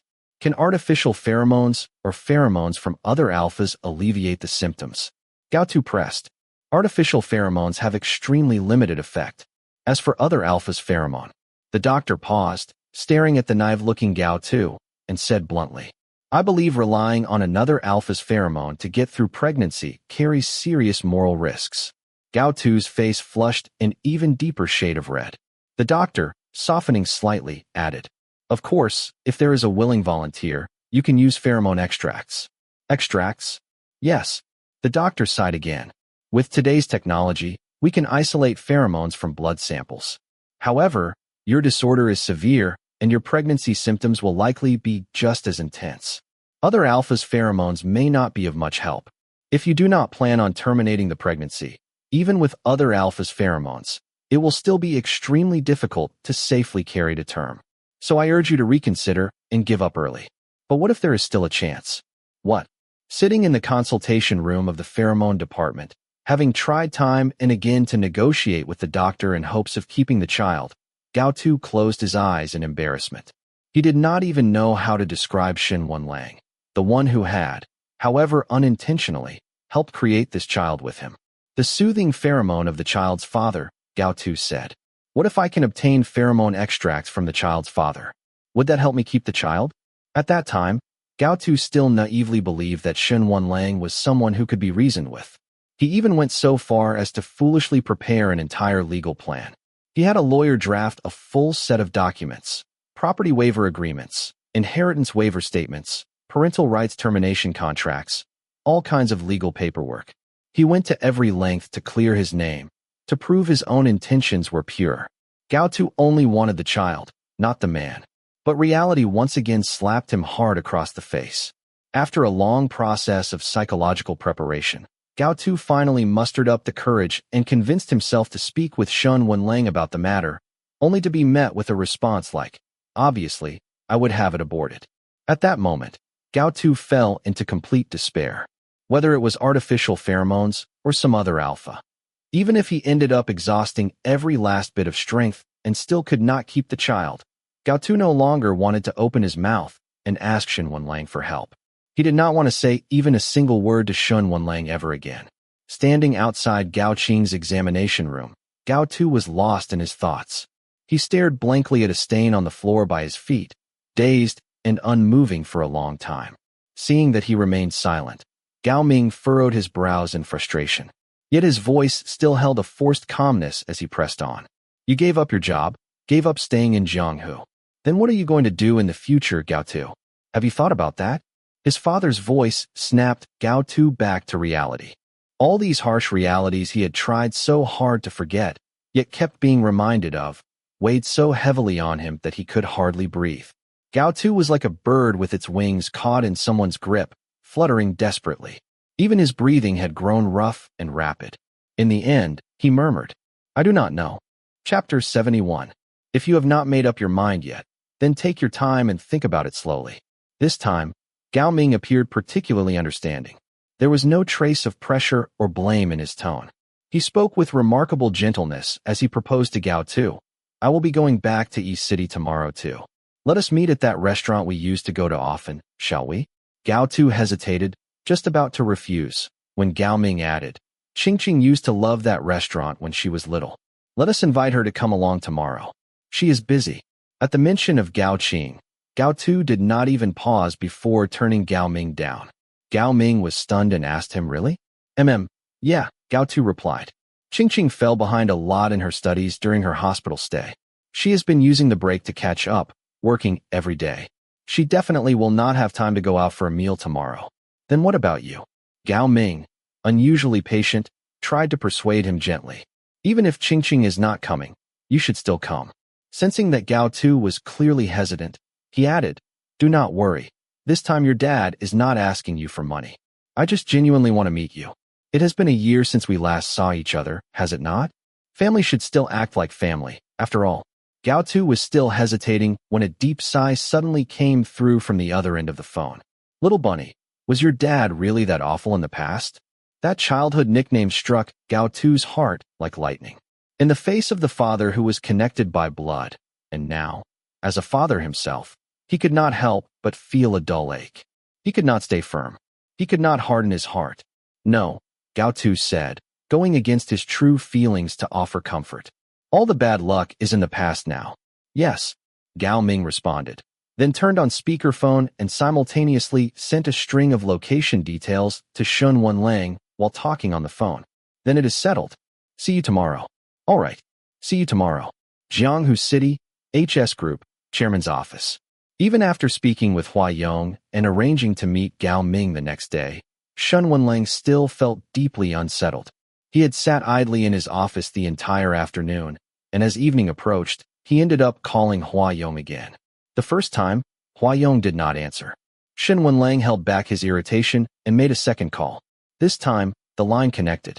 The boss is personally setting up the venue, so he does not have time to answer. Do you have something to say? Yes, there was something he wanted to say, but being asked so abruptly like that, he suddenly did not know where to begin. Shun Wenlang paused for a few seconds, and on the other end of the line, Chang Yu began urging him, "We are both really busy right now. If it is not something urgent, say it later." The background on Chang Yu's end was a bit noisy. Intermittent sounds of tape being pulled with a ZZZT and nails being hammered with thud-thud filtered through the line. What is he setting up? Shun Wenlang felt as though something was lodged in his chest. His breath grew short and panicked. He was suffocating. He snapped. Do not tell me he is personally setting up his own proposal venue too? No, Chang Yu replied. The boss thinks doing it himself shows more sincerity. Then what are you doing? I am blowing up balloons, Chang Yu said somewhat helplessly. In order to keep it confidential, it is just me and the boss working on this. The setup is already way behind schedule. If you do not have anything else, I am hanging up now. Hua Yong hammering nails, personally setting up the proposal venue? Chang Yu being roped into blowing balloons? Could this love-struck little lunatic get any more ridiculous? Shun Wenlang could not take it anymore. He sneered, I did not expect that our famous Secretary Chang could blow up balloons. You really are talented, capable of everything under the sun. Shun Wenlang. Hua Yong's voice came lazily through the speaker. He was likely standing far from the phone, so his voice sounded distant. Stop with the passive-aggressive sarcasm. Tomorrow the ugly daughter-in-law is meeting the in-laws. I suggest you get to bed early tonight. If you have time, it is best to do some skincare to avoid being disliked by your in-laws. What in-laws?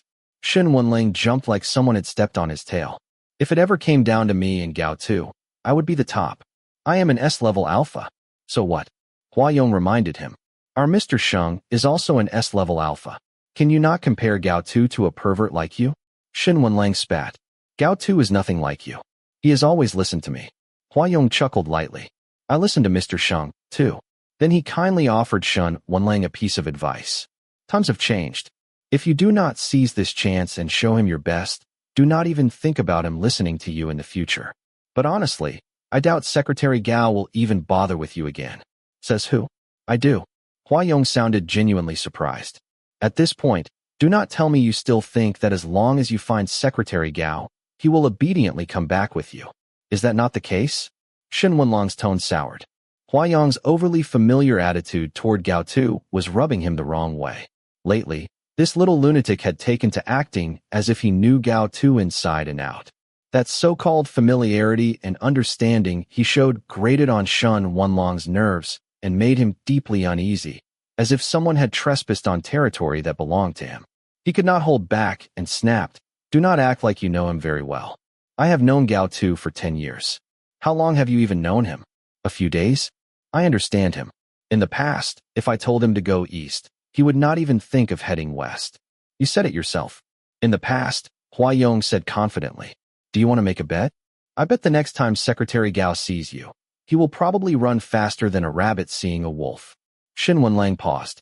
Hua Yong never considered himself a warm-hearted person, but his impression of Gao Tu was genuinely good.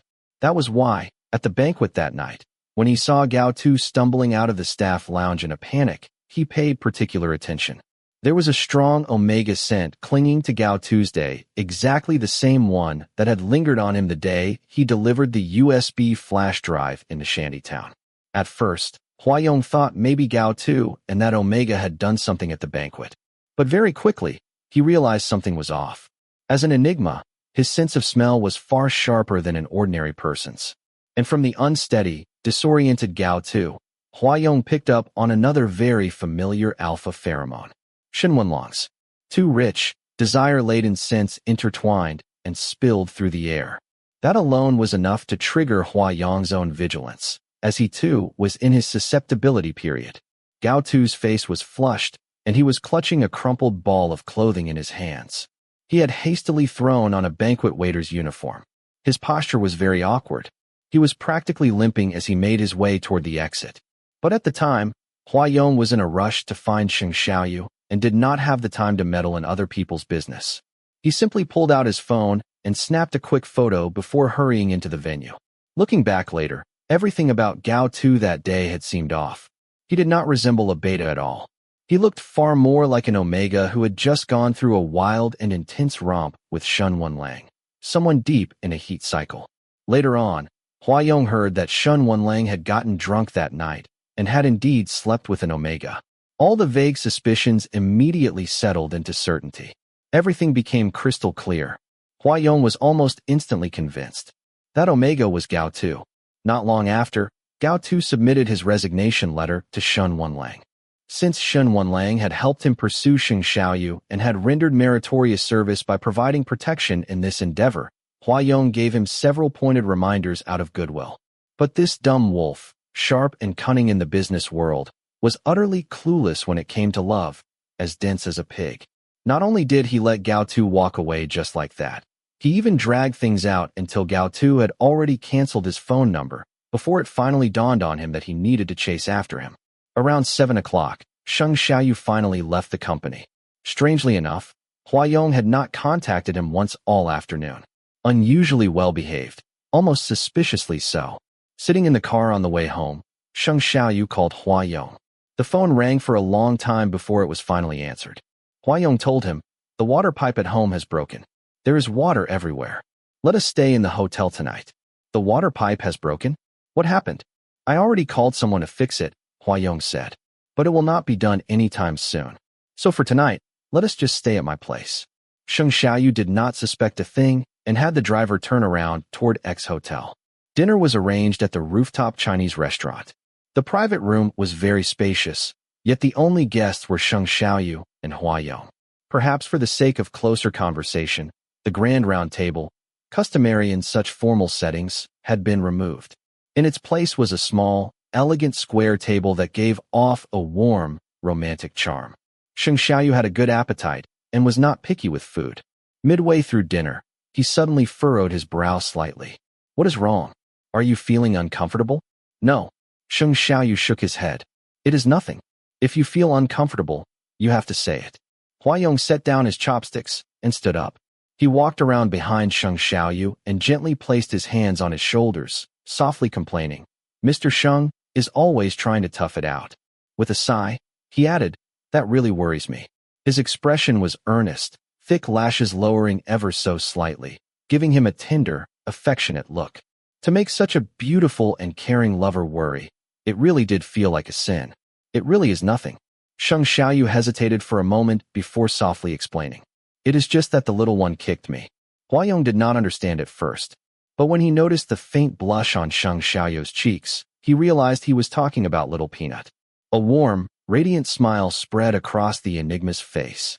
His slender hand lightly pressed against the Alpha's abdomen, and in a gently scolding tone, he said, "Ah, Little Peanut is being naughty.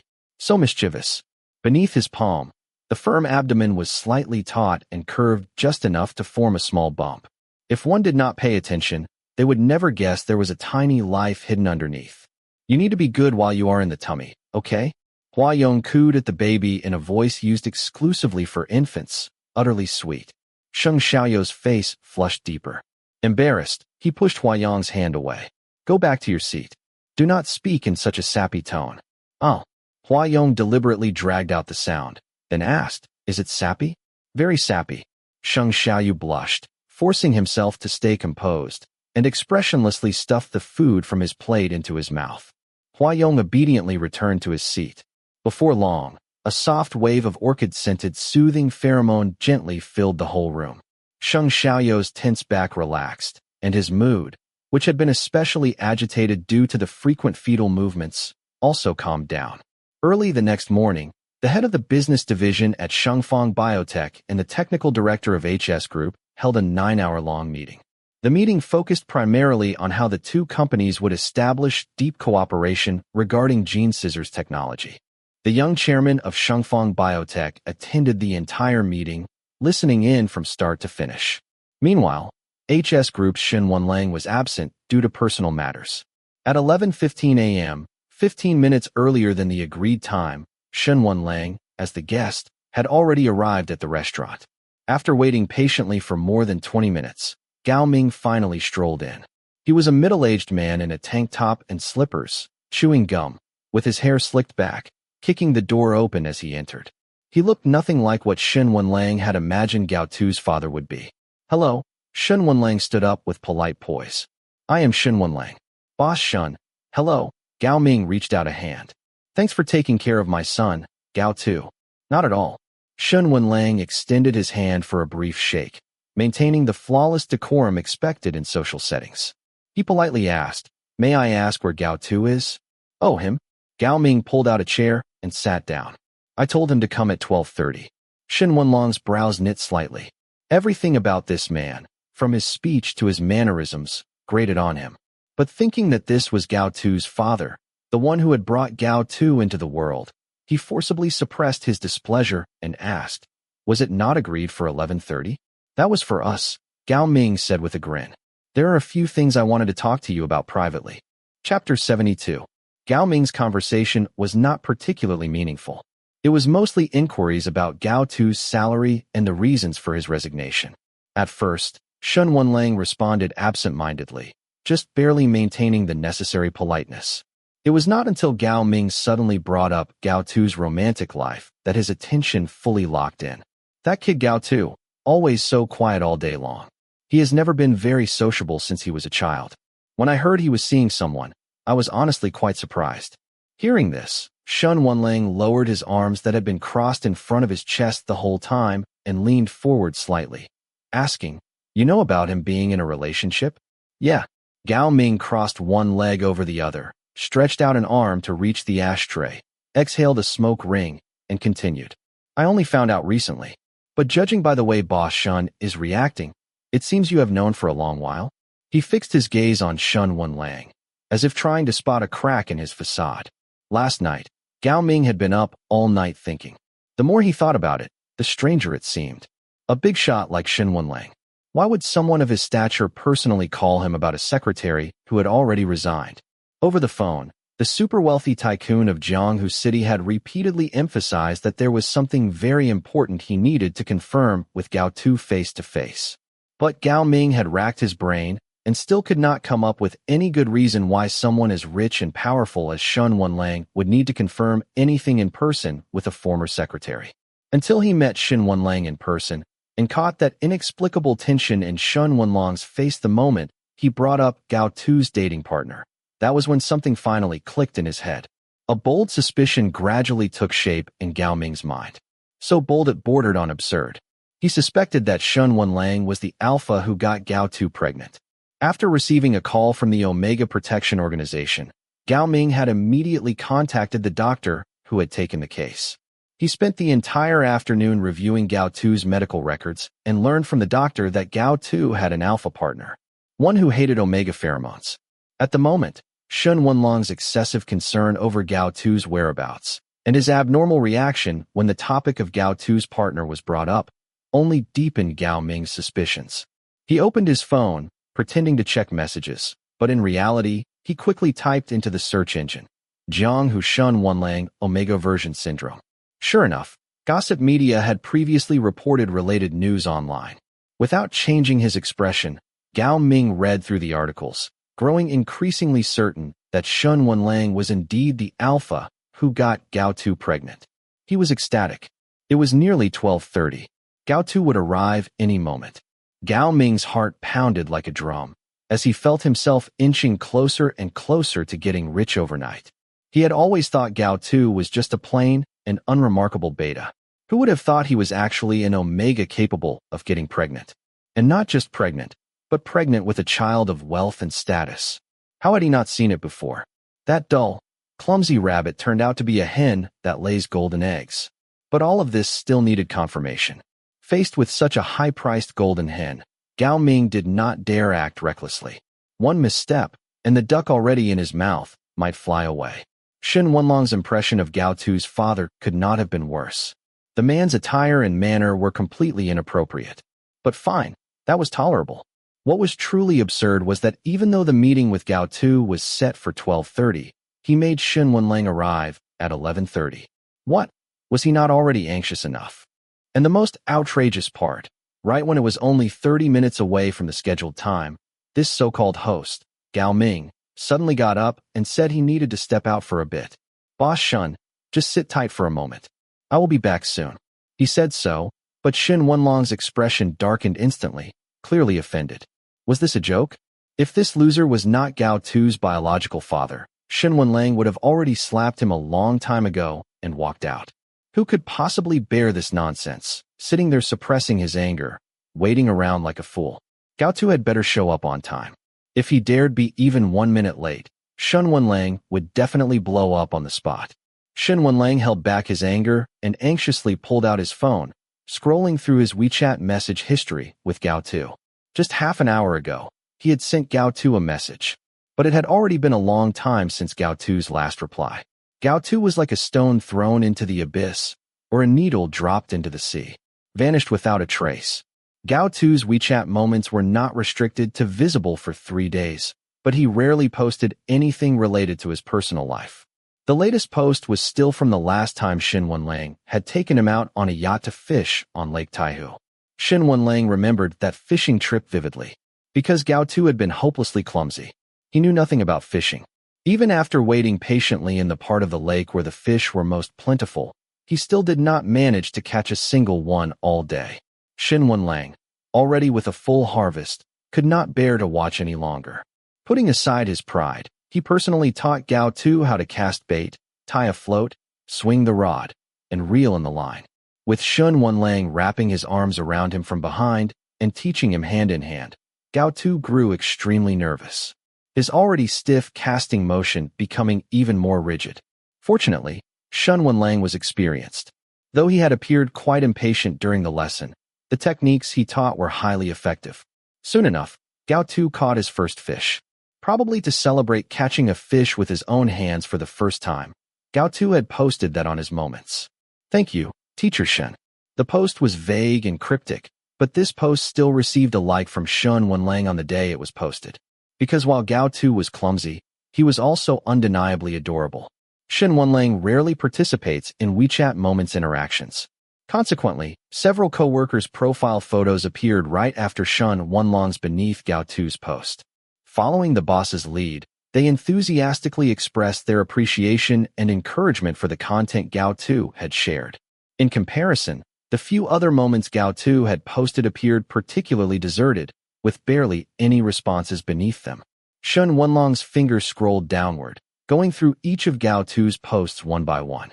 He quietly complained to himself that Gao Tu did not post nearly enough, and even when he did, he rarely included photos. Most of the content was just reshared posts from the company's official account. Brief news updates related to the company's development. Shen Wenlang read quickly, and before long, he had reached the very bottom of Gao Tu's moments. Unsatisfied, his mind heating up with impulse, he went back to the very first moments posted by Gao Tu and began liking every single one all the way up to the latest. In just a few minutes, he had given Gao Tu over 30 likes.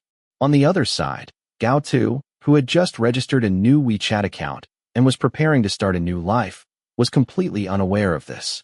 That morning, he woke up very early. When he opened his eyes, his vision went black for a moment, forcing him to lie flat for a while before he could barely recover and summon enough strength to roll over and sit up. His head spun, he felt nauseous, and his whole body ached as if he had been run over by a truck. If every Omega's early pregnancy symptoms were this severe, this world's population would likely drop by at least half. Thinking that, Gao Tu gave himself a faint, wry smile, trying to find a trace of humor to lighten his spirits. After washing up and hastily eating breakfast, he sat down at his computer and began translating a business document. The translation job was something he took on temporarily. With the rise of artificial intelligence and increasing accuracy of online translation tools, the client was not offering much pay. But working remotely from home was the only kind of job Gao Tu could manage at the moment. Fortunately, he still had some savings left, and the rent he paid was significantly below market rate. Gao Tu and his younger sister were temporarily staying in a new apartment. The place belonged to an old neighbor, which explained the affordable rent. Not long ago, Gao Tu had been lucky enough to run into an old acquaintance on the way back to his hometown. It was the older brother of the neighbor who had lived across from their old house. 2 years older than Gao Tu, a very talkative alpha with dimples when he smiled. "Little bunny, you are heading home too?" Even after not seeing each other for over a decade, he showed no sign of unfamiliarity and casually struck up a conversation with Gao Tu, saying, "You are just like when you were a kid. Have not changed one bit. I recognized you at first glance just now." When they had left their hometown, Gao Qing had only been 2 years old. Unlike Gao Tu, she had no impression of this overly enthusiastic alpha and looked at him with wariness in her eyes. "And this is?" The sunny and cheerful alpha, warm to the point of seeming like a human trafficker, pointed at her and asked. Gao Qing. Before Gao Tu could speak, Gao Qing took the initiative to answer and countered with a sharp string of questions. "And who are you? What is your name? Where do you live? Are you very familiar with my brother?" "Sorry, my brother is not very good at turning people down, and I do not know you at all." "No worries, no worries." Faced with Gao Qing's rapid-fire interrogation that stung like firecrackers, the alpha beside them was not angry in the slightest. Instead, he burst into cheerful laughter. "Ah, so you are Qing Qing. You have grown so big in the blink of an eye. I am Ma Hong. I used to live right across from your house. It is no surprise you do not remember me. You were just a little kid when you moved to Jianghu. It would be strange if you could remember me." Saying this, he chuckled again and said, "All these years, I have often thought about you too. Little bunny used to bring you over to my house to catch goldfish. Sigh, time really flies." Ma Hong was very tall, seemed sincere and dependable, and had a fondness for the past. Smiling warmly, he said, "I am working in Hangzhou now. This trip, I took time off to visit my grandmother. Cannot believe this coincidence. We actually managed to run into each other like this." "Your grandmother?" The words catching goldfish and grandmother triggered something in Gao Qing's memory. She thought for a moment and asked, "Is your grandmother Granny Gao?" "Yep." Ma Hong seemed to genuinely love to laugh, flashing a row of white teeth as he said to her, "Did not expect you would remember." With that reminder, Gao Qing did start to recall a little. When she was a child, their parents fought almost every day. So every day after Gao Tu returned from school, in order to prevent her from being affected from the chaos, he would take her to visit the neighbors. Gao Qing remembered that house. It had yellow wooden walls as the base color, with many goldfish swimming in clear fiberglass tanks. There was also Granny Gao, kind-eyed and gentle, carrying a faint scent of incense on her body. She blurted out, "Does Granny Gao still pray to Buddha?" Ma Hong had not expected Gao Qing to remember such detail. He paused, his smile softening slightly. After a few seconds of silence, he finally told her, "Grandma passed away a few years ago. Tomorrow is the anniversary of her death." Hearing this, Gao Qing was stunned. She had not realized that when Ma Hong said he was visiting his grandmother, he had actually meant visiting her grave. Gao Tu was also stunned. He quickly offered an apology on Gao Qing's behalf, then tactfully changed the subject and asked with concern, "So now that you are back, are you living alone?" He remembered that Ma Heng's parents had passed away early, and that he had been raised by his grandmother. "Yes, just me," Ma Heng replied. "The old house is still there, but I rarely stay in it now." As he spoke, he shared a bit proudly. "Compared to the big cities, housing in our hometown is not expensive. A few years ago, while prices were still low, I bought 2 new apartments. They are both fully renovated now. Whenever I come back, I just stay in one of them. The other one is considered an investment." "Really? That is great. Congratulations." Gao Tu sincerely congratulated. He truly felt happy for this old acquaintance who had once looked after him with such kindness. "Let us not talk about me.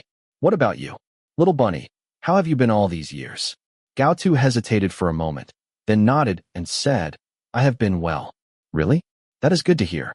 Ma Heng smiled once more. He really did smile often, as if running into his old neighbor on a high-speed train was the most worth celebrating thing in the world. All these years, I have always worried about you, you know? Worried that Uncle Gao might not have taken good care of you. When he got to this part, Ma Heng hesitated, but in the end could not hold it in. He asked cautiously, "What about Uncle Gao? Are you still living with him?" "No." This time, Gao Qing answered again. From her tightly furrowed brows and suddenly sharp demeanor, Ma Heng could tell that Gao Tu had not been telling the truth just now. With Gao Ming still around, he must not be doing well. That explained why he looked so unhappy, so haggard. Not wanting to dwell on a topic that might upset Gao Tu further, Ma Heng lightened his tone and changed the subject cheerfully, asking, "So where are you two staying this time around? Back at your old place?" "No," Gao Tu said. "The house we had in town was sold by my father. The homestead in the countryside is no longer habitable. Qing and I are planning to find a place a bit later." "Oh, so you are back for a few days. Are you staying at a hotel?" Gao Tu shook his head again. "We are planning to stay long-term." So you are not going back to Jianghu anymore?" Ma Heng seemed to have an endless stream of questions when it came to Gao Tu, and just as many things to say. When he saw that Gao Tu remained silent, he did not press further. Instead, with warmth and generosity, he offered, "Looking for a place is such a hassle. How about this? I happen to have an apartment that is currently empty.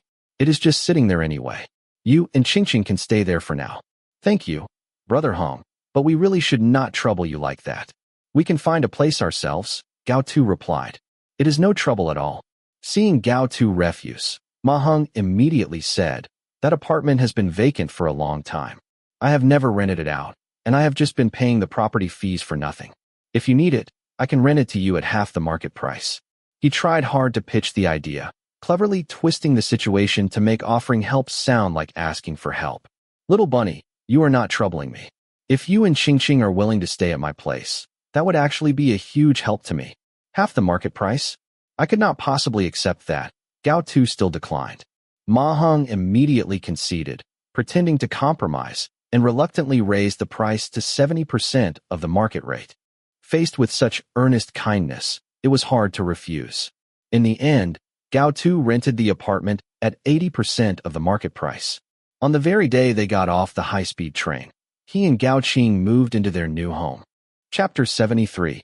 A few days ago, Ma Heng excitedly informed Gao Tu that their company was going to open a branch office in East City, and he would be the business manager in charge. Gao Tu was genuinely happy for his promotion, but vaguely remembered that Ma Heng had always dreamed of the colorful, bustling life in big cities since he was a child. He had never been content with settling in a quiet little town with no prospects for development. Could it be that now, after having experienced the glamour of the outside world, he found it not as dazzling as expected, and had suddenly come to appreciate the comfort of his hometown? As for Ma Heng's sudden change of heart, Gao Tu was not sure of the reason, but he continued to respect him and gave his blessings. Still, having an overly enthusiastic neighbor suddenly thrust into his life did come also with its inconveniences. Like now, there is really no need. "Thank you, Brother Heng. I can just take a taxi." Ma Heng's two apartments were right next to each other.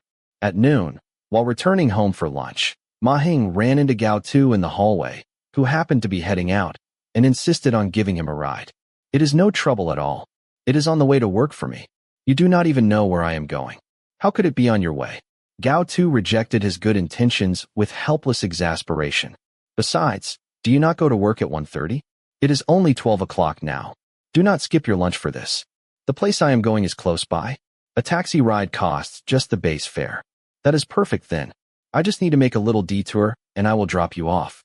Ma Heng grabbed him by the arm and tugged him into the elevator, laughing as he said, "If we keep arguing like this, the time you are spending refusing me will be longer than the ride itself." The place where he was heading to really was not far from his new home. Gao Ming had set the meeting for 12:15 at a cafe near a restaurant, saying he had something stored there. After handing it over to Gao Tu, they would go for lunch together. But Gao Tu had already decided. He would meet him at the cafe, then leave immediately. Eating with Gao Ming would only make him uncomfortable. No matter how delicious or nostalgic the food might be, it would taste bland in his mouth and become hard to swallow. "Gao Tu, Gao Ming had been waiting outside the cafe for a while. As soon as he saw Gao Tu get out of the car, he rushed over to greet him. They had not seen each other in a long time, and his father's excessive enthusiasm made Gao Tu uncomfortable. He was startled and instinctively took a few steps back. Gao Ming slung an arm over his shoulder and steered him toward the cafe, introducing enthusiastically, "This is my friend's place. The shop is closed today, just so happens." It was only then that Gao Tu noticed the cafe's rolling shutter door was halfway down. His heart gave a jolt.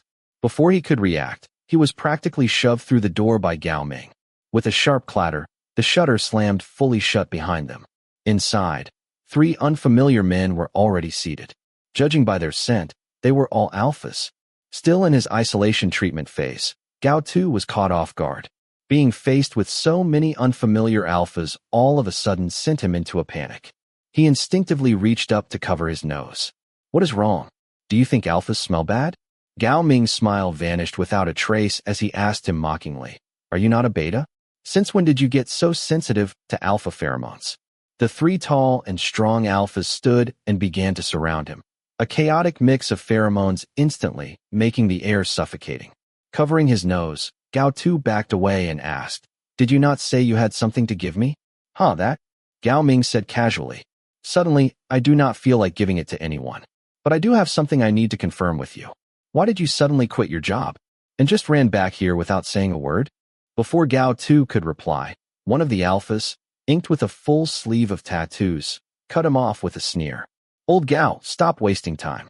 You owe our stall a total of 300,000 yuan. You said your son already agreed to pay it back for you. Said once your son showed up, you could pay us all at once. TSK, is this your son? He looks sickly. Does not seem like he has the ability to repay your debts." "Repay? What debt?"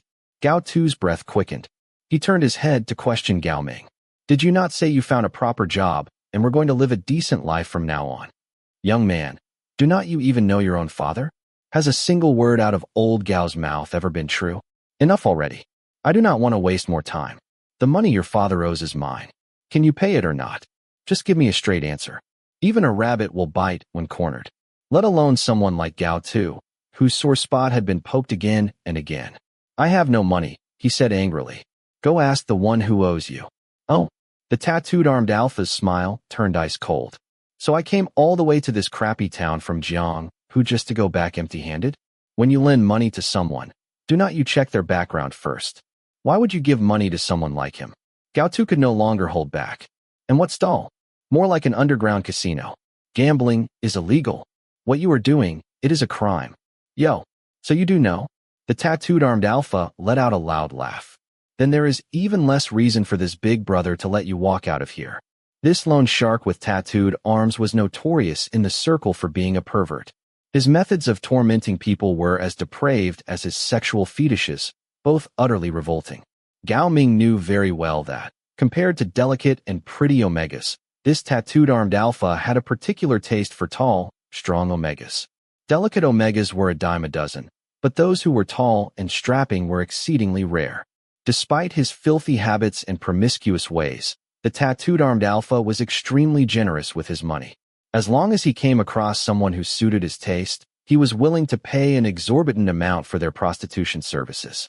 Because of this, many betas went so far as to wear pheromone perfume to disguise themselves as omegas just to please him. And Gao Ming needed money. He needed it to pay off his debts, and he needed it to make a comeback. Compared to his dreams of striking it rich, Gao Tu's body was a trivial thing. It was just getting slept with. What was the big deal? It is not like it was his first time. Besides, if it had been his first time, it would have been even better. He could have charged an even higher price. Gao Ming had already thought it through. Someone like Shen Wanlang, a man with wealth and power, would never tolerate an ordinary person casually giving birth to his child. If the child in Gao Tu's belly really belonged to Shen Wanlang, then he could use the abortion as a bargaining chip to extort a hefty sum of money from Shen Wanlang. And if the child was not Shen Wanlang's, if Gao Tu had somehow ended up pregnant with another man's seed, then he could still hand him over to the tattooed armed alpha. An omega like Gao Tu, taller and more solid than even most betas, was extremely rare, and pregnant, no less. That made him even more valuable. Gao Tu pulled out his phone and quickly called the police. But the call had barely rung once before the phone was snatched from his hand. The tattooed armed alpha was stronger than he looked. His grip on Gao Tu's shoulder sent a sharp bolt of pain shooting through him. Gao Tu was not weak, not by any means, but he was outnumbered. And with his current condition, his body was already strained and depleted. It was not long before he was pinned to the ground, completely immobilized. Calling the police? Young man, some problems in life do not give you the chance to call the cops. The tattooed armed alpha spat, squatting down close to Gao Tu, and asked, "So tell me, your old man's debt. How are you planning to repay it?" Gao Tu struggled to shield his abdomen and insisted, "The money was not even lent to me. Why should I be the one to pay it back? Can you not people have some sense of reason? Reason? Fuck. Reason is the thing I hate most in this damn life." As soon as he spoke, he spun around and kicked Gao Ming hard in the stomach. "You said your son would pay, did you not? I asked him for money, and he wants to talk about reason? Old Gao, tell me, what the hell should I do with that?" Gao Ming was knocked to the ground by the kick, a muffled groan slipping out of him from the pain. Still, he forced a flattering smile onto his face. "Come on, do not get rough. I really do not have the money. But my son, he used to earn a lot. He has helped me repay debts more than once in the past, although the amounts were not that large. He used to work for a big boss in Jianghu, so 300,000 would have been nothing to him. It is just, I do not know what happened. He suddenly quit his job recently, so he is short on cash. But look, if worst comes to worst, I will just offer him up as collateral. You can do whatever you want with him, all right? Collateral?" The tattooed armed alpha curled his lip. "What the hell am I supposed to do with a beta as collateral? How much could he possibly be worth? Take a good look. He is not a beta. He is an omega. If you do not believe me, smell for yourself." Omega? Upon hearing that, the other alphas crowded around, leaning in close to inspect the nape of Gao Tu's neck. "Well, damn bro. He really is wearing an inhibitor patch. Looks like you have hit the jackpot this time." The tattooed armed alpha reached out and tore the inhibitor patch from Gao Tu's nape in one swift motion, then lowered his head and took a deep sniff. A warm, serene wave of clary sage pheromone diffused gently into the air. Truly an omega. The tattooed armed alpha licked his lips with satisfaction and smiled. Oh, that does indeed make him worth some money. Being sniffed at the back of the neck by a strange alpha. It was no different from a girl being groped in the middle of the street. Gao Tu's face turned deathly pale, as if struck by lightning. Fury and humiliation surged within him, and he thrashed violently. The two alphas holding him down were caught off guard. One took a hard swing of Gao Tu's arm straight to the nose, while the other was kicked over to the ground entirely. "Huh, feisty one, huh?" The tattooed armed alpha did not even flinch.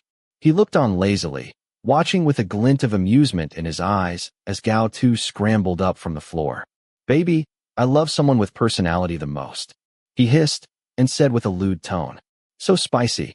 Just as the words left his mouth, a dense surge of wild orange pheromone rushed toward Gao Tu like a tidal wave. His vulnerable nape was exposed to the open air, and the overwhelming presence of an incompatible alpha's oppressive pheromone instantly paralyzed Gao Tu's body, already hypersensitive from early pregnancy. Then, a searing pain like fire spread from the back of his neck through every limb. He let out a soft whimper, stumbling backward. The tattooed armed alpha reached out to steady him. "What should I do with you?" he said lightly. "Even though I really like you, I am a man who always keeps business and pleasure separate. Instead of taking you all at once and calling the debt paid, it is only fair to deduct your debt bit by bit. Each time we do it knocks a little off what you owe." He turned his head, grinning, to confirm with his buddies. "Do not you guys think so too? Big Bro is right. Big Bro is the embodiment of fairness." Gao Ming forced a sycophantic laugh and chimed in. "But at this rate, counting by how many times you sleep with him, how long will it even take to pay off the debt? I was hoping to use this kid to borrow more money from you and win it all back." Even the tattooed armed alpha seemed taken aback by Gao Ming's shamelessness. He blinked in disbelief, then burst out laughing. "You still want to borrow money from me?" Gao Ming argued, as if it were the most reasonable thing in the world. "This kid is worth a lot. And I am not just mortgaging him to you. He is carrying one in his belly too. What? How could it be? How could he possibly know?" The color drained from Gao Tu's face in an instant, and his breathing turned sharp and rapid. He desperately wanted to ask Gao Ming how he knew, how he found out about his pregnancy, but his throat locked tight, as if stuffed full of invisible cotton. His mouth opened, but not a single word came out. Only silence. Pregnant? The tattooed armed alpha's eyes lit up with a twisted glint. Poor little thing. If I were your alpha, I would never let you drag that belly around just to meet a father like this. His alpha did not want him, Gao Ming added deliberately, eyes fixed on Gao Tu's expression. He immediately noticed how Gao Tu's complexion turned several shades paler. No one wants the child in his belly either. So consider it your lucky day. No, that is not true. It is not that no one wants it. Gao Tu covered his abdomen tightly, eyes burning hot with tears. The child is not unwanted. Someone does love it. Gao Tu loved it. He looked forward to its birth, cared deeply about its health, cherished it, loved it, and was willing to give up everything for it. He had to think of something. Think of a way. There had to be a way. Money. Where could he get money? Gao Tu's face turned even more pale. His heart raced to the limit. His pale lips trembled twice before he finally forced out a hoarse whisper. I have money. The tattooed armed alpha released his grip on him, pulling him close and leaning into his ear with sleazy intimacy. Baby, what did you say? Your voice is too soft. I could not hear you. What followed was a blur of fear and desperation. When the world slowly came back into focus, Gao Tu found his voice, raw and trembling, but resolute. I said I have money. What Gao Ming owes you, I will have the child's father pay you back.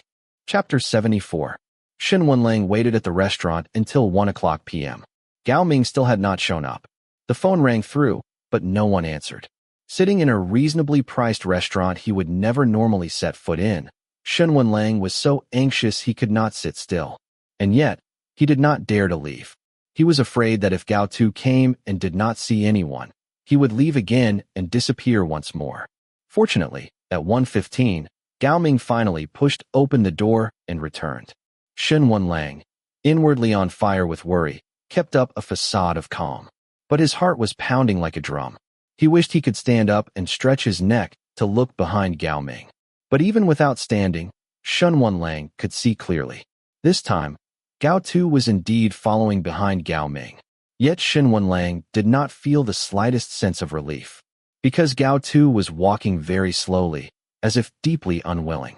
Unwilling to meet Shen Wenlang again in any capacity, even outside of the workplace, after having resigned. The look of resistance on his face, tinged with what seemed like pain, pierced Shen Wenlang like a needle to his heart. Huayang's words seemed to have come true all at once. After ending their employment relationship, Gao Tu really no longer listened to him, let alone being obedient. Now, even just trying to see him once had become so painfully difficult for Shen Wenlang. Gao Tu no longer responded to Shen Wenlang's WeChat messages right away, no longer strove to meet all of his many requests. In order to cut off contact completely with Shen Wenlang, he had even canceled his phone number. Shen Wenlang, desperate with worry, had finally managed to set up this meal through Gao Ming, hoping they could have a proper conversation. And yet Gao Tu had deliberately arrived late, making Shen Wenlang wait a full hour for nothing. Gao Tu was so hateful, and yet Shen Wenlang could not stop thinking about him, could not stop wanting to see him. He was willing to wait for him to come, to look forward to seeing him. And he could not help but fear he would not show up at all. The feeling of waiting was contradictory and tangled, a mess of emotions that twisted his heart and internal organs into knots, like a ball of thread pulled tight and tangled beyond repair. During that long hour, Shen Wenlang felt as though he were being roasted alive over open flames. Gao Tu's arrival was like a sudden splash of water on the glowing red charcoal fire. The flames were instantly extinguished with a harsh sizzle, but thick, choking smoke rose in their place, leaving Shen Wenlang sprawled on the grill, with a parched, hoarse throat, unable to utter a single word. Gao Tu did not look well at all. He looked worse than he had the day he resigned. Thinner even than when Shen Wenlang had gone to the hospital under the pretense of visiting another employee, only to catch a glimpse of him. He had grown so gaunt that his bones stood out beneath his skin.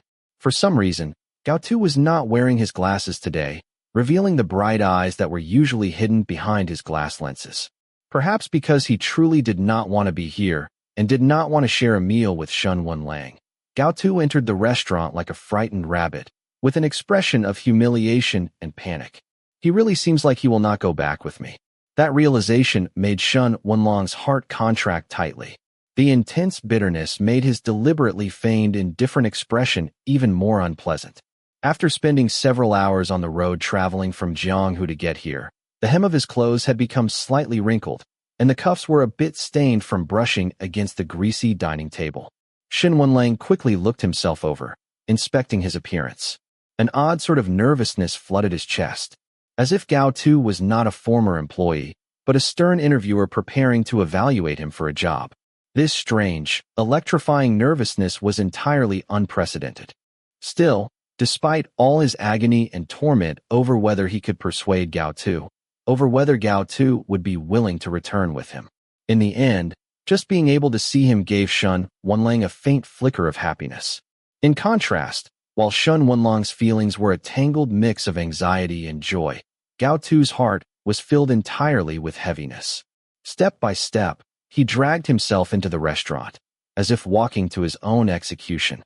Terrifying anticipation made him so nervous and pained that it caused stomach cramps. His glasses had been broken just earlier in a heated confrontation. Without them, his vision was blurry. And yet, even in this modest, inexpensive home-style restaurant, Gao Tu spotted Shen Wenlang at a glance. This alpha was still the same as before, standing out like a crane among chickens. Sitting there in the restaurant Gao Tu had once loved most, he looked completely out of place, like a radiant pearl hidden among fish eyes. Gao Tu really did not want to face what was coming, so he walked in slowly, dragging his feet. But aside from the hopeless dead-end road that led to the heart of the alpha he had secretly loved for many years, every other road in the world, no matter how long, would eventually reach its end. Gao Tu's steps were unbearably slow, painfully heavy. Shen Wenlang felt restless, but still forced himself to stay completely still in his chair. Boss Shen, Gao Ming greeted him with a flattering smile. Sorry about the wait. This kid had something come up and got delayed for a bit. Is that so?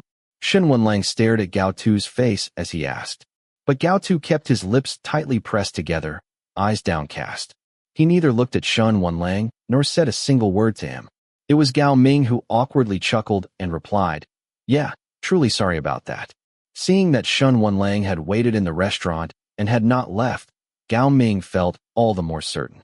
He was sure that Shen Wenlang already knew that Gao Tu was carrying his child. That was why he had the patience to wait, why he would stoop to this level and personally come to this cheap, smoky little place just to see a former subordinate. Gao Ming said, Boss Shen said you have something to talk to Gao Tu about. Well, the person is here now. I have brought him. So then, his limbs cold as ice, his ears buzzing with a deafening roar. Except for the beginning of the conversation between Gao Ming and Shen Wenlang, Gao Tu did not hear anything else. Gao Tu is pregnant, and it is yours. In the end, he heard his father say that, loud and clear, like a nail hammered into the air. The mention of his own name made Gao Tu's heart stutter. Even though he had known that coming here meant finally laying things bare with Shen Wenlang, Gao Tu, still caught in a dreamlike haze, nonetheless lifted his head in a daze, instinctively casting a glance in Shen Wenlong's direction.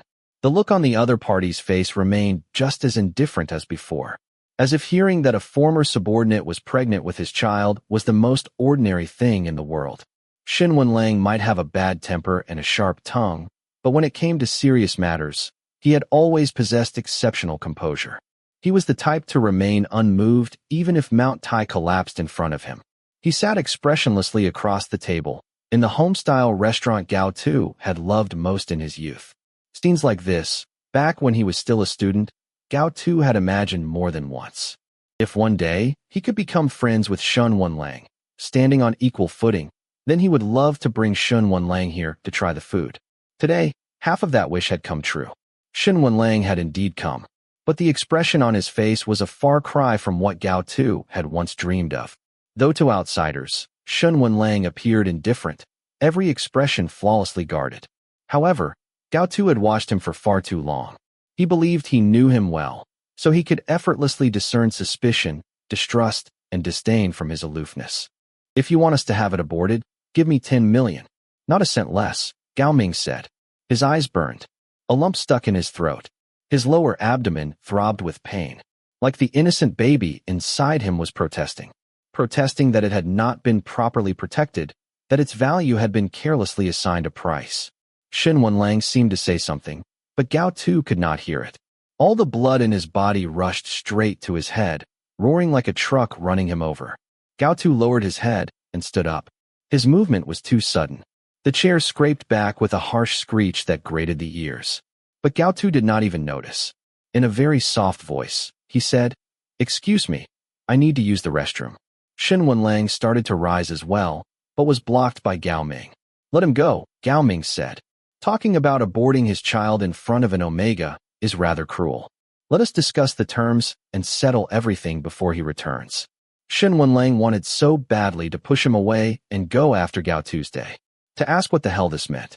Compared to how slowly he had walked in, Gao Tu's steps as he left were so quick, he looked like a frightened little white rabbit fleeing for his life.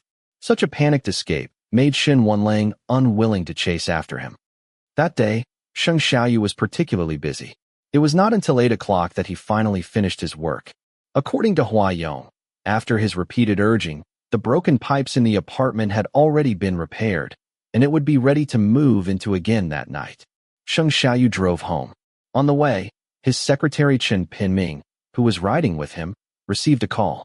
After listening to a few words, he handed the phone to Sheng Xiaoyu and said helplessly, "President Sheng, it is the chairman." Sheng Xiaoyu was leaning back in the rear seat with his eyes closed, taking a light nap. Hearing that, he did not even open his eyes and replied, "Hang up." But the chairman specifically instructed that you must answer. Sheng Xiaoyu opened his eyes, a mocking edge to his tone as he said, "If I recall correctly, his surname is Sheng, not Zheng, right?" Even with such sharp sarcasm, on the other end of the line, Sheng Fong did not get angry. He patiently waited for him to answer. In the end, Chen Pinming had no choice but to compromise and put the phone on speaker. Sheng Fong had been looking for Sheng Xiaoyu for days, calling countless times, but Sheng Xiaoyu had not answered once. He truly did not want to waste time listening to his father, who had spent a lifetime doing business, lecture him on how to balance his relationship with Hua Yong and the gentleman from X Holdings, trying desperately to convince him to have both the fish and the bear's paw. This made Sheng Xiaoyu find it funny, but even more so, he found it pathetic. "Xiaoyu," came Sheng Fong's voice over the call, clearing his throat. "I no longer oppose your relationship with Hua Yong. From now on, you two must get along well." Sheng Xiaoyu, who had already made up his mind to turn a blind eye and deaf ear, was stunned. "What did you say?" Sheng Fong let out a light chuckle. "That kid, Xiaohua, is pretty good. What is that supposed to mean? I agree to your marriage. But if Xiaohua ever treats you badly, you must tell me. Our Sheng family will not let him off the hook so easily." Sheng Xiaoyu felt even more bewildered. He sneered. "So, are you tired of playing Ying Zheng and planning to switch careers to play Baogong instead? Dad, just focus on taking care of your health. You do not need to worry about my affairs." Sheng Fong was choked by that for a moment, and only after a pause did he ask, "When are you two planning to get married?" Sheng Xiaoyu did not want to continue this conversation, so he replied dismissively, "We will talk about it later." But Ayong said, "What? Just met once in private, and suddenly you two are all chummy?" Sheng Xiaoyu's brows furrowed slightly. "What did he say to you?" "You should have told me earlier," Sheng Fong said, his smile fading, his tone tinged with disapproval.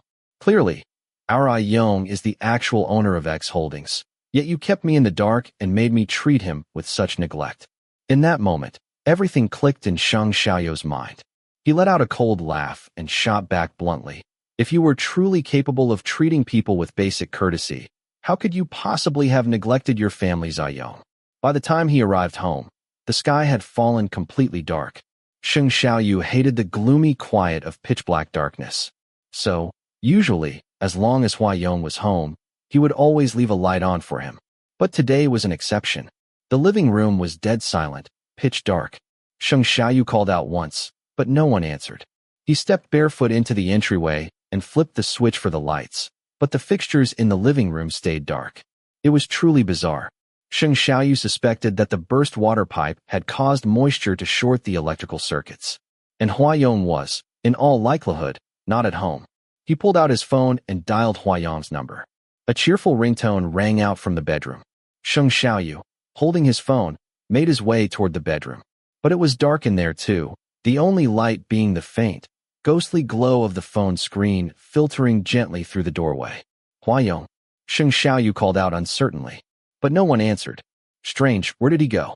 The moment the words left his mouth, a burst of warm, radiant light suddenly lit up the room.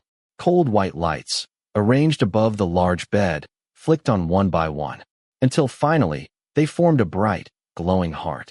Sheng Xiaoyu was startled. The scene before him looked like something straight out of a cheesy idol drama. A classic trick used to woo female Omegas. As an S-level alpha, he had never in his life imagined someone would try to confess to him using such an old-fashioned method. But to say he disliked it, or was annoyed, would be a lie. Because even though this method was very old-fashioned, the young man standing in the soft glow of firelight, holding a bouquet of pristine white flowers, and smiling at him with all his teeth showing, was truly to his liking. Mr. Sheng, will you marry me?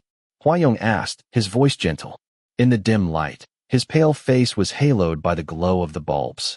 Strands of soft hair fell across his forehead, making his eyes look all the brighter. Huayong gazed at Sheng Xiaoyu with warmth, eyes carrying a tender urgency, urging him to say yes quickly, pleading with him not to turn him down. Sheng Xiaoyu walked toward him, and with his long, slender fingers, each joint cleanly defined, gently brushed at the delicate, fragrant flower buds in Huayong's arms. He asked softly, "Why are you not the one marrying me?" Huayong nodded at once. "Then I will marry you. As long as Mr. Sheng is willing, marrying, or being married, it does not matter to me."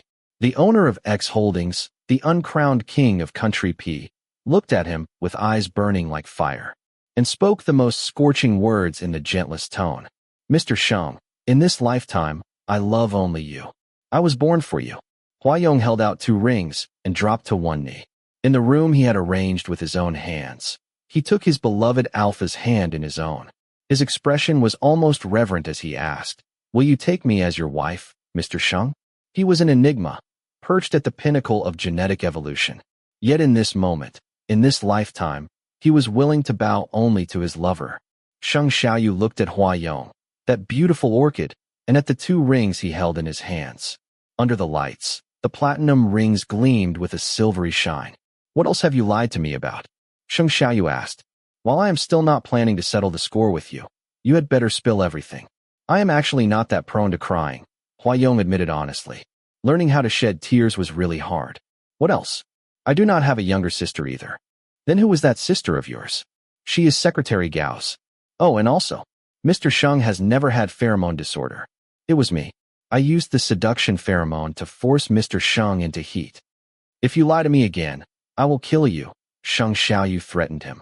Huayong smiled softly and nodded. "Okay, I will not dare to do it again." Sheng Xiaoyu half squatted down, picked up the ring with the larger band, and smoothly slid it onto his own ring finger. Looking into Huayong's eyes, he smiled and said, "From now on, you are Mrs. Sheng." Huayong was ruthless, willful, full of cunning schemes, and utterly unscrupulous. However, he truly, deeply loved Sheng Xiaoyu, and Sheng Xiaoyu loved him just as much, no less than he did. Chapter 75. Huayong and Sheng Xiaoyu got their marriage certificate on July 12th. The wedding preparations were complicated and detail-heavy, with far too many tasks to juggle, and Huayong's demands were unusually strict. So the ceremony was scheduled for 3 months later. The original location was supposed to be in Jianghu, but Sheng Xiaoyu said he wanted to hold it in P Country instead. "What is wrong with P Country?" Sheng Xiaoyu sat behind his desk, a paper document spread out in front of him. He glanced up as he said, "I have barely spent any time there. We will just stay a few days, call it a vacation." Compared to when Huayong first met him back in Jianghu, Sheng Xiaoyu had gained a bit of weight. His temperament had softened, and his features had grown even more striking. Handsome and refined, with a presence like jade polished to gleam. Huayong's heart gave a sudden, heated jolt under that gaze. Every place touched by Sheng Xiaoyu's eyes seemed to tingle with a numb, electric warmth.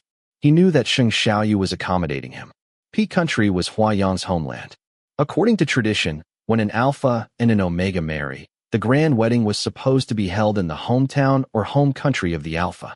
Hwa-young stood up and walked over, bending down from behind to circle his arms around the Alpha's waist, whispering sweet nothings into his ear coquettishly. Mr. Sheng is so nice to me. Sheng Xiaoyu was wearing a dark-colored shirt, and it was only when touched by hand that one could feel the layer of well-fitted radiation-proof material he wore beneath it. The computer in his office had been moved off the desk. All digital files were replaced with printed documents, and not far away, a designated computer use cubicle had been set up. Even though Hwa-young had repeatedly said it was not necessary to go to such lengths, Sheng Xiaoyu's level of caution and care for little Peanut only grew with each passing day. He insisted that the first 3 months were a critical period for fetal development. This was the stage when the baby would be most sensitive to radiation. Sheng Xiaoyu was a workaholic who worked for astonishingly long hours, so he was worried that prolonged or excessive exposure to radiation might affect the little one's health. You do not want our little Peanut to be born like Shun Wenlang. A fool, right? Because of past incidents, Sheng Xiaoyu still could not stand the sight of Shun Wenlang. But this time, he was not wrong. Hwa-young also felt Shun Wenlang was a big fool. He had actually let Gao Tu slip away right under his nose. On the very night Hwa-young successfully proposed to Sheng Xiaoyu, Shun Wenlang suddenly mobilized every possible resource at his disposal, searching all over the world, as if he had suddenly gone crazy. The commotion was massive. Injury calls flooded in from all directions, and soon reached Hwa-young as well. All available resources and manpower in the areas surrounding Jiang, who were temporarily transferred to East City by Shun Wenlang. Gao Tu ran away, Shun Wenlang said in response to Hwa-young's concern. Did not Secretary Gao already run away long ago? This time is different. Shun Wenlang had always been like this. The bigger the matter, the colder his attitude. When Hwa-young had first met him, it happened to be during the time Shun Wenlang's parents were in the midst of a separation. The male Omega, who had gone so far as to recklessly abuse his seduction-inducing pheromone just to get pregnant with the Alpha's child, shot and killed the Alpha's new lover with a gun. Brain matter and blood splattered all over Shun Wenlang's father. After committing the murder, Shun Wenlang's Omega father was personally handed over to the authorities by his Alpha father and thrown into prison. 3 days later, Shun Wenlang's Omega father mysteriously disappeared in prison, leaving behind nothing but a deadly pool of blood. Far too much for anyone to have survived. The next day, Shun Wenlang received notice to attend his father's funeral. At that time, having confirmed the loss of his Omega father, Shun Wenlang remained silent throughout the entire ceremony. Just before the funeral ceremony ended, he uttered only one sentence, cold as frost. This is good. At last, he has ended a life devoid of dignity. From then on, he developed a deep loathing for Omegas and children alike. The hatred ran so deep it triggered physical reactions. Just smelling an Omega's scent could make him vomit. And today, Shun Wenlang's voice mirrored how it had sounded at that funeral. Like it had frozen over, his speech noticeably slower than usual. Even over the phone, Hwa-young could feel the chill radiating from Shun Wenlang. Icy, bone deep. Gao Tu's father said that Gao Tu is pregnant, and that it is mine. Shun Wenlang stated each word slowly and precisely. When he mentioned Gao Ming, his voice grew even colder. Gao Ming said, if I want Gao Tu to abort the child, I have to give him 10 million. 10 million? When Hwa-young received the call, he was in the kitchen wearing an apron, simmering soup for Sheng Xiaoyu. Hearing that, he set down the spoon and said with disdain, that Gao Ming really has no concept of money, does he? Holding onto a bargaining chip this big and trying to blackmail you for only 10 million? Should have started at 100 million. 10 million?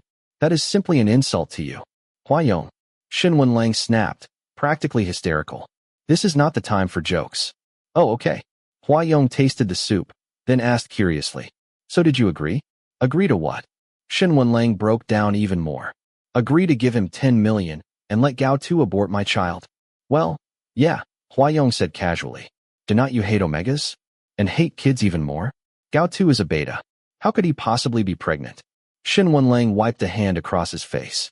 The chance of a male beta getting pregnant is only 1 in 100,000. Does he really have that fucking great luck? Great luck? Hwa-young corrected him. I would say it is more like 8 lifetimes worth of cursed bad luck. No one could possibly be pregnant with my child, unless... Shen Wenlong's brows furrowed tightly. Did you not say you took a photo of that Omega at the banquet that night? Oh, that? I sent it to you a long time ago. Restless and agitated, Shen Wenlang opened WeChat and scrolled through his chat history with Hua Yong. Photo from that night. Image attached. He frantically opened the photo, only to find that the image had already expired. It would not load. Send it again. That is the attitude you show when you are asking someone for a favor? Hua Yong clicked his tongue in mild displeasure. But his mood was far too good today. So even though Shen Wenlang was being pushy and impatient, Hua Yong still resent the photo without delay. The image finally finished buffering. But on the other end of the call, silence fell. Shen Wenlang said nothing. Only the sound of his heavy, repressed breathing came through the receiver. Hello? Hua Yong asked. You did not suddenly have a cerebral hemorrhage and pass out, did you? You are the one with the cerebral hemorrhage. Shen Wenlang exploded like a firecracker that had just been lit. Hua Yong, you have known for a long time, have you not? He gritted his teeth. You knew all along that Gao Tu is an Omega. That is why you said all that crap about how he would surely run the moment he saw me. Was I wrong? Hua Yong asked evenly. He set the phone on the counter, turned on the speaker, and casually ladled out the stewed Crucian carp soup. What part of that was right?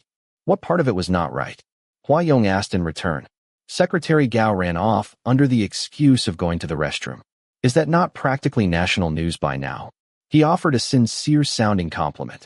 Shen Wenlang, I must say, your unwavering determination to dig 3 feet into the ground to find the person is truly touching.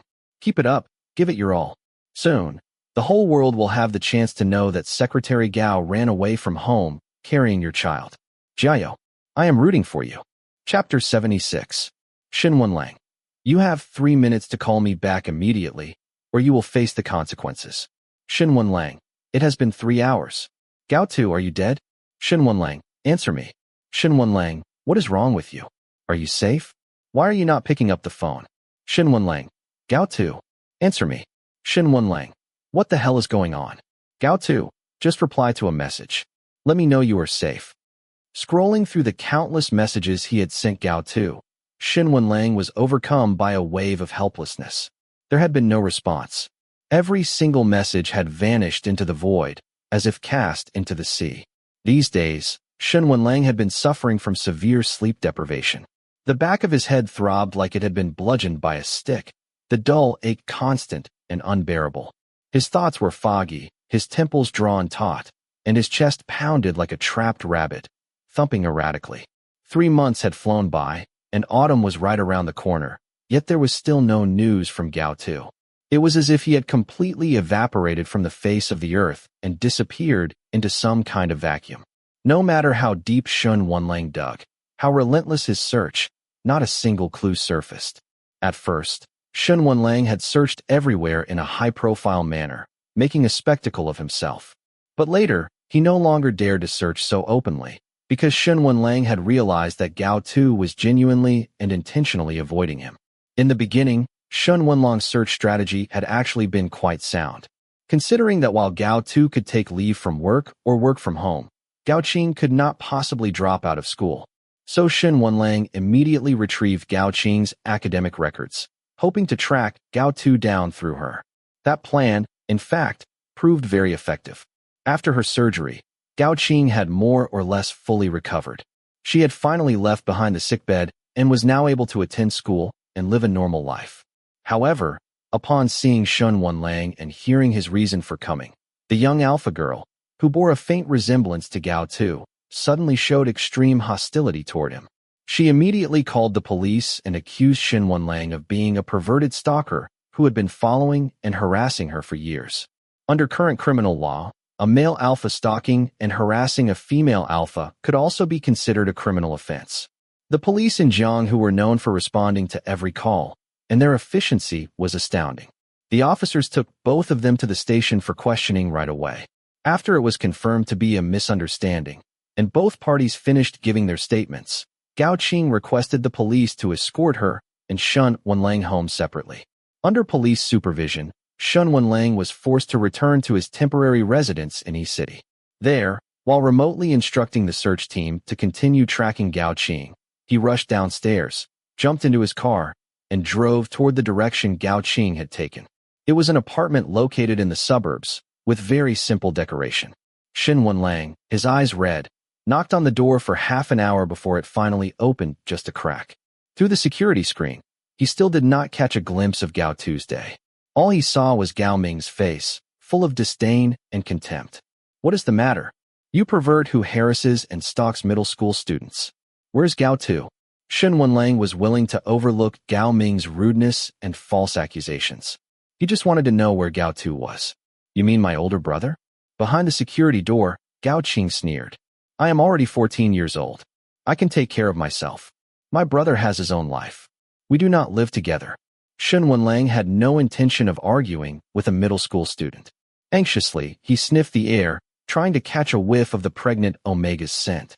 A few months ago, Shen Wenlang would not have believed even in a dream that one day he would be this desperate to smell the scent of an Omega. And just then, through the security screen door, a faint whiff of fresh sage drifted into his nose, elusive but unmistakable. The nearly jolted Alpha slammed his fist against the door in frustration, the old-fashioned security door clanging loudly under the blow. Shen Wenlang snapped, "Open the door." Gao Qing curled her lip with disdain and asked bluntly, "What? You want another trip to the police station?" She glared at Shen Wenlang viciously and sneered again. "I heard you were quite a big shot. Surely you would not want to make front-page headlines for harassing a middle schooler, would you? Open the door." Shen Wenlang was not listening to a single word. That familiar scent was driving him wild. He was certain Gao Tu was inside this house. To his surprise, this time, Gao Qing actually opened the door. She undid the safety lock, slid the bolt free, and took a step back. "Come in, then. Open your eyes and see for yourself. My brother really is not here. I advise you to give up already." Meanwhile, due to physical reasons, Sheng Xiaoyu's work pace had noticeably slowed down. His early pregnancy symptoms were not too severe. Aside from occasional bouts of nausea, his appetite and sleep quality had not been significantly affected. But recently, Little Peanut had started becoming restless. There was a massive physiological difference between male alphas and omegas. Enigma's marking allowed an alpha, who originally lacked the ability to conceive, to inexplicably develop a reproductive cavity. However, due to the physiological structure of an alpha, Sheng Xiaoyu's reproductive cavity walls were destined to be thinner than those of a typical omega. The 6-month-old fetus had already stretched the walls of the cavity significantly. Though his abdomen did not show obvious protrusion, as the pregnancy progressed, his internal organs experienced increasing compression. Little Peanut was incredibly lively and active, often throwing baby punches inside its alpha father's belly. Its fetal movement had started far earlier than those of average fetuses. As early as just over 2 months, Sheng Xiaoyu had already begun feeling its energetic wriggling inside his belly. But back then, Little Peanut had not fully developed yet, so the movements were faint. Although Sheng Xiaoyu occasionally felt abdominal pain, it had still been bearable.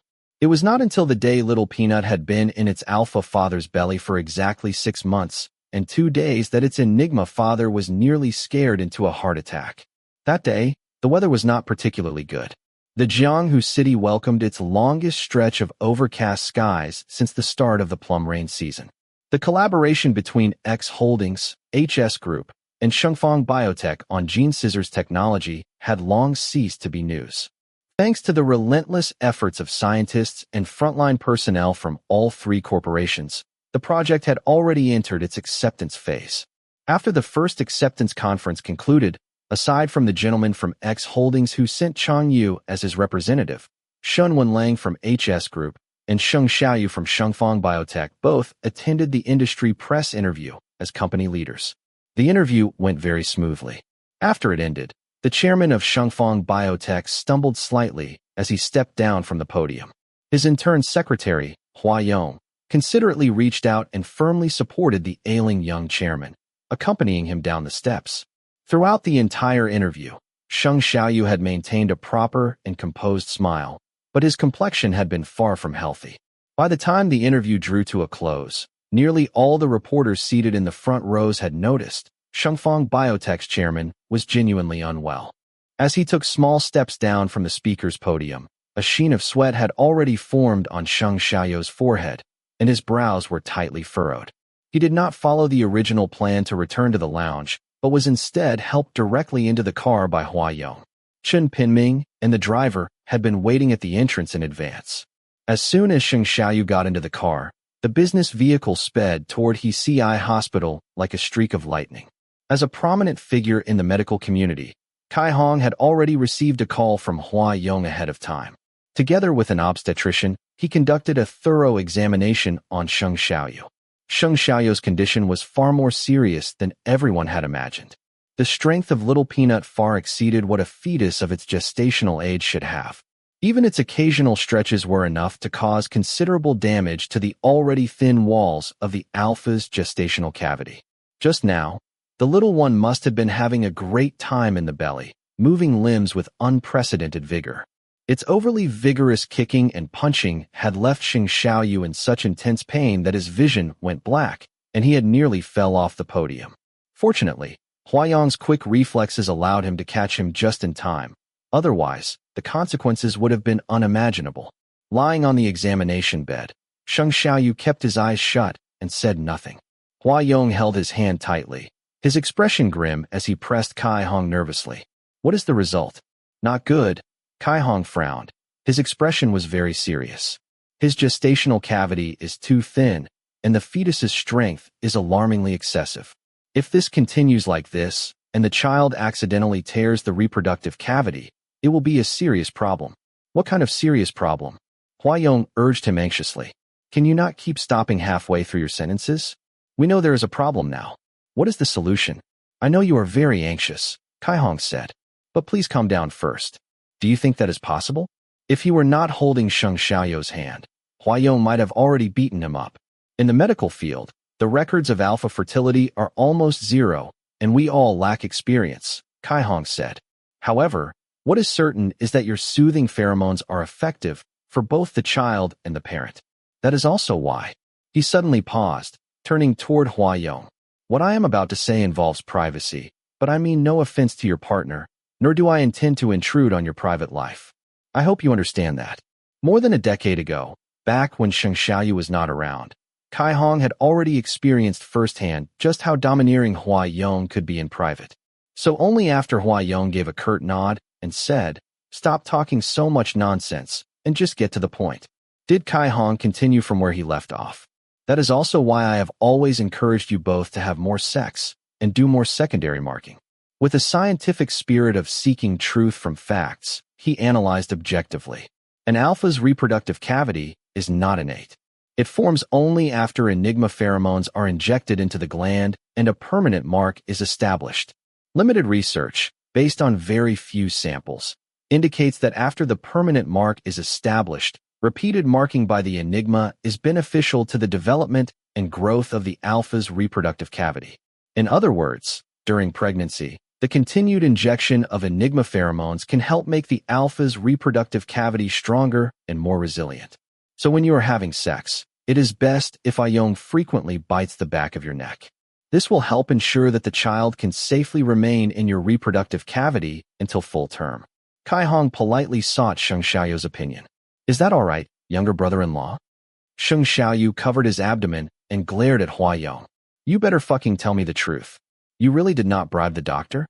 Huayong felt so distressed he did not even dare cry out his innocence.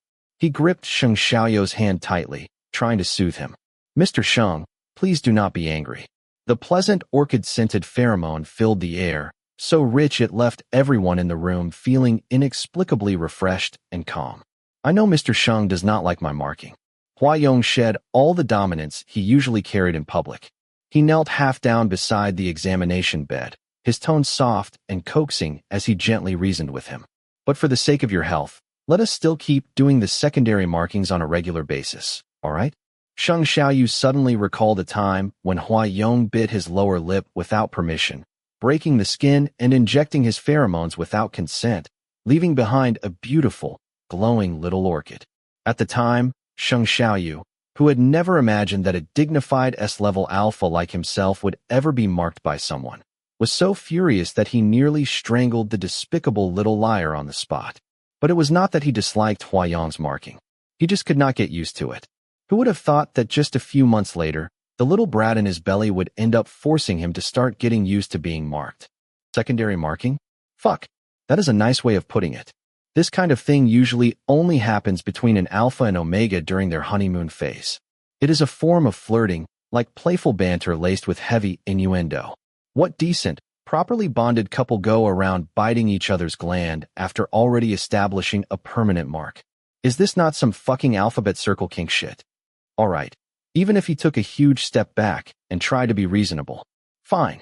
Normally, once an omega's pregnancy stabilized, doctors would advise the AO couple to keep having sex regularly to ensure a steady supply of alpha pheromones.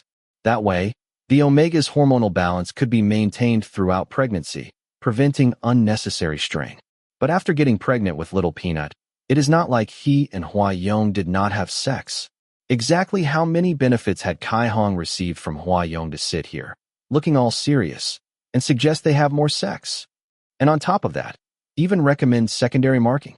Seeing the doubt on Sheng Xiaoyou's face, Kai Hong tilted his chin and gestured for the obstetrics expert specially assigned by Hua Yong to continue with supplemental advice. The obstetrics director voiced agreement with Kai Hong's assessment. This elder expert, whose hair was completely white, was known for being meticulous and measured in everything he said. His medical ethics were impeccable, earning widespread praise. It was for this reason that CI Hospital had brought him back post-retirement to serve as the leading figure in their entire obstetrics department. Dr. Kai is right. The old expert stroked his chin, then offered a more practical and implementable suggestion. I recommend quantifying the task and assigning it numerical targets. He paused briefly before saying, I believe a baseline of 5 sexual sessions per week and 2 secondary markings should be the minimum standard. These numbers must be strictly followed as the minimum requirement. The only question is whether your partner's body can handle it. He cannot. Sheng Xiaoyu replied with a dark face. I was not asking you. The old expert said, leaving Sheng Xiaoyu aside, and turned with concern to the tender, delicate-looking Hua Yong, who had a youthful face and gentle aura. He asked kindly, You are still young, but the time is tight, and this is a heavy task. The patient is in urgent need of your care and nourishment. I understand that for anyone, this number of sexual intercourses would be physically demanding as well as stressful, but young man, can your body handle it? Hua Yong looked as if he had just won the jackpot, like a giant meat pie had fallen straight from the sky and landed in his lap. He nodded rapidly. I can. Very well then. Though the patient's family was clearly overjoyed and had expressed with extreme enthusiasm that it was no problem at all, the old expert was still uneasy. He pulled Hua Yong aside and prescribed him 3 boxes of Luwei Dihuang pills and 3 boxes of Jingguei Shinchi pills before finally letting him go. Chapter 77. Gao Tu is hiding from me. Oh, I found his sister. There was clearly the scent of his pheromone in the apartment, but he was nowhere to be seen. Oh, I finished reading the entire New Parents Guide. It says that omegas are especially vulnerable during pregnancy and deeply need their alpha's soothing pheromones. Does Gao Tu not need mine? Hello? Hello? Can you hear me? Hello. You are really annoying. On the other end of the call, Sheng Xiaoyou's voice came through coldly. Shenwen Lang, you are almost 30 years old now, a middle-aged man. Not a toddler who just turned 3. Stop harassing Hua Yong with your personal affairs. You are the fucking old man who got pregnant with a kid late in life. Shenwen Lang exploded with rage. A few months ago, who was the one harassing whom, huh? Hua Yong, have you forgotten? If it were not for my noble spirit of dedication and self-sacrifice, the two of you would still be fucking single. How could you two team up and turn your guns on me now?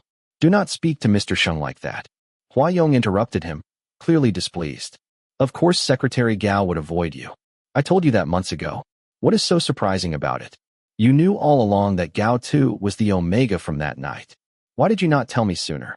I sent you the photo, and you did not even bother to look at it. If I had told you the truth any earlier, Hua Yong mocked him. With your level of EQ, you might have lost your mind and dragged Secretary Gao off to play claw machines. There was a sudden silence on the other end of the line.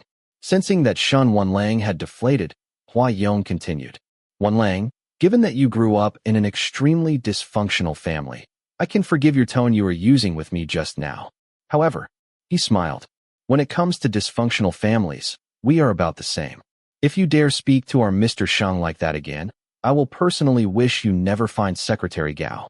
Shen Wenlang was left speechless. With the call still on speaker, Hua Yong gently blew on the freshly boiled milk he had made and held it up to Sheng Xiaoyu's lips. Sheng Xiaoyu was reading a document, but their constant chatter was so irritating he could not focus on a single word. I do not want to drink milk. He set the document down and frowned. Hua Yong, I am giving you two choices. Either hang up the phone and get ready for bed, or take your phone and go to the study right away. Stop bothering me here. I choose sleep. Faced with an overwhelming temptation, Hua Yong had absolutely no intention of caring about Shen Wenlong's life or death. Adhering strictly to his principle that he must not be dragged down by a lovesick idiot, he swiftly hung up the phone, slipped under the blanket with a swoosh, let out a yawn, and said, I am already going to sleep. Sheng Xiaoyu was so amused by his childish antics that he actually laughed, deliberately asking, Already going to sleep, Hua Yong nodded softly, wide eyes shimmering with moisture as he looked at Sheng Xiaoyu and whispered, I am so sleepy. Oh. Sheng Xiaoyu closed the document. Looking as if he were regretful, he said, In that case, let us just skip the task the doctor instructed us to do. He glanced at the digital calendar on the bedside table. It is Wednesday anyway, and you have already exceeded your assigned quota, so we do not. Mpreg. The young Enigma, who clearly had no need for any Luwei Dihuang pills, emerged face-to-face from beneath the blanket and pressed his soft, warm lips firmly against his lover's slightly parted ones. The orchid-scented soothing pheromone wrapped tightly around the now equally intense scent of Zueji, the two fragrances intertwining, blending together, yet also seemingly seducing each other. The Enigma who emerged from beneath the blanket came at him like a storm. Sheng Xiaoyu was left gasping for breath from the force of his passionate kiss. Rubbing gently against him like a clingy cat, the Enigma's body was warm, soft as velvet, flipping over to expose his belly, nuzzling his alpha in to touch. His skin was a tender shade of pink, almost translucent. Sheng Xiaoyu's lips were kissed into a vivid, glistening red.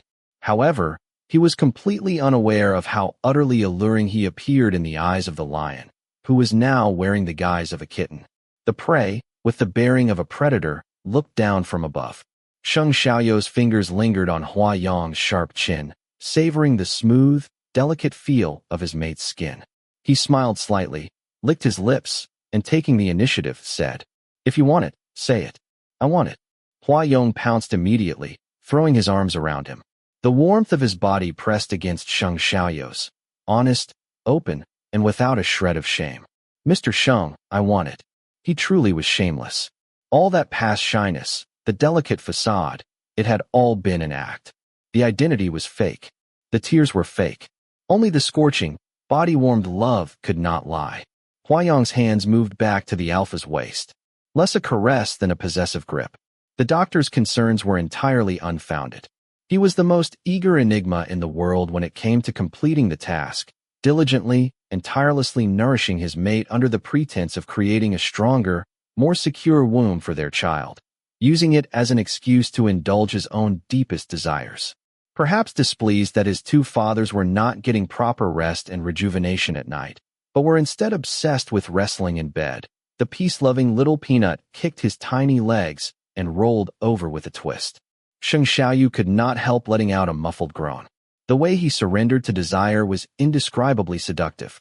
His voice hoarse, sweat beading at his temples, every muscle taut. His lips were slightly parted, and the gland at the nape of his neck gave off an intoxicating fragrance. His pheromone gland was hot, throbbing beneath the skin, making Hua Yong unable to resist leaning in to lick the back of his neck, as if he were licking a beating heart. His jaw clamped down with measured force, pearly white teeth breaking through the skin of the alpha's gland, one that was never meant to bear a marking. Hua Yong's movements could be described as gentle, but the dosage of pheromones he injected was substantial. A potent surge of high-level pheromones rushed straight into the bloodstream, making Sheng Xiaoyu involuntarily arch his back. He was held tightly, his body contracting, and was comforted with utmost devotion by the ever-diligent Enigma. The room thick with rich fragrance, and the diligent Enigma gently tended to the child's warm cradle, making it soft and comfortable. Sheng Xiaoyu's facial features leaned toward the sharp and defined, but his lips were full and beautifully shaped, plump and soft, the kind that made one want to kiss him without restraint. And Huayong, who now fully possessed him, was the epitome of a man of action. Efficient and direct, a classic example of acting the moment the thought emerged. So without hesitation, the orchid lowered his head again and sealed their lips together. The penetration was so deep that it made Little Peanut protest once again, raising a tiny hand in an awkward imitation of a lazy stretch. Sheng Xiaoyu let out a low moan, his body tightening further. His lips were caught and sucked into a mouth that licked and bit, while fingers dug into his waist, making it tingle with a trace of pain. Pleasure blurred like clouds and mist, enshrouding his drifting consciousness and lifting it skyward. His body turned soft, his mind flushed and overheated, drained of strength, the entirety of him immersed in a cocoon of sweet, warm heat. His eyes burned with heat, and tears, purely physiological, could not be held back, seeping out from the corners of his half-open, half-closed eyes. The land was being plowed to its absolute limit. The landowner was so exhausted that his breathing turned ragged, mouth agape, not even knowing what kind of nonsense he was babbling. First he scolded Huayong, telling him to slow down, and then he complained he was not fast enough. Contradictory and incoherent, he panted until his voice turned hoarse. In the end, his mind grew muddled, and even his tone took on a trace of sobbing. Yet Huayong, despite being scolded, was not angry in the slightest. He just kept coaxing him gently in a low voice, pressing soft kisses to his temples and to his slightly parted lips. The big one would not behave, and the little one was not any more obedient. These two, father and son, each one more wicked than the last, each more tormenting than the other. The little one made Sheng Xiaoyu ache with tenderness, while the big one brought him a deeper, sore kind of pain. Yet both left him tainted with endless itch and yearning. To love and to be loved. Both are equally addictive, like a drug, extremely hard to quit. After a bout of wild chaos, Sheng Xiaoyu's strength failed him, and his panting grew heavier. Huayong, the one the old Chinese doctor had been worried about, was full of energy. It was Sheng Xiaoyu whose stamina finally gave out. His breathing turned labored, and he could barely keep his eyes open. He was like a traveler scaling a cliff, pressed hard against the sheer rock face, suspended in midair, caught in a desperate dilemma, unable to move forward or retreat. Yet every time he tried to call for a stop, a feather-like kiss would fall upon his cheek like encouragement. Huayong was determined to have everything about him. Huayong's movements were forceful, his craving blatant, as if Sheng Xiaoyu were the last piece of cake in the world, and he had to fight with everything he had just to win a bite. Delicate, thin butter melted and dripped down onto the bed in slow, rhythmic droplets. Sweat beaded along the spine and was licked away segment by the tip of a tongue. Damp, warm, leaving behind tingles and an itch. Despite the roughness of his actions, Huayong's kisses remained consistently, unfailingly gentle. The night became theirs alone. At 1 o'clock in the morning, Sheng Xiaoyu got out of bed with a cold face, pressing his hand against his waist as he headed to the bathroom. Huayong trailed behind him, calling out in a syrupy tone over and over, "Mr. Sheng, Mr. Sheng," but he was still mercilessly shut out beyond the shower's glass door. Through the transparent glass, his hands could not reach to touch, but his eyes never blinked, fixed unwaveringly on the possession he had gone through so much trouble to deceive and coax into his arms. The water flowed steadily, streaming over Sheng Xiaoyu's body, sliding along the elegant curve of his waist, tracing over the reddened handprints on the small of his back, and further down his thighs. Through the glass, Huayong stared intently. In the steam-filled bathroom, he felt parched. "Mr. Sheng, do you want me to help you?" Sheng Xiaoyu stood under the shower with his eyes closed. Steam clung to his strikingly handsome face, his cheeks flushed red, but he acted as though he had not heard a thing. Taking advantage of his closed eyes, Huayong quietly pushed the glass door open. He had already shrugged off his loose robe, and his smooth, warm body pressed lightly, heatedly, but firmly against him. "Can you not be done already?" Sheng Xiaoyu elbowed him without the slightest politeness. Enigma had low sensitivity to pain. Back when Sheng Xiaoqing had pierced his gland, he had barely felt any pain. Yet now, with nothing more than a simple push from the alpha, he immediately drew in a breath and let out a soft, delicate hiss of pain. This sound was quite effective though. Sheng Xiaoyu did, in fact, ease his strength quite a bit. Without encountering further stubborn resistance, Hua Yong continued to cling on relentlessly, refusing to back off. This time, Sheng Xiaoyu did not elbow him again. He simply frowned under the shower, letting Hua Yong hold him. Xiaoyu. He suddenly called his name, using that voice and expression Sheng Xiaoyu liked the most. Sheng Xiaoyu froze for a moment. His instincts told him nothing good was coming. Sure enough, Hua Yong pressed close to him, his fingers, slithering like a serpent, sliding around to his back, his voice as sweet as an apple hanging from the highest branch in the Garden of Eden. Let us do it again, all right?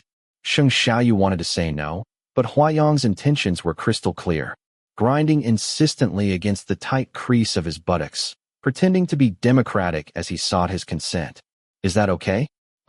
Sheng Xiaoyu was rubbed against so much by him that both his heart and legs went weak, unable to say it was good, nor could he say it was bad. He only had time to hesitate for a second before being firmly kissed. His waist gave a slight dip, and just like that, he was filled again. They washed in the bathroom for what felt like forever. The longer they washed, the weaker his legs became. Even his throat was hoarse from all the steam. The corners of his eyes, the tip of his nose, and his lips were all tinged red. Sheng Xiaoyu shoved the debauched, unrestrained tyrant from P Country out of the bathroom and snapped viciously. Get lost. If this keeps up, I will not be able to go to work tomorrow. I will go in your place. And what would you go for? To fuck over Shengfang Biotech, so your ex-holdings can reign supreme in the Jianghu city? Sheng Xiaoyu's gaze turned sharp. But Hua Yong only wore that same docile, pliant expression, softly saying, no. He truly lacked even the most basic sense of shame. His gaze was tender as he looked at Sheng Xiaoyu, wearing that fragile, beautiful, and deceptively innocent face as he said, I do not want to fuck Shengfang Biotech. I just want to fuck you. Mr. Sheng feels very nice and comfortable to hold. Chapter 78. Excuse me, classmate Shin. Would you mind sparing me a minute? The gleaming leather shoes suddenly came to a halt. Shen Wenlang looked expressionlessly at the petite girl blocking his path, a slight frown forming between his brows. Gao Tu, the beta who had been walking just behind him, stepped forward, wearing an apologetic smile as he addressed the delicate-looking Omega girl. Sorry, classmate. Please step aside. But I have something I want to say to classmate Shin. The Omega, who smelled faintly of jasmine, refused to budge. She had summoned all her courage just to finally approach Shen Wenlang. How could she possibly give up now, stopped by this shabby beta who had been trailing behind him all these years? She stepped past Gao Tu, looked sincerely at Shen Wenlang, and said, Classmate Shen, I just need 1 minute. I am not trying to force a result. I just want to push myself to take a step forward. Would that be all right? Shen Wenlang gave no response. He even took a step back, the disgust on his face plain to see. Gao Tu. He called out Gao Tu's name again. With no choice, Gao Tu moved to block the Omega girl who was still trying hard to pursue him. He offered a polite, yet firm refusal. Sorry, classmate. I am afraid you will have to find someone else to pursue. Classmate Shun is very busy. So annoying. The Omega with the jasmine scent, her pride wounded, suddenly dropped her gentle act and scowled. Even if I am being rejected, classmate Shun should be the one to tell me. Who the hell are you? Some watchdog the Shin family keeps at their gate? Gao Tu was momentarily stunned by the harsh retort. A flush of humiliation slowly crept across his upright, proper face. I am not. How are you not? The Omega, frustrated by her failed confession, decided to take it all out on Gao Tu. You are a beta who sticks to an S-level alpha every single day, helping him fend off admirers. Who knows what your real intentions are? I suspect you have ulterior motives. You just want to monopolize classmate Shin's attention. Disgusting. Shameless. Gao Tu. Shen Wenlang covered his nose with his hand. Why are you wasting your breath on an Omega? Let us go already. Her scent is overwhelming. If we stay any longer, I am going to throw up. Back in his school days 10 years ago, situations like this were a common occurrence for Gao Tu's day. He had become completely accustomed to them. There was little in his life to speak highly of. From a very young age, he had been forced to face the burdens of life on his own. Gao Tu still remembered the very first thing Xin Wenlang had ever said to him during their student days. "How much is the coffee?" At that time, Gao Tu had been working part-time at the school's convenience store to cover his study expenses. Xin Wenlang had come in to buy something, trailed not far behind by a group of Omegas who clearly admired him. He wore a deep black face mask, his gaze impatient, and yet he remained strikingly charismatic. Gao Tu had never imagined he would ever get the chance to interact with him up close. He froze behind the register for several seconds, stunned, until Xin Wenlang reached out and tapped the counter in front of him impatiently. "Classmate? Classmate?" Snapping out of it, Gao Tu quickly stammered out an apology, flustered. Xin Wenlang clicked his tongue, TSK, in annoyance and muttered, "Why did they put a moron on cashier duty? I am not a moron." Gao Tu flushed crimson, trying to defend himself. All right." Xin Wenlang cut him off impatiently. "I am really thirsty and want to drink the coffee already. How much is it?" Gao Tu hurriedly took the coffee and rang him up. That dream was exceptionally long. Aside from the incident at the convenience store, Gao Tu also dreamed of many other things from long ago. His mother crying endlessly, his sister groaning in pain, his father constantly demanding money, and Xin Wenlang forcing him to answer, "Are you really not an Omega?" In the dream, Gao Tu was exhausted from trying to deal with everything. In the end, he still clenched his jaw and refused to admit it. "President Xin, I am not an Omega. I am a Beta. If you do not believe me, smell for yourself." He leaned his name close, right up to the tip of Xin Wenlang's nose, humiliatingly allowing him to check. Xin Wenlang's expression was cold and solemn. He flared his nostrils, sniffed, and suddenly opened his mouth and bit down on Gao Tu's nape. Gao Tu jerked awake instantly, nearly falling out of bed wrapped in his blanket. His heart pounded so hard it felt like it was on fire. All the blood in his body had rushed to his chest, leaving his hands and feet icy cold. The sky outside was only just beginning to lighten. Gao Tu, still shaken, stared blankly at the ceiling for a long moment. When he was sure he could not fall back asleep, he sat up and reached for his phone. His pheromone imbalance disorder had been growing increasingly severe. To prevent a sudden Omega scent from leaking out while on the job, he had no choice but to apply for another 7 days off from the company. Xin Wenlang was clearly unhappy about his frequent absences. Though he never said anything outright, every time Gao Tu returned to work, he would face harsher scrutiny than before. "Can you not at least clean yourself up before coming in? Does that Omega in your house have no shame? Leaving such a strong scent behind. Who are they trying to choke to death?" Exactly like a female cat in heat. Enduring the humiliation of being scolded by his immediate superior, Gao Tu had to do a great deal of psychological preparation every time he returned to work. This time, he had only taken 7 days off. In another 3 hours, he would have to go back to the office. The long, irregular heat cycle over the past week had completely drained him. Just standing made Gao Tu feel unsteady. His legs were so weak that his calves were trembling. Maybe he should take another 3 days off. Tucking himself into his blanket, he thought helplessly. All these years of working without rest had earned him plenty of accumulated leave, enough to let him lie around at home for months. Thinking that, he moved his fingers over to his email inbox, typed out a brief request to extend his leave, and sent it to the Human Resources Department. After sending the email, he scrolled through his work emails for a bit. Exhaustion washed over him again, and he put his phone aside on the bedside table, closed his eyes, and fell back asleep. He did not know how much time had passed before the doorbell woke him. At first, he thought it was an illusion, but the visitor was extremely persistent. The doorbell rang incessantly. The sharp, urgent sound even worked its way into his dream, turning into a fire alarm. He dreamed the gas in the kitchen had been left on, and a spark had landed on a dry cloth by the stove, starting a fire. When he woke up, he realized it was nothing but anxiety. He had wrapped the blanket too tightly around himself. That, combined with the violent ringing from the impatient visitor at the door, had created the illusion of danger. Standing in the cramped and gloomy stairwell on the first floor, Xin Wenlang was certain something had gone wrong with his brain. As the head of HS, Xin Wenlang was the most eligible bachelor in all of Jianghu.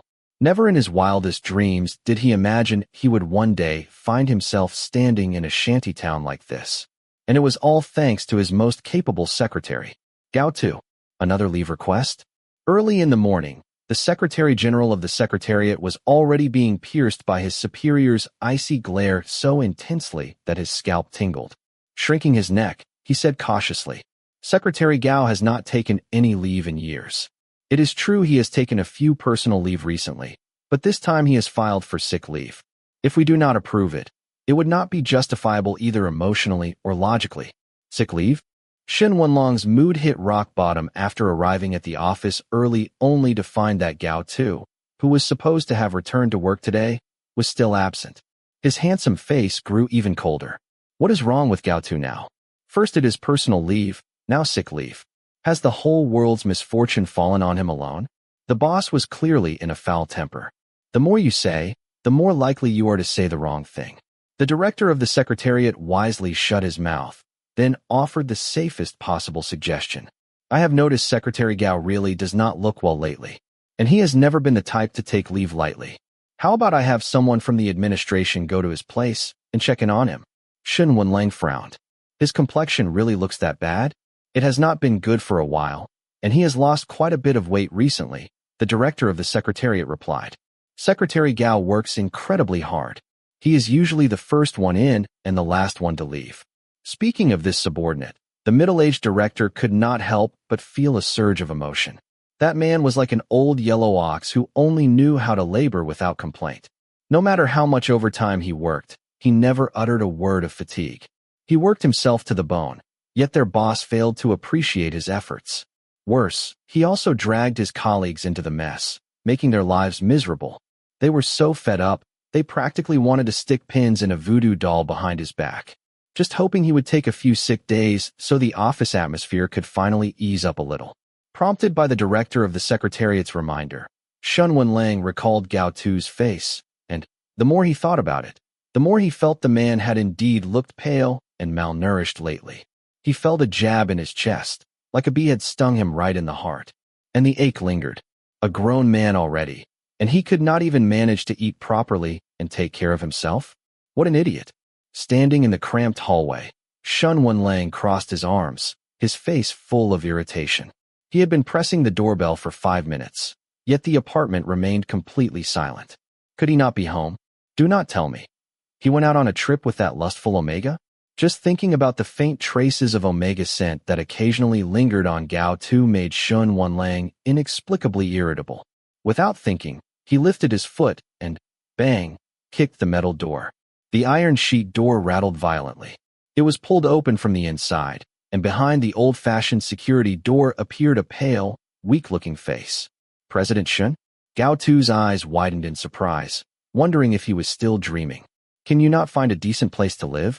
Seeing Gao Tu improved Shen Wenlong's mood slightly, but his face was still grim. Am I not paying you enough? Why the hell are you living in a place not even a dog would stay in? Gao Tu gave a silent, helpless laugh. Not even a dog would stay in, He would have liked a better place too, but his sister's exorbitant medical expenses each month were enough to give him a constant headache. Not to mention the occasional demands for support money from his gambling-addicted father. If it were not for Shen Wenlong's particular care and willingness, giving him an extra monthly housing subsidy, he could not even afford to rent this place that not even a dog would stay in. Unlocking the security door, Gao Tu said, "The company pays me very well. It is just that I have a lot of personal expenses. But, that aside, what brings you here?" "The Human Resources Department gave me your address," Shen Wenlang replied. "But this place does not even have decent parking. I had to walk in. This really is not a place suitable for you," Gao Tu said helplessly as he opened the security door wider. "Please wait a moment. I will go change my clothes." "Gao Tu," Shen Wenlang called him back. "Are you not going to invite me in for a seat?" Behind Gao Tu was a small living room. The windows were small and did not let in much light, but the bright ceiling lamp was switched on, and the place was impeccably clean. This apartment was just like Gao Tu himself. Not luxurious, but practical and reassuring in a quiet, grounded way. "Sorry," Gao Tu apologized sincerely, but declined firmly. "My home is not really convenient." The bedroom, still a complete mess from his heat period, had not yet been cleaned. If Shen Wenlang got even a little closer, he would definitely catch the true scent coming off him. That unmistakable smell of an Omega in heat.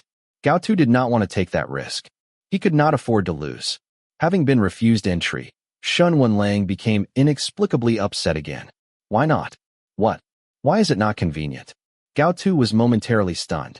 He lowered his eyes, avoiding the Alpha's probing gaze. I have not been feeling well these past few days, so I did not clean up. The place is a mess. Besides, you are living with that Omega? Well, what? What Omega? Gao Tu looked at Shen Wenlang in confusion. The other party's sudden, inexplicable anger left him completely at a loss. He stood there, stunned for several seconds before he realized. The Omega Shen Wenlang was talking about must be the fabricated Omega partner he had made up. In order to smoothly get his leave approved, and to avoid raising suspicions even if he accidentally carried traces of Omega sent to work, Gao Tu had given the Human Resources Department a catch-all excuse, accompanying my partner through their heat period. That Omega lives with you too? Shen Wenlang pressed when he did not answer. Gao Tu, never good at lying to begin with, instantly flushed bright red. Flustered, he took several steps back. No. Shen Wenlang stepped forward and grabbed his wrist. Even just standing at the doorway, he could already smell a gentle trace of clary sage rising from Gao Tu's body. The moment he realized this faint scent was that of an Omega, Shen Wenlang's heart sank, and his expression turned sour. Then what is with the smell on you? Gao Tu hurriedly raised his arm and sniffed the back of his hand. His face flushed even redder, and he asked in a panic. There is a smell? Shen Wenlang yanked him by the wrist, dragged him out of the apartment, and pinned him firmly against the hallway wall. His gaze swept up and down, sizing up Gao Tu's flushed face and the slightly raised collarbone exposed by his loose t-shirt.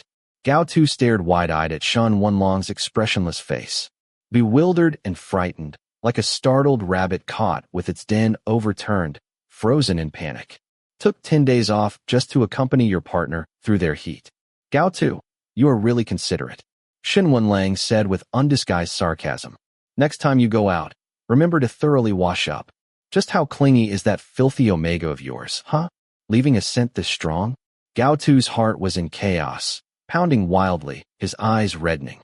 He struggled, trying to wrench his hand free from Shen Wenlang's grasp. His brows furrowed as he said, This is my personal business. I do not think it has anything to do with you. It was the first time he had ever expressed himself so intensely.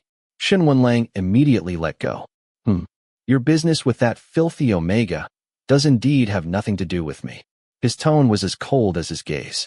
He looked down at Gao Tu from above like he was some repulsive stink bug, raising an eyebrow and saying with biting coldness, You stink. If you dare bring that scent into my office 2 days from now, then you will be made to get the hell out right away. Chapter 79. This was the second leave Gao Tu had taken this year, and only half a month had passed since his last leave. The sudden onset of his heat had completely caught him off guard. The bedsheets were soaked through, his entire body weak and feverish. Due to pheromone imbalance disorder, the symptoms this time were far more severe than the last. It was not until he had spent a full 3 days in bed at home that Gao Tu finally managed to pull himself together and return to the office. The side effects of mixing painkillers with inhibitors were becoming increasingly apparent. His body felt heavy, his mind sluggish. He had already been struggling just to keep up with the elite pace around him, and now, Gao Tu felt like he was barely holding things together, stretched thin at every seam. But more painful than the difficulties at work was the emotional pressure. He did not know why, but ever since this recent leave, Shen Wenlang's attitude toward him had gotten noticeably worse. If, before, Shen Wenlang had merely been a little picky, then now he had turned utterly fault-finding, almost like he was nitpicking bones from an egg. What made it even harder for Gao Tu to bear was that Shen Wenlang's disgust and indifference towards him had reached an astonishing level. Get out. That was the very first thing Shen Wenlang said to him the moment he returned to the office after his break. The alpha who had been voted the most popular bachelor in Jiang, who did not even lift his head as he said coldly, You stink. Get lost, take a proper shower, and then come back. Gao Tu's natural pheromone carried the scent of sage as its base note. Compared to Hua Yang's orchid fragrance, the fresh scent of sage was not exactly stunning, but it was certainly far from being stinky. To be so mercilessly disliked by the person he had secretly loved for 10 years.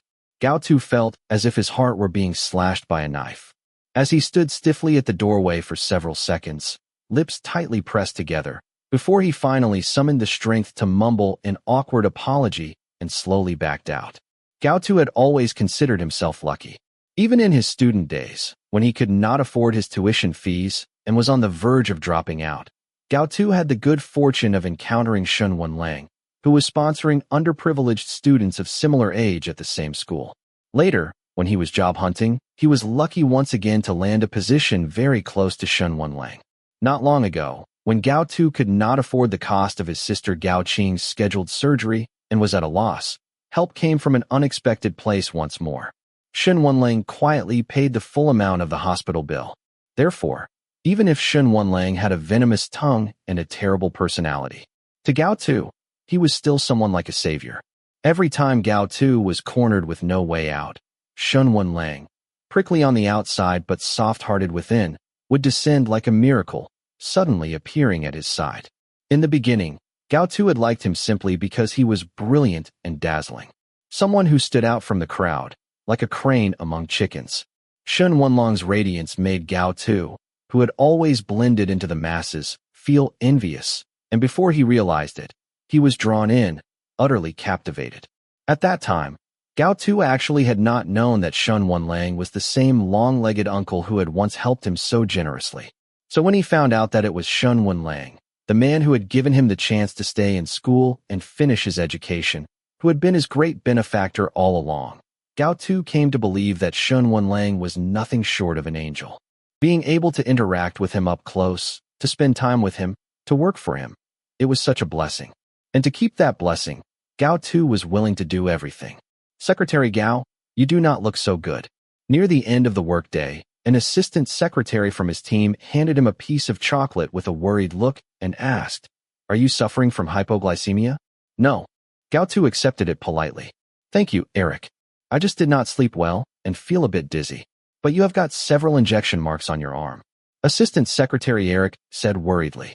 "Were you on an 4-drip? But should not IVs be in the back of the hand?" "No." Gao Tu told a white lie. "I had a slight fever, so I have been getting a few fever-reducing shots for a few days." "Oh, I see." Eric nodded. "You really do not look well. Your face is a bit red, and you look exhausted. If the fever has not subsided yet, why not take a couple more days off to rest?"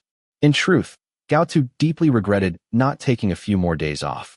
At the very least, he should have waited until his heat period had fully subsided, until his scent was not so strong, before returning to work. After being despised by Shun Wenlang and called stinky, Gao Tu could not help but slip into the restroom to give himself another injection of inhibitor.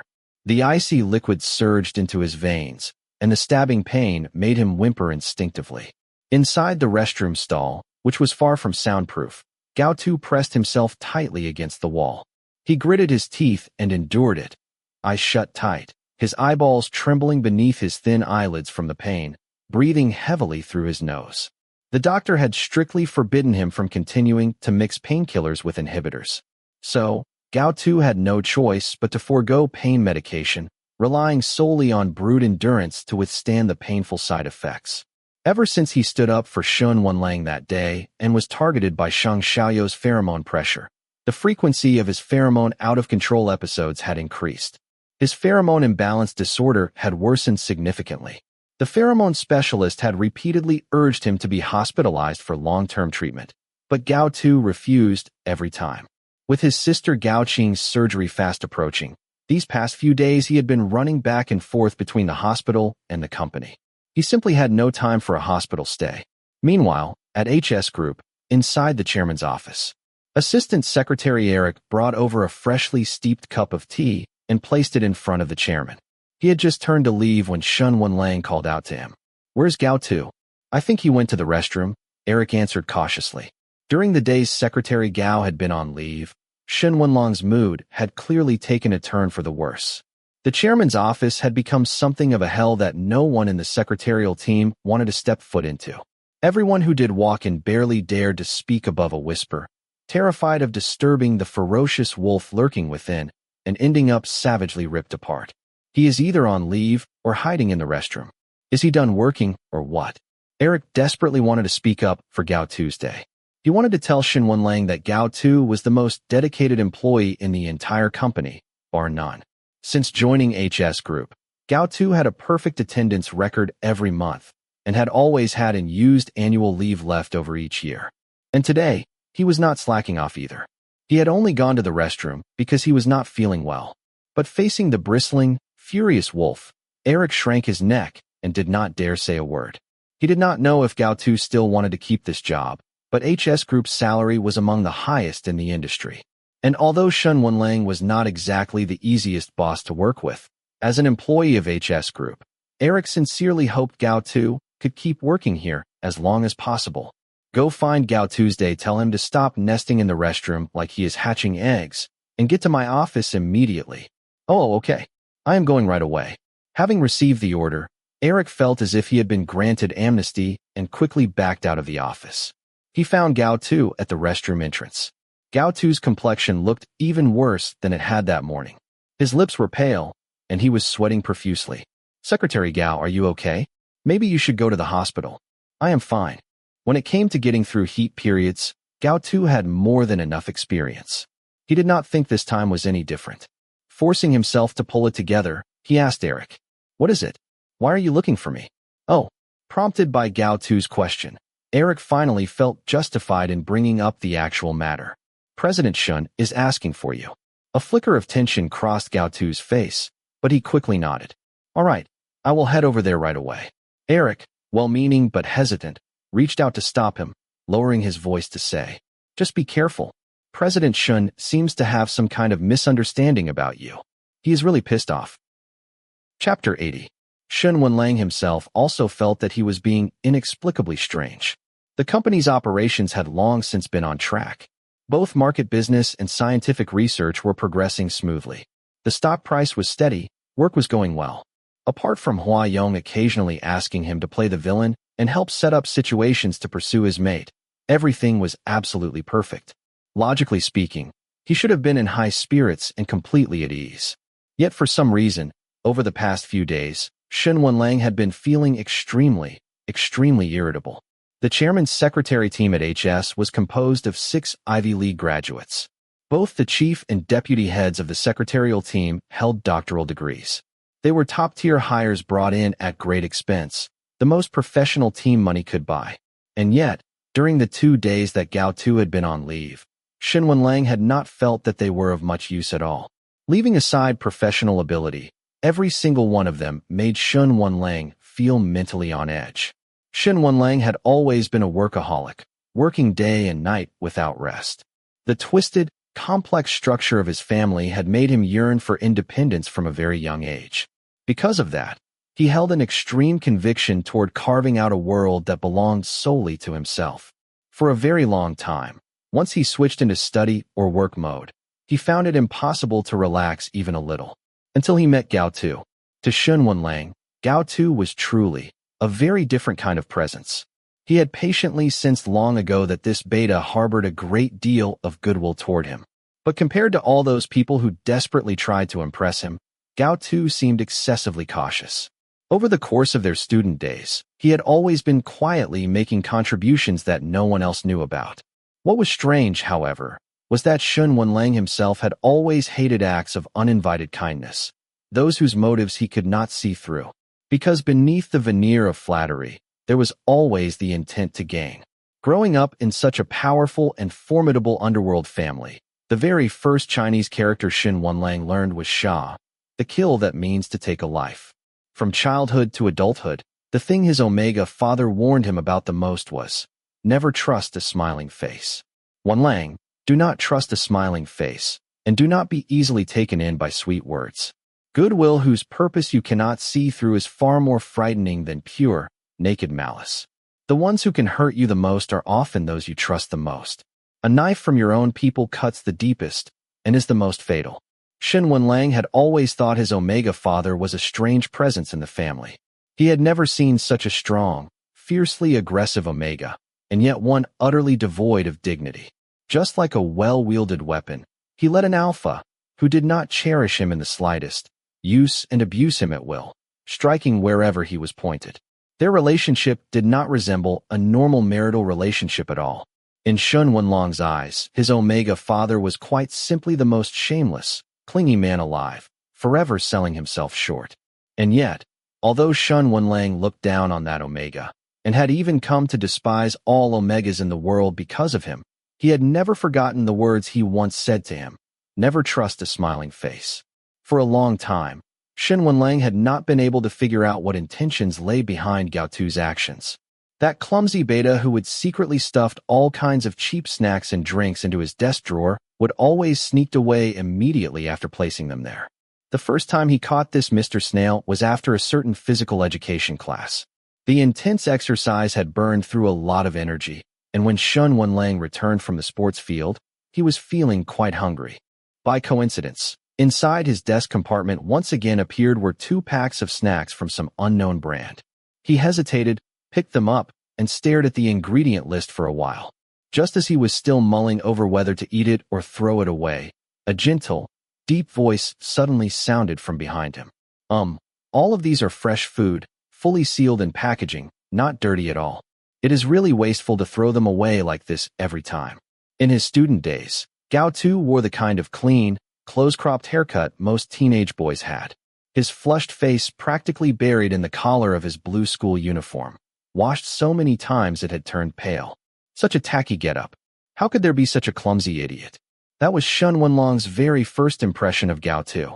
This beta seemed to wear all his thoughts openly on his face, and regarding Shun Wenlong's waste of food, he showed the most direct disapproval. You bought them? Why do you care so much? Feeling criticized, Shun Wenlang reflexively snapped back. Whether I bought it or not, you still cannot waste it. Gao Tu's face flushed an even deeper red, tension making his back go ramrod straight, but he still stuck to his stance. Wasting food is wrong. If you are not going to eat it, can you give it back to me? And who told you to go around sending people garbage stuffed with a bunch of additives without asking? Tossing the rice ball in his hand, Shun Wenlang sat down with deliberate insolence, tilting his face up to ask, "Are you trying to murder me?" Gao Tu would never forget that day. That was the day when an angel turned into a fallen angel. The archangel Michael, so like the god of his dreams, suddenly became the rebellious fallen angel Lucifer. His snow-white wings folded away, and a flurry of feathers, black as a raven's, fluttered down. Chapter 81.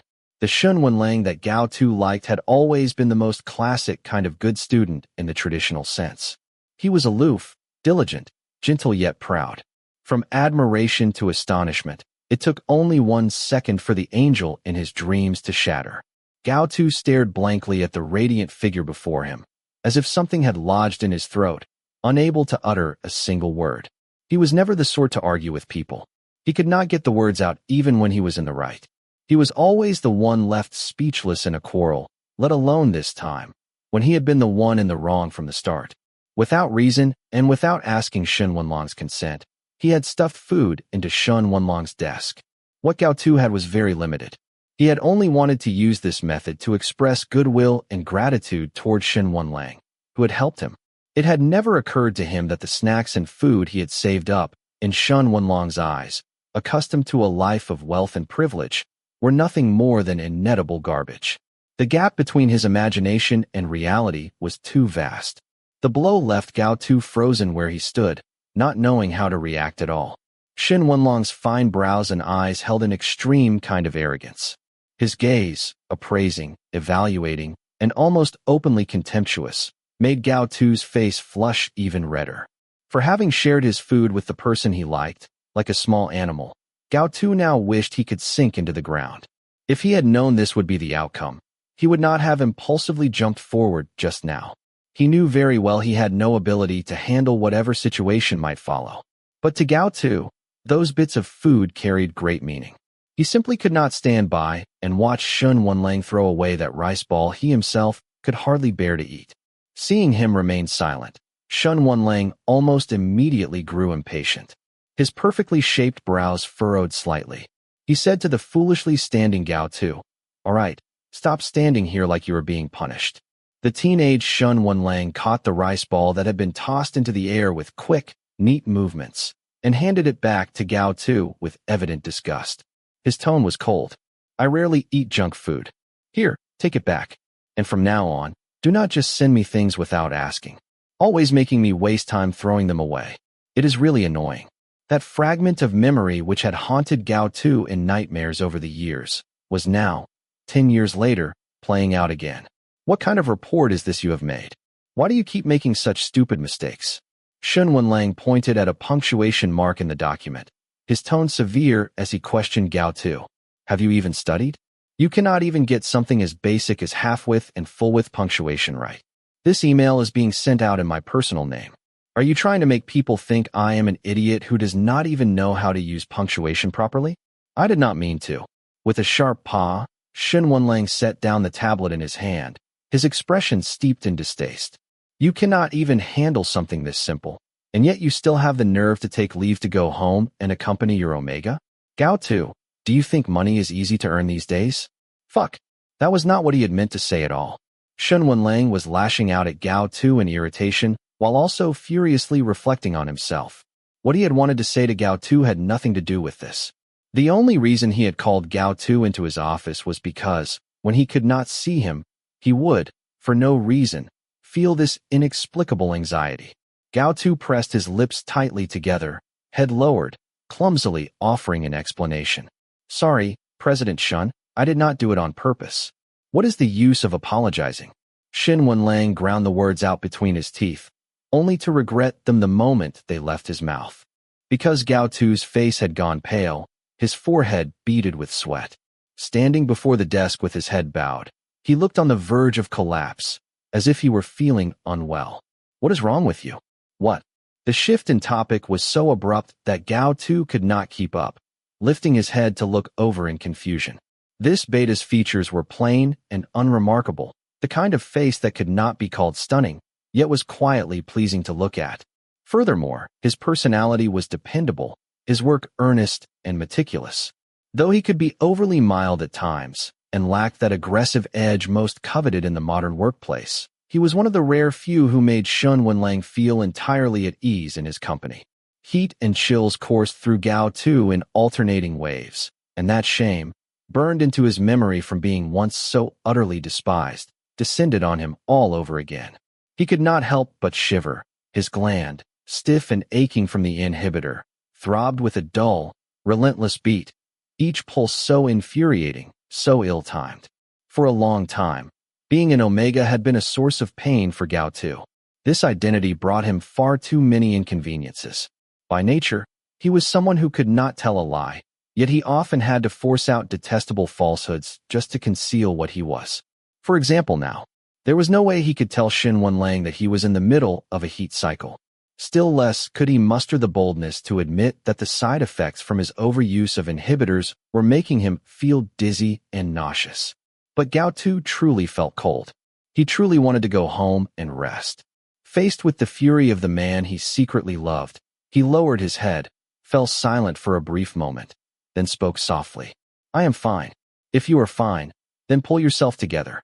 Shen Wenlang frowned and said, do not keep looking so absent-minded, so half-dead and sluggish. The company did not hire you so you could sit here and grow old.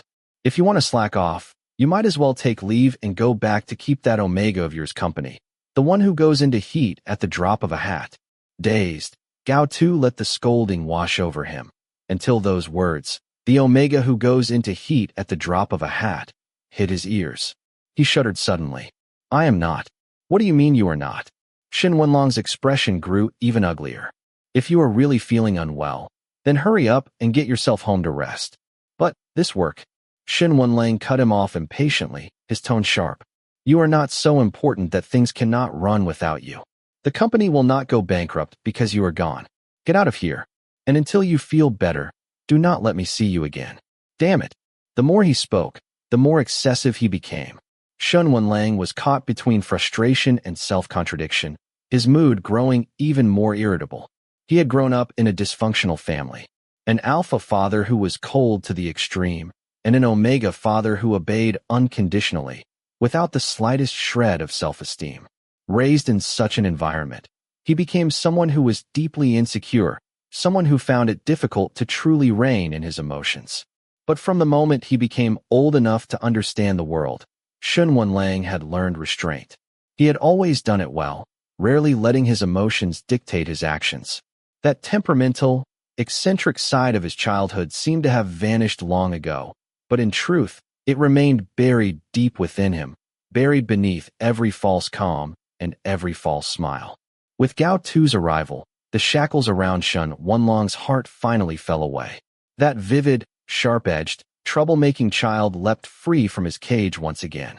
In front of Gao Tu, he was no longer the fully armored adult he had to be everywhere else. Here, he was allowed to be mischievous, allowed to be sharp. Those willful, eccentric, unreasonable tempers, he could let them resurface in front of Gao Tuesday. Because Shun Wenlang sensed, faintly but certainly, that Gao Tu would accept them and would definitely be willing to be tolerant. With Shun Wenlang, Gao Tu never seemed to get angry, never seemed to know how to lose his temper. Gao Tu was strikingly similar to the Omega father in Shun Wenlang's memories, the one who had died beneath his own alpha's gun, yet somehow, he was also different. It was like back in their student days, when Gao Tu's face would flush red as he told Shun Wenlang not to waste food. Gao Tu was extremely gentle and yielding by nature, yet at times, when Shun Wenlang truly went too far, he would softly remind him, saying, "You cannot do this." Like now, after being told by Shun Wenlang to get out, Gao Tu, who had remained silent all this time, suddenly said in a low voice, "It is my freedom to decide whether I take leave or come back to work at the company. If President Shun feels he does not want to see me, I can resign right away." Resign? Shun Wenlang's fury flared instantly. He was only being considerate. He just wanted Gao Tu to go home and get more rest. Who the fuck said he could resign? Chapter 82. Shun Wenlang had no idea that on that day, Gao Tu had gone to work carrying a resignation letter. But later, because of Shun Wenlang's slightly improved attitude, he could not quite bring himself to leave. Gao Tu hated his own hesitation, hated his own indecisiveness. But love was such a strange thing. It seemed to have some kind of magic. It could make someone as thin-skinned as Gao Tu grow a thicker hide, granting him a shameless, humble sort of courage. The next time he brought up resigning was several months later. What would you do if your Omega had a child in the future? Obviously, I would have it aborted. What else? Do not ask me such idiotic questions during work. It is not like you do not know. I hate Omegas. Do you have anything else to say? If not, get out. But forcing an Omega to have an abortion. Stop always saying Omega, Omega. Do not you feel disgusted yourself? President Shun, please do not always say things that insult Omegas. This violates the relevant provisions set by the ABO Equal Rights Agreement. What now, Gao Tu? You are a beta, and you want to sue me on behalf of an Omega? Of course Gao Tu would not sue Shun Wenlang over an Omega. But when he saw Shun Wenlang speak such cruel words, with that look of complete self-righteousness, both to him and to the little one in his belly, at that moment, Gao Tu truly gave up. To this day, Shun Wenlang still could not understand why Gao Tu, who had always been submissive, suddenly decided to resign. That mild, gentle beta had unexpectedly revealed a stubborn side to him. So stubborn that not even 10 oxen could drag him back. Shun Wenlang did not understand why Gao Tu left, just as he could never quite comprehend how, back then, his Omega father had suddenly been willing to let go of that alpha he had clung to so desperately, even if it meant dying, only to die so lightly and easily. Toward that Omega who had suffered so much to bring him into this world, Shun Wenlang's feelings were complicated. All these years, it was not as though he had never thought, if only that person were still alive, how great it would be. And toward Gao Tu, Shun Wenlang's feelings were even more conflicted. On one hand, he was unwilling to humble himself to beg an unremarkable subordinate to stay. On the other, he truly did not want Gao Tu to leave. Because of this inner war, Shun Wenlang rehearsed hundreds of versions of what he wanted to say. Even after getting out of bed and while washing up, he could not help practicing. Yet those few short words of retention were somehow far more nerve-wracking than a 10,000-word speech at an industry summit. And before Gao Tu, who was resolutely determined to leave, the ever-eloquent Shun Wenlang turned into a stuttering mess. Could you not? Fuck. Shun Wenlang smacked the mirror, striking at the stuttering fool reflected there. The coward in the mirror, who could not even get out a single sentence, filled him with both embarrassment and anger. In his fit of humiliation turned rage, he could not help but place the blame on Gao Tuesday. What business did he have resigning over some Omega who spent the whole day in heat? Since their school days, Gao Tu had always been by Shen Wenlang's side. That beta, though clearly not skilled at socializing, would always, with an embarrassed expression, help Shen Wenlang deal with love letters scented with all kinds of Omega pheromones. Shen Wenlang hated Omegas. No one knew this better than Gao Tuesday. Beyond that, Gao Tu knew many other small, private habits of Shen Wenlang's.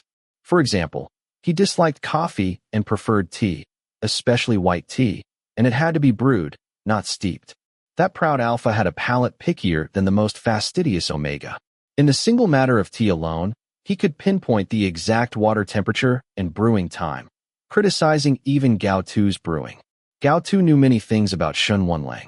However, what he did not know was that on the day of his graduation, because of matters concerning his father, he had not been able to attend the ceremony. Completely unaware of this, Shen Wenlang had waited at the door of his classroom until very late. Only after everyone else had left did he finally storm off alone in frustration. That damn pauper. Already a university graduate, yet he still did not have a mobile phone.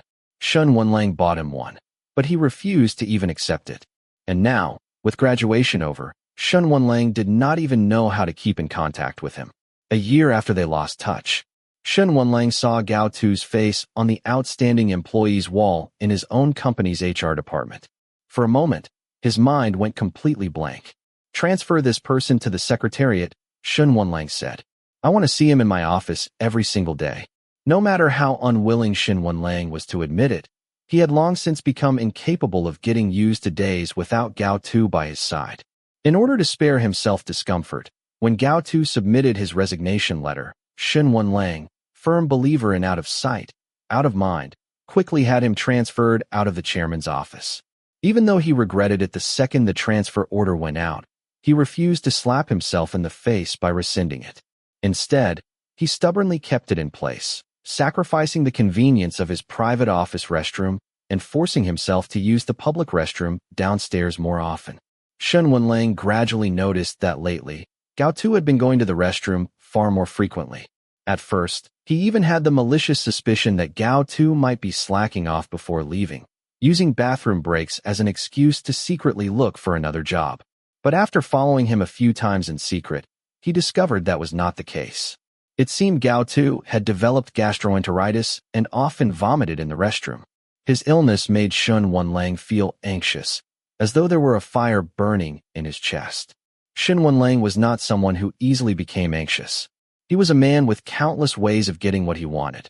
Yet despite having every means to keep a capable subordinate, he could never seem to figure out how to make Gao Tu, who was determined to leave, stay. He had always thought Gao Tu was different from everyone else. Until that day, pretending to go to the restroom, Shen Wenlang followed Gao Tu all the way in and overheard the following conversation. After I am gone, you guys have to keep working hard, okay? Shen Wenlang saw Gao Tu give a very ambiguous smile to a pretty Omega. Eric, from now on, the job of making tea for President Shen will be yours. But you had better not deliver it to the office yourself. You can ask Secretary Hua to take it in. President Shen seems to like him very much. Idiot. Who would like that pretentious, weak-acting Enigma? If it were not for the massive favor he owed that little lunatic in the early days of starting his business, Shen Wenlang would never have brought trouble on himself by playing along with him in that crappy domineering CEO forced love farce. Huh. The Omega named Eric was startled, standing at the restroom door with an expression like he had just eaten a lump of shit. Even so, he did not forget to flirt with Gao Tu, blinking as he asked, Secretary Gao, have you really made up your mind to leave? Yeah. Gao Tu actually smiled at him again. That sent Shen Wenlang, who had not had a proper conversation with him in ages, boiling with rage. Fuck. Smiling at every Omega he sees, all day long. No wonder he ended up entangled with that pregnant Omega. Damn it. This loose beta, who does not know how to say no, has no chastity. Shen Wenlang wanted to just turn around and leave, but because he was dying to know Gao Tu's next answer, he forced himself to hold his temper and kept listening. What if President Shen personally asked you to stay? Eric asked. I can tell President Shin actually values you a lot, Secretary Gao.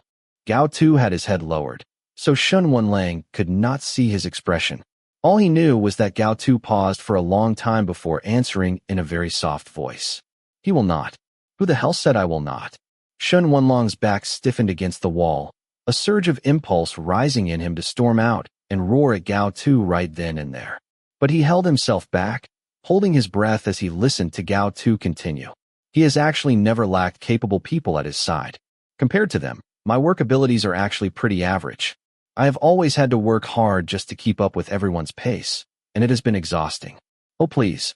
Even elementary school kids these days know, money is hard to earn, and shit is hard to swallow. Who would not be tired to earn this salary? Fuck. I am exhausted too.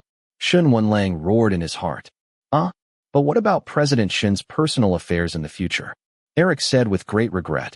I feel like if you leave, no one in the Secretariat will be able to handle it. That will not be the case. Gao tu lifted his head, his expression turning strange. He seemed to smile, but then again, maybe not. His lips caught somewhere between straight and curved upward, as if holding it there took effort. After pausing for a moment, he continued. Do not worry, with Secretary Hua by his side, there will definitely be no problem. There will definitely be no problem? Are you sure about that? Shin Wenlang gritted his teeth. Secretary Hua, how could it be that with Hua Yong there would be no problem? The biggest problem in the whole world is him. Could it be that Gao tu actually expects that love-addled lunatic to be his secretary for a lifetime? If Hua Yong really kept annoying him like this forever, then Shun Wenlang might as well just shut down the company and go home to inherit the family business. Rather than being used as Hua Yong's prop in his love story for all eternity, Shun Wenlang would prefer to return home and confront the Alpha who personally killed his Omega father. Secretary Hua is different from you. That Eric, turns out he did have some brain cells, frowned slightly, and said to Gao tu, I think President Shun relies on you more in a spiritual sense. As for Secretary Hua, I cannot really put it into words, but I feel like compared to Secretary Hua, President Shin still likes you more. Gao tu could not help but let out another bitter smile. He gave a faint sigh. His heart spasmed and tightened as if struck by an electric shock, and once again, he felt the urge to vomit. Forcing down the nausea, Gao tu pretended to be relaxed, shrugging at his well-meaning colleague whose brow was furrowed with worry for him. He joked, What is the use of liking me? It is not like I came to work here because of that. Unless he gave me 10% of the shares, then I might consider whether to stay. Eric was surprised for a moment, then suddenly burst out into a helpless laugh. I did not expect that you, Secretary Gao, would make jokes too. Chapter 83. 10% of HS Group's shares? Did he not say he wanted 15% last time? Has he gone insane? Shin Wenlang gritted his teeth and quickened his pace as he left. This was not the first time Gao tu had brought up the condition that he would only remain if he received company shares. What is the use of liking me? It is not like I came to work here because of that. Those words were like arrows, striking straight into Shun Wenlang's heart. Shin Wenlang, who had almost grown used to standing outside the restroom door eavesdropping, suddenly felt as if he had been upgraded from a stuttering idiot to a pervert who listens in on people's conversations. One time 15%, another time 10%. Just how many shares would this hateful beta need before he would actually stay? Thinking about it only made Shun Wenlang more irritable. The fact that he was seriously considering how to allocate equity left him feeling horrified. Fuck. Had he gone insane too? He was actually entertaining the idea of giving away shares worth a fortune to his secretary. You mean, last time Secretary Gao said he would not stay unless he got 15% of the shares, but this time he is asking for 10%? Yeah. Why do you think that is? How the hell should I know? That is why I am asking you. Damn it. Are you not supposed to be good at relationships? Why can you not give me any constructive advice? Wenlang. Huayang's voice was very gentle. Having permanently marked his beloved Alpha, he was in an excellent mood and magnanimously forgave Shun Wenlang's rudeness. Have you ever thought that maybe Secretary Gao was only joking? Joking? Shin Wenlang did not believe it at all. Irritated, he said, What is so funny about that? Besides, Gao tu never jokes. That is with you, Huayong said. Just because he does not joke with you does not mean he will not with others. Is not wanting to live with me, but is always flirting with other people? Shin Wenlang's voice shot up an octave. He was like a wolf whose whiskers had been plucked out, roaring. What the hell is going on in that idiot's head? Hua Yong moved the phone away from his ear. As an Enigma, his hearing was several times sharper than that of an ordinary alpha. Rubbing his ear, he said to Shun Wenlang with great disdain, "You are so loud, like a high-powered speaker. No wonder Secretary Gao does not like you. Who wants him to like me? If you do not want him to like you, then why do you keep calling me? To check on you. Is that not allowed?" "Oh, thank you for your concern." Hua Yong smiled. "But I think you had better focus more on yourself. Everything is going smoothly on my end. If I put in just a bit more effort, very soon, you will be able to attend my wedding with Mr. Shang. Is that not something to look forward to? Look forward to your mother's head." Struck by this sickly sweet blow, Shun Wenlang hung up before he could be force-fed any more sugar. He picked up the teacup on his right, took a sip, then with a cold face dialed the internal line. To the person on the other end, he said, "Send them in." A moment later, the two department heads from the Secretariat and the Assistant Department pushed open the door together, each of them looking as though they were facing a formidable enemy. "What is the matter, President Shun? Did not the Business Department take the day off to celebrate the major shareholders' successful love life? You should be free today. So why is it so hard for you to make a decent cup of tea?" "I had someone follow Secretary Gao's prepared instruction manual to brew it," the Assistant Department head said nervously. "Secretary Gao volunteered to work overtime today. He is still downstairs in the Secretary's office. Should I go ask him to come up?" "No need." Shin Wenlong's expression darkened further. "Without him, you cannot even brew tea? Then what the hell am I paying you for?" "Sorry." The Assistant Department head hurried over, took away the teacup, and said, "I will make another cup in a bit for you to try." "No need." Shin Wenlang kept his face stiff as he asked the Secretary Department head, "How is Gao Tu's work handover going?" "Secretary Gao is in the middle of organizing it." Gao Tu was well-liked in the company and had a good relationship with many colleagues. The Secretary Department head was no exception. Seeing Shun Wenlang ask, they quickly said, "Please rest assured, President Shun. Secretary Gao has always been meticulous. Even if he is leaving, he will make sure the handover is thorough." "That is right." The Assistant Department head immediately echoed. When Secretary Gao left the board office, he even left behind a detailed list of your likes and dislikes, down to specifying your regular medications. This sort of thing is not even within Secretary Gao's scope of duties, but it has been incredibly helpful to our Assistant Department. Who in the company did not know that Gao Tu was the boss's favorite? Setting aside working hours, Shun Wenlang relied on him so much that he even brought him to private banquets. During his daily midday naps, Gao Tu was the only one allowed into his lounge. It was said the two had known each other for 10 years already. In truth, judging solely by Gao Tu's work ethic, he should have been an easy target for his colleagues' resentment. After all, although his salary was not the highest in the company, he was by far the most hard-working employee. No one else even came close. Set against Gao Tu's relentless, workaholic drive, all the ordinarily hard-working employees instantly paled in comparison. However, Shun Wenlong's special closeness to him and the deep trust he placed in him meant that even colleagues who had plenty of complaints about him did not dare to confront him openly. Though deep down everyone wished this king of overwork would ease up a little, no one dared to say it aloud, instead making a point, whether consciously or not, to maintain a friendly relationship with Gao Tu. Now, even though Gao Tu was about to leave, this subtle friendliness was not something that would vanish overnight. When Gao Tu had first handed in his resignation letter, the colleagues in the Secretariat and the Assistant Department had actually been delighted. They secretly rejoiced that this 24/7 all-year-round unstoppable work demon was finally going to leave the company. But they quickly realized they had celebrated far too soon. Ever since Gao Tu moved downstairs, Shun Wenlang had been losing his temper more often, wearing a perpetually cold and stern face, as if the whole world owed him a fortune. Usually, when the boss got angry, only Secretary Gao would be the unlucky one to get scolded and suffered. But now, the fire extinguisher that was used to douse the furious dragon had been removed. Once the dragon got angry, everyone had to suffer along with it. In recent days, the managers of the business departments had all been keeping their heads down, acting in a cowardly manner. As for close contact staff like assistants and secretaries, there was even less need to mention them. In order to show that his work was being done properly, The assistant quickly pulled out the likes and dislikes list that Gao Tu had compiled, opened it, and showed it to Shun Wenlang. This is the version we reorganized based on the basic draft Secretary Gao gave us. Glancing at Shun Wenlang's expression, they continued. Secretary Gao was always very attentive. Although he has to leave temporarily for personal reasons, he truly values you. Is that so? Shun Wenlang's expression remained grim, but the deep furrow between his brows relaxed slightly. He raised his wrist to check the time, just past 6. The secretary department got off work at 5:30, but Gao Tu usually chose to work an extra hour.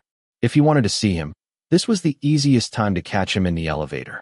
Even if they did not bump into each other there, just waiting in the lobby for 10 minutes or so should do the trick. Shun Wenlang pushed back his chair and stood up.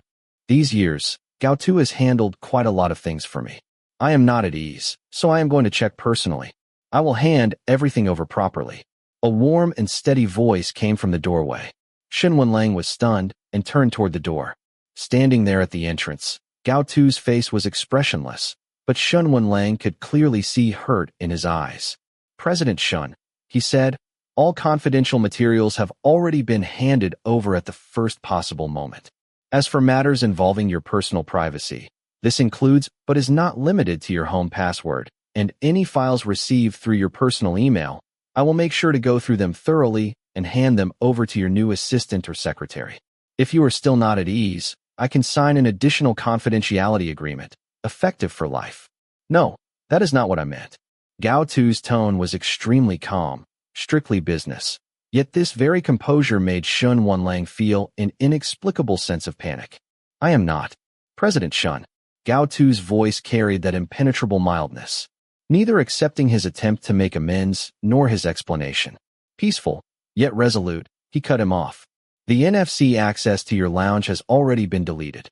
The procedure for resetting the passcode will be forwarded to the new secretary. If there is nothing else, I will be leaving work now. Wait, Shun Wenlang called out, striding forward too hastily and nearly tripping over the carpet in front of his chair. Out of courtesy, Gao Tu stopped and turned, looking at him through his glasses with a gaze utterly devoid of warmth. Is there something else? He asked. Shun Wenlang asked. Is your younger sister doing any better?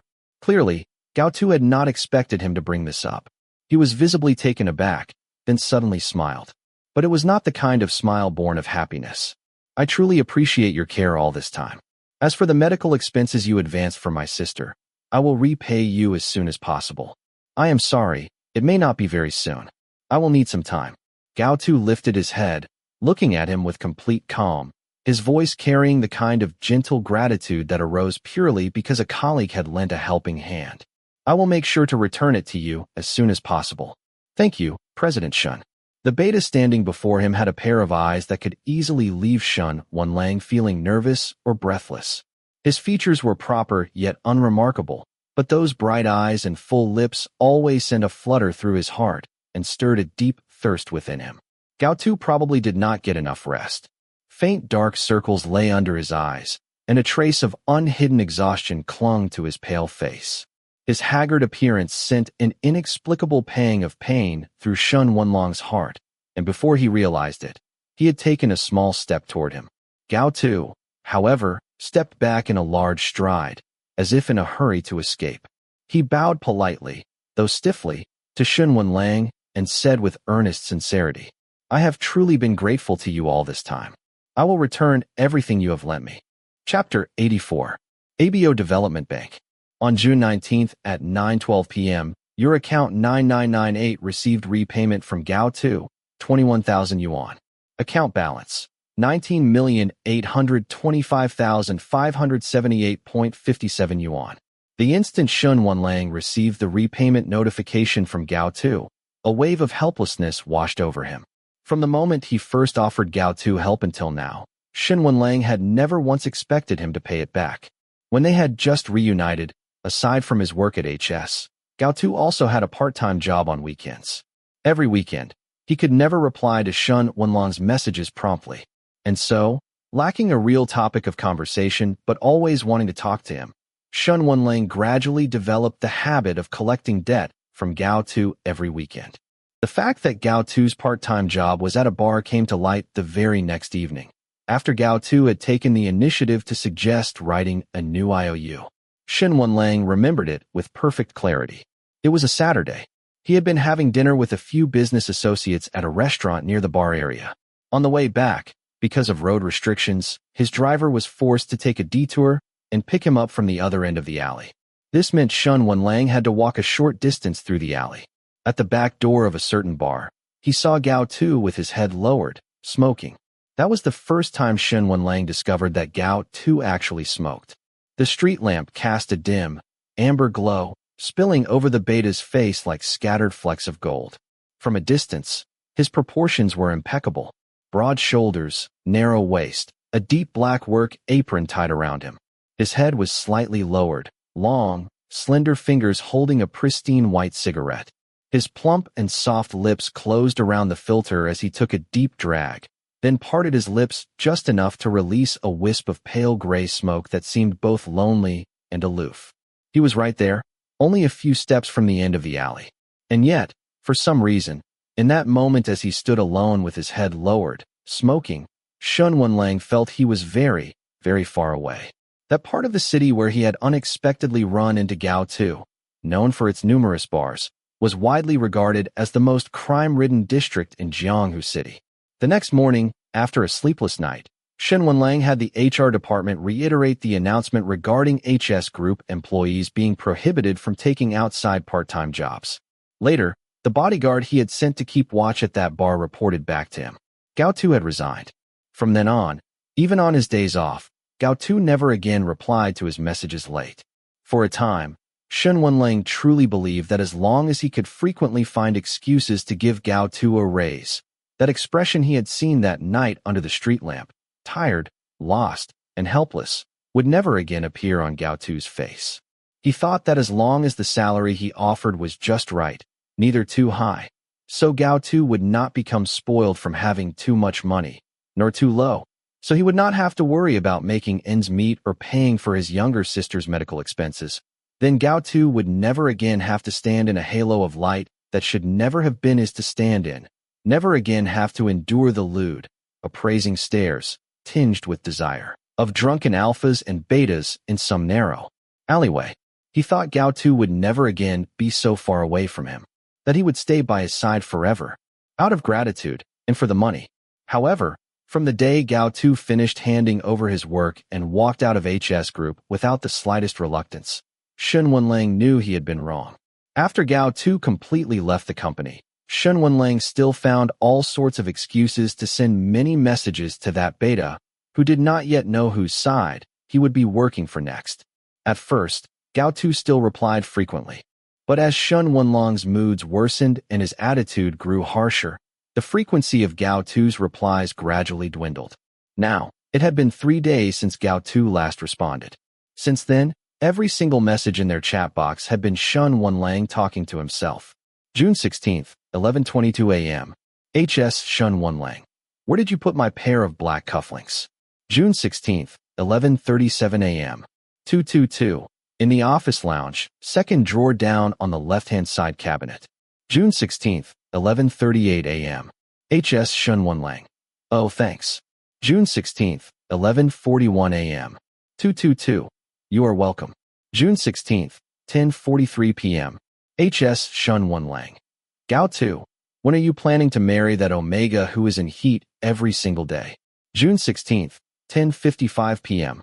222. Sorry, that is my private matter. June 16th, 10:55 p.m. HS Shen Wenlang. What private matter? I just asked you about your wedding date. Why are you being so sensitive about it? Huh, private? What does your Omega look like? Do you have a photo? Send me one to see. June 16th, 10:57 p.m. 222. Sorry, I do not have any. June 16th, 10:57 p.m. HS Shen Wenlang. How could there be someone who has never taken a photo? Gao Tu, when did you become so stingy? June 17th, 1:12 a.m. HS Shen Wenlang. Hey, are you there?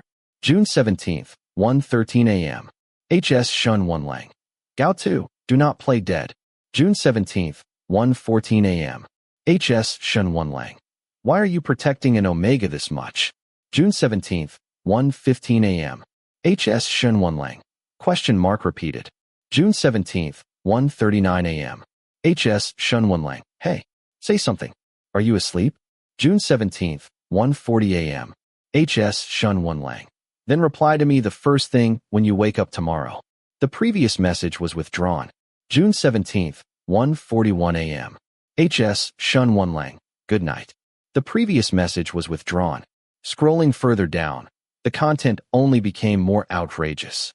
Shen Wanlang himself felt like a mentally deranged person who could not control his emotions. But the moment he thought about how Gao Tu had handed in his resignation letter because of an Omega, he simply could not hold it in. He felt angry, felt irritable, felt as if a massive stone was pressing on his chest so hard he could not breathe. Just thinking of Gao Tu refusing to reply to his messages because of an Omega made Shen Wanlang feel like he was suffocating from lack of oxygen. June 19th, 9:17 a.m. HS Shen Wanlang. Question mark repeated. June 19th, 9:19 a.m. HS Shen Wanlang. Gao Tu, answer me. June 19th, 9:37 a.m. HS Shen Wanlang. If you do not reply now, then do not ever reply again. The previous message was withdrawn. June 19th, 9:38 a.m. You withdrew a message. June 19th, 9:39 a.m. HS Shen Wanlang. Do not contact me again in the future. Who cares? The previous message was withdrawn. June 19th, 9:40 a.m. You withdrew a message. June 19th, 9:09 p.m. HS Shen Wanlang. Gao Tu, what about the money you owe me? Did you not say you would pay it back as soon as possible? How come you still have not paid? June 19th, 9:10 p.m. HS Shen Wanlang. Gao Tu, you are not going to go back on your word, are you?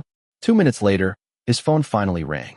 After moping around the whole night, Shen Wanlang's spirits instantly lifted. He snatched up his phone and checked WeChat, only to find that Gao Tu still had not replied. What had come in was a brand new message. Opening it, his heart pounded violently, blood pressure shooting up to 200. It was an incoming payment notification. Gao Tu had gone ahead and paid him next month's installment in advance. His anger was like a soaked firecracker, sparks hissing along the fuse, yet in the end unable to catch flame. Before long, the blaze fizzled out and died, replaced by a hollow, burning, restless ache. Might as well go check on Sheng Xiaoyu again. After sitting stiffly for a while, still without a reply from Gao Tu, Shen Wanlang rose from the sofa, muttering to himself. Sheng Xiaoyu seems like he is going to be hospitalized at ECI for several days. No matter what, he is still Huayang's partner. After he suffered such serious harm, how could I not visit more often? He had someone randomly pick one of the currently trending restaurants in town, then got a serving of their fish soup by buying it from a scalper. Carrying the food, he headed to HCI hospital. He had not stayed in Sheng Xiaoyu's ward for more than a few minutes before he made an excuse to leave. The internet-famous restaurant's fish soup he had brought must have had too many additives. Sheng Xiaoyu had only drunk a couple of sips before suddenly vomiting. Huayang's gaze toward him instantly turned cold. Cursing his bad luck, Shen Wanlang immediately found an excuse to slip away, lest lingering any longer cause that petty little Enigma to hold a grudge against him. He had paid his visit to the patient. Leaving the ward, it was time to head home. Yet his body seemed to have a mind of its own. Somehow, without him realizing, he ended up on the inpatient floor where Gao Qing was staying. Pacing outside the ward area, Shen Wanlang hesitated, unsure whether he ought to go in or not. At this hour, Gao Qing was certainly already asleep. But if he did not go see Gao Qing, how else could he meet Gao Tu? Just as Shen Wanlang was caught in a dilemma, he suddenly saw Gao Tu, face deathly pale, rushing out of Gao Qing's ward, and then bolting straight into the restroom. The public restroom in the ward area was shared by patients of all ABO genders. Shen Wanlang hesitated several times, but in the end, he still did not go in. Instead, he chose to stand outside the door and wait, though they were separated by no more than a few steps. Until he figured out what he actually wanted to do, Shen Wanlang truly had no idea what he should say or do even if he saw Gao Tu. For the first time in his life, he found himself in a flustered, helpless state, unable to do anything. Like a schoolboy punished to stand in the corner, he could only wait irritably and impatiently outside the restroom. Yet no matter how long he waited, Gao Tu never came out. All he got was a phone call from Hua Yong, telling him the good news that Sheng Xiaoyu was pregnant. On the other end of the line, Enigma, giddy with excitement, laughed warmly, yet still did not forget to sternly forbid him from having any contact with Sheng Xiaoyu again in the near future. In the empty corridor, Shen Wenlang gripped his phone, his expression nothing short of remarkable. Pregnant? On the other end of the line, Hua Yong answered lightly. I was going to tell you in person, but Chang Yu said you had gone downstairs. Then, feigning innocence, he raised a brow and smiled. Wenlang, what did you go downstairs for? Visiting Secretary Gao's sister? Visiting other employees on medical leave, Shen Wenlang replied stiffly. He shot back at Hua Yong. Do you have a problem with that? No, Hua Yong replied. Anyway, try not to show up in front of Mr. Sheng these days. Do not make him unhappy again. Do not worry, Shen Wenlang sneered. If it were not for Chang Yu saying you were on your last breath, I would not have come today at all. Heh, an S-class alpha who can get pregnant? Who the fuck would give a damn about that? Shen Wenlang scoffed at Hua Yong's excessive fussing. On the phone, Hua Yong went silent for a moment, then suddenly said with quiet sympathy, You are really not very well liked these days. I heard Secretary Gao already resigned, and just now, Mr. Sheng saw you and immediately threw up. He threw up because of me? Mentioning Gao Tu's resignation struck a raw nerve in Shen Wenlang. He sneered. He is vomiting. Should it not be because he is pregnant with your spawn? You have not even congratulated me yet. Ever since learning about the baby, Hua Yong had been smiling far more frequently. He generously chose to overlook Shen Wenlang's sarcasm and kindly offered. By the way, Wenlang, do you want me to teach you how to win Secretary Gao back? Win him back? Shen Wenlang's voice on the other end of the phone spiked several pitches higher. Why would I want to win him back? What do you think? Hua Yong hit the mark with unerring precision. If you did not want to win him back, why are you clinging to the hospital like you have nowhere else to go? Is it not because Secretary Gao's sister is also hospitalized at HCI? He chuckled, pleased with himself, smug to the point of being punchable. Since you helped me win over Mr. Sheng, I will be kind enough to give you a heads up, so do not blame me for not informing you earlier. Secretary Gao's sister is being discharged the day after tomorrow. If you are planning on confessing, you had better do it soon. What? Confess? To Gao Tu? That is impossible. Shen Wenlang flared up like a wolf whose tail had just been stepped on, his eyes bloodshot with fury. Mind your own damn business. You lunatic pretending to be an Omega to deceive people. He viciously hung up the call, but instead of feeling any calmer, Shen Wenlang grew even more restless. Unable to sit still, he paced the hallway for several minutes. Gao Tu must have drowned in the bathroom. He has been in there for so long without any movement. Thinking of the WeChat message that still had not been replied to, and of the lightning-fast repayment, Shen Wenlang's heart thumped wildly, the muscles at his temples tightening, his whole body prickling with agitation. He loitered outside for a few more minutes, then finally pushed the door open and stepped into the restroom. At this hour, aside from him and Gao Tu, there was not another soul in the public bathroom. Ugh! The muffled, obviously suppressed sound of retching instantly caught Shen Wenlang's attention. He followed the noise, finally stopping in front of the last stall. Separated by nothing more than a thin stall door, Gao Tu, unaware that Shen Wenlang was just outside, was drenched in sweat. He stared in despair at the pregnancy test in his hand, the two red lines glaring back at him. His lips were as pale as the white bathroom tiles beneath his feet. Whether it was a blood test or a urine test, the results all pointed to the same thing. He was indeed pregnant. Gao Tu clutched his abdomen in pain, his stomach churning violently, unable to stop the dry heaves. For an unmarked Omega to get pregnant was already a rare occurrence. What was more, he suffered from pheromone disorder, a condition for which doctors had long since affixed the label difficult to conceive. How could he possibly get pregnant from just doing it once? How unlucky did a person have to be? To run into a drunken alpha during a chaotic heat caused by his pheromone disorder, to end up in bed with him for no apparent reason? And how much more unlucky too, upon suspecting he might be pregnant and mustering all his courage to ask, what would you do if your Omega had a child in the future? Immediately hear the alpha he loved respond, without hesitation, obviously, I would have it aborted. What else? Gao Tu's luck had never been good. A gambling addict father, a mother who had left, and a frail, chronically ill younger sister. But in that instant when he heard Xin Wenlang say have it aborted, the chest that had long been forced into strength and numbness by the hardships of life suddenly felt a pain unlike any before. It was a pain deeper than when his mother had walked out, deeper than when his father's fists and kicks rained down on him, deeper than when his sister's illness consumed money like flowing water. It was as if someone had driven a fist into his chest. No blood spilled, yet the beating of his heart came to an abrupt halt.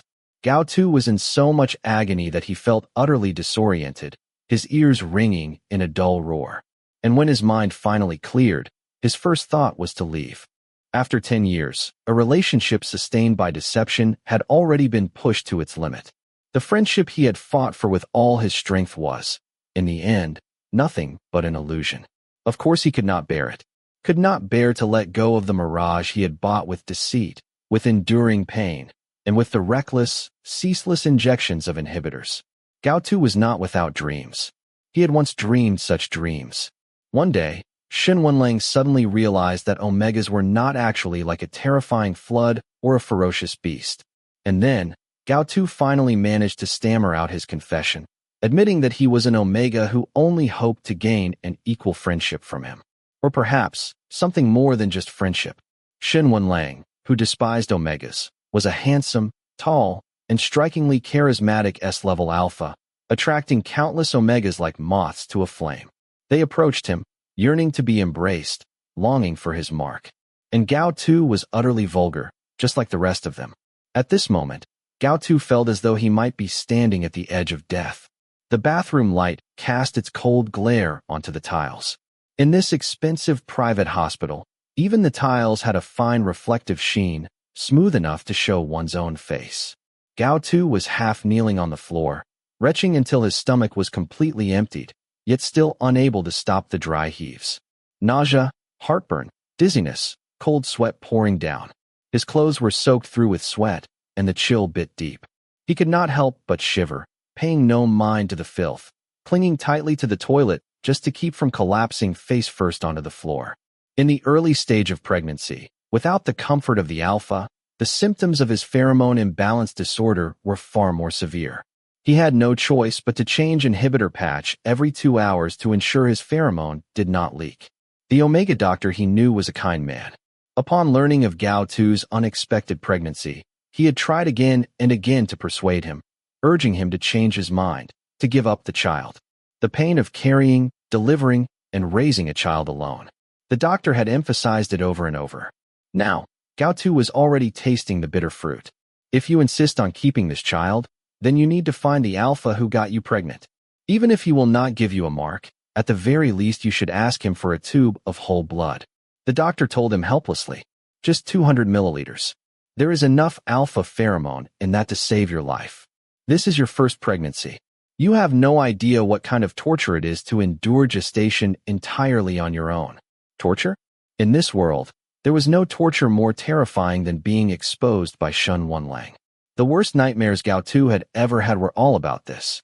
Xin Wenlang accidentally finding out that he was a complete fraud, the kind of filthy Omega Xin Wenlang despised the most.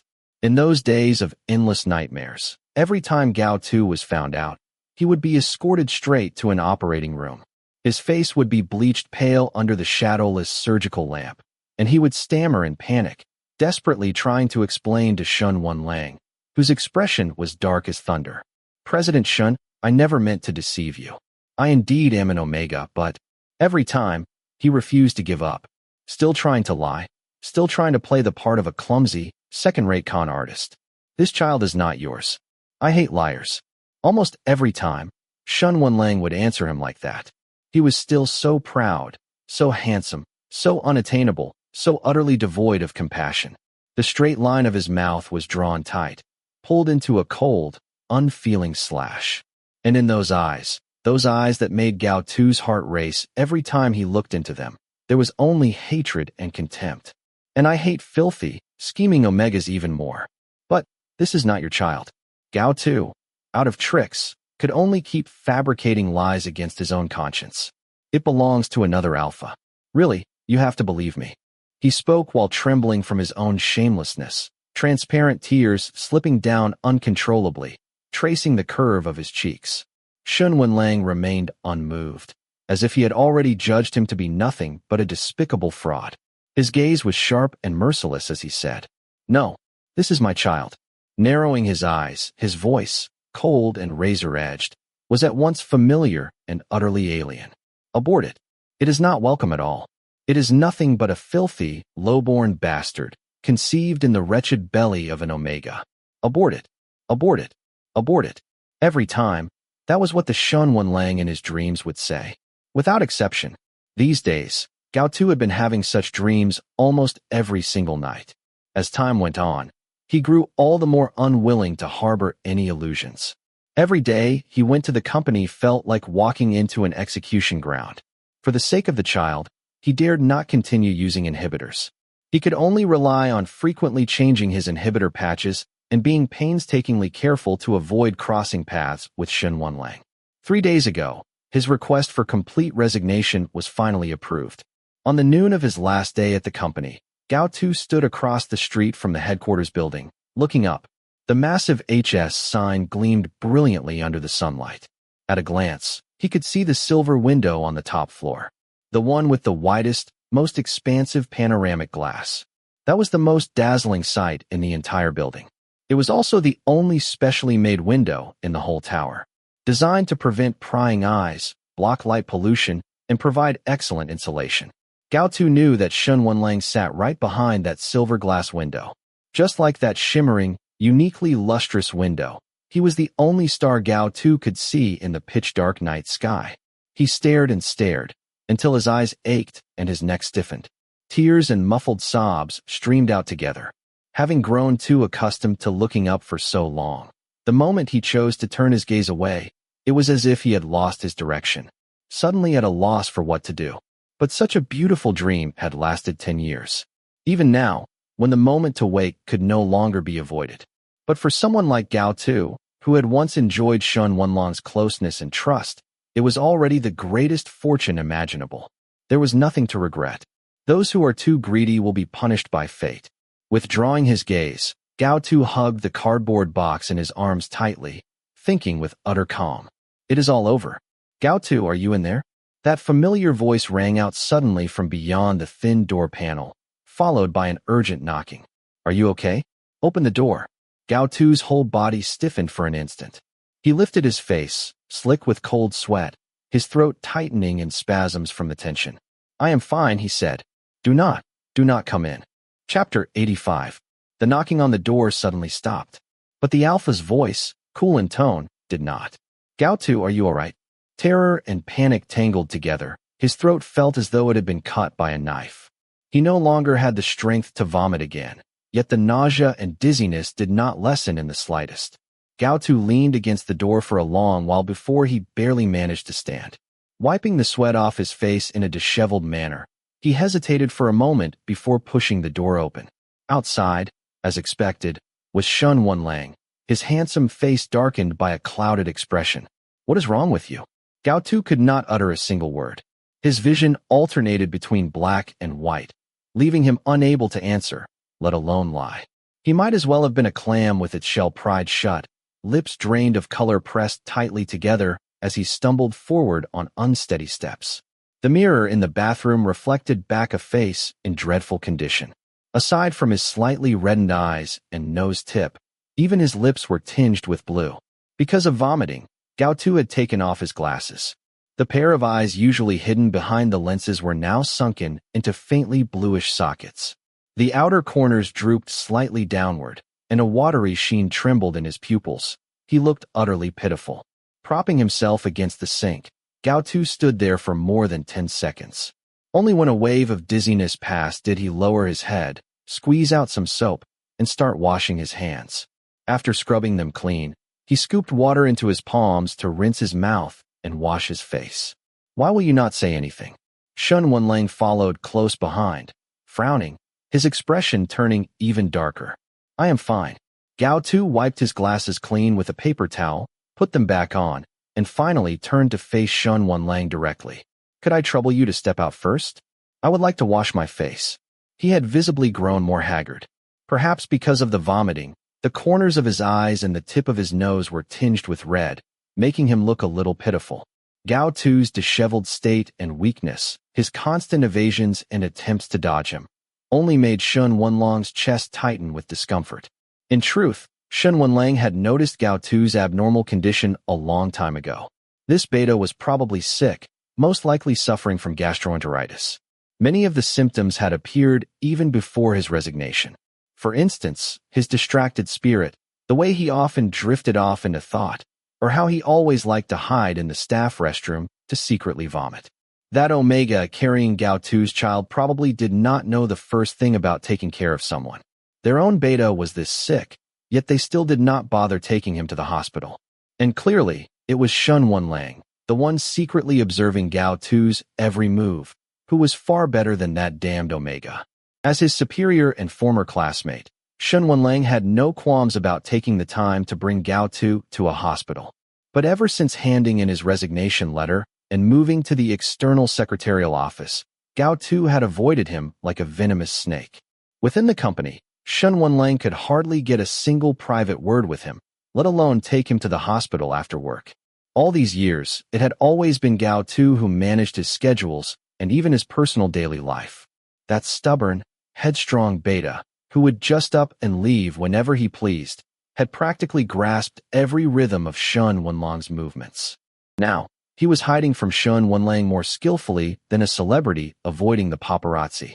Several times, Shen Wenlang had waited at the company entrance, hoping to pretend to coincidentally bump into Gao Tu, but every attempt ended in failure.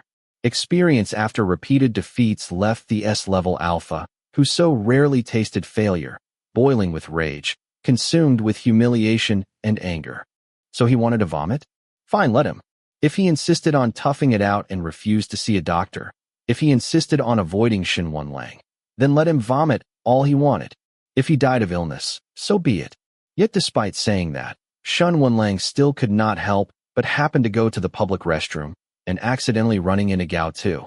He would also occasionally pass by the secretarial office, face stern, calling out the head of the secretarial team, then casting a glance through the glass partition at Gao Tu's hunched figure working diligently, and proceed to scold the head of the secretarial team for no real reason. Under Shen Wenlong's excessively frequent personal supervision, throughout the entire month Gao Tu was handing over his work, the entire secretarial team had been living with their tails clamped tight, working at an unprecedented efficiency. Once, standing at the entrance of Hisi's public restroom, having just been politely asked to leave by Gao Tu, Shen Wenlang once again found himself unable to stand still. He hesitated, debating whether he should rush back in one more time. Perhaps this time, he should just drag Gao Tu straight to the nighttime emergency room and demand to know what on earth was going on. Why was he vomiting like this? Had he been eating properly? And why on earth was he refusing to see a doctor? Arms crossed, Shen Wenlong's heart burned with anxious thoughts, until suddenly a wild idea flashed across his mind. Sheng Xiaoyu had also vomited today. The symptoms looked strangely similar to Gao Tu's. Shen Wenlong's chest tightened. For a moment, he almost immediately suspected that Gao Tu might also be pregnant. But after thinking it through, he instantly felt it was far too absurd. Gao Tu was nothing more than an ordinary beta. For him to hit the jackpot like Sheng Xiaoyu, encountering an Enigma, someone who appeared only once in over 1 billion people, and even ended up unexpectedly getting pregnant, such a probability was near zero. Besides, Shen Wenlang did not want Gao Tu to be carrying someone else's child in the first place. And naturally, he did not want someone else to be carrying Gao Tu's child either. So it really had to be just gastroenteritis. At that thought, he could not help but recall the reason Gao Tu had given for resigning, and his teeth began to itch with fury. That filthy Omega, incapable of taking care of their partner, yet daring to get pregnant.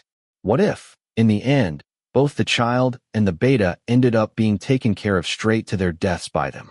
Fuck. If they want to die, can they not just die alone? Why do they have to drag my Gao Tu into this? Wait a second. My Gao Tu? Gao Tu mine. Shen Wenlang irritably raked a hand through his hair, Huayang's earlier words surfacing in his mind, forcing him into serious contemplation. If he confessed his feelings, would Gao Tu accept him? Most likely, he would not. That man was the very definition of a stubborn, old-fashioned traditionalist. How could someone like him possibly abandon a pregnant Omega partner and turn around to be with Shun Wanlang instead? Ah, so annoying. If only all the Omegas in the world could just die out. That way, he could openly possess that super troublesome beta, the one who was always very good at getting sick and always making it hard for him to breathe. The more Shun Wanlang thought about it, the more restless his heart became. He let out a long sigh, lifted his feet, and hesitated on whether he should go check inside the restroom again. Why had it suddenly gone quiet? That man loved to put on a brave front. Could it be that he had passed out in there? Gastroenteritis could easily throw off electrolytes and lead to unconsciousness. After all, they had been classmates and colleagues once. He could not just stand by and do nothing, could he?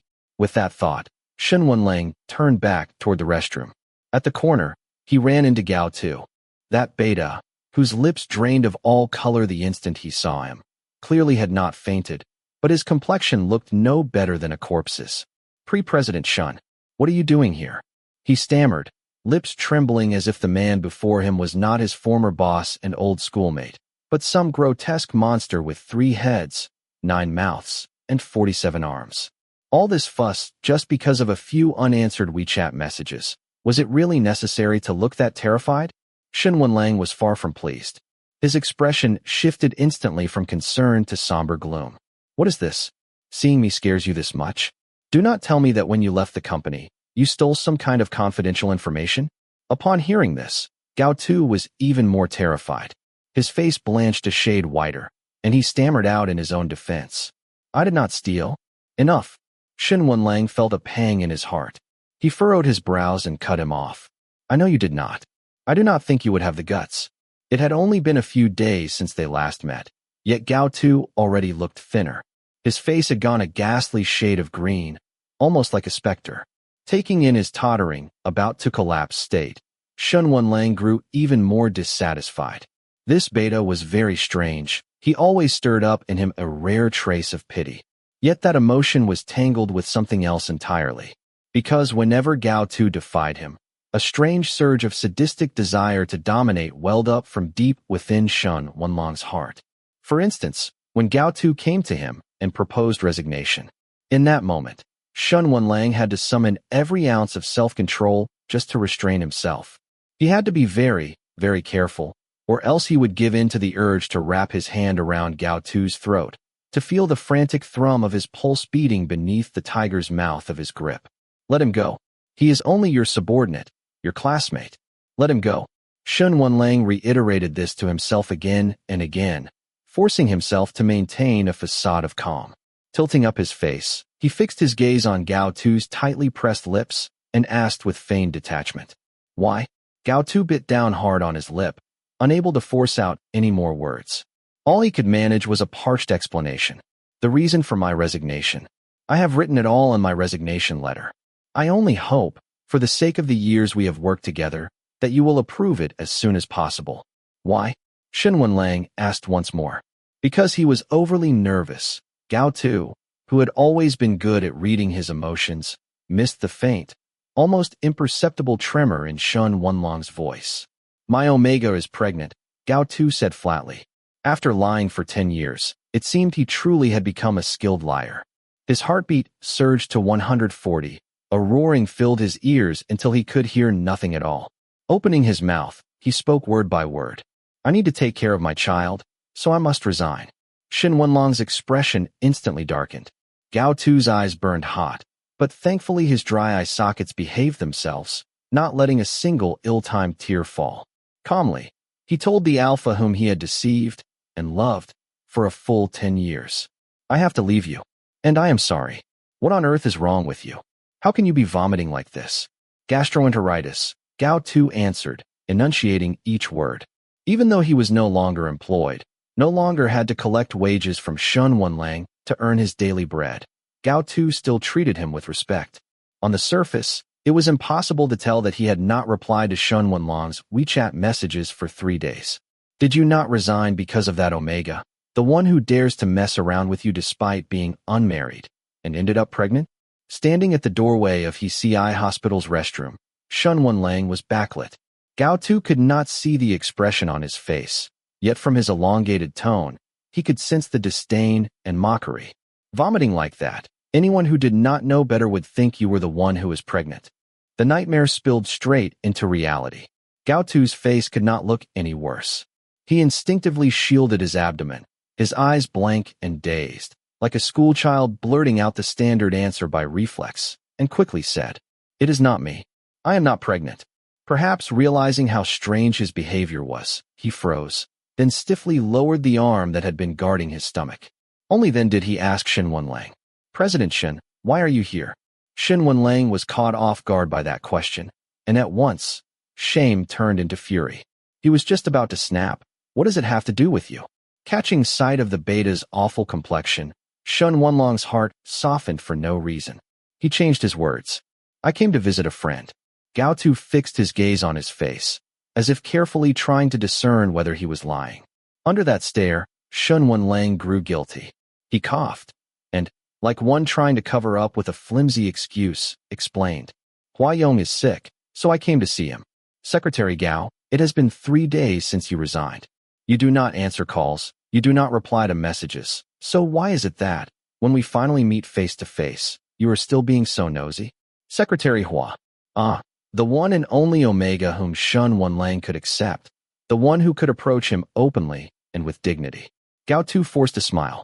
The stabbing pain in his heart lent a touch of life to his expression. "Sorry, that is not what I meant." "Then what did you mean?" "Nothing," Gao Tu said. "I wish Secretary Hua a speedy recovery."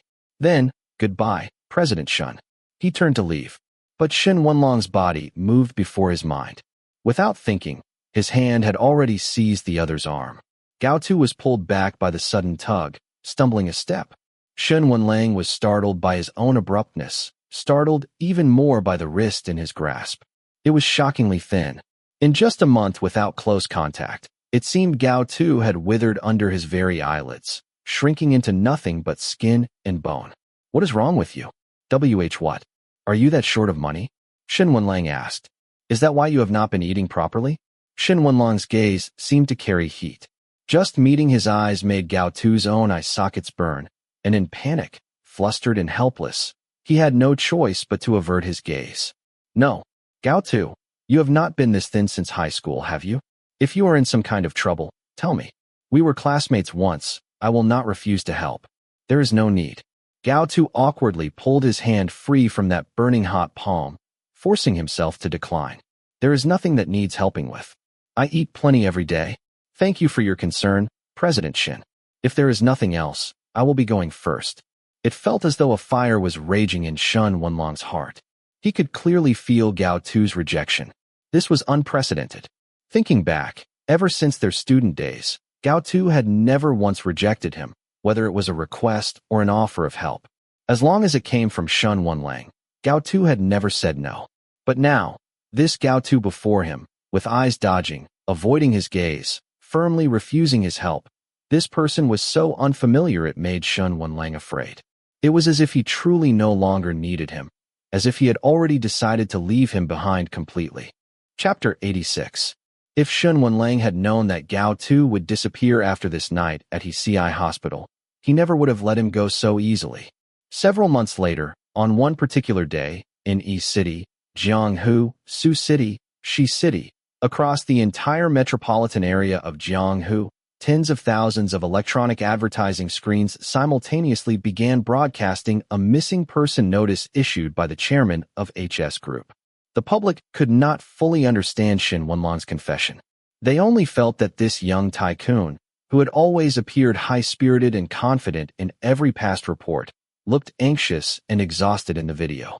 He earnestly pleaded with a certain old friend he had lost contact with to get in touch with him as soon as possible, saying that he was very worried about his situation, especially about his health. A wealthy, nationally renowned, handsome young S-level alpha, lavishly burning through unimaginable sums to plaster missing person advertisements everywhere. His excessive persistence, his sincere words of concern, his almost obsessive declarations of worry. All these unusual actions set the outside world abuzz with endless speculation. Just to look for a friend? Does it have to be made into such a big spectacle? He is rich and has time to spare. Even if he were looking for a cat or a dog, he could still burn through billions just for fun. What is all this about looking for some cat or dog? If you ask me, that so-called old friend he mentioned is probably someone he likes. Really? Might be right. Who spends this much money, this much effort, to find an ordinary friend? Exactly.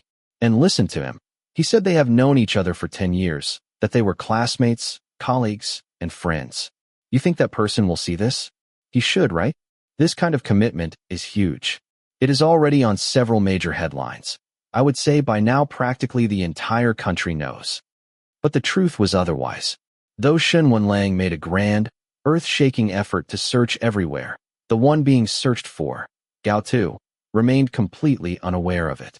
That day, after climbing out through the restaurant restroom window, Gao Tu had barely walked a few steps before he ran into Ma Heng. And fortunately, he had run into Ma Heng.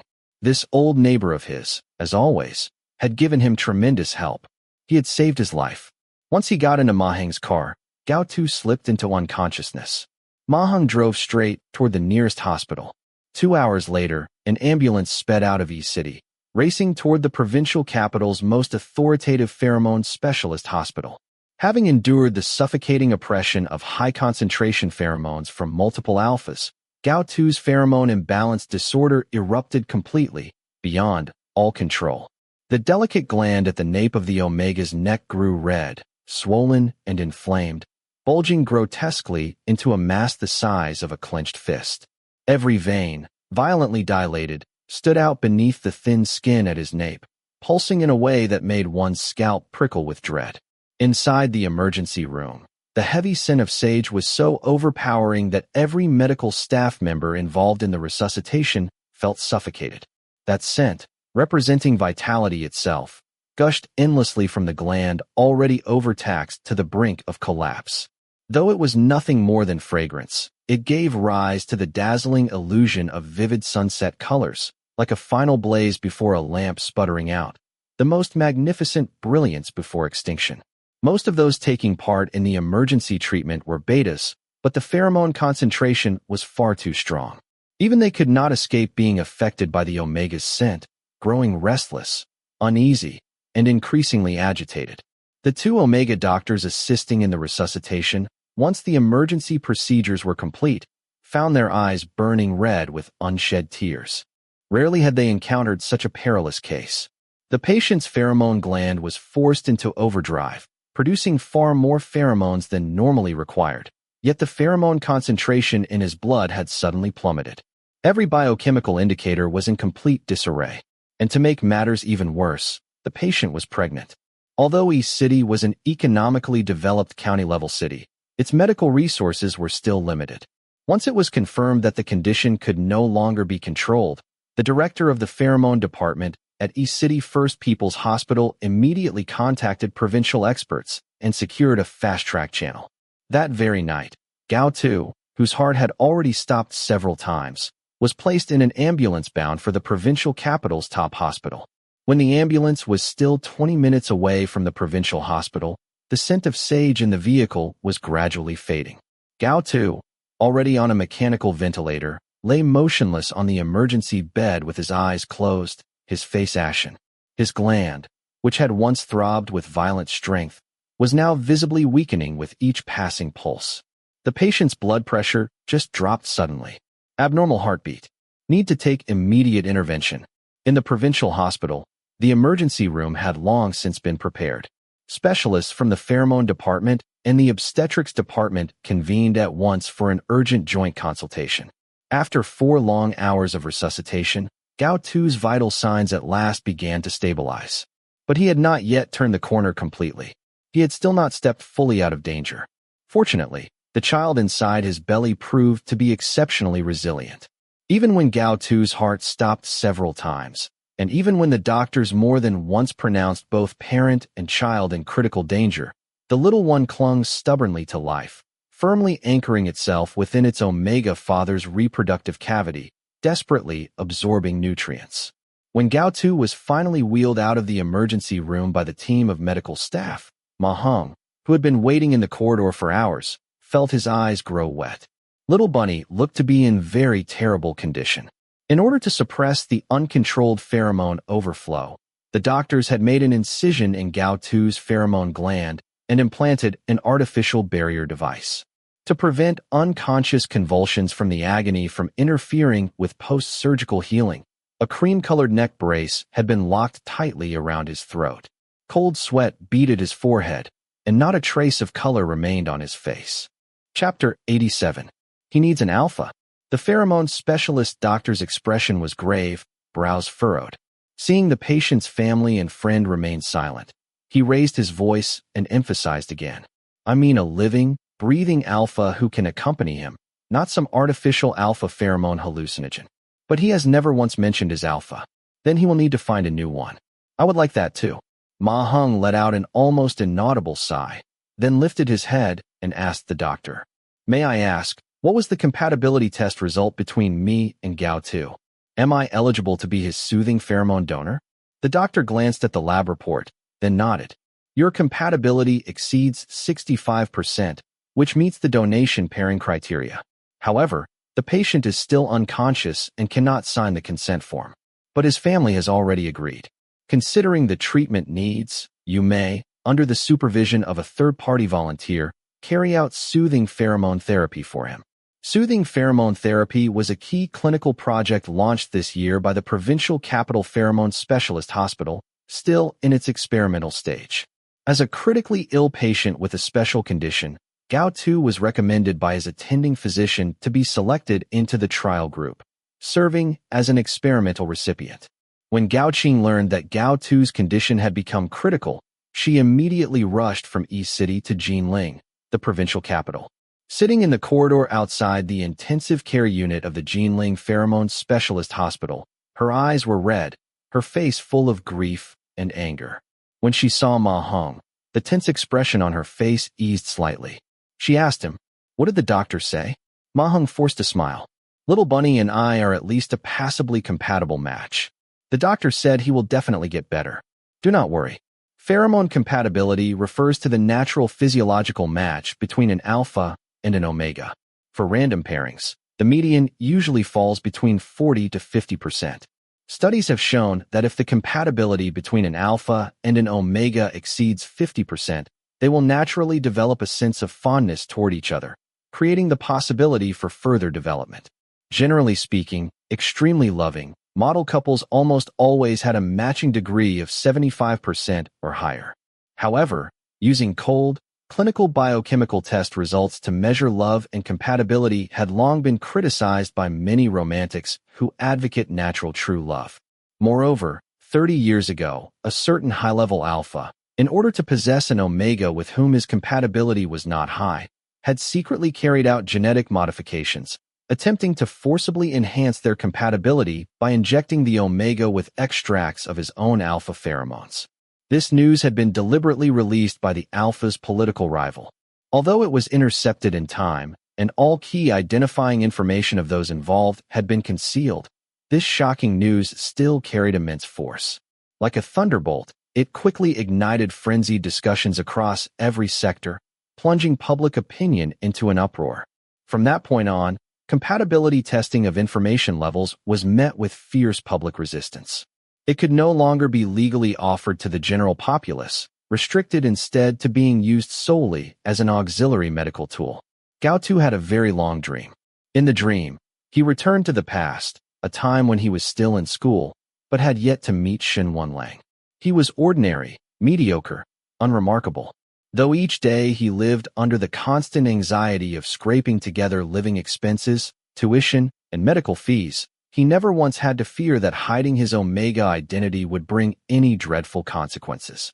He could freely choose whether or not to continue living as a beta, without ever having to worry that, apart from his father, anyone else would discover he was an omega and push him into a dead end. In the dream, he smoothly passed through that long period before meeting Shen Wanlang.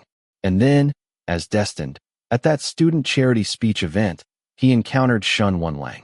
Shen Wanlang still shone just as brilliantly. Gao Tu stood in the audience, his gaze fixed firmly upon him with gratitude and admiration. When the speech ended, Gao Tu, already in the midst of his heat, clutched the newly donated school bag and left together with the other students who had also received such generous assistance. He was like a drop of water, merging into the vast sea of people who, just like him, had no choice but to look up to Shen Wenlang. His body was burning hot, his heartbeat still racing. The youthful Shen Wenlang was still dazzling and resplendent, so striking it was impossible to look away. Everything was exactly as it had been before. The only difference was that this time, Gao Tu no longer overestimated himself. He did not secretly save money to buy Shen Wenlang those cheap snacks that would only be thrown away by him. Nor did he persist in taking the long route, just to work part-time at a convenience store where Shen Wenlang might possibly pass by. In the dream, Gao Tu maintained a proper, measured, and safe posture of admiration. Towards Shen Wenlang, he still felt gratitude, yet that was all. He was no longer willing to take the initiative to step forward, no longer willing to take the initiative to approach. He no longer dared do it again. Unfortunately, even in his dreams, Gao Tu's luck was still terrible. Though he struggled to keep his distance, because he could foresee the outcome, he still, by misfortune, ran into Shen Wenlang, who had come in as a customer at the convenience store where he worked part-time.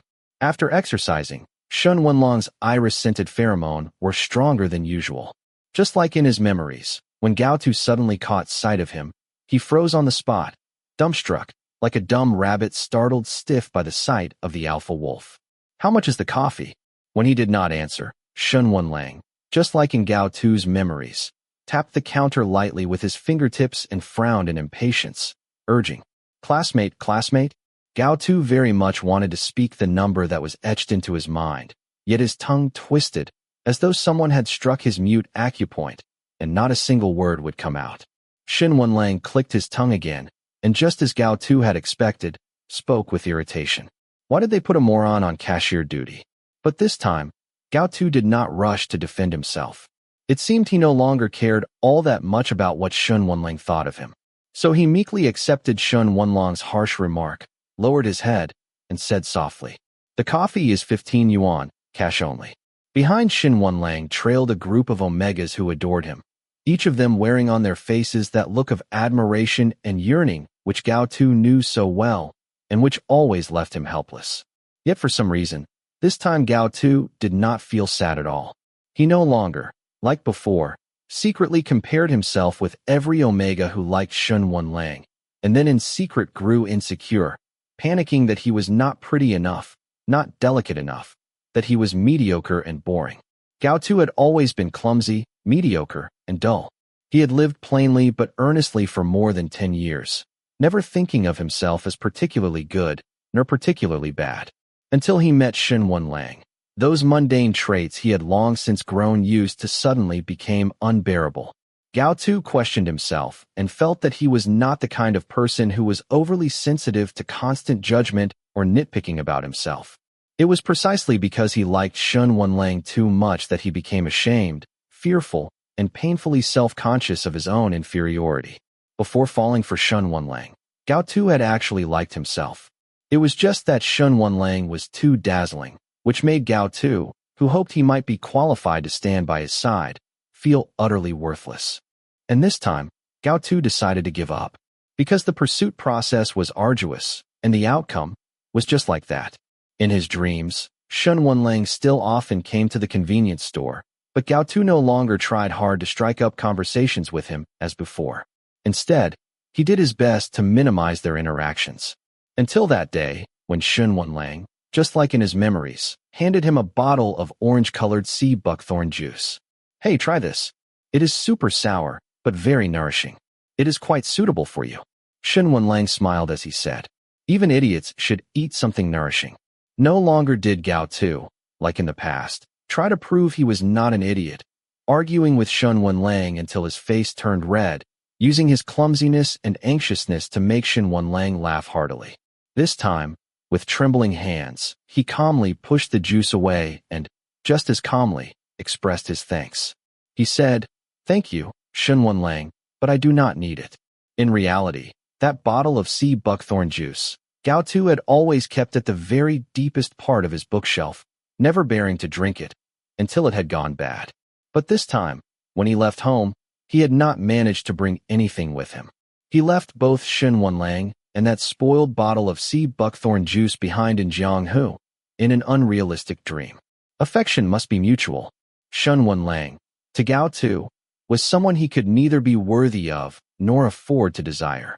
The moment he allowed even the faintest stirrings of feeling, he had already fallen into the calamity of greed. Desperately chasing after something never meant to belong to him was bound to bring retribution. Gao Tu's courteous refusal was met with Shun Wenlong's cold gaze.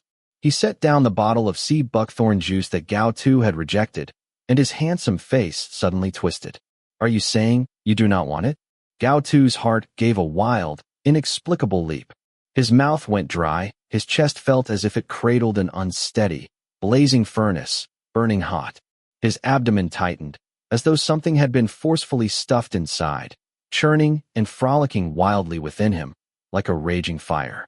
Gao Tu swallowed his saliva hard, his voice soft yet firm as he rejected him once more. I do not want it." The overpowering pheromone of an alpha suddenly surged over him with domineering intensity. Gao Tu staggered back a step, unable to steady himself. Shun Wenlang abruptly seized him, shoving the bottle of sea buckthorn juice, still carrying his body heat, into Gao Tu's hands. His expression was cold to the point of terror as his voice sank low. "You have to accept it even if you do not want it." The unfamiliar scent of alpha pheromones made Gao Tu's entire body stiffen. Shun Wenlong's face twisted further, the surrounding light dimming. His eye sockets burned hot, just like his heart.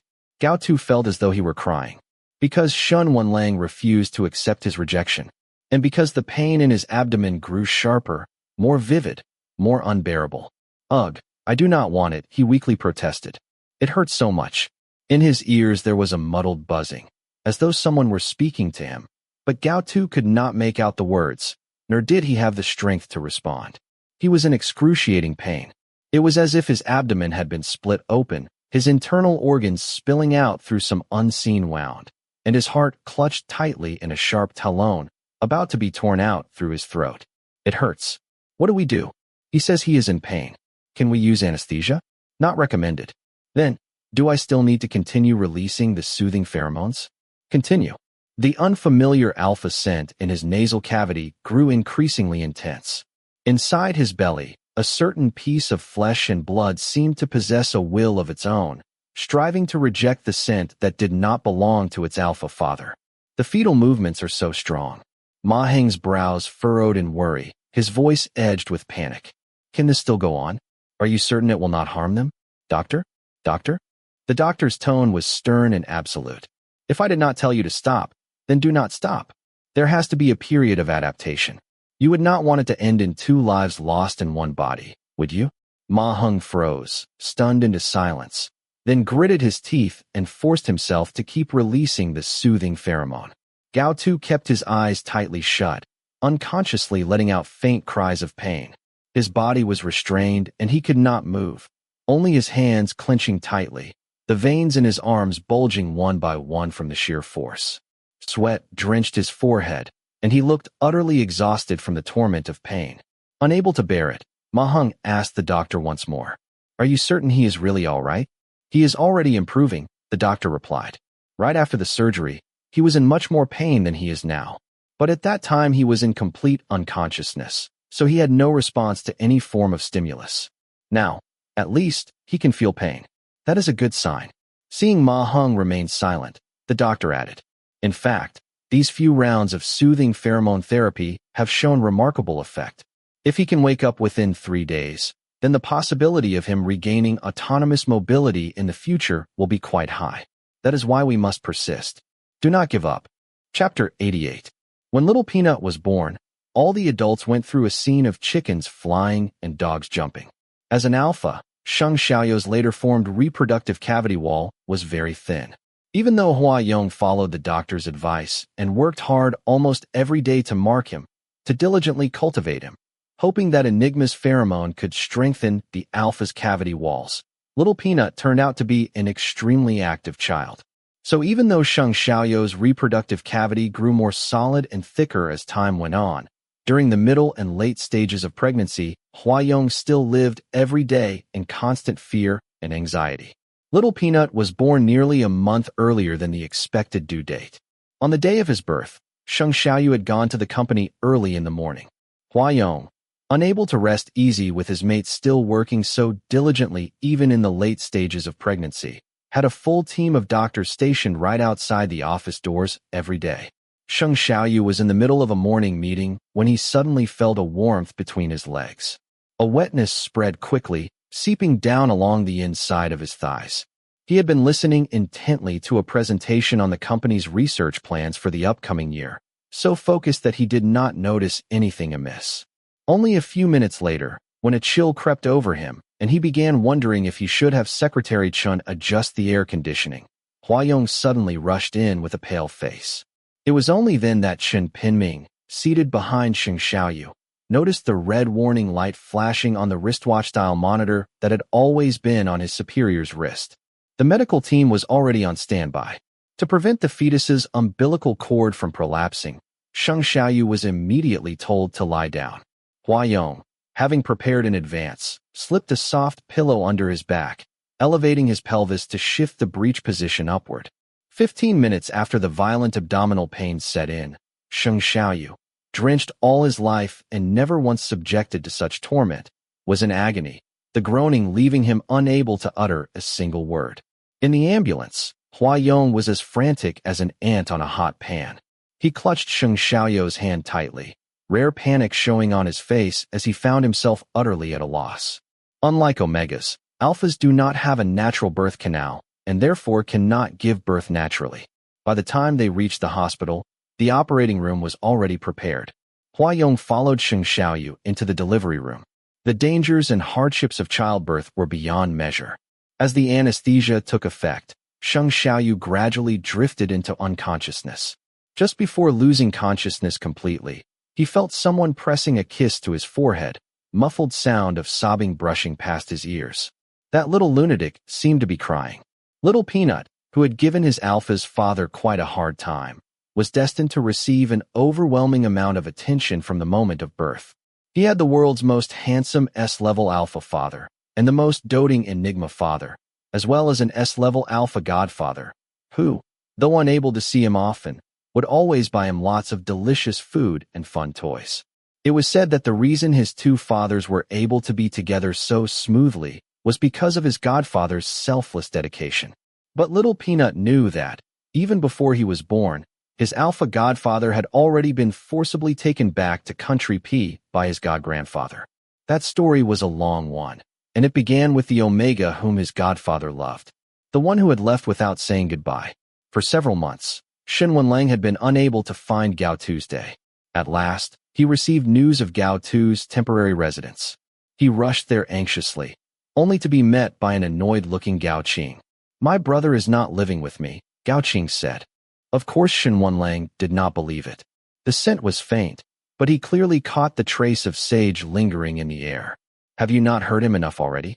The alpha girl, who bore more than a passing resemblance to Gao Tu, snapped viciously as she tried to drive him away. "If you do not want to end up reporting to the police again, then stop coming here. My brother already has a good mate, and he never wants to see you again." Not a single word of Gao Qing's did Shen Wenlang believe. Gao Tu already had a mate? Did not want to see him again? How could that be possible? He was clearly still carrying his child. In this world, there is not a single Omega who would be willing to bear a child for an alpha they do not love. As long as Gao Tu still carried his baby, there was no way he did not want to see him. During pregnancy, an Omega is especially fragile and most in need of their alpha's soothing pheromones. Gao Tu should naturally be longing to see him, so there was no way he would refuse to meet him. "Did you not tell Gao Tu that I was looking for him?" Shen Wenlong's gaze turned sharp as he glared at Gao Qing. "Of course I told him." Still shielded by the security door, Gao Qing glared back without backing down. "It is precisely because he knows that you will never be able to find him." The young girl was completely unlike her taciturn older brother. Every word struck true, cutting straight to the bone, stabbing directly at Shen Wenlong's fatal weakness. But having already confirmed with his own eyes that Gao Tu was not inside the apartment, Shen Wenlang was powerless against her. Aside from putting up a false front of strength and saying, "That is impossible," there was nothing else he could do. He could only leave in defeat, humiliated and dejected. Gao Qing thought that this time, after kicking against an iron plate, Shen Wenlang would at least stay quiet for a while. What she did not expect was that in the dead of night the very next day, Shen Wenlang would come back again. Chapter 89. For a very long time, mate-seeking syndrome existed only in legend. The only time Shen Wenlang had ever witnessed mate-seeking syndrome with his own eyes was when Hua Yong was 17. In the throes of his susceptibility period, Enigma shut himself away in a specially constructed safe house, where the walls were plastered with giant posters of Xing Xiaoyu. Shen Wenlang had long since suspected that the little lunatic was sick in the head. He had even once seen, inside Hua Yong's safe house, a life-size doll that looked exactly like Xing Xiaoyu. Hua Yong was obsessed with that S-level alpha far away in Jianghu. Therefore, when he succumbed to mate-seeking syndrome during his susceptibility period, he smashed through the reinforced doors and windows, tore them to pieces, and bit his own wrists until they were nothing but blood and mangled flesh. Yet none of it surprised Shen Wenlang in the least. After coming to Jianghu, whenever a susceptibility period arrived, Hua Yong would lock himself alone in a modified top-floor suite at the X Hotel. Each time mate-seeking syndrome struck, unable to see his intended partner, he would inevitably go mad, resorting to self-harm as a matter of course. That little lunatic had even once tormented himself so badly that, from excessive blood loss and plummeting blood pressure, Shen Wenlang had to rush him to the emergency room. He had even stirred up an incident that, in Xing Xiaoyu's eyes, looked like a farce of one taking on many at once. At that time, Shen Wenlang could not understand at all how someone could love another person so deeply that, simply because they could not get close, they would resort to self-harm. He had never imagined that one day, he himself would fall prey to mate-seeking syndrome. After Gao Tu was discharged from the hospital, he stayed at a temporary residence for only a week. Upon learning that the alpha father of the child in Gao Tu's belly had come looking for them, Ma Hong immediately relocated Gao Tu, who still needed a wheelchair to move, to another place. After 14 days of soothing pheromone therapy, Gao Tu's pheromone imbalance disorder was finally brought under control. The doctors removed the inhibitor implanted in his gland. In the days since, though he still could not consciously regulate the release of his pheromone scent on his own, at least it no longer spilled out excessively to the extent of endangering his life. The day Shen Wenlang came looking, Gao Tu had just finished changing his inhibitor patch. The rich scent of sage inevitably filled the room. Although Gao Tu retreated promptly, he was still caught red-handed by Shen Wenlang, who arrived a step later. The lingering sage fragrance in the air was irrefutable proof that he had indeed been there. Yet Gao Qing insisted, without hesitation, that Gao Tu was not around. Shen Wenlang did not believe it, but he had no other means to prove otherwise. On the way back, sitting inside the business car set at a comfortable temperature, all he felt was a chill spreading through his entire body. By nightfall, he came down with a burning high fever. To call it a high fever was not entirely accurate. His body temperature shot up sharply. Even the breath he exhaled felt scorching, yet all of his other physical indicators remained perfectly normal. This was a rut period unlike the ones he had experienced before. Pacing his room, staring at the chat with Gao Tu, a restless, volatile emotion spread and filled every corner of Shen Wenlang's chest. He scrolled rapidly upward through their WeChat conversation, wanting to find some fragment that could soothe his restlessness. His swiftly slipping fingers finally halted on a video sent 2 or 3 years ago. Shen Wenlang was in the habit of changing phones frequently and always too lazy to migrate his chat history from the old device to the new one. But for some reason, this one particular video Gao Tu had sent him, every time he switched phones, he made sure to save it separately. Shen Wenlang with a blank expression pressed the play button, and Gao Tu's steady, upright voice immediately came through the speaker-enabled phone. "President Shen, could you please tell me, is it this one?" In the video, Gao Tu was standing before the wardrobe in the dressing room on the 3rd floor of Shen Wenlang's home, holding in his hand the set of pajamas Shen Wenlang wore most often. The 3rd floor of the house was Shen Wenlang's bedroom. Inside the dressing room on that floor, only a few sets of loungewear hung, and the lighting was dim. The faint amber glow of the ambient lamp draped over Gao Tu's face, which bore a hint of confusion. In that light, his features appeared exceptionally gentle, and the gaze behind his glasses seemed softer and even more harmless. Like a clueless rabbit that had wandered into the Wolf King's domain, still ignorant of the laws of the jungle, eyes round and black, shining bright. He looked through the cold screen, yet met Shun Wenlang's eyes with warmth. Shun Wenlang had long forgotten why, at that time, he had asked Gao Tu to go to his house and fetch his pajamas. He guessed, most likely, it was because he had to leave suddenly on a business trip. But the image of Gao Tu standing inside the dressing room just beside his bedroom, wearing that confused expression, was unexpectedly harmonious. Each time Shun Wenlang opened the video to watch it, he felt a sense of ease, even found it pleasing to the eye. And so, no matter how many times he changed phones afterward, without exception, he always saved this particular video. Today, Shun Wenlang watched that short clip for the 100th time. He forced himself to recall what he had done to that Omega on that night of the banquet. A bizarre desire spread within him, like a piece of chocolate coated with sugar frosting, bit by bit melting under the push of heat, thick and cloying, sliding sweetly up and down his throat. Shun Wenlang felt thirsty. He wanted more.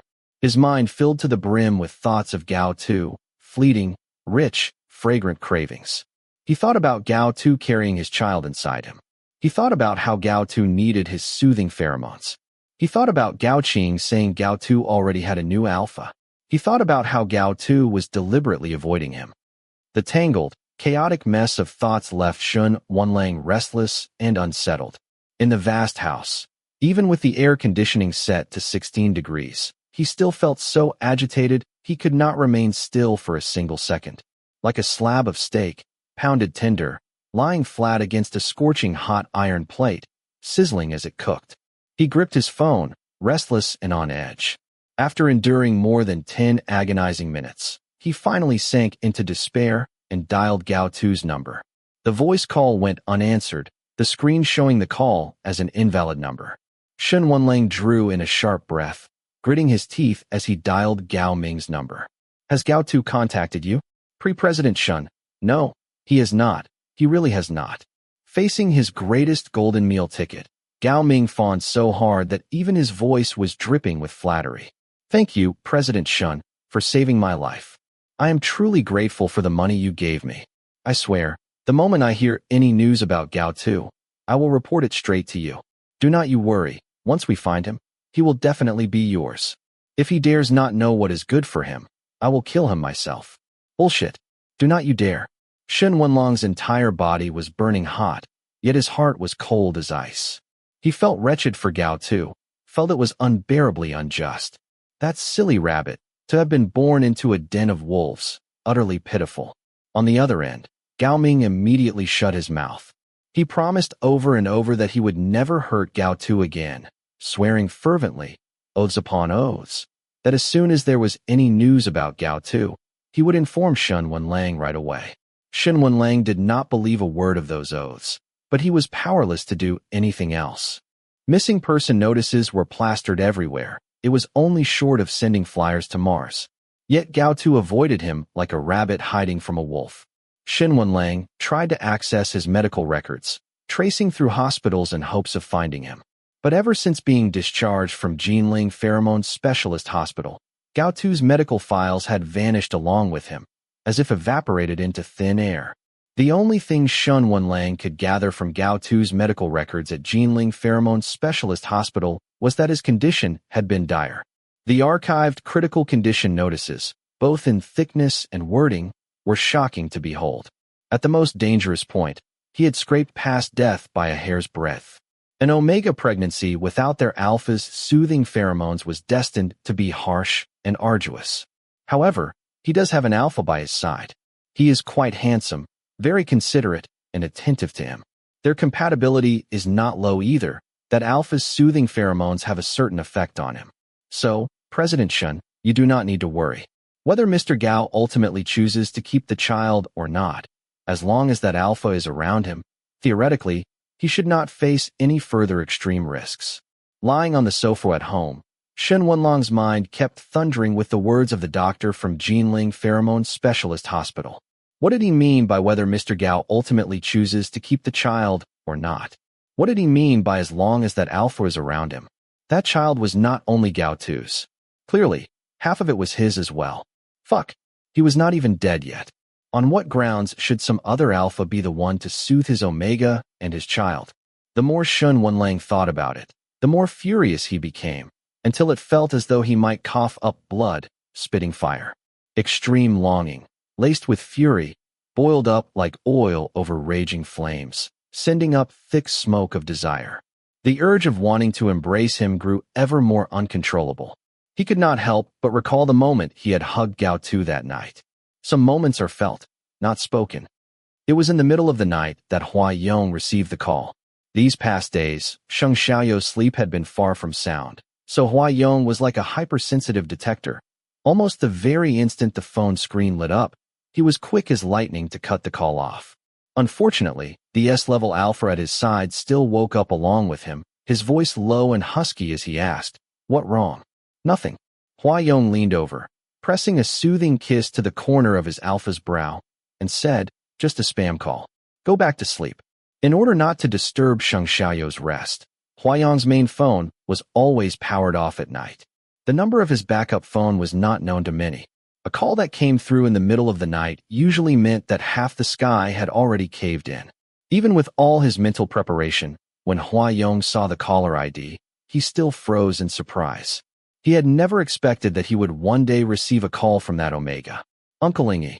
It was rare for Hua Yong to address an elder in such a tone, his fair, refined face carrying an uncharacteristic solemnity.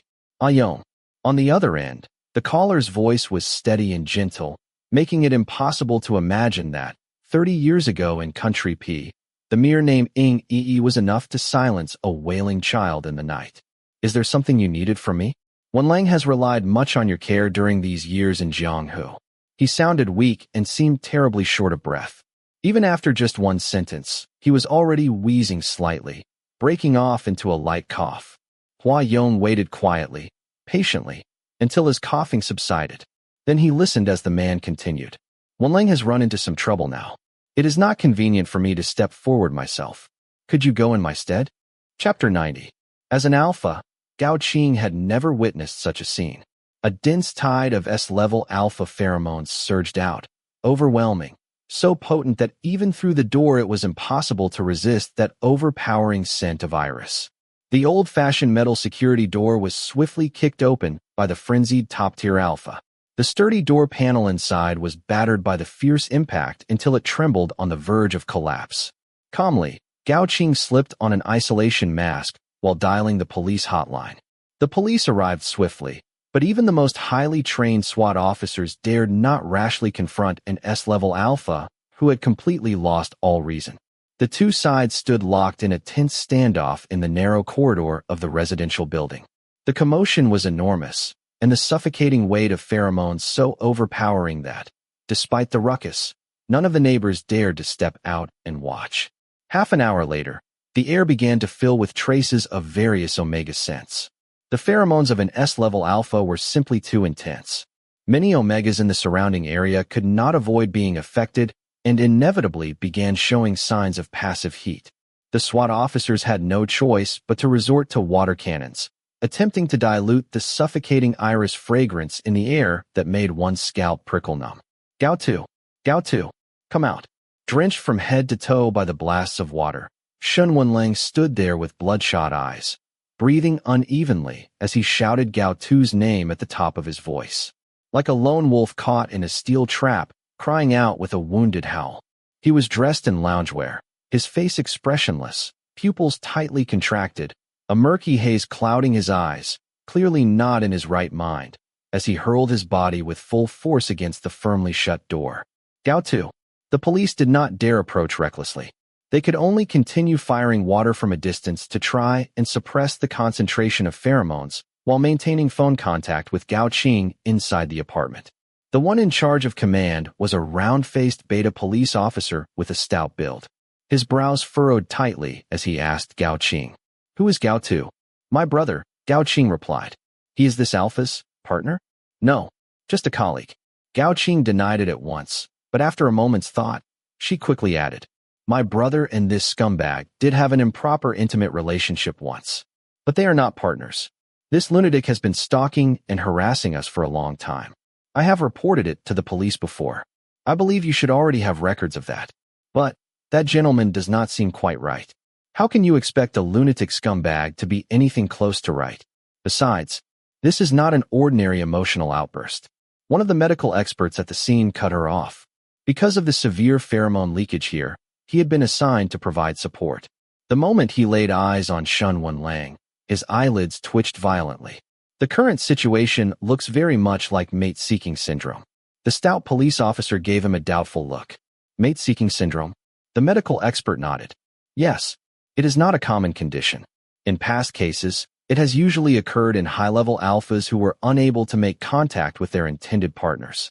During an episode of mate-seeking syndrome, the alpha becomes extremely sensitive, engaged, and loses all rationality. They will use every possible means to find their intended partner.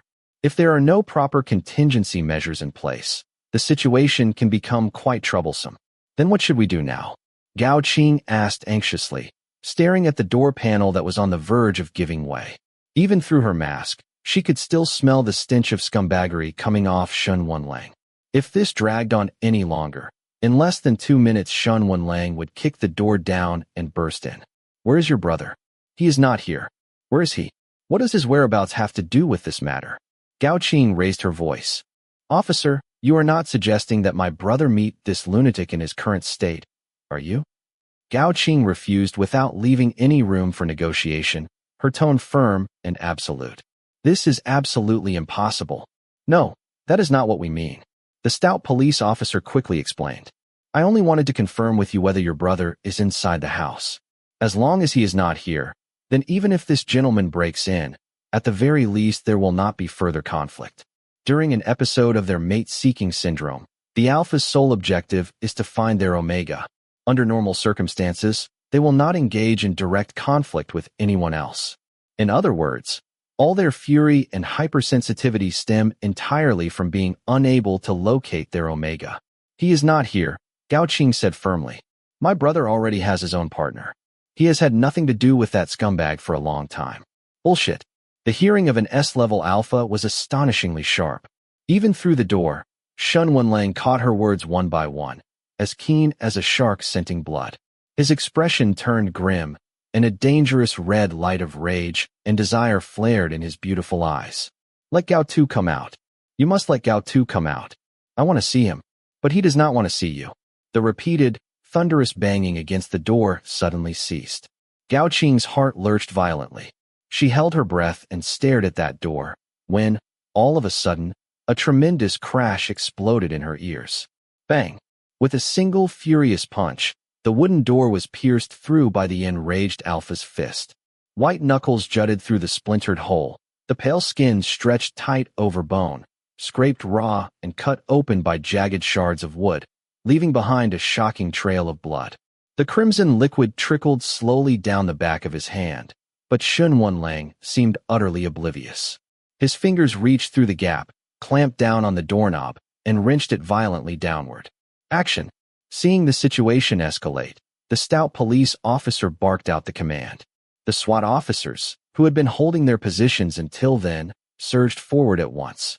7 or 8 brawny, fully armed alphas, all wearing protective masks, forced themselves through the suffocating pressure, their scalps prickling as they tried to subdue the completely out-of-control top-tier alpha. In an instant, the situation spiraled out of control, plunging the scene into extreme chaos. The medical expert, drenched in sweat, pulled a pre-prepared syringe of anesthetic from the chilled medical case and thrust it into the hands of the officer beside him. No other choice. Use the anesthetic gun. But with this many people, there is no way we can aim properly. Fuck. Then hurry up and call in a sniper for support. Oh sure. A slender, well-maintained, elegant hand suddenly reached forward and took the syringe, still beaded with chill from the cooler. A cool-toned voice drifted lazily into the air. Let us just hope this idiot does not move around too much, otherwise I might accidentally end up shooting him in the eye. The medical expert and the officer turned their heads in bewilderment, only to be met with the beautiful, stunningly handsome face of a stranger. Hua Yong produced a small bow-like crossbow from who knew where, closed one eye swiftly, lifted his arm, and with effortless ease took aim at Shun Wen-lang's shoulder. Without a shred of hesitation, he pulled the trigger. With a sharp swish, a metallic-tipped dart shot through the narrow gap in the crowd, whistling as it cut across the air before burying itself firmly into Shun Wanlong's shoulder socket. Huayong put down the crossbow, winked at the two completely stunned betas beside him, and said in a mild tone, "I was entrusted by someone, and I am simply carrying out their request, nothing more. No need for thanks. My name is, Little White Dove." The anesthetic quickly took effect. The stout police officer stood frozen, watching blankly as that handsome young man, who had just introduced himself as Little White Dove, casually bent down and, with astonishing ease, slung the towering alpha, taller than anyone else present, over his shoulder. His steps were unhurried, his demeanor calm and composed, as though he were merely strolling through his own back garden, plucking a delicate blossom with effortless grace. Apologies for startling everyone. With one arm, Huayong hoisted Shun Wanlang over his shoulder, while with his free hand swiftly unfolded a set of documents, a paternity certificate and a family authorization agreement. He offered a cordial smile. "I have been entrusted by Mr. Shin's parents to assist in handling this matter. Sorry for the trouble, but everything is fine now. You can all disperse." 10 days later, in Country P. "I want to go back to Jianghu. Then tell Uncle Shin yourself. Tell him my fart."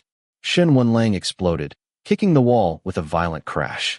The specially reinforced metal wall rang with a harsh clang sound. He roared at the top of his lungs. "Huayong, if you had not shot me unconscious and dragged me off to Country P, would I be locked up here by my father now? What else could I do?"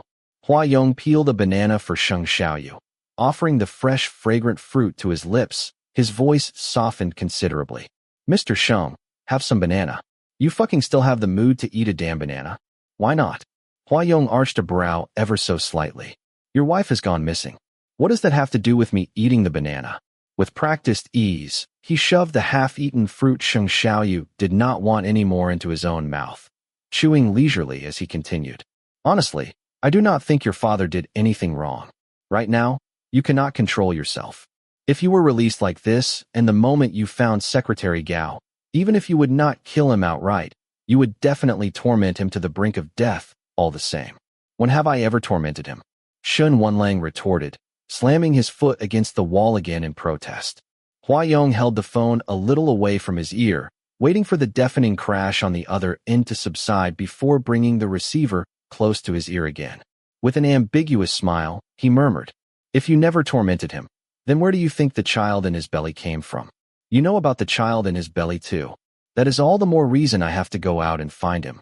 Shun Wanlang raked his fingers restlessly through his hair, agitation surging in every movement. "Huayong, you should not have sent me back to P Country. You should not have dumped me back at this old man's side. Gao too needs my soothing pheromone. Get me out of here quickly now. Fuck." Huayong himself had no fondness for that underworld tyrant of Country P either. But since the request had come from Ing Yi, he could not refuse. He could only sigh helplessly. "Wanlang, I was also entrusted with this task by someone. Maybe you should try talking to your father yourself." Shin Wanlang gave a derisive snort. "Talk? How the hell does a human talk to a beast? That old man is not a fucking human at all. The fact I have not killed him, yet is me already being polite. Why the fuck should I talk to him? Huayong, get me the fuck out of here quickly.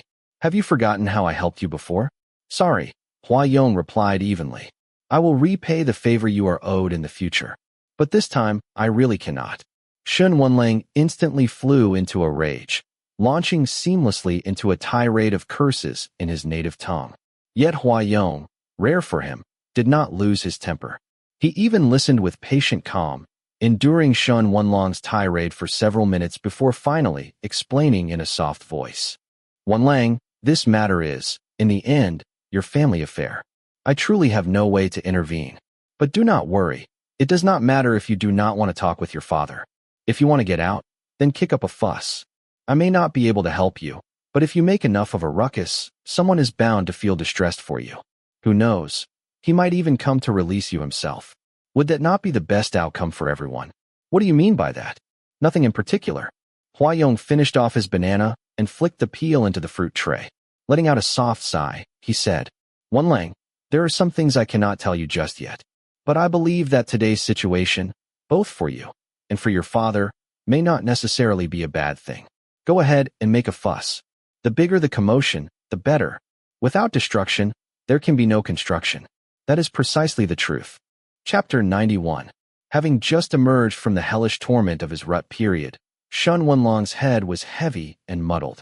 He could not make out a single word of what Hua Yong was saying on the other end of the phone.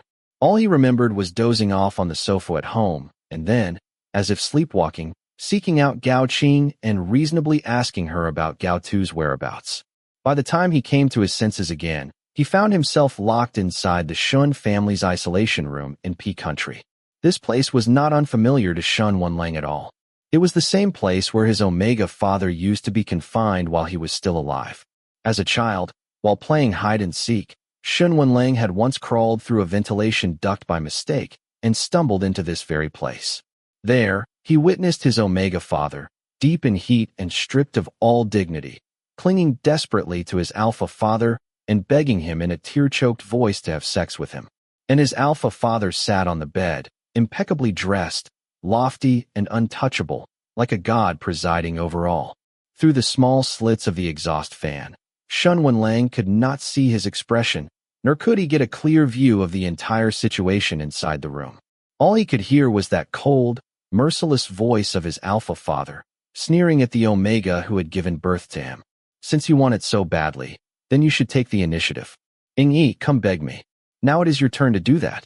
As long as your performance is good enough, I might reluctantly consider whether or not to fuck you. This was a fragment that returned again and again in Shun Wenlong's nightmares. The Omega father's sobs, choked with whimpers, fell on Shun Wenlong's heart like a downpour of acid rain. The sound was so soft and faint, filtering intermittently through the tiny vent holes of the exhaust fan, broken, fragmented, yet so searing it could burn through the hardest iron and stone, corroding the marrow and eating away at the lungs, leaving behind nothing but bone-deep pain. That was clearly, the very man who had once been worshipped as a god throughout all of P Country. How could he willingly grovel at the feet of that Alpha, stripped of every shred of dignity, begging for a sexual intercourse devoid of affection or respect? Even if the truth was nothing more than a peach long since rotted to the core, on the surface, no one dared gossip recklessly about the relationship between Shun Wenlong's parents. Outsiders only knew that Shun Wenlong's mother had been born in Jianghu. As a teenager, he moved to P Country, later marrying Shun Yu, who by then had already amassed enormous wealth, and gave birth to Shun Wenlang. As for how his fathers had first met, or how they came to be bound together, Shun Wenlang had never been clear. He only knew that, from childhood onward, there were always certain days every month when his Omega father would suddenly disappear, and that his Omega father, who to the outside world was said to be aloof in temperament and unmatched in power, once he fell into the throes of heat, would turn into nothing more than a mindless she-beast, driven solely by instinct and lust. Locked away by his Alpha inside that isolation room of special materials, he was reduced to nothing more than a tool for sexual gratification, existing solely for mating. From a god to a harlot, this was a headlong plunge into rapturous ruin. In terms of family background, Shun Wenlang was in no way inferior to Hua Yong. His Alpha father, Shin Yu, had once been the largest arms dealer in the entire Eastern Hemisphere.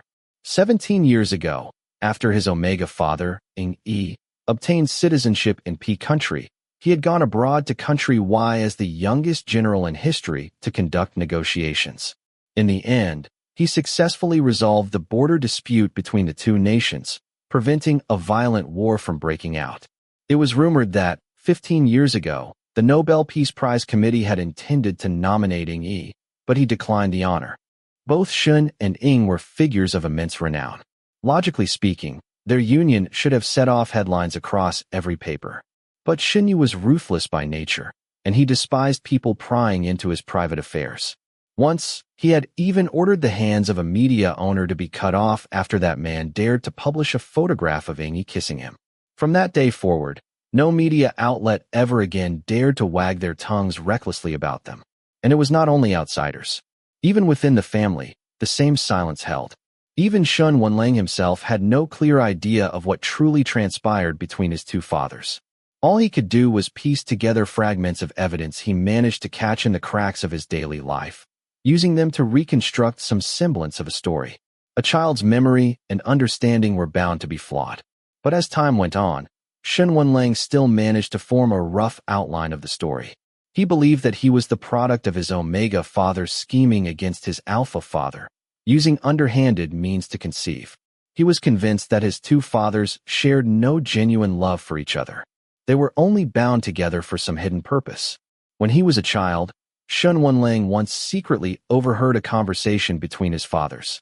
It seemed that his Alpha father cared deeply about the compatibility between himself and the Omega who had given birth to him. From his father's words, Shen Wenlang deduced that the compatibility score between Ing Yi and Shun Yu was likely very low, and that Xin Yu had been deeply unwilling to accept it. No one would willingly take an Omega with such a poor compatibility score as a partner. It would be unbearably unsatisfying. Adding to that was the infamous news that had once shocked the entirety of P country.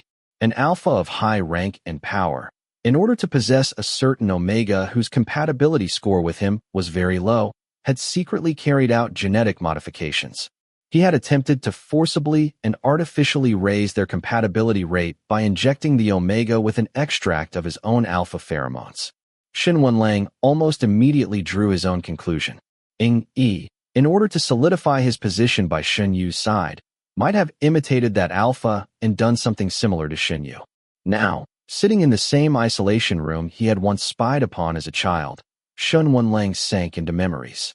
Inevitably, he recalled the scene he had once glimpsed through the exhaust fan's vent holes. Then, an even greater wave of anguish surged through him.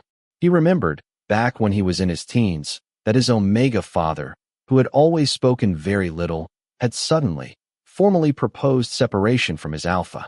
By then, Shen Wenlang had already grown up, and the narrow ventilation duct could no longer contain him. So he was forced to adopt a more advanced method to eavesdrop on his parents' conversations. He installed a bug in the roof of the isolation room, but the device was placed far from the bed. Even after amplifying the sound waves, all he could hear were indistinct fragments, laced with panting, groans of pain, a voice choked with sobs, and muffled cries. Xin Yu, I think, dragging things on like this is truly meaningless. Then what do you think would be meaningful? Ing Yi, tell me. What will make it meaningful to you? I will fucking go along with you. This was the very first time Shen Wenlang had ever heard his Alpha father raise such a cold, yet cuttingly vivid reproach. Ing Yi quickly responded. Xin Yu, I really do not want to go on like this anymore. Let us stop. Mmph. His words were swallowed up by a sound, thick and wet, so close to that of a kiss. But Shen Wenlang did not believe Xin Yu would take the initiative to kiss him. Rather than a kiss, he preferred to think it was the bug malfunctioning. For a brief moment, everything went quiet. Then Ing Yi's voice came again, his husky tone full of a hopeless calm, and the muffled struggle hidden within it. He said, Xin Yu, do not do this. The sounds that followed were not words, but a raw exchange of dominance and surrender, a conversation of breath and need that belonged to no one else. The fragile calm in Ing Yi's voice was ripped apart, swallowed by a sea of lust. The Alpha fell silent for a moment, then suddenly said, This is all because you pushed me to it. Through the unstable static of the bug, that Alpha's voice reached Shen Wenlang's ears. It was calm, yet as if driven to madness. In that instant, Shen Wenlang even felt that his Alpha father's voice was so cruel it bordered on brutality, as though he were using lust itself as an instrument of torture on his Omega. Lowering his voice, he said, Ing Yi, unless you die, do not ever think about leaving me.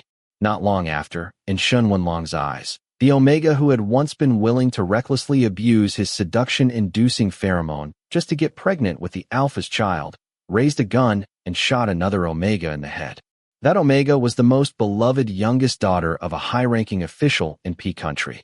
At the time of the incident, she had been nestled in Shun Yu's arms, happily acting spoiled as she coquettishly asked him for a piece of expensive jewelry. Ing Yi, who was a military soldier by background, had not even bothered to choose a hidden location. He shot her dead in the middle of the street. Blood and brain matter sprayed all over Shun Yu's body and face. After pulling the trigger and taking a life, he was personally sent to prison by the very man who was his husband in name. 3 days later, Shun Wenlong's Omega father mysteriously disappeared in prison, leaving behind nothing but a deadly pool of blood, far too much for anyone to have survived. The next day, the Omega who had once been a renowned figure in P country, who had retired early from the military and abandoned a bright future just to return to his family, only to be sent into prison by the very hands of his own alpha husband and reduced to a mere convict, Ing, was officially declared dead. From that day on, the world never again heard a single word about him.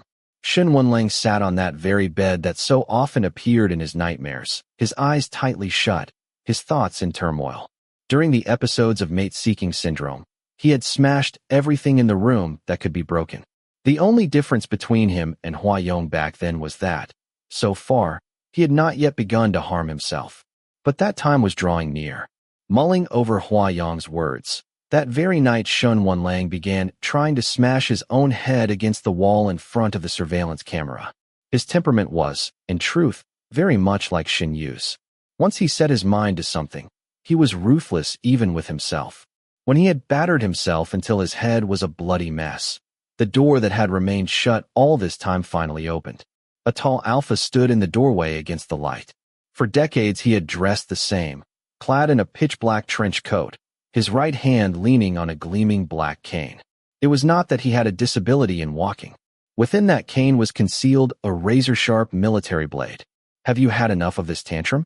His voice was exactly as Shun Wenlang remembered, only now, after more than 10 years, it had grown colder, weighted with the vicissitudes of life.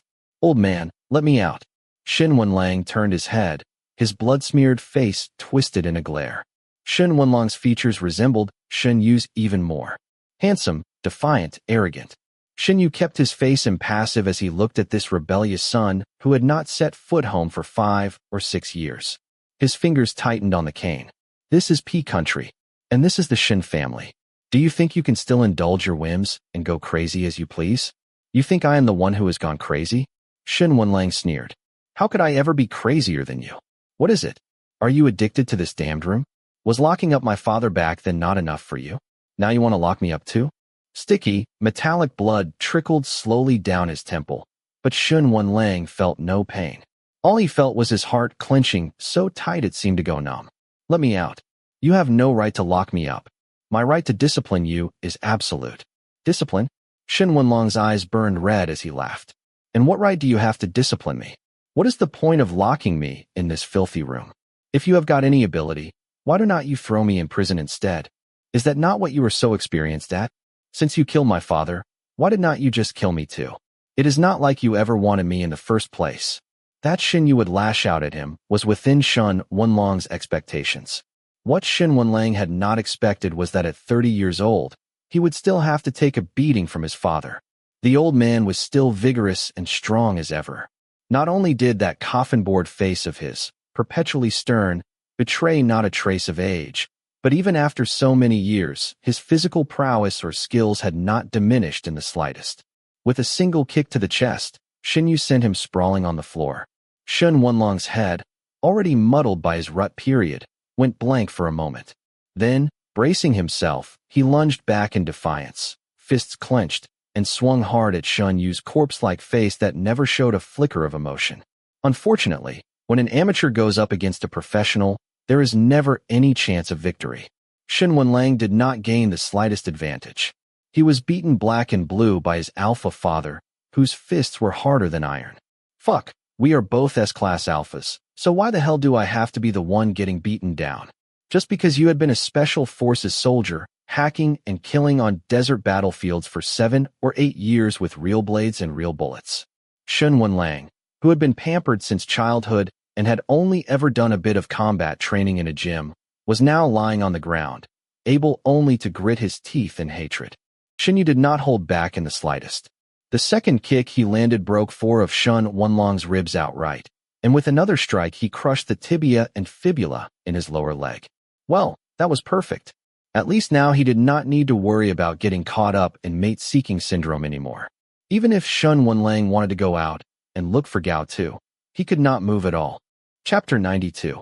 Lately, Ma Heng had been weighed down with a constant frown.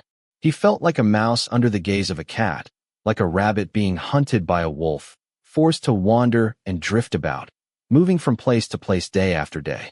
To be precise, the one being targeted was not him, but his old neighbor, Gao Tu. When Ma Heng first heard that Gao Tu was pregnant, he was momentarily stunned. In his impression, Gao Tu had always been a beta.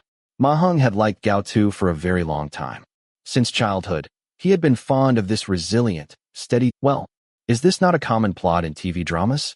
A rich young master acting on a whim, toying with a gullible and easily deceived Omega, coaxing them into his hands, only to later refuse to take responsibility.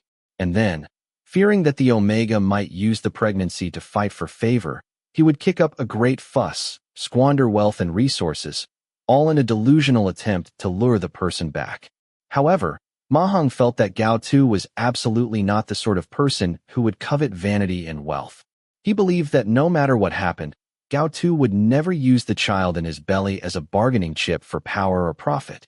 That silly rabbit had never known how to fight for himself since he was young. Whenever he encountered hardship, he would always choose to silently face it and bear it all alone.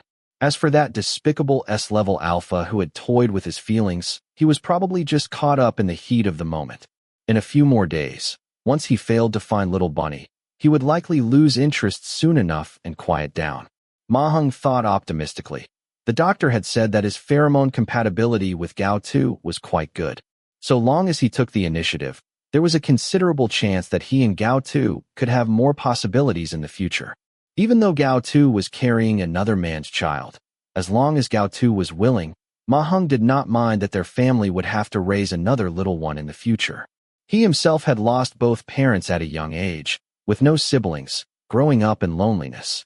The grandmother who raised him happened to share the same surname as Gao Tu, and thus naturally showed special care for this little boy from the neighbor's family. Whenever Gao Tu's parents quarreled, or when his father stayed out all night, and there was no one to open the door for him, Gao Tu would often come over to stay at Ma Heng's house. Over time, these neighbors became even more familiar with each other, and their bond grew increasingly deep. Ma Heng firmly believed that he and Gao Tu had a foundation of genuine emotion between them. That was why, in his eyes, the S-level alpha who had toyed with Gao Tu and then abandoned him could never be his real opponent. However, Ma Heng had completely underestimated Shun Wenlong's persistence and determination. He had not expected that Shun Wenlong's involvement would go far beyond simply running advertisements. By the time Gao Tu was discharged from the hospital, that lunatic had even launched a nationwide bounty. The reward for any effective lead regarding Gao Tu started at 500,000 yuan, then climbed steadily higher, until it finally soared to a jaw-dropping 10 million yuan. As long as anyone can help me find this friend of mine, I am willing to offer an additional reward. When those words from that lunatic alpha occupied the opening screen of the country's largest social media platform for a full 24 hours, Ma Heng, who had gone early to pick Gao Tu up from the hospital, no longer dared let him step outside to meet anyone. Only belatedly did Ma Heng realize that what awaited him was a storm he could hardly withstand. Under the weight of such an immense bounty, countless watchful eyes from every direction bore down upon them, leaving them exposed like colonies of bacteria under a microscope, their every move magnified, logged, and reported at any moment. That Shen Wenlang truly must have had far too much time and energy to burn. Time and again, he managed to appear personally in front of Gao Tu's rented apartment, and always in such a short span of time. Ma Heng and Gao Qing installed 6 or 7 surveillance cameras throughout the stairwell and surrounding corridors, monitoring every movement around them, so they could receive information ahead of time and manage to spirit away the still weak Gao Tu, who still needed a wheelchair to move about with ease, living in a constant state of fleeing for their lives. Brother Ma Heng, I am really sorry. Sitting in the car during one such escape, Gao Tu's face was full of guilt. The color in his face still had not returned. Though there was now a pheromone substitute treatment, without the soothing of his true alpha, he still often felt extremely unwell. As the child in his belly grew and the months advanced, his condition gradually stabilized. The violent vomiting no longer came so often, but Gao Tu's appetite remained poor, and no matter what he ate, he could not put on weight. What made Ma Heng feel most at the end of his rope was that, As the number of private detectives Shun Wenlang hired kept increasing, and as the bounty amount rose higher and higher, he and Gao Tu often could not stay in one city for even half a month before they were forced to move again. Such a fugitive-like existence was completely unfit for Gao Tu, who had only just barely escaped death's door and needed time to recuperate, let alone while carrying a child who had no alpha father's pheromone to soothe him, and who often broke into violent fits. The child in Gao Tu's belly certainly did not seem to have inherited his temperament. Unlike Gao Tu, who could swallow even the bitterness of broken teeth along with blood, this little one seemed utterly unable to endure the slightest grievance. Whenever he could not smell his father's pheromones, he would often lash out with punches and kicks inside the belly. Already frail to begin with, Gao Tu was tormented to no end by this little brat. After being discharged from the hospital and spending more than 10 days recuperating, he could finally manage to get out of bed and walk. But even then, after only a few steps, he would become short of breath, drenched in sweat from sheer exhaustion. After moving through 5 cities in succession, Ma Hong, who had taken extended leave from work with the determination to accompany Gao Tu in this battle to the bitter end, finally began to feel completely at his wit's end. Money truly could make even ghosts grind the millstone. That bastard who wanted to drive Gao Tu to his death had far too many eyes and ears. His sources of information were simply too well informed.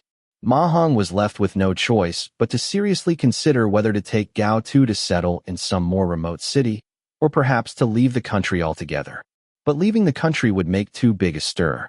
Judging from that lunatic alpha's way of doing things, it would be all but impossible to guarantee that they would not be intercepted at the airport customs, caught red-handed by Shun Wenlang the moment word reached him.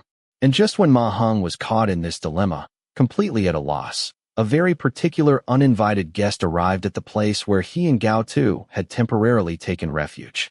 Go to V country. The visitor who had come was a tall, long-limbed male Omega with a stern and austere face. Sitting in the cramped yet immaculately tidy living room, his expression was calm, yet he radiated the unshakable authority of a superior whose word was law. V country? Yes. The Omega, who introduced himself only by the surname Ing, gave a firm nod.